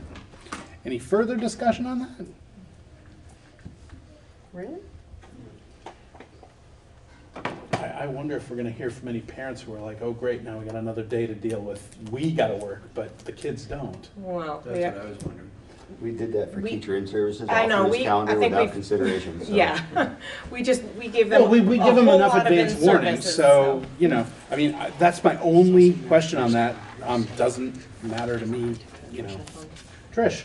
I think it's a really good point about, that you made about the student, the schools, or at least here anyway, what you saw, making it a teachable moment. What is Veterans Day? Who are veterans? What is that? I mean, I feel like that, I would worry that that would be lost. As the daughter of a veteran and niece and of many, like, there's a lot of service people in my family, they all have it off, and I just because they're in the South and close to Marine bases, Marine Corps bases, and I think it's might feel more impactful there to have the day in areas of the country where it's more easily seen. I don't know, it's more easily understood and honored and made a big deal of. I think that was a good point. Just here, we don't have that type of palpable physical connection to a base, and what does it teach the kids to just have a free day?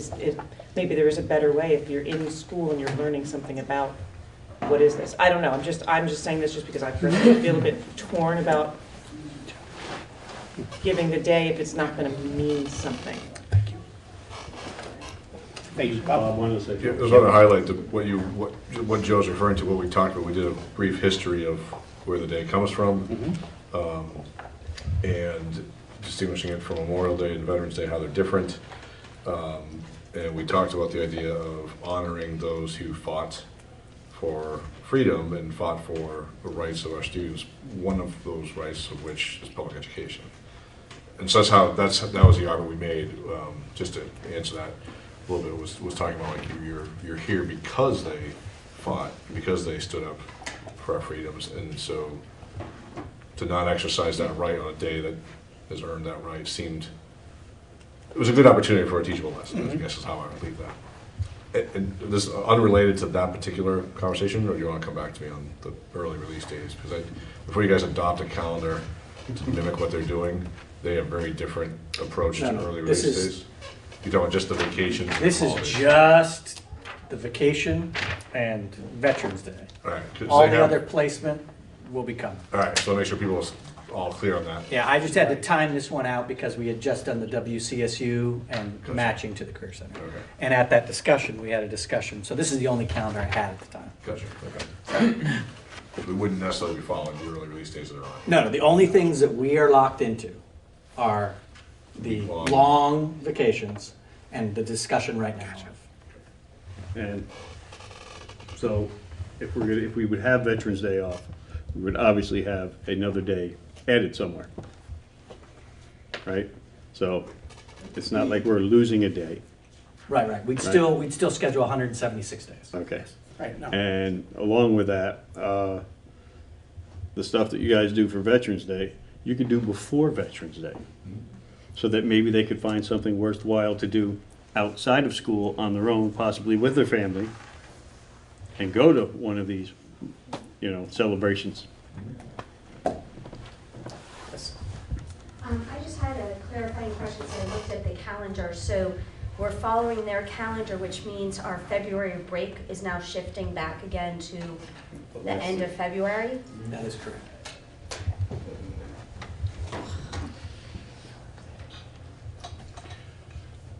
More discussion on Veterans Day? Oh, yeah, go ahead, Krista. I just have a question about the vacation, just because I have 2 elementary and 1 at Leland and Gray. Will their vacations still stay? So the Christmas, Thanksgiving, the Christmas holiday, February and April will all be matching the Career Center. As Chris just pointed out, next year, this week would be off.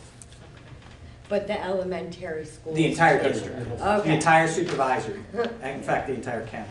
Okay.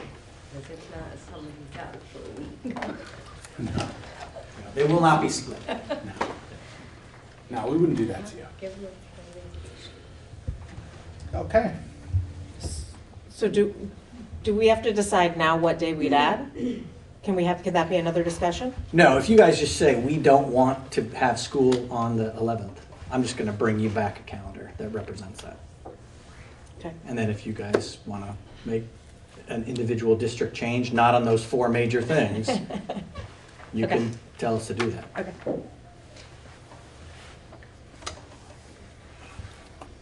All right, ready to vote? Yes, Al? I just wanted to ask Bob, do you have any veterans that come in? We have at least 1 staff member who, or maybe 2 staff members here who are. We called out a name and thanked them and did that applause thing, but we didn't bring in any speakers. It was just me and a microphone. We could, certainly. You could do whatever you want with it, but I was just thinking back in the time since I've been here, that's not how it's been done. Yeah, so I mean, back to the teachable moment, you bring in, that could be something you do. Sure. Bring in maybe a high-profile veteran or, yeah.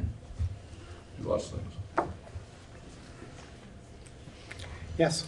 One question, would the extra day have to go at the end of the year? So you go further into June? Doesn't have to. I would just take this information, design a WCSU-wide calendar, give it to each individual board, and then some boards say, I only want to go 175 days, I don't want to go 176. Some boards don't want to start or end at a certain time. The last 3 years, everybody in the WCSU has had the same calendar, all done 176 days with all the same days off. But the legal requirement is just the 4 major breaks align with the Career Center of which we're attached to.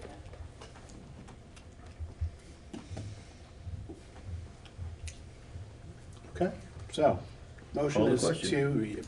the motion is to have Veterans Day off, February 11th. All in favor, please say aye. Aye. Opposed? Abstentions? All right. Redesign that calendar.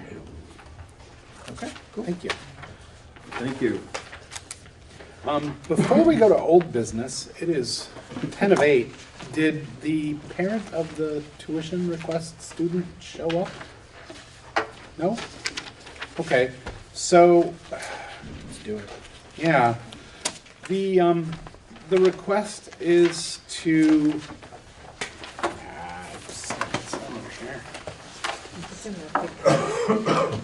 yeah, I had it loose so that I pulled it off. Thank you. So anyway, thank you. The request is to pay tuition to VA. VA has apparently agreed to let this child attend for 16-7. She's currently an 8th grader here and a resident of the town of Wyndham. The parent says, quote, "I believe she will thrive in the atmosphere at Vermont Academy." And they're just requesting that we consider school tuition. Attached to this packet is the statute that actually governs the that actually governs the discussion, and we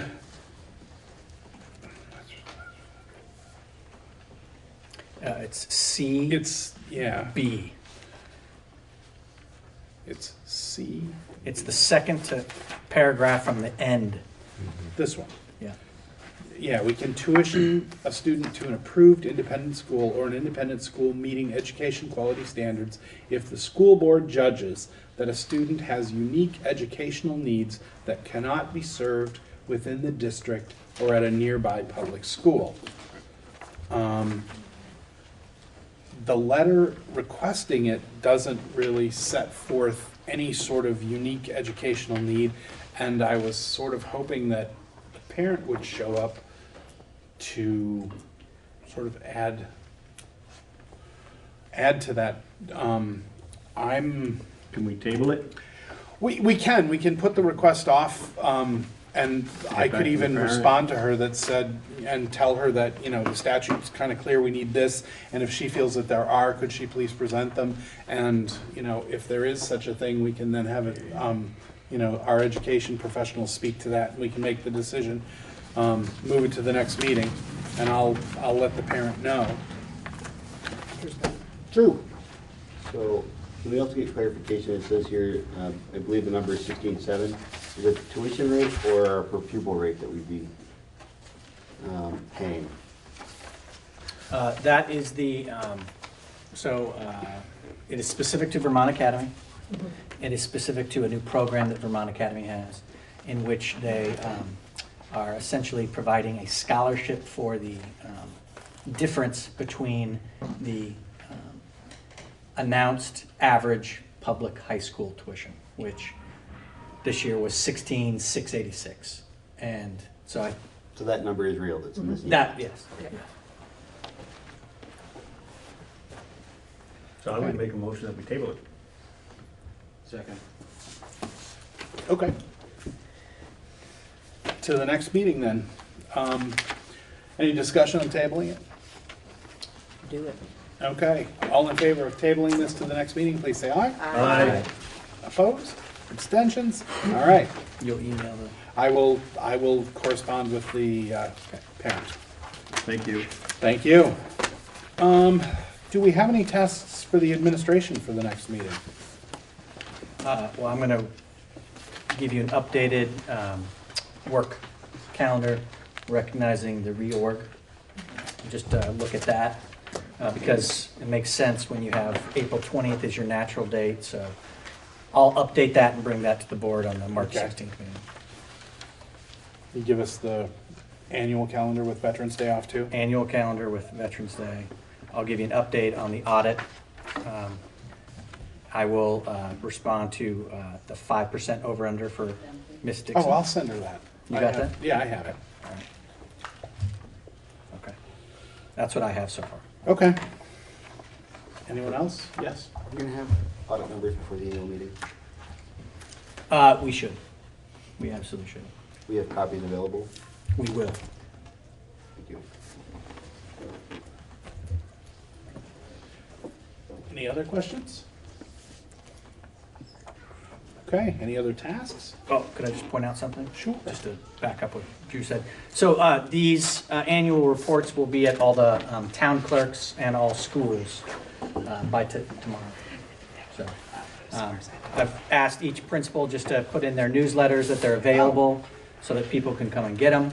And they're available also at the town offices. And then we'll have, I've asked people to bring them to the town meeting as well. So you'll have all that stuff, and then if we have any left, I'll have them on the 25th as well. March 20th. And the 24th, the meeting prior. Thanks. So I just realized I skipped over school choice. I tried. So we have the survey results.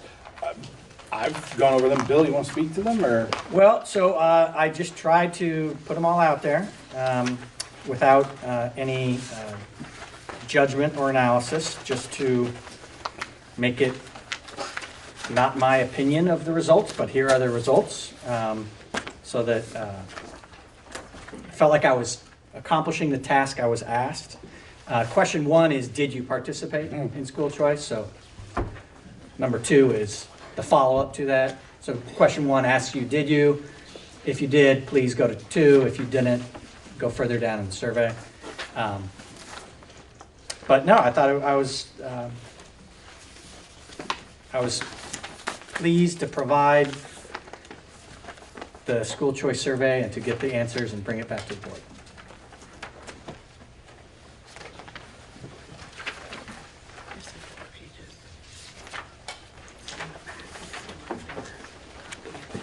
There were, it seemed overall positive. There were some comments in there that were not positive, but generally,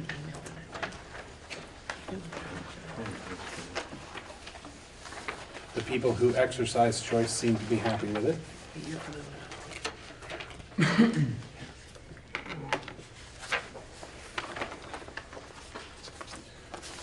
Thoughts, questions, follow-up? So what's the bottom line? Well, so we have this data, which I will keep. School choice opens up March 1st. So in all the newsletters in the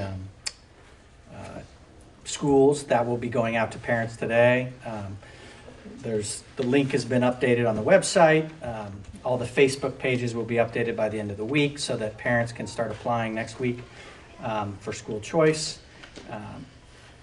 And it'll be our second year of kind of rolling it through, and then I think we'll have an idea of kind of where we stand, and then that will kind of hopefully flow into your long-term conversations about what you guys want to do for the next 3 to 5 years as you see if there's any patterns or trends or migration. Can I ask a clarifying question about these?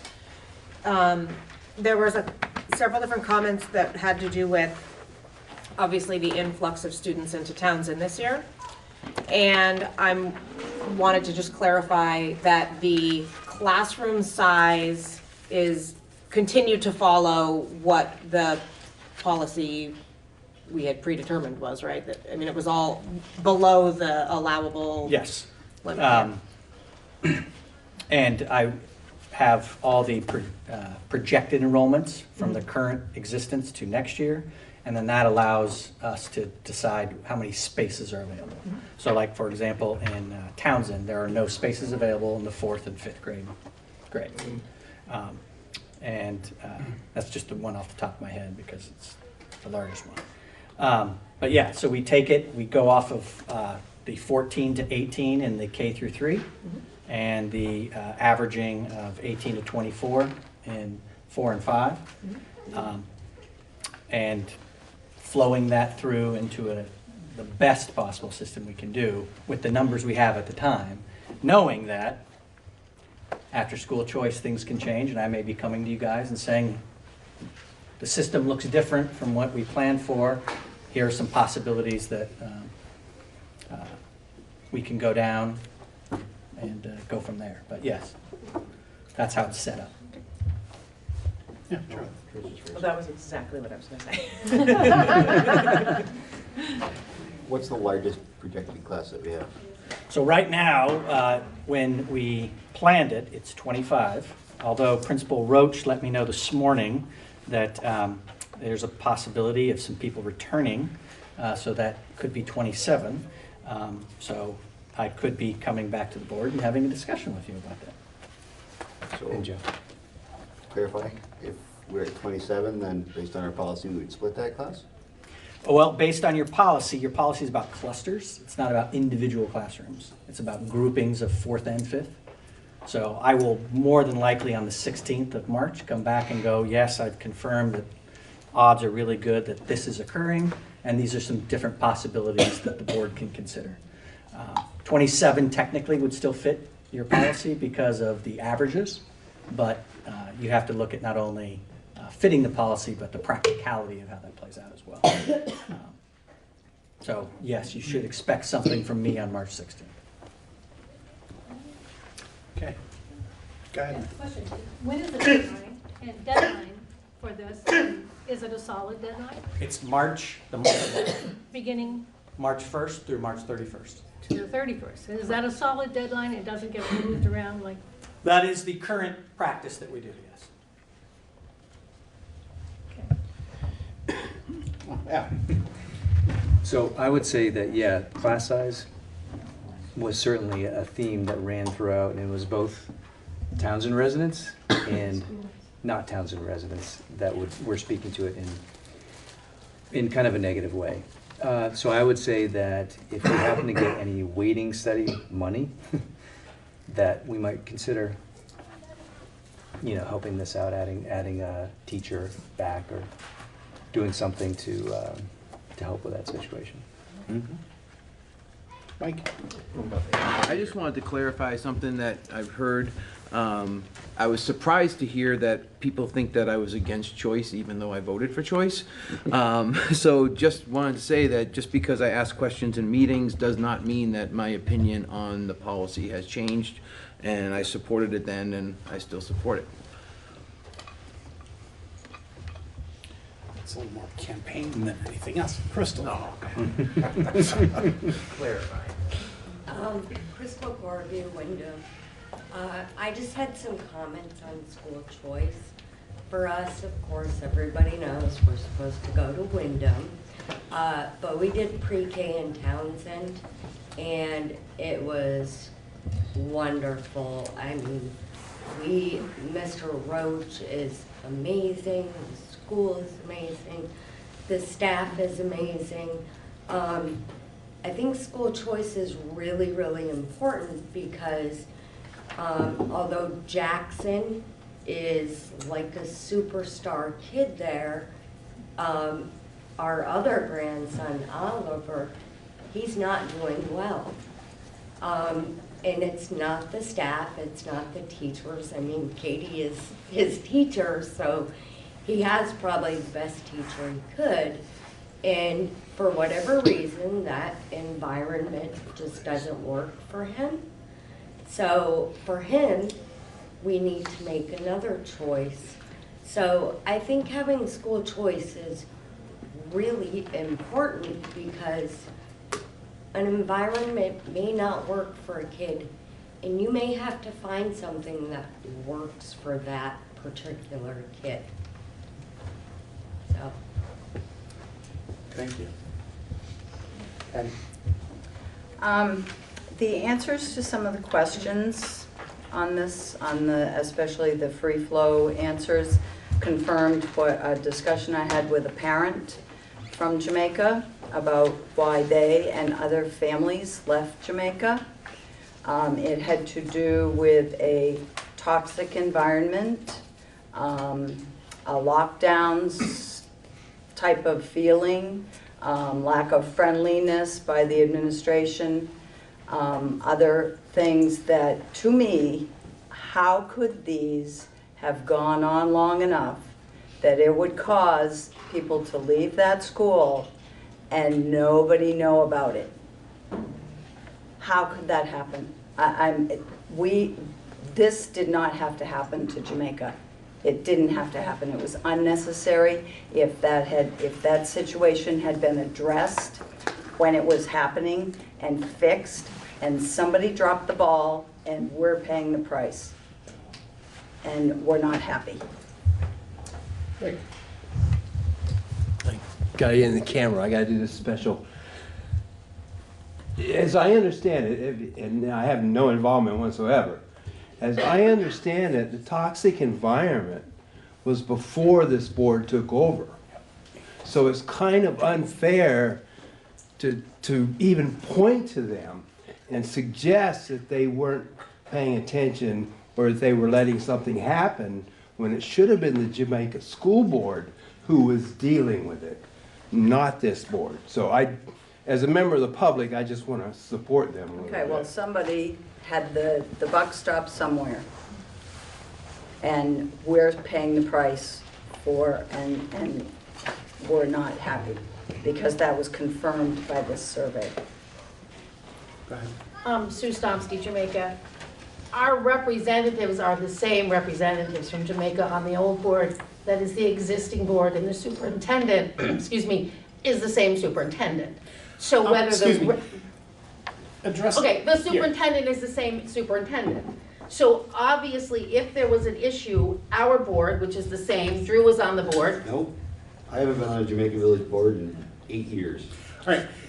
Placing blame for No, something I'm that not, happened what a I'm while saying ago is that it really was the same counterproductive. thing. If it went to our administration, it's the same administration.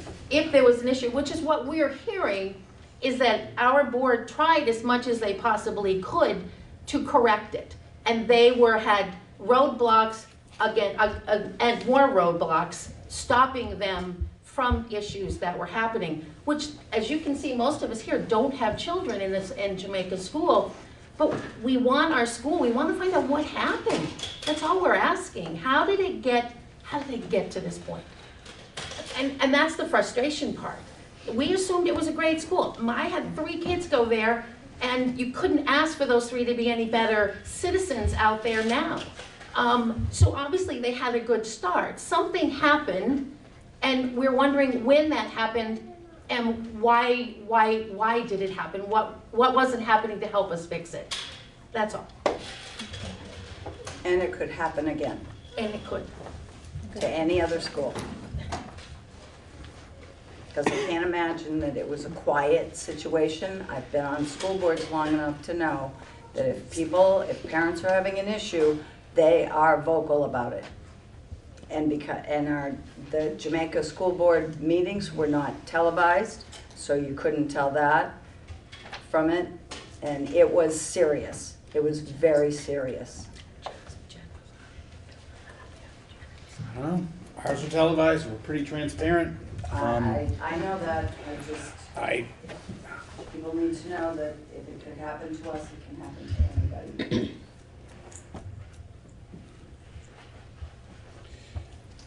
Anything else on the school results? Principals, keep your ears open.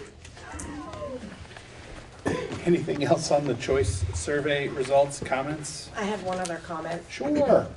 Some of after going through the comments, it seemed like there was a couple of potential inequities between schools that we don't need to talk about today, but may want to consider talking about. It sounds like the pre-K only in Townsend. There were some comments about they chose to stay because they were in for pre-K and chose to stay. And that there was also comments about concern about other schools, like I would like my kid to stay in my town, but I'm not gonna start them and then move them. So that was one thing. And then another thing was apparently there's different laughter schedules between the schools, and some offer every day and some don't. And is that, how is that determined? How is that funded? How did we get to where we are with that? I don't actually know the answer to that. I don't either. Can you tell us at the next meeting? Sure, I'll give you a Thanks. laughter update. And a Thank pre-K, you. sure. Question? No, I remember a discussion that we had about preschool, that we had multiple times about preschool. And that Newfane did not want preschool, which is why we originally did not have a preschool program in Newfane. Previously, that was part of the discussion. So are you suggesting that we need to have the preschool discussion Yep, again? yep. I think that can be part of the I larger think context of this is the whole a big part of discussion. that. Verification, anyway, more than just things I've heard. Okay. Anything else? All right. I did not provide you guys the minutes, so you can add them to the next agenda. But I do have the pay orders. That's the most important. That's a little bit. There are no committee assignments for the next policy. Now do you guys believe me about that consent agenda thing we were talking about? Yeah. Okay. Yes. We I don't do. need one? Well, it'll just be minutes and pay orders at the end instead. Makes more sense. The pay orders all in order, or do we have to pull them out? I've got one correction. Okay, so the pay orders have to get pulled out of the consent agenda, and the minutes didn't get sent, so they're pulled out of the consent agenda, so there is no consent agenda, Ken, you win. So what what's the question with the pay orders? We just have one check that's written wrong, so it's one correction. Oh, so it's not anything, we can still approve it. We can approve it with one correction. All right, Pull it out. perfect. Did you pull that one? Yes, I did. Thanks. Want to make the motion, since you got them in front of you? Yep. Make a motion that we approve the pay orders totaling $165,429.44. Is there a second? That's corrected. Second. Okay. Any discussion? I know they were reviewed and there's one correction, but other than that, they seem fine. All right, all in favor of approving the pay orders, please say aye. Aye. Opposed? Abstentions? Beautiful. Thank you very much. Okay, anything else? All right, we have executive session tonight. So everybody can go. Rick, you got pay orders, man? We don't need you. There, We have to move into. yeah, we have to move into executive session. I'll make that Every motion. time. All right, thank you. Is there a second? Second.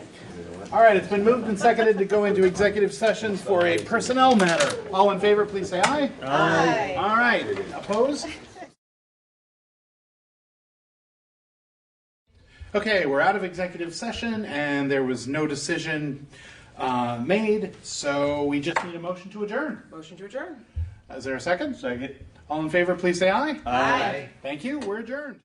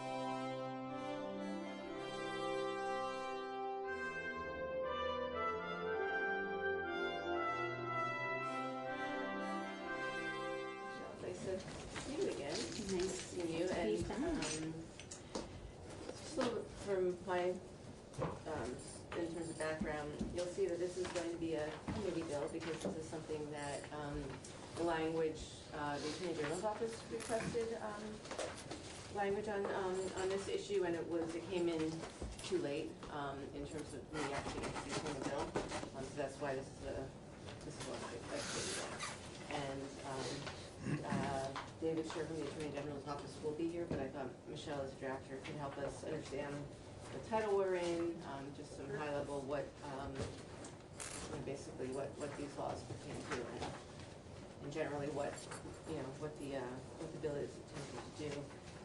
I'm really glad to be able to do this in light of Tom's announcement about his son. Yeah. Who is involved, yeah. My son is now a detective with the Seattle Police Department on the Internet Crimes Against Children Division, so. More power to him, right? Yeah. Right. He made his first arrest last week, so. Oh, right. So, anyway. Okay. All right, so for the record, Michelle Childs, Office of Legislative Counsel, and as the chair mentioned, this would be a committee bill. And I'm just going to give you kind of a broad overview because, again, as Representative Bratt mentioned, this is a proposal that is coming from the Attorney General's office, and David is here, and so if you have questions about, well, why do we need that, or why this thing, or whatever, that's all coming from them. I'm just more kind of took what they wanted and put it into the right drafting format and things like that, so I'm going to set you up for the discussion. So what this is doing is it's amending Chapter 64 in Title 13. So Title 13, your criminal title. Chapter 64 is entitled Sexual Exploitation of Children. Most of what's in here, there's a number of crimes, but a lot of what's being amended is around when you think about child pornography, sexual performances. So we'll go through and I'll show you the changes. So starting out in section 2821 in the definition section, you'll see the first changes on page 2, and this is amending the definition of sexual conduct. And you'll see on line 14 the new addition of any simulation of any of the above described conduct. So it's going to be encompassing anything that's A through F. And any simulation of that. Next changes on the definition of sexual performance. So you'll see it means any performance or any part of a performance which includes sexual conduct. And right now it's by a child, and this adds by, with, or on a child. So I think probably the AG's office can talk to you about why they need that expanded and the types of conduct that might fit under that, and why the current definition is not adequate for their purposes. Top of page 3, next change is to the definition of promote. And so this is adding, you'll see on line 3, that making the material available would also fall under promote. And then also on line 4, by any means, it talks about under current law, including electronic transmission, and this includes adding file sharing or peer-to-peer networks. So again, something that we see, almost every year is some type of legislation that's updating criminal laws to reflect the evolution of technology, right? So I think oftentimes when you look at a lot of the statutes, it may not, with everything changing with cell phones and cameras and all those kinds of things. I'm not looking to go backwards, but why isn't the file sharing and peer-to-peer networks included under electronic transmissions? I don't know. I would say, my guess is that the AG's office in prosecuting these cases is coming up into these terms and maybe feeling as though they're having to argue that it should cover certain things and perhaps is not, and so they want to be explicit and clarify here in the language. Next, I'm sorry. I guess I'm really naive. What does sexual performance mean? The definition is on the bottom of page 2. So it's any performance which includes sexual conduct by, with, or on a child, and then the definition of sexual conduct is right there in subdivision 2. So it's any of those things. So if you look at the top of page 2, from like line 1 down to line 14.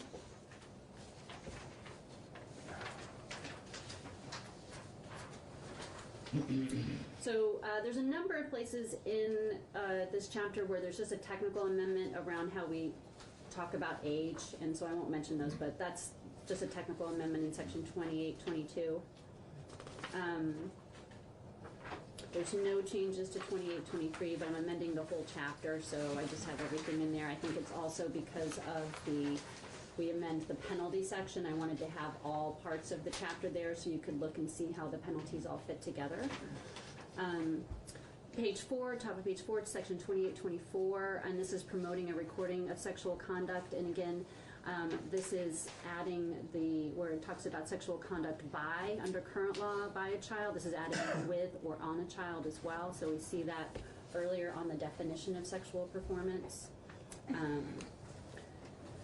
Next changes are on page 5 in section 2825, and so this is the penalty section. This is an old chapter, and so it's a little unusual in the way that it is. It has all the different crimes in different sections, and then it has one penalty section that then refers back to all those particular sections, rather than oftentimes when you're looking in a section, it'll say, you know, here's the crime, here's the elements, and here's the punishment if you do it. So, but we're looking at 2825, and I've reworked subsection C. There's a new misdemeanor crime added in there. There's one crime. There's an area of crimes that's increased from a 2-year misdemeanor to a 3-year felony, and then the 5 What years. is that now?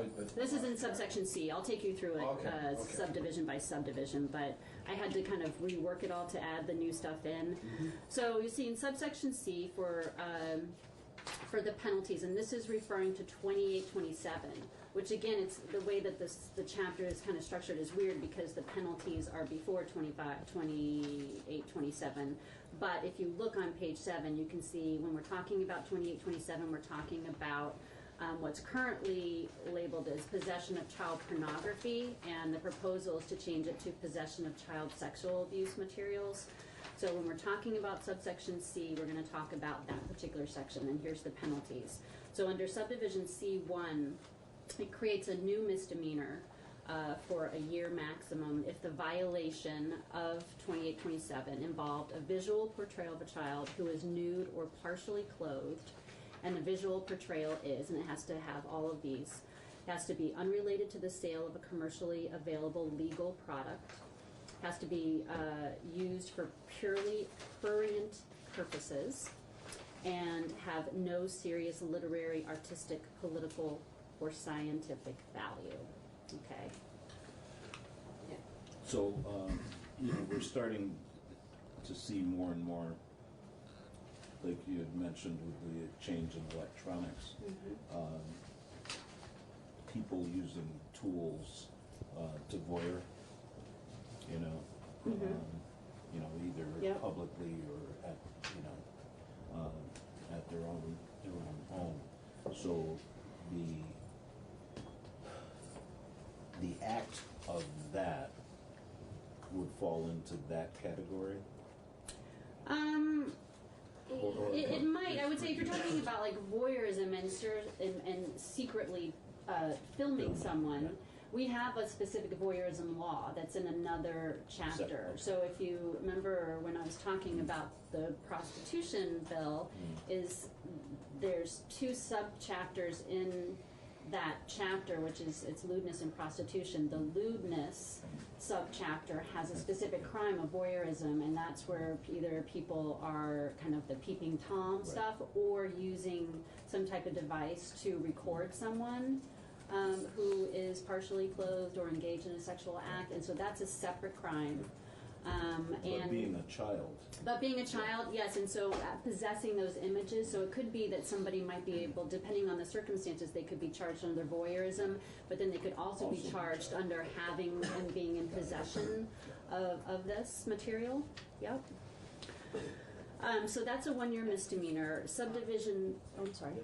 That's all right. Okay, so number 1 on line 12 down through A, B, and C is a new crime. Yes. And, well, it's kind of I would say, kind of a new crime, because if somebody's doing these things now, I'm gonna assume there's a penalty for it?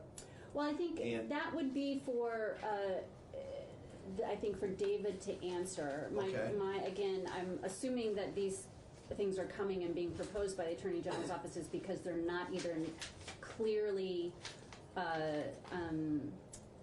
prosecutable under an existing provision of law, or they want another tool there. But I think that's going to be more of a question for David. Okay. So subdivision C2, and this is a 3-year felony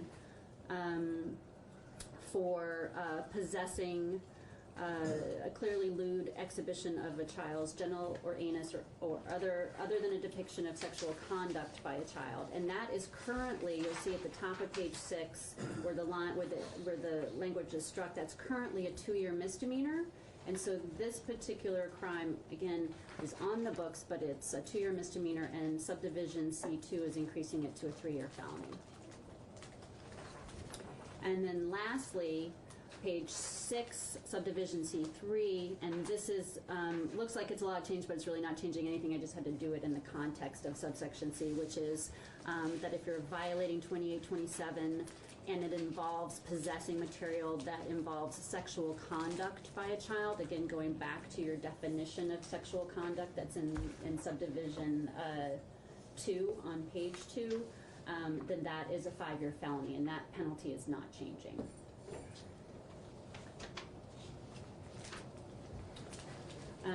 Next changes are on subsection E, and so this is for a violation of 2828, which is luring a child. So if you just want to look at the existing language and what conduct that includes, you would look on page 9 for luring a child.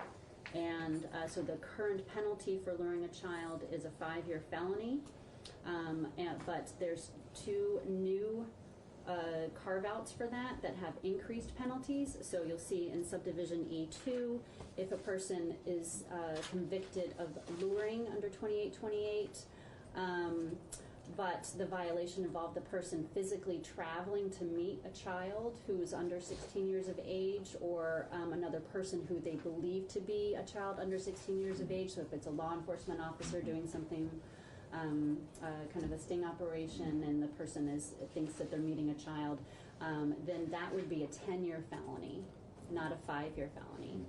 And then subdivision E3 is that if someone has a subsequent, so if they've already have one conviction for luring, and then they get a second or a subsequent, then that would be a 10-year felony.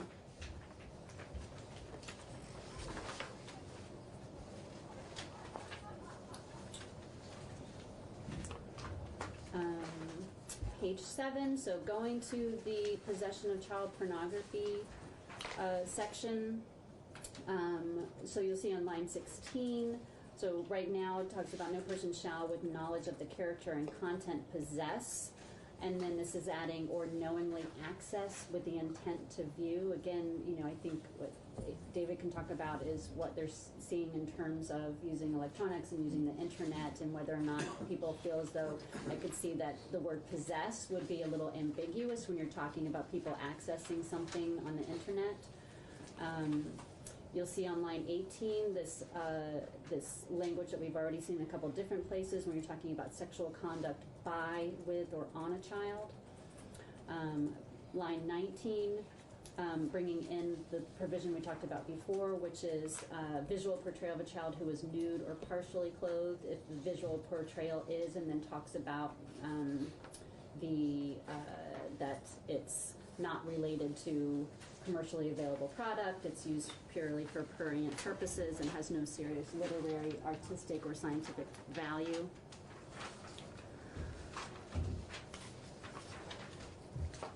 And then I think that's it in terms of substantive changes. I think the rest are just technical, and then it has an effective date of this July. Questions for Michelle? Yeah, just look with the, just kind of jog something, with visual portrayal of a child who is nude or partially clothed. What if take Facebook. What if somebody posted a picture of their, say, their 3-year-old son from the back, and that was nude just because they thought it was cute to show a butt picture of their son. Right. I mean, I would argue that that's not being used for purely prurient interests. Right. Right? Okay. And that's the purpose of that is to be like, look how cute my kid is, rather, Right. to my family, rather than trying to arouse sexual interest in someone. Right. Certainly something I would promote because it could be used, but Right. yeah. Yeah, no, these are very, very tricky issues, and when this committee has grappled with the voyeurism law, with the revenge porn law, with all of these things, is trying to look at and say, well, what images constitute, something, what crosses the line is it takes a lot of discussion, and to be able to accurately identify it for purposes of the statute and make sure that you're not sweeping in things that you don't intend to, whether it be artistic or scientific or literary, or somebody just sharing pictures of their kids with the most innocent purposes. Right. Yeah. Okay. So it seems a little ambiguous and unclear. I'm looking at that use for purely purposes. That something could be put out innocently and then somebody actually uses it for that purpose. Right. See, why, I would suggest, and maybe this is way too early in this, but I'll ask David, why wouldn't we do something like intended for use for purely prurient purposes? So there's an intent element to that of the person actually sending it out. Yeah, I did not choose that language, so you would have to ask as to why. I think we're going to hear about how these cases are successfully or not successfully being prosecuted, and the challenges that, they can. To me, I mean, what Myers was saying sounds a little clearer. That's. I mean, it could be as to having to, whether or not you have to be proving the intent of the person. Did they intend to just share it, and then they say, well, I intended, to share it like very innocently, and they say, well, how do you prove that they intended it for prurient purposes? I guess you just have to make clear who's using. What's your David and others, yeah. Great. Thank you. David.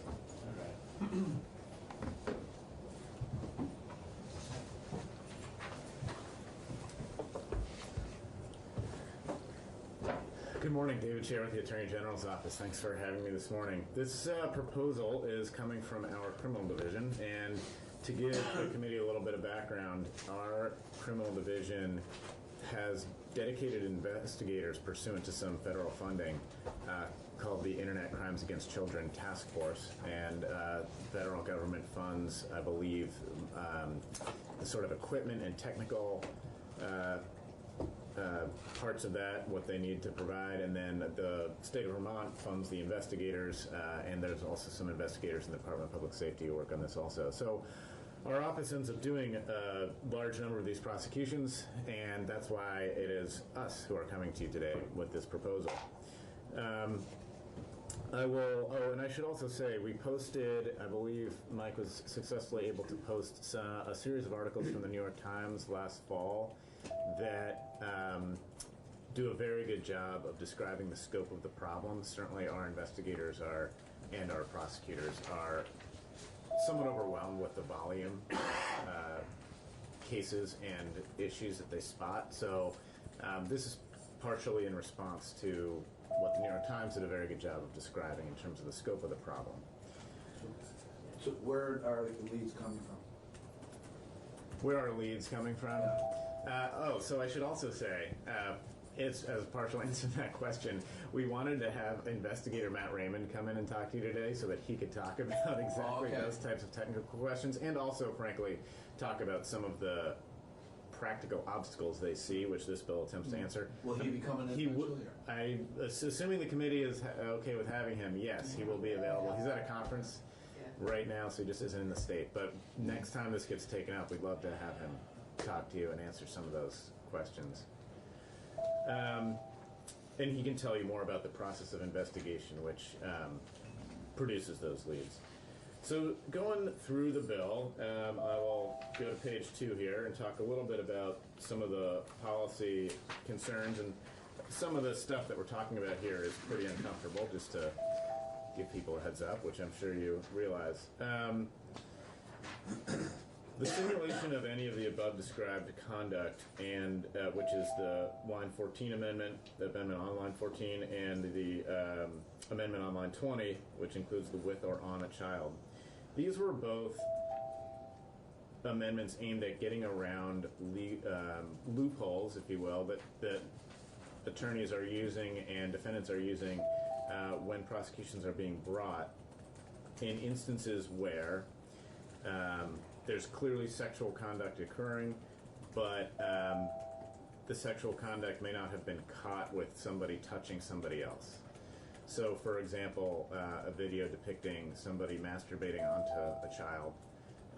That's actually not, that because there hasn't been the physical touching that's described in this performance definition, the hope is that by including both of those amendments, that type of behavior will be more clearly captured by the definition. Another example that they have given where they've had, and these are all coming from specific cases where they've had difficulty with prosecutions, even though, again, there's clearly some bad behaviors happening. They've seen videos and images, there's been videos and images found where there's an erect penis that's very close to, say, the mouth or genitals of a child. And again, without that intentional touching piece of it, the definition currently doesn't include that. And the hope and the belief is that by including in the definition the simulation part of it and the with or on a child part of it will both encapsulate that behavior more effectively. Again, this is stuff that a common sense observer would say clearly this is child sexual abuse material, but there's some technical legal loopholes that have been exploited by people in these cases. Moving on to the next page, page 3.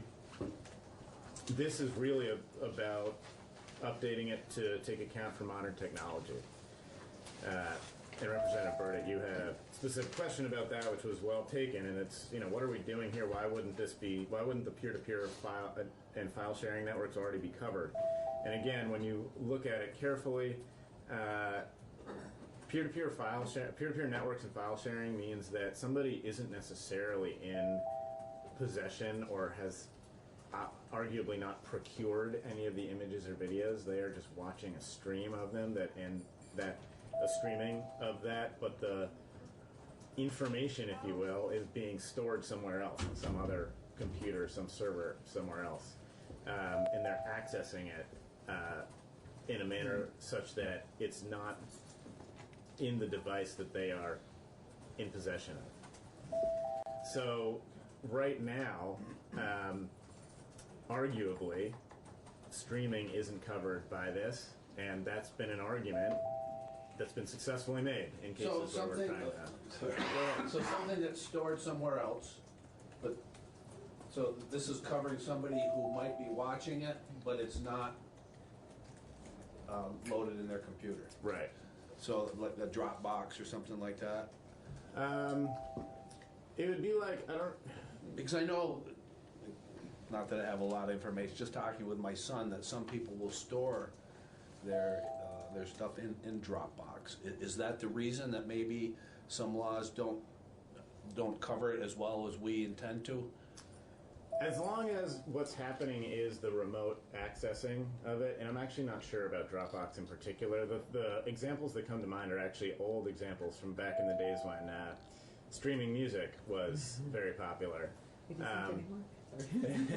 Spotify's kind of killed off the illegal aspect of that industry, but like LimeWire and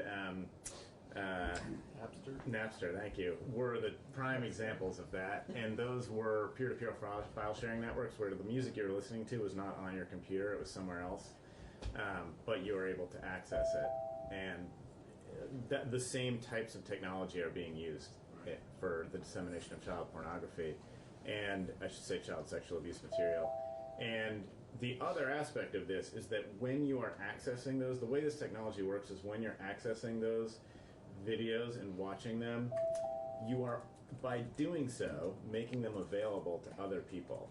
So the way the peer-to-peer networks operate, as I understand it, and I'm not an expert myself on this, is that the act of watching it makes it available for other people to, it opens up the network and makes it more available for other people to access as well. So you are both accessing it and you're disseminating it in the act of doing so. So the usage of these peer-to-peer networks really expands, very rapidly expands the ability for people to access the material. So that's why that's being added, and again, these are coming from specific prosecutions that have run into trouble because of the definitions not covering things that a common sense observer would say clearly that was intended to be covered by the statutes. On page 4, the what they're on is that's the only change, and again, that's repeating the change made on the prior page. One other nuance I will put in here, my understanding is that in addition to what I already mentioned, the with or on clarifies that the child doesn't need to have agency in this. When you say conduct by a child, it makes it appear as though the child has some agency here, and the point is, however you want to look at it, they don't. And just clarifying that that an element of the crime is not trying to prove that the child had some sort of agency in participating. Make sure folks understand where agency is, where you're going with it. No. Okay. Couldn't somebody in this day and age, because I'm not tech savvy, but can't they go and set up their own stuff by taking different parts of something and going and actually making something that didn't happen and go and use that if they want to get somebody? You mean like creating a false document and then planting it or something like that? Or a video or something. You know, you go and you see these, I don't even know what they call them, but where they're doctored up and, you know, for like funny thing, what do they call them? Those minis or whatever they are and all that stuff. I mean, can't they do that same thing on stuff like this? I'm sure they could. I'm sure they do. I think part of the underlying policy goal here is to make a market for this as difficult as possible. I understand that, and I'm all for that. And, I got it. and one of the fixes that we have here is the simulation piece that we talked about on the prior page, or page 2, sorry, thank you, on line 14. And part of the point of that, any simulation of the above described conduct, is to capture those types of videos where a defense may be raised that this didn't actually happen in real life, but we took an image of a child and an image of an erect penis, which is an example that I used already, and put them together.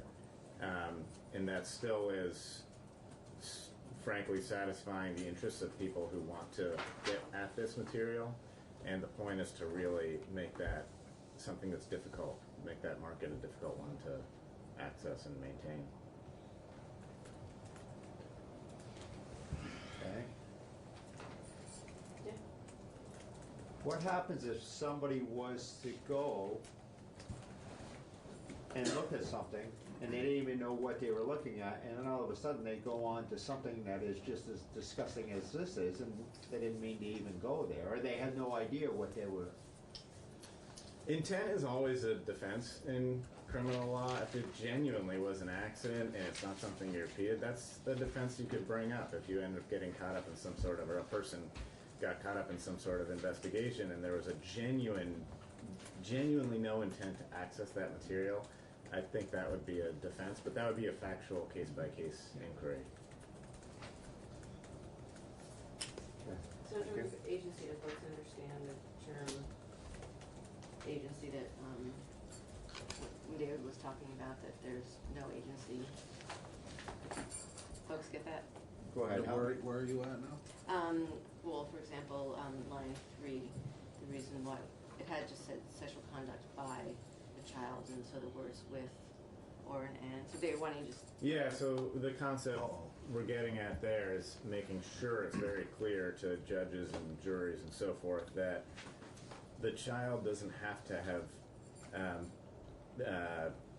been intending to engage in this or have meant to engage in this or was trying to engage in this. When you use the word by, it makes it seem, it arguably makes it seem as though you have to find that the child had some sort of purpose in doing this. And this is to make it clear that that is not something that is intended or needs to be found. It's just the fact of the child being there and being abused in this way is sufficient. So moving to page 5. David, before you. Yeah. And this pertains to nothing you're talking about at this point. What was the investigator's name that? Matthew Raymond. Matthew, okay. And we'll have him in here next time we take it up. He'll be back. He's back in the States starting Monday. I actually think it might be a little easier if we hold the penalties section because of the strange design of this statute. Hold the penalties section for a minute. I thought about rewriting all of it, and I thought I was going to make your job a lot harder. So I didn't. That's fine. Let's jump ahead to page 7 if you don't mind, and then we'll come back to the penalties, just because normally that's how we would talk about these things. So, on page 7, line 16, this is again another fix aimed at the live streaming peer-to-peer network type of issue where when we're talking about possession, somebody who's live streaming it, certainly we would view as just as culpable as somebody who has it in their possession, and this is just making clear that live streaming is also illegal. I think this goes to Ken's question as well earlier, where it talks about knowingly access. Yeah, that's a good point. So Yeah. that's where there has to be intent to actually access the material, knowing that that's the kind of material. Line 16. On page 7. Yeah, thank you. That's a good point on that. Goes right to that issue. The next, thank you. Good to go. The next chunk I want to talk about is this additional category of behavior that is basically being proposed as a new crime that's being criminalized. This is getting at what is sometimes termed child erotica, and will sometimes be images, oftentimes, or I should say, the cases that are concerning to investigators are instances where somebody has possession of a very large number of photographs of children who may be nude or partially clothed, or are clothed in very sexually provocative positions. And currently that behavior is not unlawful under the statutes because the child sexual abuse material is narrowed to the sexual conduct, is defined by the sexual conduct parts of it that are in statute that we went over earlier on pages, mostly on page 2. So this gets at that behavior. Our prosecutors and investigators would acknowledge that this is going to be an unusual charge. It's not likely to be able to be brought because the carve-outs are broad, and that's appropriate. The point here is not to criminalize things like the picture of the child in the bath that's an innocent family photo, which is a good example that you brought up. And one thing that was going through my mind is just thinking back to the John Benet Ramsey case. I mean, what was she, 8 years old or something, but just all made up, and not in any provocative clothes, but even kids that age, they sometimes when they have their pictures taken, if it was an adult woman posing in the same way, would be considered sexual. So, right, and again,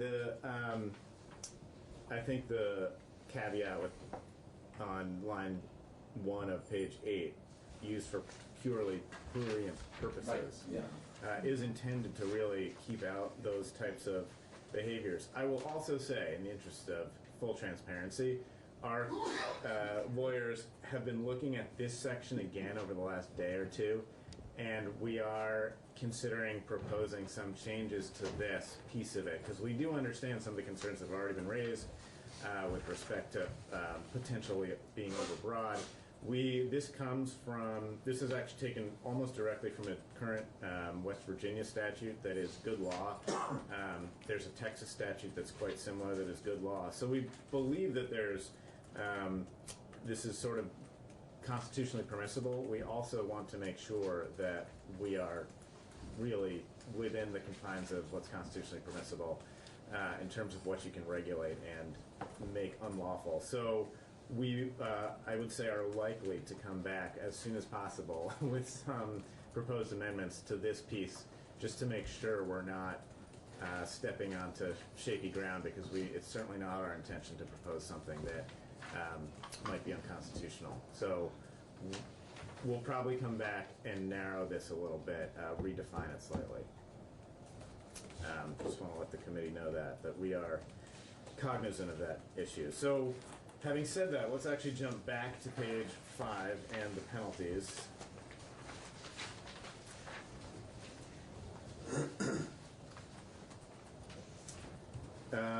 We can jump down to line 9 here, and again, this is the same change we already went over on page 7, where we're trying to cover the live streaming and peer-to-peer networks.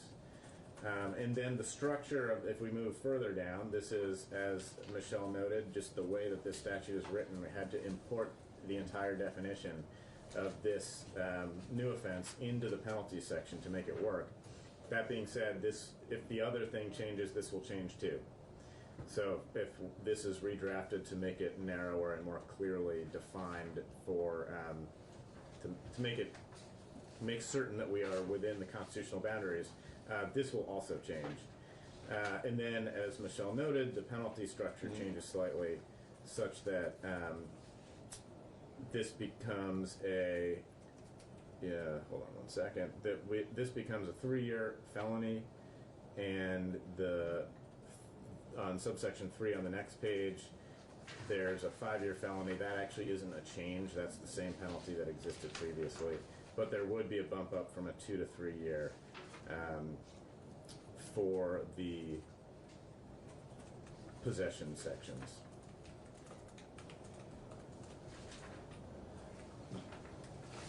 So, on line 18, imprisoned not more than 3 years or fined not more than 5,000. Oh, or both, okay. I'm good. I hadn't read it all the way through. Yes. So can you say why it would move up from 2 to 3? I think the concept was that if they're going to include this new crime for a different set of behavior, it made sense to have this be the lowest penalty level, and then move the arguably more severe violations up one level. That was the violation. I will say, again, perfectly transparent, if the committee has different ideas about how they want to structure that, I don't think our office is particularly concerned about the precise years here. The main goal of this bill is to make sure that the harmful behavior that's happening is captured by our statutes. So I'd say that if you want to have a discussion about that, we're fine with having a discussion about that. The real thrust of this bill is the stuff that happened, the stuff that we're proposing with respect to file sharing and simulations and so forth. So I take it, so when I first looked at this bill, I mean, it's just like, wow, right? So it's really mind-boggling. But I take it most of you in this room have dealt with this bill before, or this content before, correct? Might be mixed. Yeah, tenure on the committee. I don't think we've done it in a while, right? 6, so it's been this way for a long time? There was one aspect we did. Well, David had one, maybe the answer to it. Now, we didn't touch on a little bit of this, the tiny piece of this in human services when we were there. I don't remember that. Yeah, Michelle? I don't think. It's been a while. Yeah. I think my recollection was the last time that really much of this chapter was really kind of tinkered with was kind of when Eric was new, which was, I think 1999 according to. I was gonna say, that the 1999 was his first And not the year. Sexton stuff. Yeah. So it was, I don't think I that was remember, you know, covered. grappling with it still. It seems like that's involved in a conversation someplace along the way. 99 would have been the start of file sharing, so just for music and stuff. So it wouldn't have been a technology that we would have been thinking about. Yeah. But that was like in the Napster years. I don't even know what Napster is. That's how out of date I am on this stuff. You missed that completely. Yeah, and it sounds like I'm glad I did. Well, Napster was fun. Oh. Well, Anyway, but okay. So I'm happy to answer any questions. That was the presentation, and as I said, we will come back on that one piece in particular. I don't have any questions about it, but I do have just a timing thing here. I see why the bill's being brought forward, but I'm a little bit, unnerved at the coming forward as a potential committee bill. If this isn't were these issues that came up within the past couple of months since we've been in session? I can't speak to the sort of introduction of the bill piece in terms of the committee bill piece. I'm not as familiar with how that happened in this situation. I mean, I can tell you it was not brought to the attention of the committee until after the bill drafting deadline. That could well be, and I actually wasn't the person who in my office, so I can check and get you an answer on that. I will. I'd hope that your office in the future would seek to, especially given the fact that we have about 60 bills on the wall that representatives were hoping would have a hearing, that they could take some time to make sure that all the issues they need addressed have the time to get introduced in the proper manner. I will certainly remind folks that that is how we need to do things. Speaking of bills on the wall, would you consider or think about whether the result of the task force that looked into grooming, which suggested a change to 2828, which I noticed is in this bill, whether that might be included in here. It's currently in H659, right? Which is exactly the language that task force recommended. And I think you were on that task force. I was on the task force, yeah. So ponder whether that fits into what we're doing here. And I'd ask the chair of that as well. But since I noticed that section that task force suggested amending as part of this bill. Sure, and I will check with our criminal division and see how they feel about pulling that in and get you a clearer answer on that next time we take it up. 659. And Matt's not gonna like it because my name's on it, but the point is that it is exactly the language that this particular task force wanted, and nobody else apparently thought to try to get it into a bill. Well, it's basically the same as 618 at the top too, right? It's not. No? That's what I love about you lawyers. Grooming and minor. How am I getting blamed for that? Prohibiting grooming a child. There's the 618 has to do in the context of human trafficking, solely within human trafficking and what constitutes, I can't remember what we're defining, but adding grooming into the definitions for human trafficking. And this is on an amendment in chapter 64, so in another area of law. So. Thank you.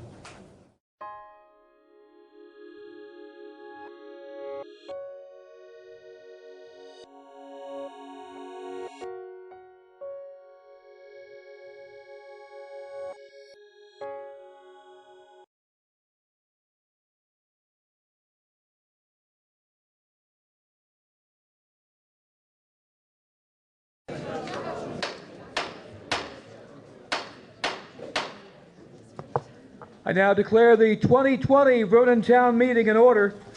Please rise for the Pledge of Allegiance. I pledge allegiance to the flag of the United States of America